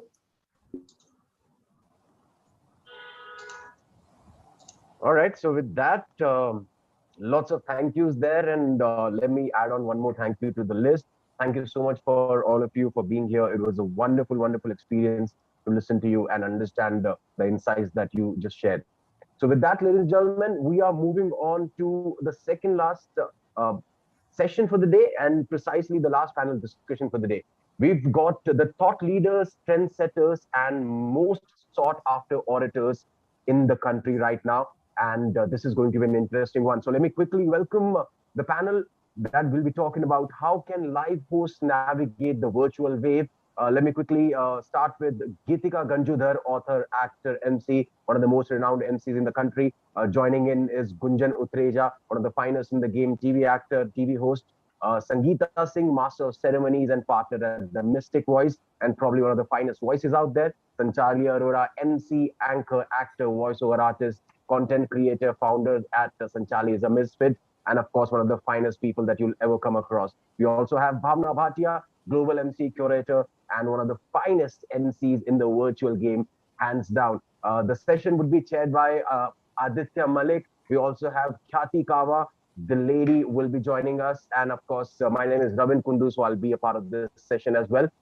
Aditya, I'll hand it over to you.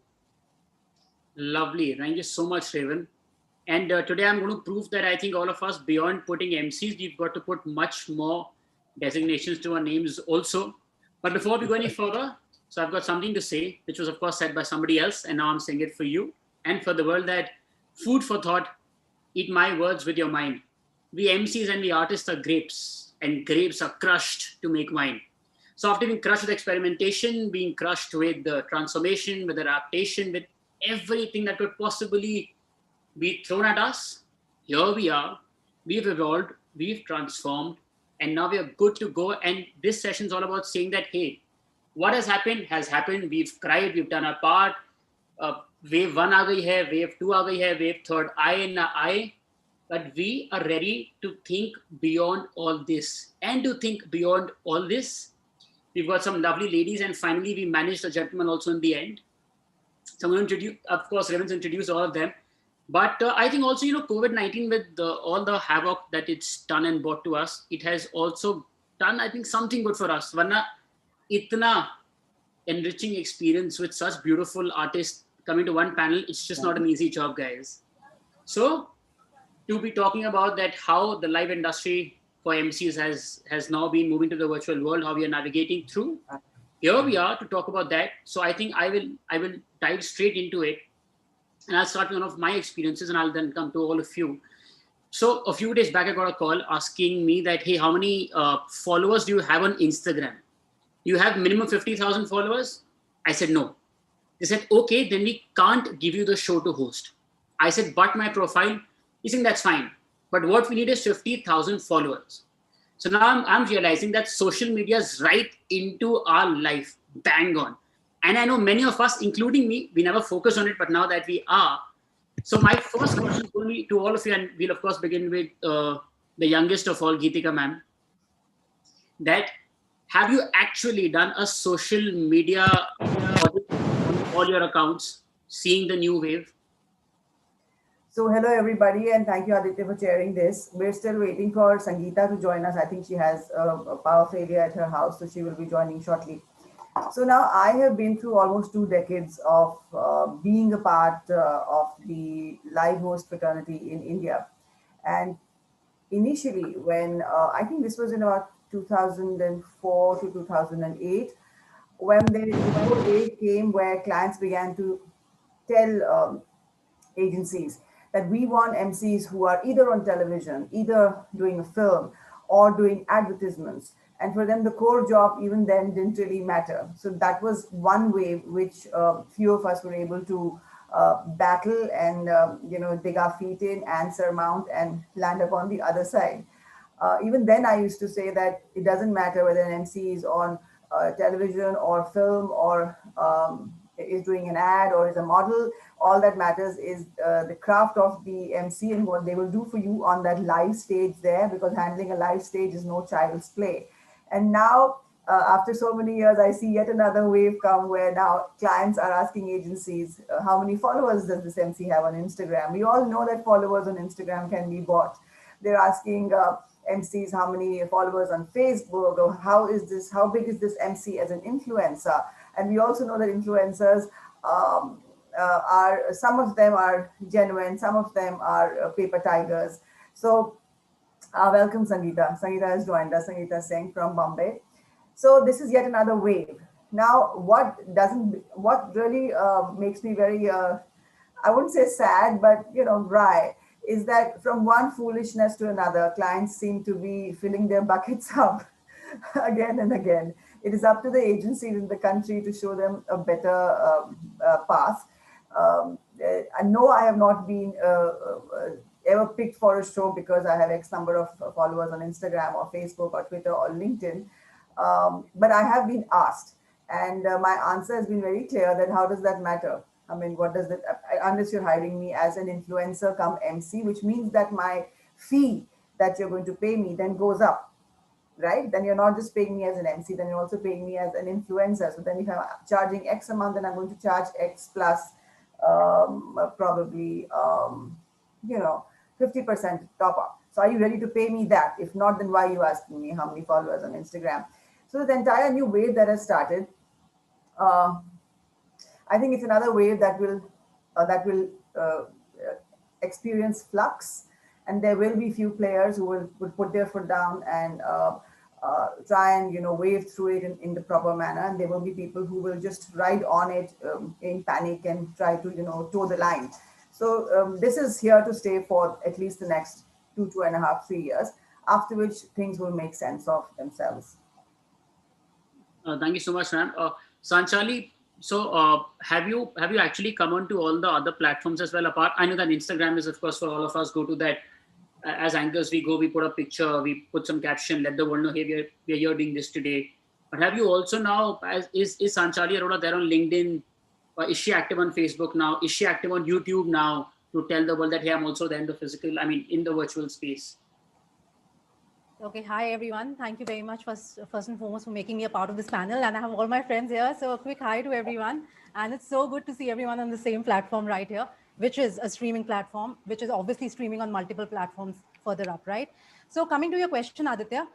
So frankly, I was not really very active on social media earlier. It was all about, yes, having a presence in terms of, yes, I want to connect with friends. I want to connect with certain clients who are there. And it worked perfectly for me because social media following or presence didn't really impact my work. But yes, as over the years, things have changed, especially the last couple of years, and especially after COVID, because everything went tech, everything was all about what is being seen. So yes, social media did make a difference in terms of your reach. So I also started growing it. Instagram was something where I had just I don't even know, 2,000-3,000 followers, which was basically my friends for, transiting from Facebook over to Instagram. That's it. But then I realized once I started doing my own show, which I launched during the time of COVID, which was Sanchali's a Misfit, that time I realized the importance of the reach, because the thing is, if you don't have an audience to yourself, you probably will reach us only a certain number, right? Even if you have the best kind of content to offer, but you still need a certain kind of audience to cater to it. So yes, it does matter. And with that, I think attending various sessions, learning from a lot of seniors. In fact, Roshan had a session with all of us, all MCs at one point of time, which I clearly remember, where he clearly mentioned that LinkedIn has a very major impact when you're trying to connect with your corporate clients. And I did realize that. It's just about strategizing in different ways what you're doing on various platforms. Like Instagram is more about, a pictorial depiction of whatever you're doing. It's much more informal, much more fun, maybe connected to a much younger audience, right? Facebook has been an OG. It has always been there. We all are there. We connect in different ways. A lot of people are still on Facebook and not on Instagram because that's not their thing. LinkedIn, on the other hand, I feel, yes, benefits a lot when you want to make business connections. And if you have some good, I would say, serious things to say, it's not really a place for you to just, do whatever. So yes, I have Twitter. I'm still not too much active. A very intellectual platform, which I'd love to explore. But wahan pe main abhi nahi gayi hu, I haven't. But yes, I have. But then, as Gitika already mentioned, that never be a criteria for deciding whether you are getting certain amount of work or not. It cannot be a defining statement for one of your clients to tell you, hey, you have certain number of followers, as they can be easily bought. That defines that why you are popular or why you have certain credentials of yours are in place, and that is the reason we are hiring. Though, Aditya, I did come across a magazine feature where somebody asked me that how many followers do you have? Because we are only going to feature 5 MCs, 5 models, and 5 DJs. And that was based on their following. But I understand, because probably that magazine, what it was kind of a symbiotic thing where, if you have followers, you promote us. And, if we are on your platform, then, and in reverse, we will promote you. So that is the idea. But for them, it was like, hey, these are the best 5 MCs all across the nation. And whatever said, it does create a perception for people who don't know anything about this profession, for certain clients who probably go by this fact. At the end of the day, whenever we get an event, I think we all know this, right? Everyone, at least clients who don't know us, would like to search our work. We do send a profile, but initially a search is already run on the social media or over Google to find out what this MC has done. I was on YouTube, nothing was public. Frankly, I did have my videos, but I was like, why do I need to make it public? But I realized, what? They have already done the research before they come to you. So probably a little bit of presence is necessary, but it cannot be a criteria to decide who you are or what is your worth or what you bring to the table. I think it comes with experience, and most of the good clients, I shouldn't be calling them good, but I shouldn't be dividing like this is good, this is bad, but they do know the worth of the person that they're hiring or what they have in mind when they are hiring a person for an event. And at the end of the day, I think jahan se bhi shuru hota hai, we all come to that place where they know this is the MC which is hired for this particular thing, that particular thing, and that suits the profile of the event that is actually being, telecasted or broadcasted to a certain audience. Aditya, taking from what Sanjali just said, in fact, I'd like the others to throw light on it, probably Khyati or Sangeeta could add to this, that we had an award property last year that actually had one of the criteria for the best MC of the year as the number of followers on Instagram, Facebook, and LinkedIn. And I think I won a particular award in that, and hopefully not on the basis of the number of my followers. So I just found that entire award criteria, and it was a credible leading award of the industry. So if people are watching out there, please get it off that award category. I don't know, Khyati, you'd like to add to that? Because what does the number of followers have to do with an MC's craft? It's completely 2 different bags of a conversation that we're talking about here. One, whether it's important for an MC to have followers on Instagram, and how important is it for an MC to be socially active on social media? 2 different things. But Khyati or Sangeeta, if you'd like to add to this award criteria that was put out last year that all of us thought was a bit. Sangeeta being my senior, I think I'll ask Sangeeta to please first. Of course, when it comes to me, I completely second that thought from from Sanchali, that it doesn't really matter the kind of followers that you have. Because for me, yes, I had zero presence till about, we were all hit by this very unforecasted pandemic. I completely had a zero presence. So as Gitika said, this kind of an award category doesn't really make sense, because, we all have somewhere made our mark into our industry. People know us for who we are, the kind of events that we cater to. So I guess when it comes to these kind of award, I mean, of course, such kind of categories are just not happening. At least for me, they aren't at all, because till date, even after the pandemic, though I tried to, kind of up my game there, but I think I have definitely, not been able to keep up to that pace that I got started off with. Because again, when you have a lot of events happening, because I'm somebody who brings in, I kind of concentrate more onto the content that I bring, more of research. And most of my clients, since I've always catered more to my corporate world, and I really do not find them on Insta particularly. Whereas LinkedIn, yes, they are there. I've connected with them. But in particularly, if you're talking about Insta or Facebook, I really don't see them there. So it doesn't really make sense to have a category wherein, you're actually talking about the number of followers. Yes, if you're looking at an influencer, if you're looking at a parallel thing that you're going to kind of develop for yourself, then it's absolutely fine. And you need to concentrate there.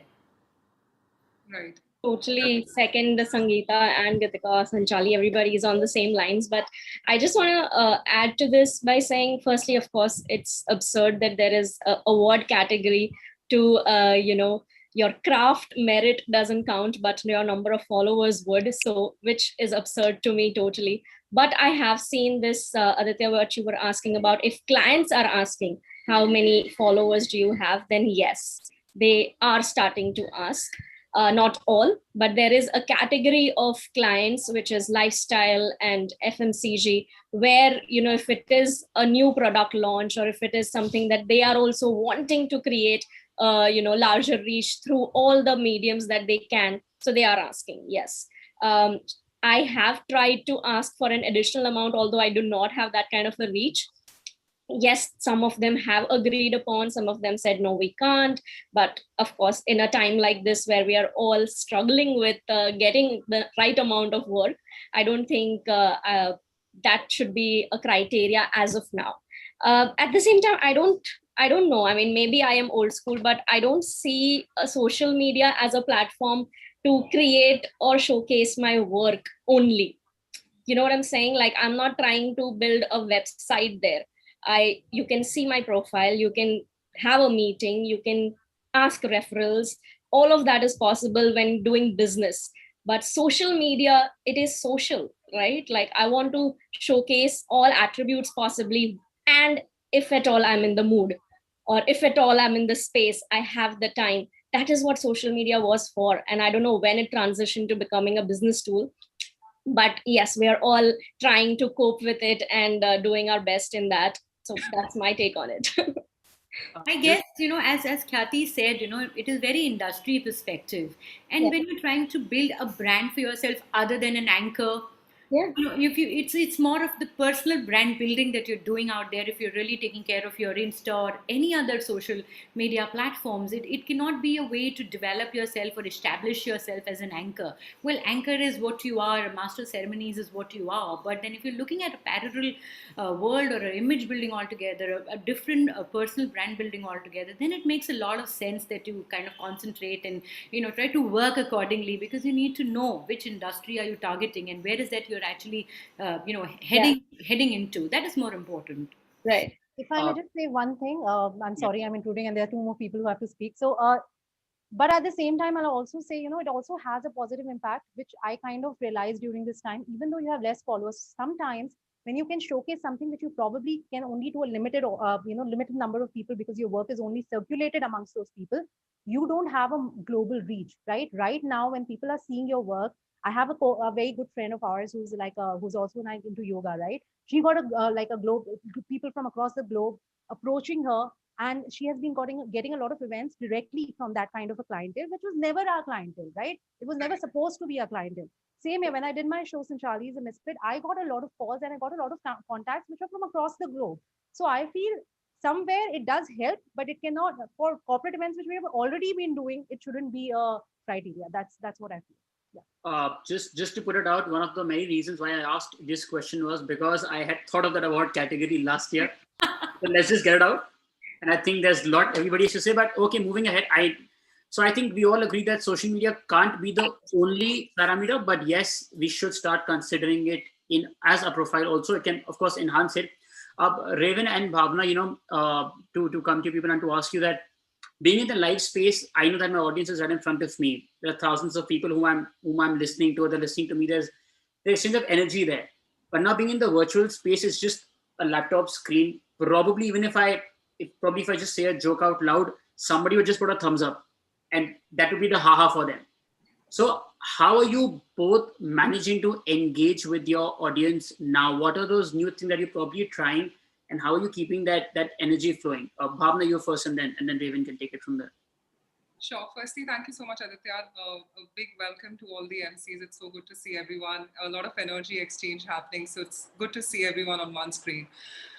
When it comes to, honestly, engagement, I feel that when I initially started, so of course, everyone was hit with the pandemic and everyone has these stories of how they evolved. So mine was initially launching my own, a business line of talk show, which I launched called 19 Influencers Talk on COVID-19. So I got all the CEOs of various companies talk on the platform. What I felt when I started hosting the shows was that engagement is necessary. And how that can be done initially, first is your own presence of mind and your own energy. I personally feel it's a lot about visualization as well, because the way you pronounce, the way you showcase yourself on the screen, it's all about the presence you bring to the screen, the pitch of your tone, all of that, the tonality of your voice, which we never thought was, of course, it's important that someone has a good tone in their voice and the pitch, but that was something which was always done in the back end.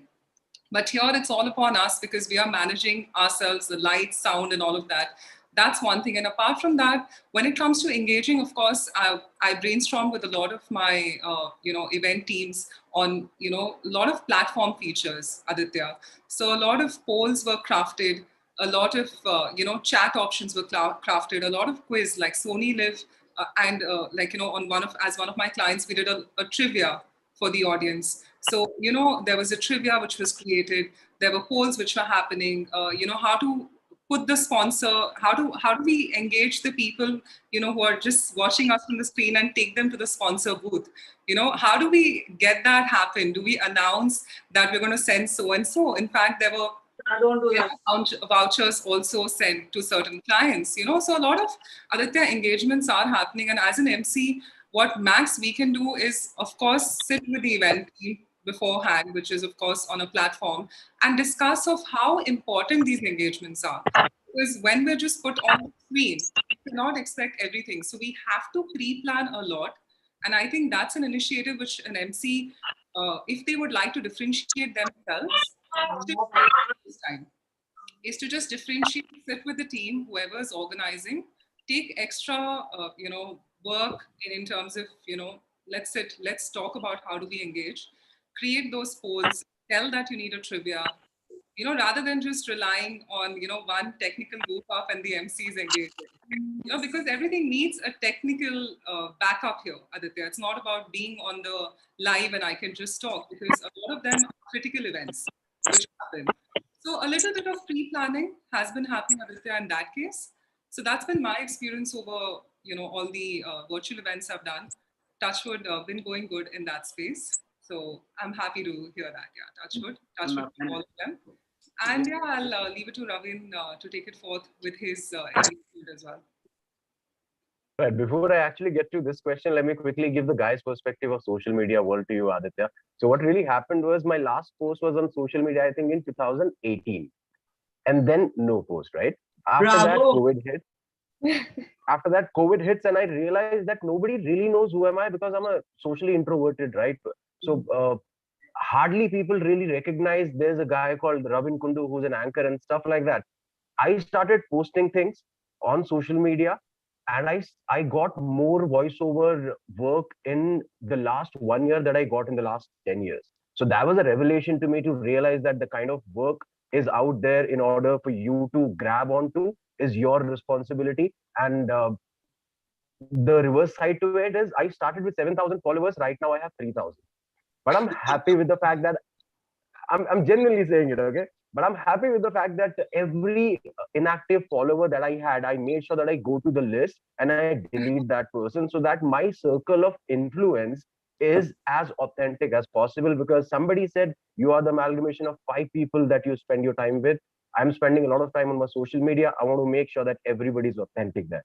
So yeah, coming back to your second question, it's very difficult to get the energy going back and forth through the screen, right? I mean, it's all about the reciprocation of energy. If I can touch you on the stage with my body language, with my 1,000 things that I can do, on the screen, it's only 10 things that I can do. So I really kind of got into the zone where I thought what can be done. And I realized that I need to touch more senses than the ones that are usually touched through a screen. For example, the visual senses and the auditory senses, right? I wanted to get into the other senses that can help me tap into their attention and probably make the retention of that attention as long as possible. So I started doing this breathing exercise with a lot of people when I actually got into virtual events. And that really helped me in terms of captivating these guys, because when you can hold your breath for a minute on a random base before I get into an exercise with you, and after 5 minutes, you, the same person, can hold your breath for 2.5 minutes, you are amazed by your own self. And it's a very basic exercise. Any yoga practitioner can tell you that. But what really happens is you've given that person something that they can actually carry forward for the rest of their life, or probably for the rest of the day. So that is where you actually captivate these audiences that we're talking about. So you need to really think out of the box. You need to start, of course, as Bhavna said, you need to start exploring all these options that you have on the platforms. A lot of people don't even know that a new version of Zoom is coming in every other week. You need to see what's really happening with the platforms. Go and create all these quizzes, and everybody is an MC here with a lot of, I'm sure, with much more experience than me, and you guys know how to get that attention going. So yeah, I'll leave it at that. Because I have lots of questions to ask, and I'm also looking at the clock continuously. If within 1 minute all of you could summarize your engagement procedure or process, Sanchali, and then we can move ahead with others as well. Okay, so in terms of engagement, what I've realized is it's same as initially it was, I went back to the basics of doing the simplest of things when we initially started, and I saw that working, right? Because what we wanted, we didn't know what kind of reaction we are getting. But, I'll say I had a little bit of background in RJing, and I realized, at that time also we used to engage our audience without really seeing them. It's all about just believe in yourself, you're getting that energy, and constantly try to get your audience to answer back, engage, small things, because that will keep the momentum going. Otherwise, an audience on a digital platform, they might not even be watching us. Even like 6 of us, I'm sure we are doing other stuff while we are talking to each other, right? The attention span is very limited. So you have to make sure, even if that goes, you have to get it back, and make sure if your energy is high, just believe your audience is engaged with you and keep that going. Don't let it make you, don't let this fact that you don't have a live audience in front of you sink you down, because otherwise the show will go down. Think of it, television, there are so many anchors, there's so many shows happening, movies happening, people are watching and they are engaged. You are an anchor. You have done this all your life. You have to bring it to that table, and people will watch, people do engage. Yes, you can't get 100% attention. It's sad. We can't be in touch with them. We can't get that feeler. I used to never, like initially when I used to go on stage, I was like, hey, okay, so what interaction are you going to do? I'll decide based on my first interaction, what kind of response I'm getting. Then I'll give you the rest of the interactions in the order. This is not the case anymore. So you just have to believe and go by it. And if you bring the energy, the audience will follow. Right. I think I want to move ahead also now. Geetika ma'am, I think in the middle you went because I think of some network issues. So I actually have to ask you this, and I think you specifically now, that what are the challenges that you've actually faced while doing virtual shows? I saw one happening right now. One is internet. That's it. No. I kind of switched myself off for a while because I have a new pet at home who began to chew at the charger. So that was what happened. So I'll kind of also address what Sanchali said about. So see, this evolution is something that is unavoidable. It happens in every business, and it's happened in ours. And I think we were pretty fast to adapt to it. Life goes across the country. We haven't really cried about it too much. We've begun to adapt to it pretty fast. This change is here to stay. Virtual events are here to stay. Hybrid events are here to stay. And live, of course, will resume once I think the larger population has been jabbed twice. Having said that, you asked me what is my engagement procedure. So from the first show that I did, which was the virtual, I think I did the first virtual event in the country as a live host. I was the first one to go on and do the first ever virtual thing. So it was never really a concern in my head, because even on live stage as an anchor, I've always been a performer. I've always been an actor. So I have my own energy, and that energy can cut across a live screen. It can cut across a live stage. It can cut across a television camera. I'm okay with that because I'm a performer, right? It's end of the day, it's only exchange of energy, and human energy can cut through real physical space, and it can cut through, a digital screen or a television screen. So for me, it was never a concern. It was always about performing in X manner for live, performing in X manner for virtual, performing X manner for hybrid. That's all. You just had to tweak your performance a little bit. What I did realize is that in virtual, my energy had to be even more genuine. Hold my audiences in their seats, or to draw them back if they went to smoke or they went to the toilet or they just went away leaving the computers on. I had to have a very genuine energy that went out from the screen, especially in my voice more than the way I looked. That I realized very soon on. And secondly, my content had to be extremely precise. It had to stand out, but it also had to be extremely brief. So it couldn't be long, drawn out like I would do on live stage, which I love to do, which a lot of people tell me that, I cut. So that is something I did very early. I cut content down. I made it very precise. And thirdly, your tech.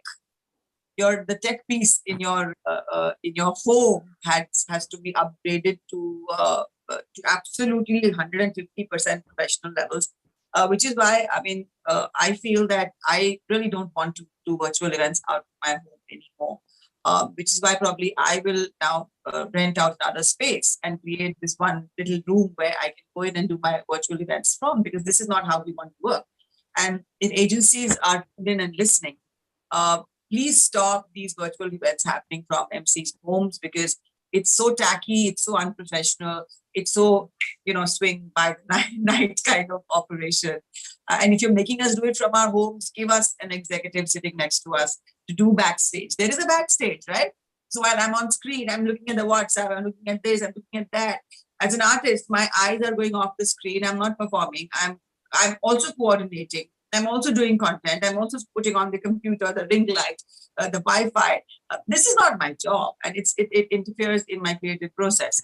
So this really is something that the clients need to think about. I think the tech piece has to be superb if you want to do in the virtual and hybrid space as a host. Otherwise, I don't think it's something that's here to stay. All of us will have to tweak our performance according to the platform that we're working on. And virtual has its pros also. You can do 3 shows in a day. My God. Earlier I would be able to fly and do a show in Chennai, come back to a show in Bangalore, come back and do a show in Delhi. Here I'm doing a show, I'm getting an award, I'm doing a panel. It's fantastic. For me, 24 hours in a day have transformed into probably 24 to 3. So I think it's a fantastic thing that's happened. But how we use the tech piece of this is really going to be very critical for a lot of hosts out there. I would yet again say, don't go around making your homes your workspaces. Let's all talk to our other stakeholders, which are other agency heads, and tell them, guys, it costs about $15,000 to take an MC to a professional studio and do this really well. Or if you insist on us having, being there at home, then you have to have a tech person, or you have to have something backstage. this is not the way, that this is not a long-term model what's happening right now. I mean, that's what I'd like to say. Also, before you wrap up, I'd like to, Aditya, just very clearly define here, you spoke about social media and MC. So I'd like to clearly define that even that is here to stay, but I'll do that after others have spoken. Okay, so with 9 minutes left, I have 2 more questions to go for everybody. I've realized that Bhavna, in front of your name, there's curator written, Khyati has moderator, Geetika ma'am has, of course, the entire A to Z because she's done so much. Sangeeta also, Sanchali. So, with this shift to the virtual world, I've seen that, Sanchali, you've made your own show now. Sanchali is a misfit. You spoke to people regarding sports and fitness. Khyati, you had 3 series conversation where you were helping people, I think, give them public speaking tips. And then you had sustainability also in one of them. And then a fun one, you're cooking with your sister. Yeah. Geetika, I think you were shooting a film you just shot with Amir Khan. And also, I think you also got a course coming out now with, I think that's already rolled out. And Can you plug that, please? Hanji? Can you plug that, please? No, okay, guys. Communication unwrapped, guys. Right now. This is the plug-in moment, and somebody also has to talk about my show, okay, when I'm talking about yours, right? but so I'll tell you why I ask this, that apart from emceeing now, let's say when you're making your own show, you also become a curator. You buy the ring lights, you also know a technician, you know how to handle your system. Like with me, it was a one-man show. I only did it as a one-man show because I wanted to learn everything. From how to speak with an artist by requesting him to come on the show and everything. So what more than emceeing is happening now and that you will carry on, Sanchali and then everybody? Okay, so I believe it is a time, as it was initially also. Can you hear me? Yes, we can. So initially the time when everything started, we all knew it was all about just creating something of our own or just bringing something more to the table, because emceeing ka to kuch pata hi nahi tha, kya emceeing chodo, event industry ka hi kuch pata nahi tha. Thankfully there are these in pockets, this hope is coming in. So something which I will say, and a lot of us have already done, is like probably it wouldn't have happened if this pandemic would not have happened. For me also, the show which I started, Sanchali is a Misfit, was out of my passion for fitness and sports. And of course, I used my skills, which were my emceeing skills, right? I had a lot of time before also in hand, but I never thought of utilizing it in such a fruitful way.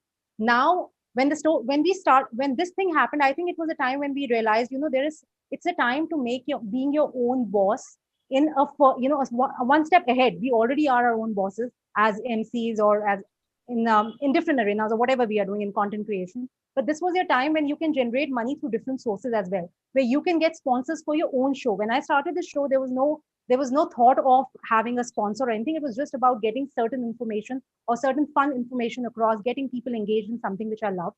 Over time, I realized people started approaching me. Can you put a name or a banner? I said, this is a good time to make money. Why not? You pay me something, because if you're not paying me, I have no interest in putting your name across. Straightforward. So even though I didn't generate a lot of money, I could have probably if I carried the show a little further up, but I did. I got 2 good sponsors who sponsored all my gifts. They paid me. Some of the biggest, there were people also. There were the athletes who were there were very famous name. One very famous one was Wayne Bravo, right? Mohammed Khair, there were various Olympians. So the thing is, I did have, but it's just not about the names. This was a time when you could decide on doing something more or putting your eggs in a number of baskets and trying to generate income. Something which I've never talked about or not many people know. I also kind of became an entrepreneur in the sense that I started exporting certain cork products in association, which I've done 2 deals. I've never been very open about it. Even a lot of my friends don't know, but that is something which I did. And I learned all about export. I got all the papers filed in, and I didn't know. The process is pretty simple, but I would never think of going into export or anything of that sort, but it was just those ideas that kept coming in. And thankfully, I banked on it at that very moment as well. So I believe this is a time where as MCs, you can go really global, do whatever you want to do and use social media right now. I don't know about following, but use social media to do whatever and get that money and that engagement, which probably was in a normal circumstance, in normal scenario, going through X number of sources. वही काम आप कर रहे थे जिसके लिए आपको सिर्फ emceeing के पैसे मिलते थे. For that same work, now you can get much more money. You can get sponsors. Geetika started her own. Here, the plugin comes and is genuinely here. She started like her own course, right? This is what she has been doing for years. And who would have been a better person than her, to bring that forward? And it's on a good platform, and she designed the whole thing. I mean, look at the money. The money will flow, right? The money will keep, but this is an added income which you are creating, and it's all based on what? Our own skills, which we already had. So that's what I believe. Bhavna, I think you also started with some corporate series, right? With some corporate talks. How did that go? What next? So yeah, I did start with a corporate series. So I was always very fascinated with business talks. I actually rejected a job at Google to get into emceeing back in 2009 almost. So definitely that was in my head. So I had a good association with a great tech company, in fact, which is one of the partners, fortunately, in this forum as well. And the thing is to go about curating more content in future for sure. And I think that's really fascinating me, that a lot can be done. And I know the time is really short, so I'm going to keep it very precise. I'm going to let you, take on that. But I think it's all about just being, true to what you would like to do. And as Sanchali rightly said, I totally second her that the way of generation of our income is not just from our emceeing bit, but it is also through influencing if we use the social media platform well, and also through curation. Now we can curate our own shows and get sponsors in. If things go well, you never know, there could be a lot more scope coming in. That's all I have to say. Bhavna, you want to be our competition? No. I will lose whatever little hair I would love to collaborate with you. 57 hair, they may become 50, 45, 40.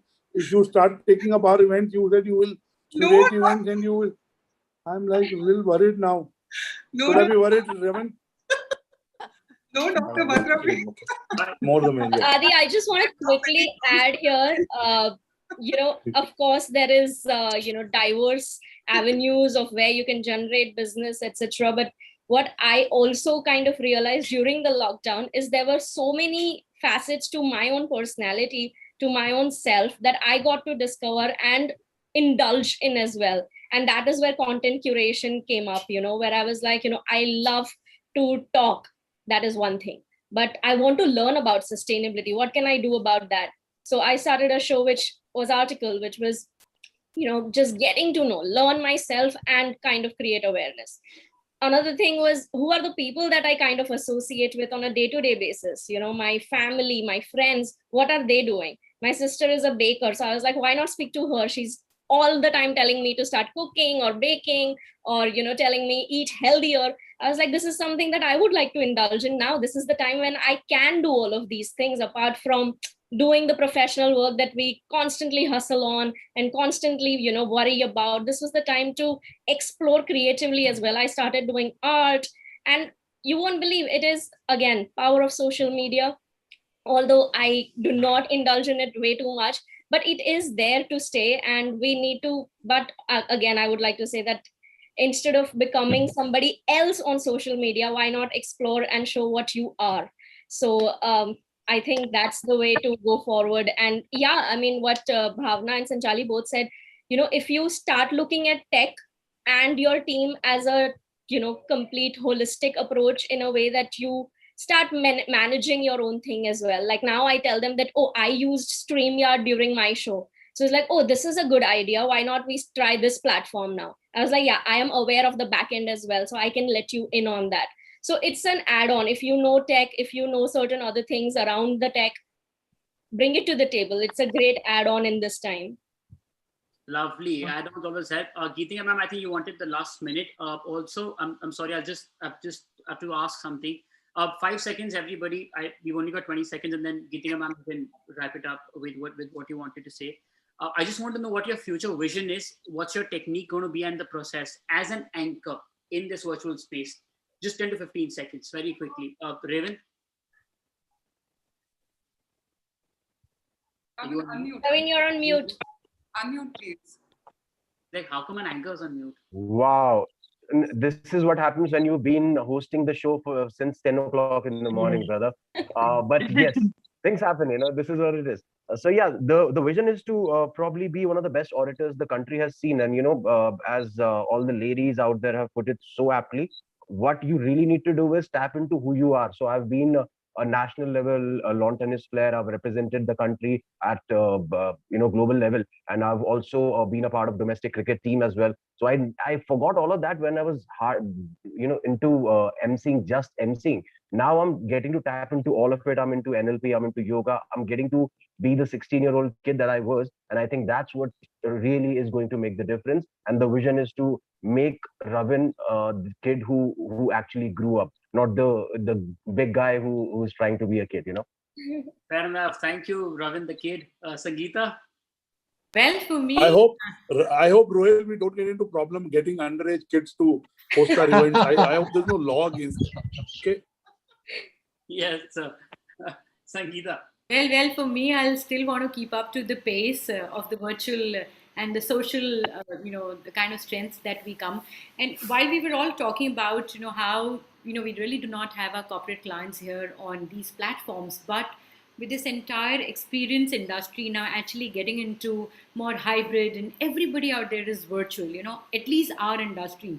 The agency side, which I think, or the artist side, which completely got missed out on. I think they've connected with me, and I have connected with them much more deeper, much more than I ever thought, because there's limited set of people that I was working with today. There's a great association.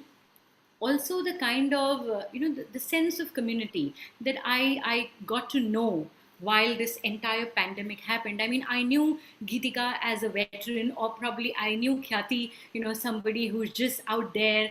And, I didn't know Sanchali at all. I just knew there was somebody, Sanchali, out there, or Aditya, for a matter of fact. Today, I know my community far more better. And the kind of, I know that, of course, in the immense possibilities that have been exposed to me. I know what Sanchali is doing, or how Geetika is taking it all forward, how Khyati is riding the curve. So it also helps me to expand my own horizon and also make me aware about the immense possibilities that lie ahead of me. So I will, yes, of course, going to keep feeding onto it, keep absorbing as much as I can, and keep adapting to it. And I'm going to be there onto the virtual world, because yes, there's a lot of power. We have the entire industry out there. So guys, yes, we may not have our corporate clients, but we have our agencies, we have our artists, we have everybody out there, and there's a lot of power that resides in there. Fair enough. Bhavna, 10 seconds last. I've been told. I'll keep it 10 seconds. Don't worry. The vision is to continue working, to continue exploring, to continue understanding where the future lies, and of course, riding with a wave with more confidence in myself as well as the peers who've supported me. 10 seconds there. Fair enough, Sanchali. Thank you so much. I just want to ask a question because I've left the least here in the panel. So I know Mr. Nitish Mitra Sen has joined, and he has to go at 7:30. We welcome him, and he'll be live with us.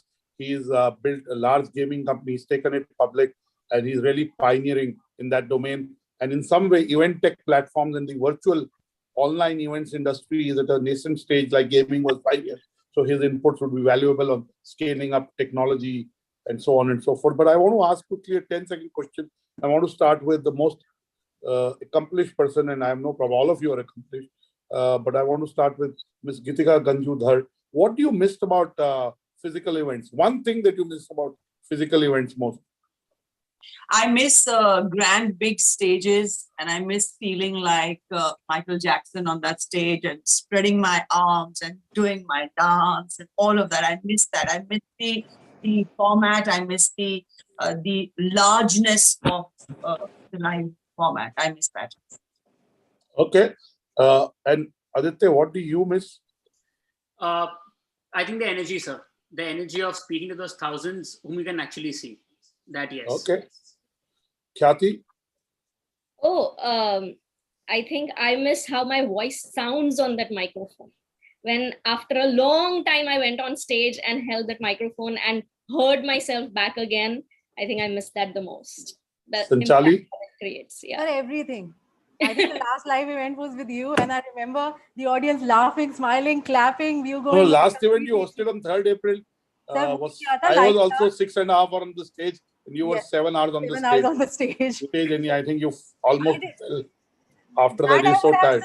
That was missable, but like that I don't miss. कि हम 7 घंटे stage पे खड़े रहे थे, but it still was so special. It was so special. Yeah, I know there is a certain energy.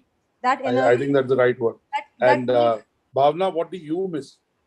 I miss engaging. I totally miss engaging with the audience. Just walking on the stage and seeing them, watching them, hearing them, and of course that's what we're talking about, energy engagement, which you could do, the icebreakers which one would do when they enter the stage or interact. That's something I really miss. And what about you, Ravin and Sangeeta? Sangeeta, of course, I'll let Sangeeta take over first. Well, I miss the response the most, on every joke that probably I cracked out there, or every emotion that I cracked out there. And, I really miss seeing those expressions because that is what gave me that energy back to me and I could perform. So that is what I miss. I miss all those expressions the most. Fantastic. And Ravin, you? Sir, I miss wearing my bottoms of the suit the most. This is just the blazer and pajama down there, if you know what I mean. Ladies, you know it, right? What is it? That's what I miss the most. Thank you so much. Just don't give us a visual expression of what you just told us. The rest, we are fine with it. And Thank you so much. Thank you so much. And we'll get Mr. Nitish Mitrasen started because he leaves sharp at 7:30 and we do want to get the best of him. Thank you. All the best. I think event tech platforms have to incorporate these experiences. If they can mirror them in some way online for every stakeholder, I think they'll be very, very successful. And a lot of event tech platforms are trying to do that. So thank you so much for your real life input. And we have a small research. Yeah. Dr. There's something very, very important that I have to say here. First of all, thank you to you and your platform for keeping the feeling of the industry alive over the last 12 months. You've consistently put out so many events. Thank you very much, Dr. Batra. I quickly, Dr. Batra, want to sort of share with the world watching out there that coincidentally this panel has a few people, namely Sangeeta Singh, Sanchali Arora, Aditya, and we also had Gunjan Utreja, who was supposed to join us. I think he's busy in a shoot. Now, these four, Dr. Batra, I must tell you, during the COVID times, we were on a WhatsApp group together, and four of them and many others on that group, other MCs on that group, put in their blood, sweat, toil, and almost 24 hours a day for literally 15 days, trying to get relief for COVID patients and their families across the country. I am fully aware of the entire bandwidth of work that happened from the event industry during the second wave of the COVID. And Dr. Batra, I must say that all four of them and a few others on the group, I'll again say Sanchali, Sangeeta, Gunjan and Aditya, have given their entire lives for fantastic. My kudos to you and respect. And I can say my mother was not well and, Ima tried to help. I can't take many names, but I'll take Ruchin's name. So I saw the good work. I'm sure you did, but I experienced it firsthand. And, I remember for 2-3 days, I may have called between me and my wife. We called him about 25 times and he was responsive at 12 o'clock in the night. And luckily my mother is healthy and hale and, she's doing well. But kudos to you, all of you who contributed to saving lives and put in your best to do that. At the end of the purpose of life is a life of purpose, and clearly you live it. So thank you so much for that. Kudos to you. And Ravin, let's get Mr. Nitish Mitrasen in. Thank you so much. Thank you very much. Thank you, everyone. Before I let you all go, let me quickly thank Aditya for being such a wonderful moderator. Fantastic. Thank you so much, Aditya. It was a pleasure to have you here. Bhavna, Sanchali, Khyati, Sangeeta, Geetika ma'am, I'm a big fan, of course. So all of you, thank you so much for being a part of this amazing session that we had. Thank you. And we'll move on to the last session of the day. And after that, I'm done with work for today. Ladies and gentlemen, let's quickly move on to valedictory address by Mr. Nitish Mitrasen. This is going to be a fireside chat as well. Dialogue on disruption, technology and scale. Founder of Nazara, Mr. Mitrasen is going to have a chat with Dr. Batra, Chairman and Editor-in-Chief, BW Business World and Exchange for Media Group. This is going to be an interesting one. Dr. Batra, all yours. Thank you so much. Welcome, Mr. Nitish Mitrasen. Thank you for making time on a Sunday evening. You could be playing your saxophone, but you're spending time with us. Maybe when we do a physical event and we invite you well in advance, and in a city that you're there, we'll get you to play the saxophone at an event. But congratulations on the IPO of Nazara. It's a super successful IPO. Correct me, it was oversubscribed 84 times? No, it was a little higher, 175 times. 570, so not much higher. 175 times. And the stock price continues to do well. This weekend it closed at 1,521.80. If I'm not wrong on that one, I should be okay because I did look it up. So clearly tell us the story of starting Nazara. It's been documented, it's been shared. You talked about it. Gaming is in the initial stages. Give us a sense of how you started and how did you build Nazara?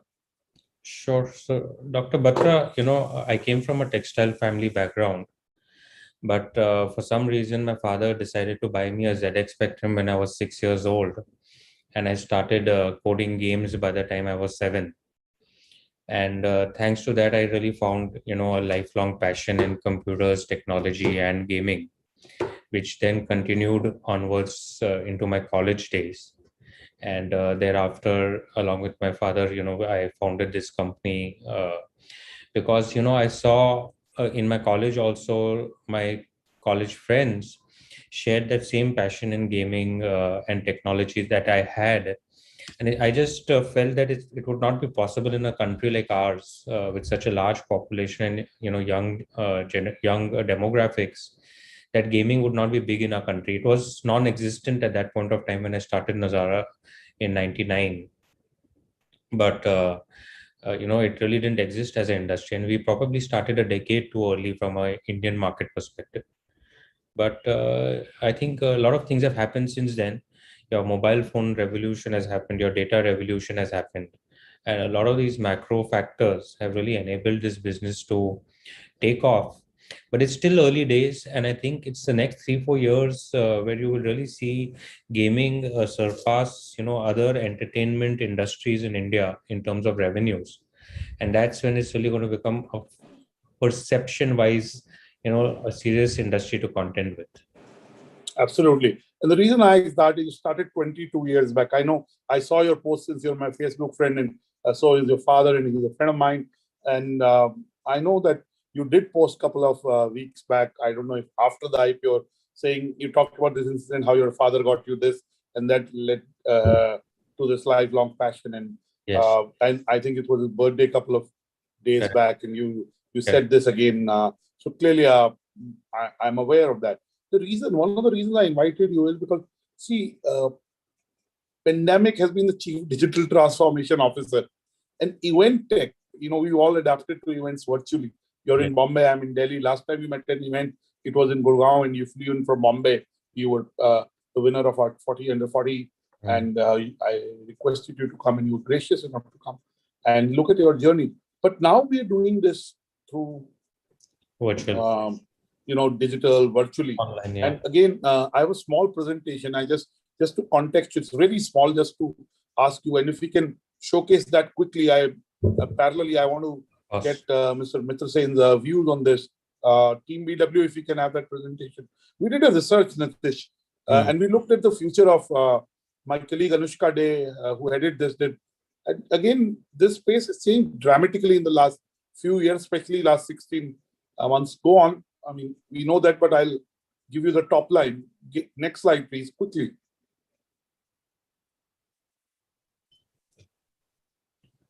And again, these are things but I won't go to something that is, which will happen in the gaming industry. It has already happened to some extent, but the next 3-4 years acceleration will be huge. Go to the next slide.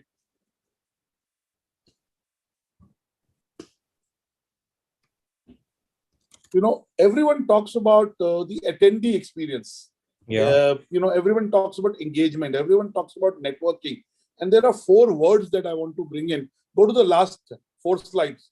Go to the last 4 slides because that will happen in gaming. Go to the last 4. So 1, you can game from anywhere. So it is ubiquitous. And same for event tech. You can do it from anywhere. And second is the scale. Scale. There's no limit to what can be built. Number of gamers. In terms of scale, especially when you're doing multiplayer tournaments. So there are some similarities. I was trying to prepare. And, again, there is another trend, best of both worlds. And when I say that while physical sports are physical sports, esports are esports, and gaming is gaming, but in one way, both feed each other. And they help contribute to the growth of each other. So it's not either or, it's and. And last slide. And the last slide is data. Again, by looking at a gamer's profile, what are the games he or she likes. So when you launch a new version, or, you can customize, you can personalize, you can release early to them.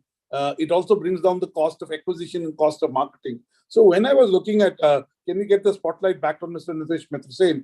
When I was looking at the gaming industry and the event tech, I tried to draw some parallels. And these were the 4 words that came to my mind. What are the parallels you see between the event tech industry and the gaming industry? Are there any parallels, or I've just stretched these 4 words to really some way fix them in some way?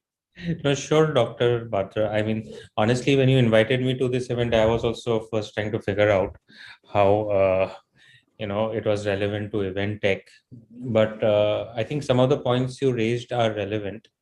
And I think look at where gaming is headed, right? It's going to be a completely virtual environment a few years down the line. It's already there with Oculus and all of that, VR gaming.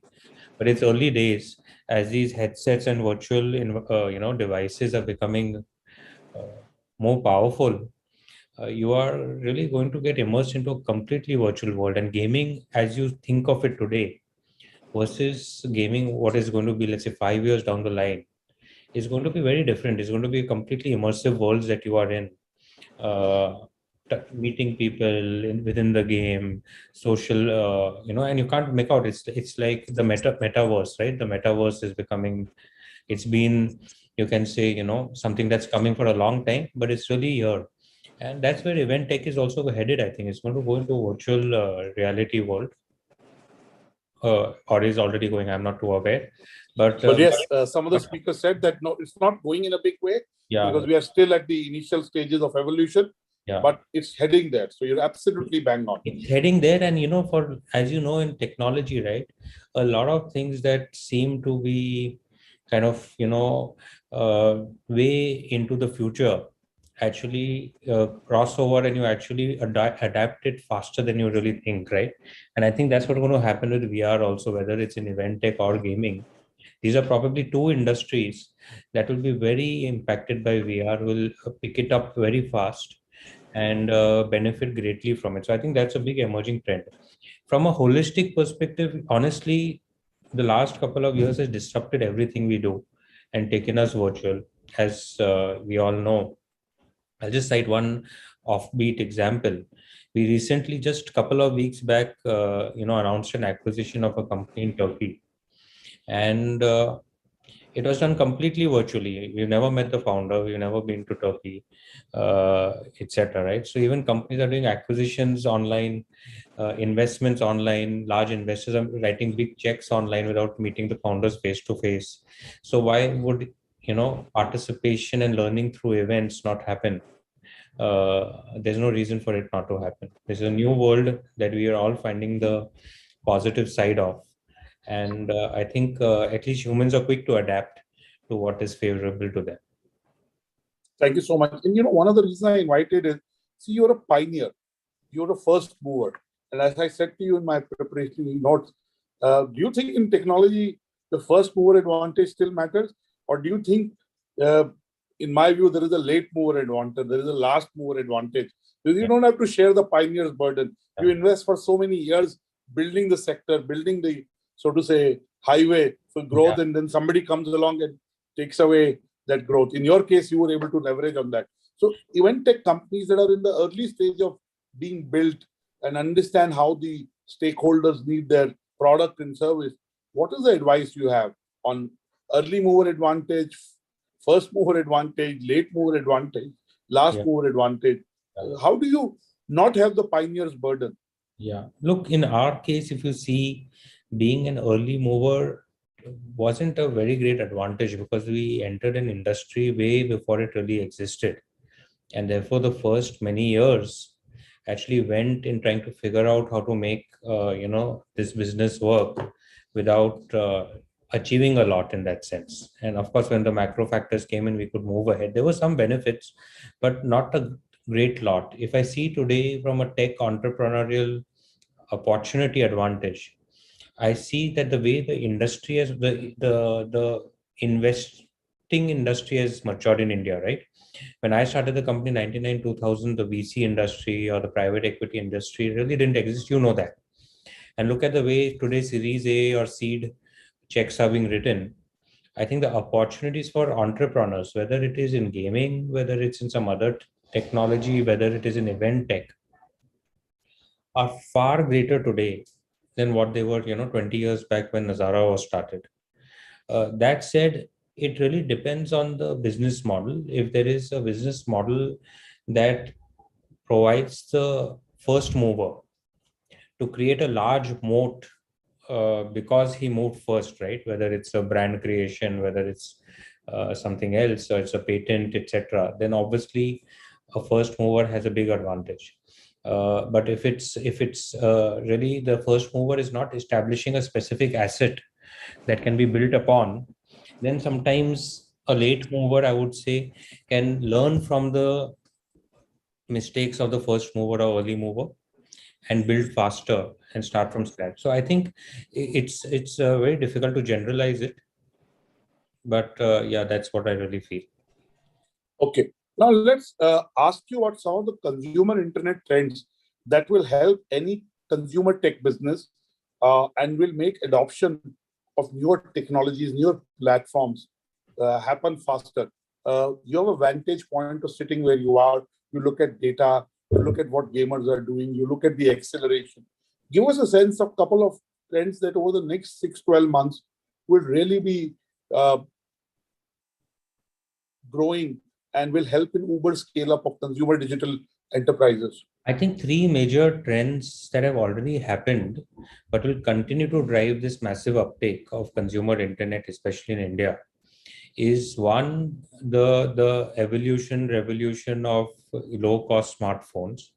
The Android phones only get cheaper and more powerful, and they are perfect gaming devices today. Who would have thought when we started, right, that billion Indians or 600 million Indians would have the perfect gaming device in their hand? But that's what it is today. So these devices really can double down for multiple use cases.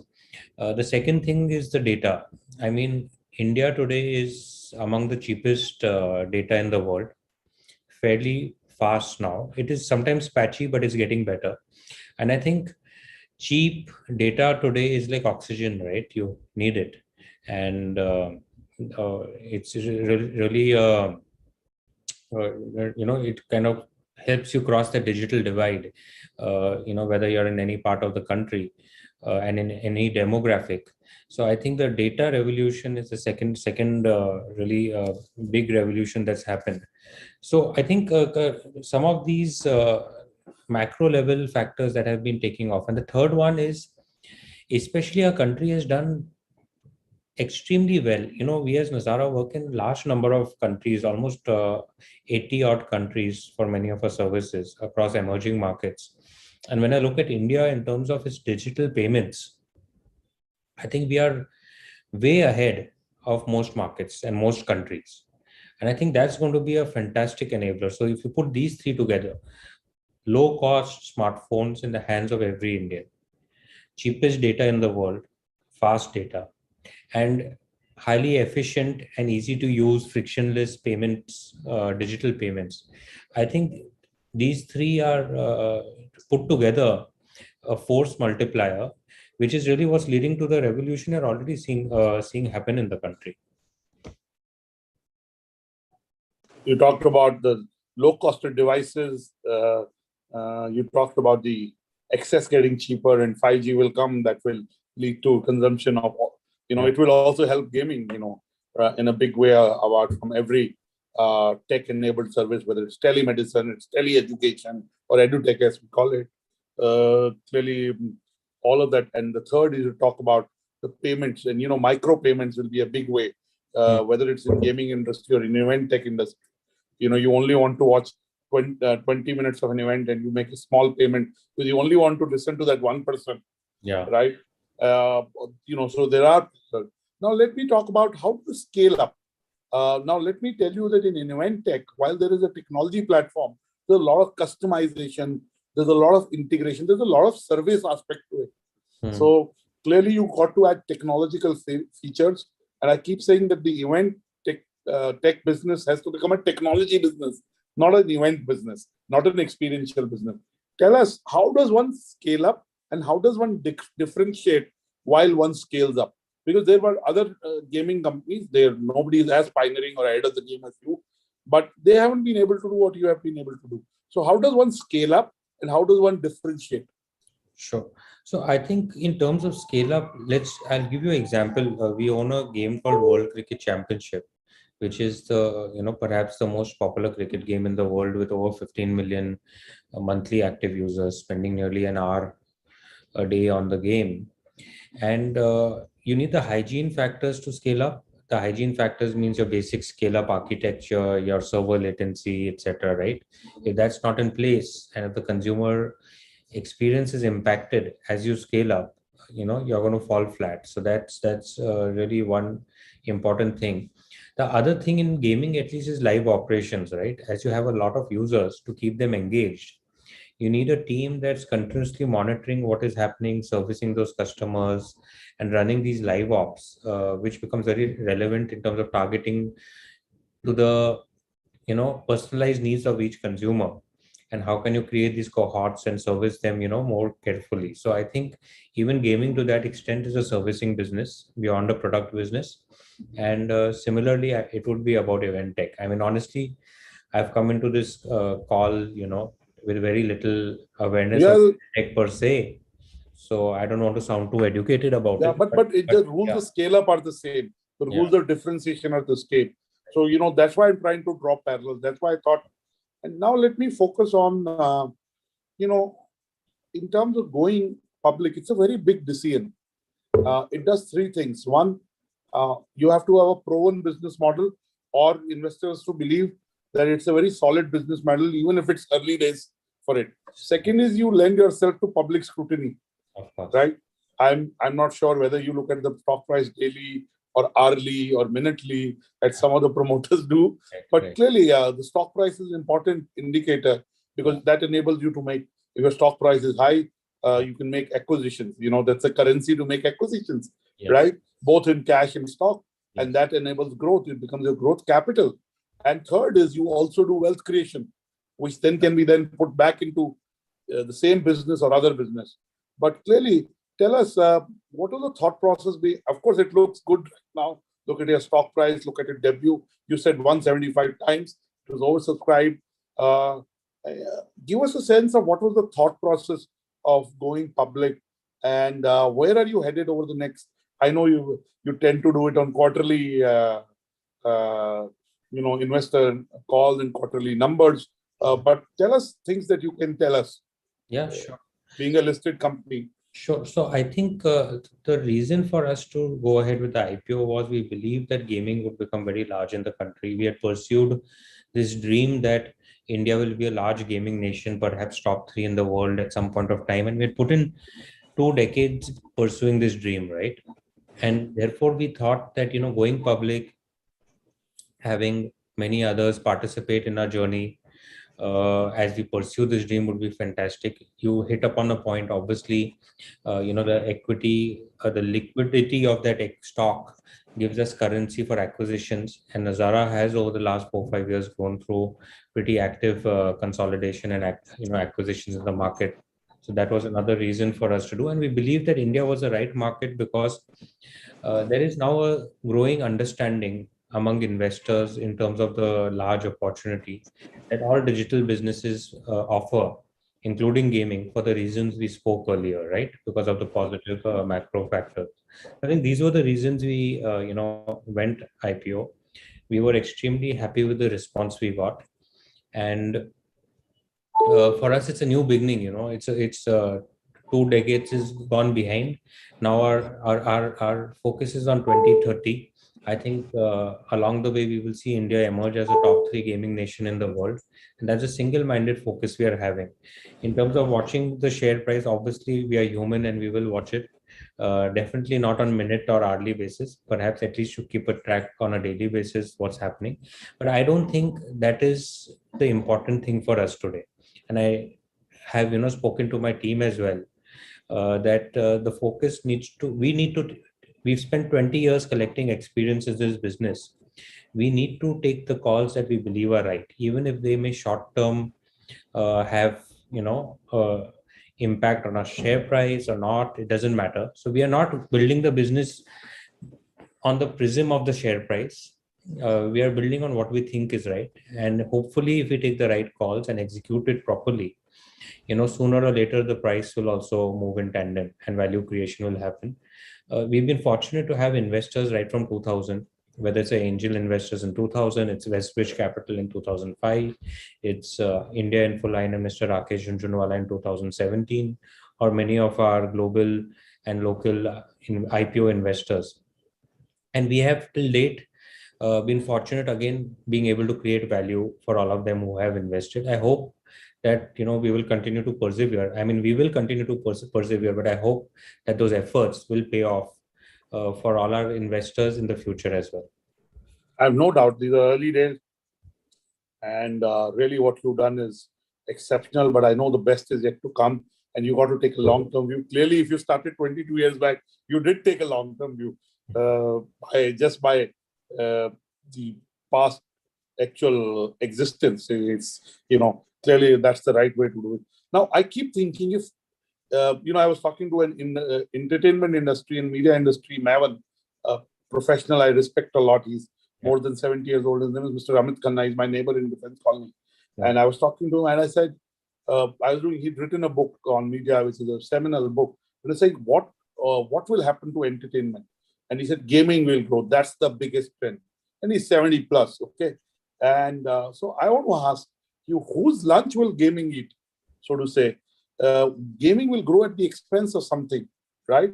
Or India is an and country. It's not, I mean, if you look at, we have the highest costing smartphone selling in large numbers, and we have basic feature phones selling in large numbers. So we are an and country. We're not an or country. Lots of, price points exist. Lots of things coexist, which may not be possible in any other part of the world. So give us a sense of who are these new gamers and whose lunch is gaming eating? Sure. So one thing is that gaming is become pretty ubiquitous in terms of the demographics who are using it, right?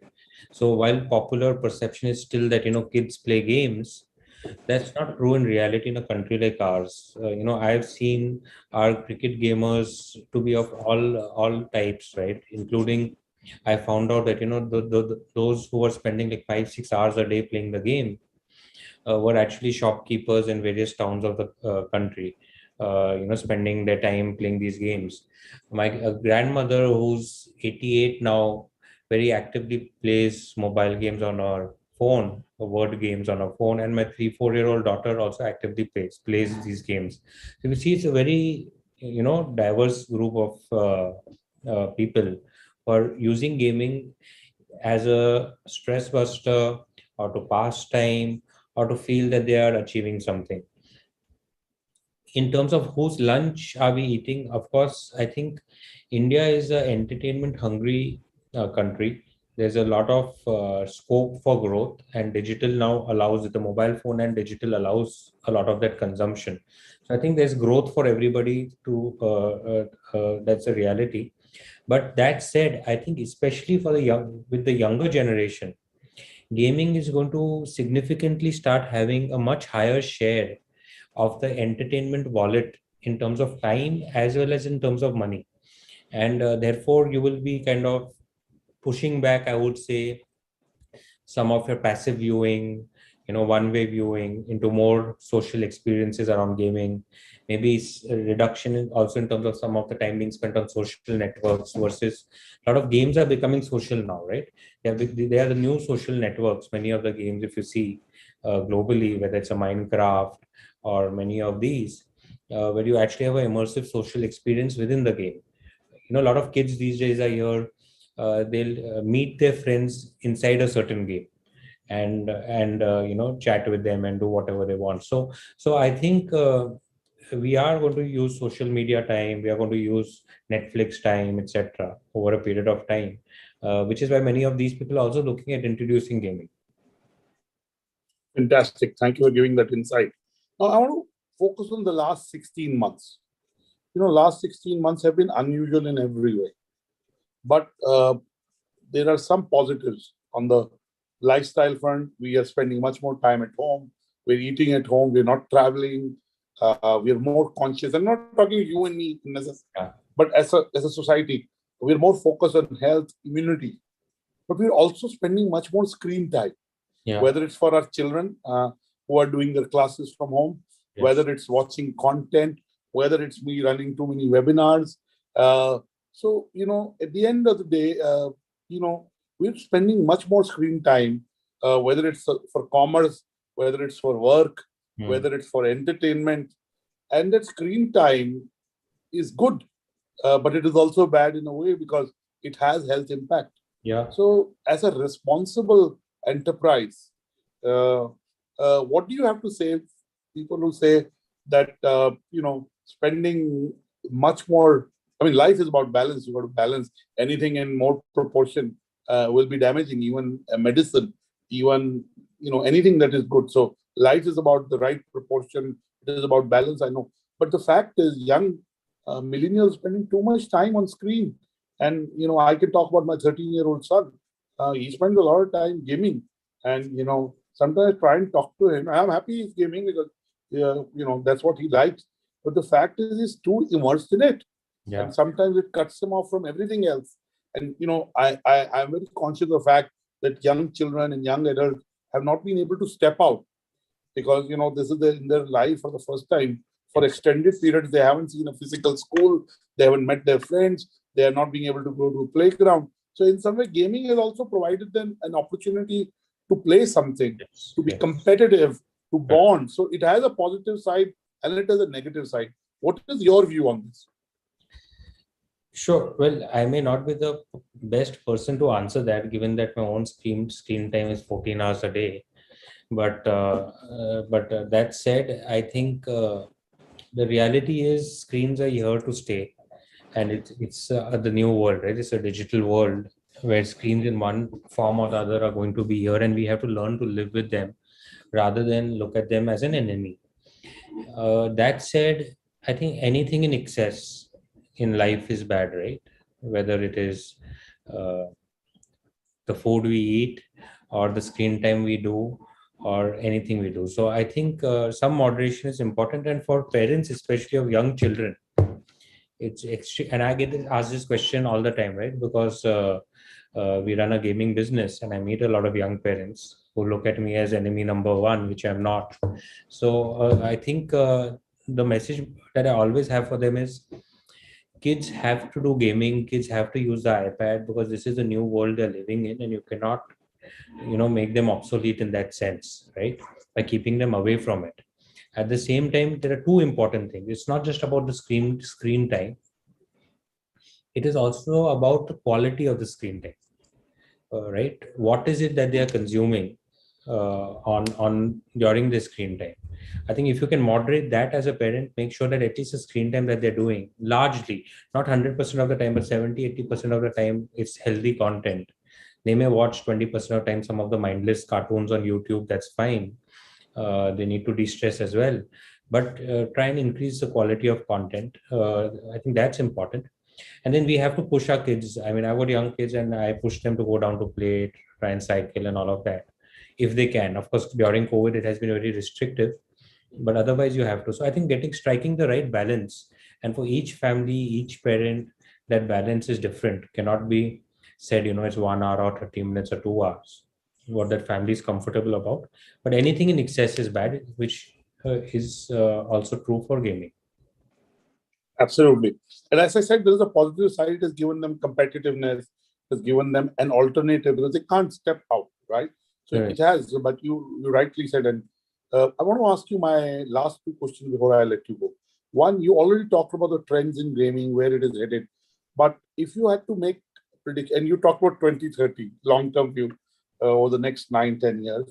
But if I were to do a conversation with you in 12 months, what do you think the gaming industry would have achieved in the next 12 months?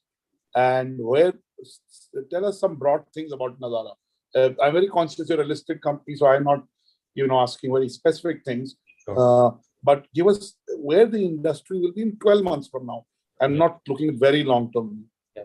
I think what has happened due to COVID is that you've got a lot of new gamers who have come into the industry. So a lot of people are sitting on the fence and not really gaming on their phone. I mean, the kids all were, but beyond that also, you have a lot of new people who have experimented with gaming in the last 16, 18 months. And they are going to, now they've seen the value in it, they've got interested in it. And I think in the next 12 months, you will see a lot more active consumption from this new breed of gamers, if I were to call it. I think that's going to take this industry to the next level. I think the second thing COVID has done is it also made a lot of investors cognizant of the large opportunities that gaming offers in a country like India with such a large mobile phone population. And I think you will see a lot more investments happen in this sector, which again will then lead to a virtuous cycle of growth, right? More investments and more quality products coming. I'm also hopeful that more quality content specific for the local market starts coming. Still, you have a lot of international content that is being consumed. Like our Prime Minister has also been repeatedly saying that there should be, local content for the consumers. And I think there's a lot of potential there, but we need to develop quality that is of global standards. And hopefully we are going to go towards that direction. So a lot of things happening. I think it's just no one thing, a lot of opportunity and a lot of things to happen. In terms of Nazara, I think our largest focus is to continue building our Friends of Nazara network. Our Friends of Nazara network is I would say a string of pearls strategy where we are having multiple businesses that are operating in specific verticals in the gaming industry. Join forces with us and grow this in together, which is why we call it Friends of Nazara. Like I said, we did one acquisition after our listing. We've done many before we listed, and we will continue to aggressively pursue that strategy for the remainder of the year as well. Thank you so much. My last question, as I said, last two, is a lot of people have been anxious over the last 8-10 weeks, and rightly so. It has been a VUCA environment last 16 months, volatile, uncertain, complex, and ambiguous. What is your message of hope for people who are struggling both on the lives front and the livelihoods front? Because you've seen many seasons, you've been able to build a company, you've been able to take it IPO, you've been able to reinvent, and you stayed grounded. Clearly, while your enterprise and you have been a huge success. When I talk to you, I see humility, I see humanness, and I see the same attitude you possibly had 3-4 years back. So, what is your message of hope for people who are dealing with stress, anxiety, and a little uncertain future? Yeah, I think the biggest thing I've learned is we as humans, right, are like a very stretchable rubber band. We can be stretched very far without snapping. And we can surmount very big difficulties. Now, really, COVID has not been easy for most of us, and it has been terrible for some people, right? And there has been devastation. So it's not like we can't sweep it under the carpet and say we will move on. It has been terrible, but I think the only thing we can be is extremely positive. I really believe in the power of positivity. We have to pick ourselves up and move ahead, and that's only what will take us to the next phase of our lives. There will be light at the end of the tunnel, but we will have to pick ourselves up and move forward to get there. Thank you so much. This was Mr. Nitish Mitra Sen, the founder, CEO, and the joint MD of Nazara Technologies. Nazara Technologies made its debut on stock market, and it's the first gaming company in India to be listed. Hopefully, it'll be India's pride in the world, and will take India's gamers to the world and bring the gamers from the world to India's gaming arena. So, congratulations, Nitish, for doing what you've done, what Nazara has done. We wish you luck, and I'm sure with your long-term view and your pioneering nature of Nazara will continue to be a pioneer in in this sector and create value for each of its stakeholders, whether the gamers, whether the game developers, whether the investors or the partners that partner. So congratulations. We wish you luck. Thank you for taking out your time on a Saturday evening. As I said, I'll let you go at 7:31. It's 7:31, and let me keep my promise. I'm grateful to you for your time, and I wish you luck. Thank you so much. Thank you. Back to you, Ravin. Bye.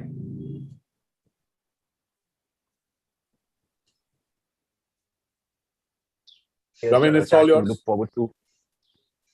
Thank you. Thank you so much, sir. Thank you, of course, to Dr. Batra for being so kind and giving us that amazing chat with Nitish. So that's about it from the inaugural edition of Event Tech Summit 2021.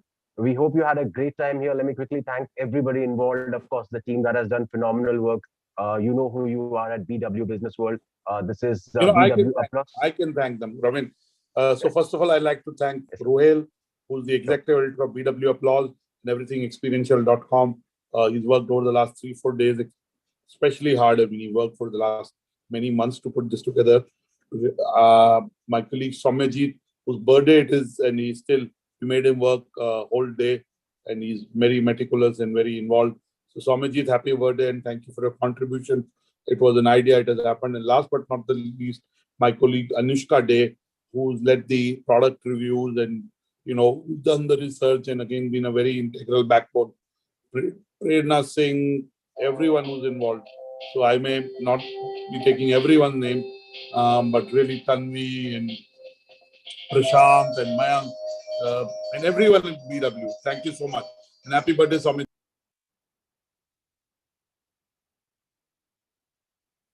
All right, so that was Dr. Batra. Let me thank all the partners as well who've been so kind to be a part of this inaugural edition. PGI, Streamy, Keystone, VouchPro, Spalva, Virtual Console, Jatre, Hubilo, and of course, I would like to thank Proto Visual as well, Digital Jalebi for being so kind and being a part of this amazing first edition.